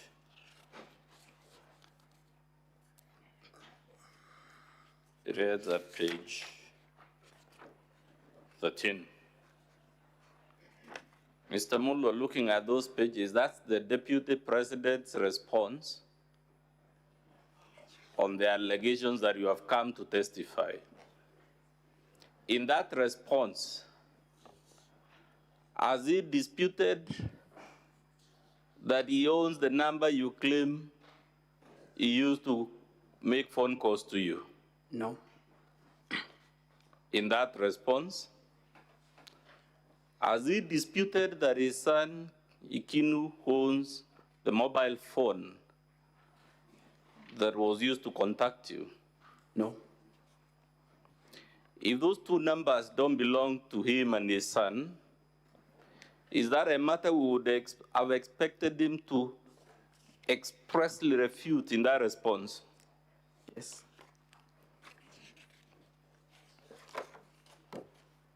You also shown in his response several companies that participated in that tender, correct or incorrect? Correct. As the Deputy President intervened for any of those others except Shobika, which is linked to him? Not a single one for the whole period that I was in KEMSA, except that one. Should we take it again that it's a coincidence out of several international companies? The one he was harassing you about was the one linked to his own company, Christo. It's not a coincidence. As a matter of fact, in that response,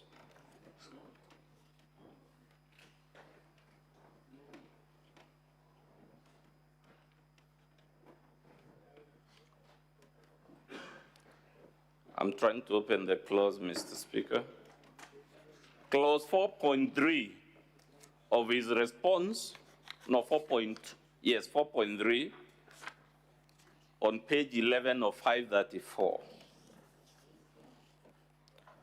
What does the Deputy President say in his response to the charge you have come to testify? I am aware of a foreign company known as Shombika Impex Private Limited, domiciled in India, which appointed Christo Kenya Limited, where my son is a managing director, as its agent in Kenya in 2014. To date, Christo Kenya Limited has complied with agency terms between itself and Shombika Impex Limited. And there is annexed RG 18, an appointment agency letter by Shombika Impex Limited. Is that an admission by the Deputy President himself that there is a link between Christo, his company, and Shombika? Yes. You were asked about the confiscation of the billboard by the EACC. You recall those questions? Yes. Was Shombika's the only billboard the EACC was holding? No. Which other billboards was it holding? They were holding all the bid bonds for the 17 companies that had bidded in the tender. So, in his response, as the Deputy President explained why it was necessary, if all the bid bonds are confiscated, for the one for Shombika to be released? Not any that I've seen. Of those 17 companies, which one was recommended for the award of the tender? Shombika Impex. Which one was awarded after the cancellation and the repeat? The tender was cancelled and the procurement was done, was directed Because we want to object to that line of questioning. That never came in my cross-examination. He's opening new grounds. He has to limit himself to the content of my cross-examination. Objection overruled. Proceed, counsel for the National Assembly. Mr. Speaker, I even lost my thoughts on during the. You had asked the procurement. The procurement was done by the Global Fund in Geneva. Yes. Through their global system, WAMBO, and the tender was awarded to one of the companies that had bidded, based in Tanzania, I cannot remember the name, and another one from India, I think Yokur or something, through the Global Fund system.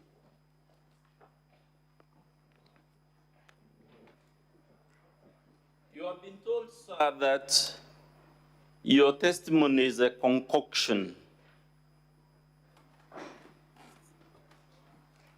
Is your testimony and your affidavit before this Senate a concoction?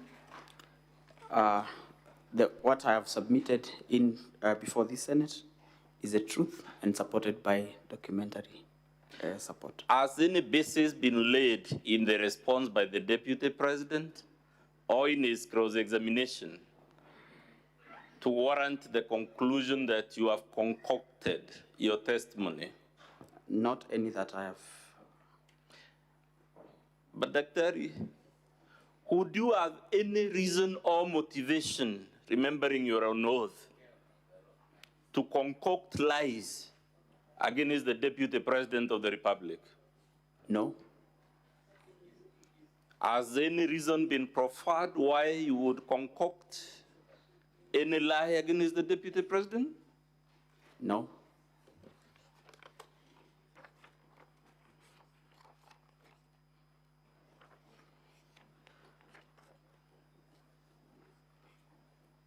Lastly, sir,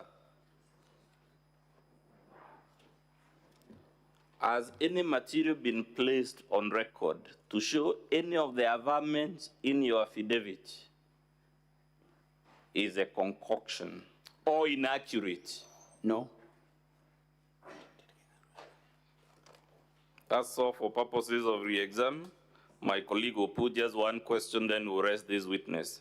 Mawira will do it now that he's next to me. Mr. Speaker, my name is Boniface Mawira. Doctor, just one question. You asked whether Kenya lost money as a result of that tender cancellation. What is your response? Yes. How did Kenya lose money? KEMSA, as a government agency, gets its revenue from fees charged for procurement, warehousing, and distribution of products that they procure on behalf of partners. And for this particular case, KEMSA lost procurement fees, which was coming to about 55 million Kenya shillings. Thank you. That is all for this witness, Mr. Speaker.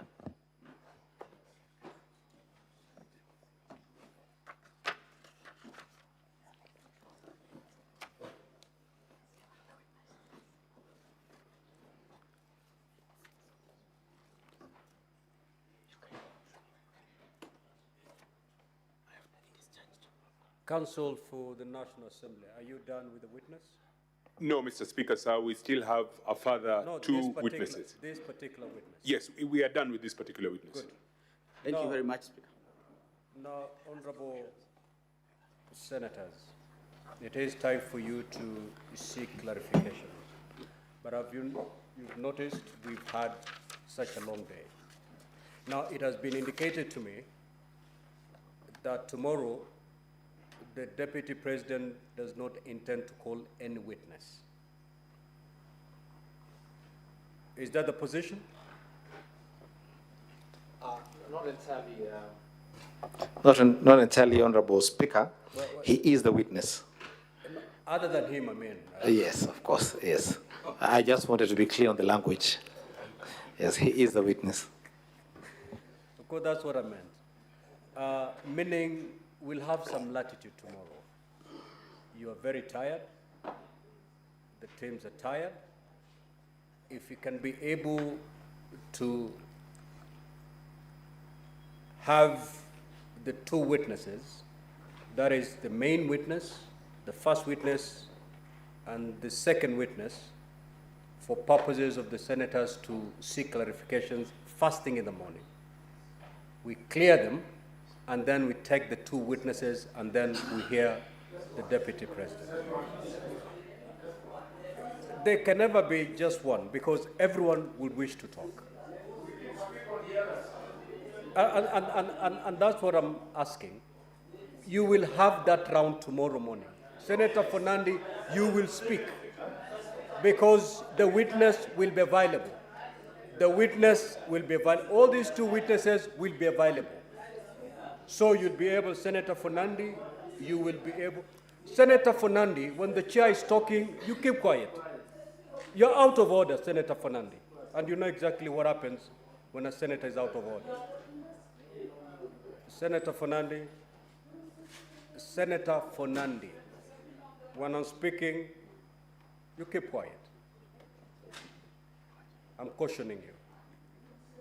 And therefore, I direct, as the chair, that tomorrow morning, the honorable senators will have an opportunity to seek clarifications from these two witnesses first, when we resume at 9. Once the honorable senators are done seeking clarification for these two witnesses, then we are going to hear the remaining two witnesses by the National Assembly, and thereafter we'll move to hear the Deputy President. That is the directions.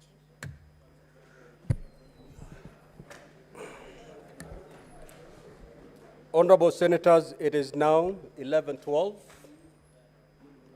p.m. time to adjourn the Senate. The Senate therefore stands adjourned until tomorrow, Thursday, the 17th of October, 2024 at 9 a.m.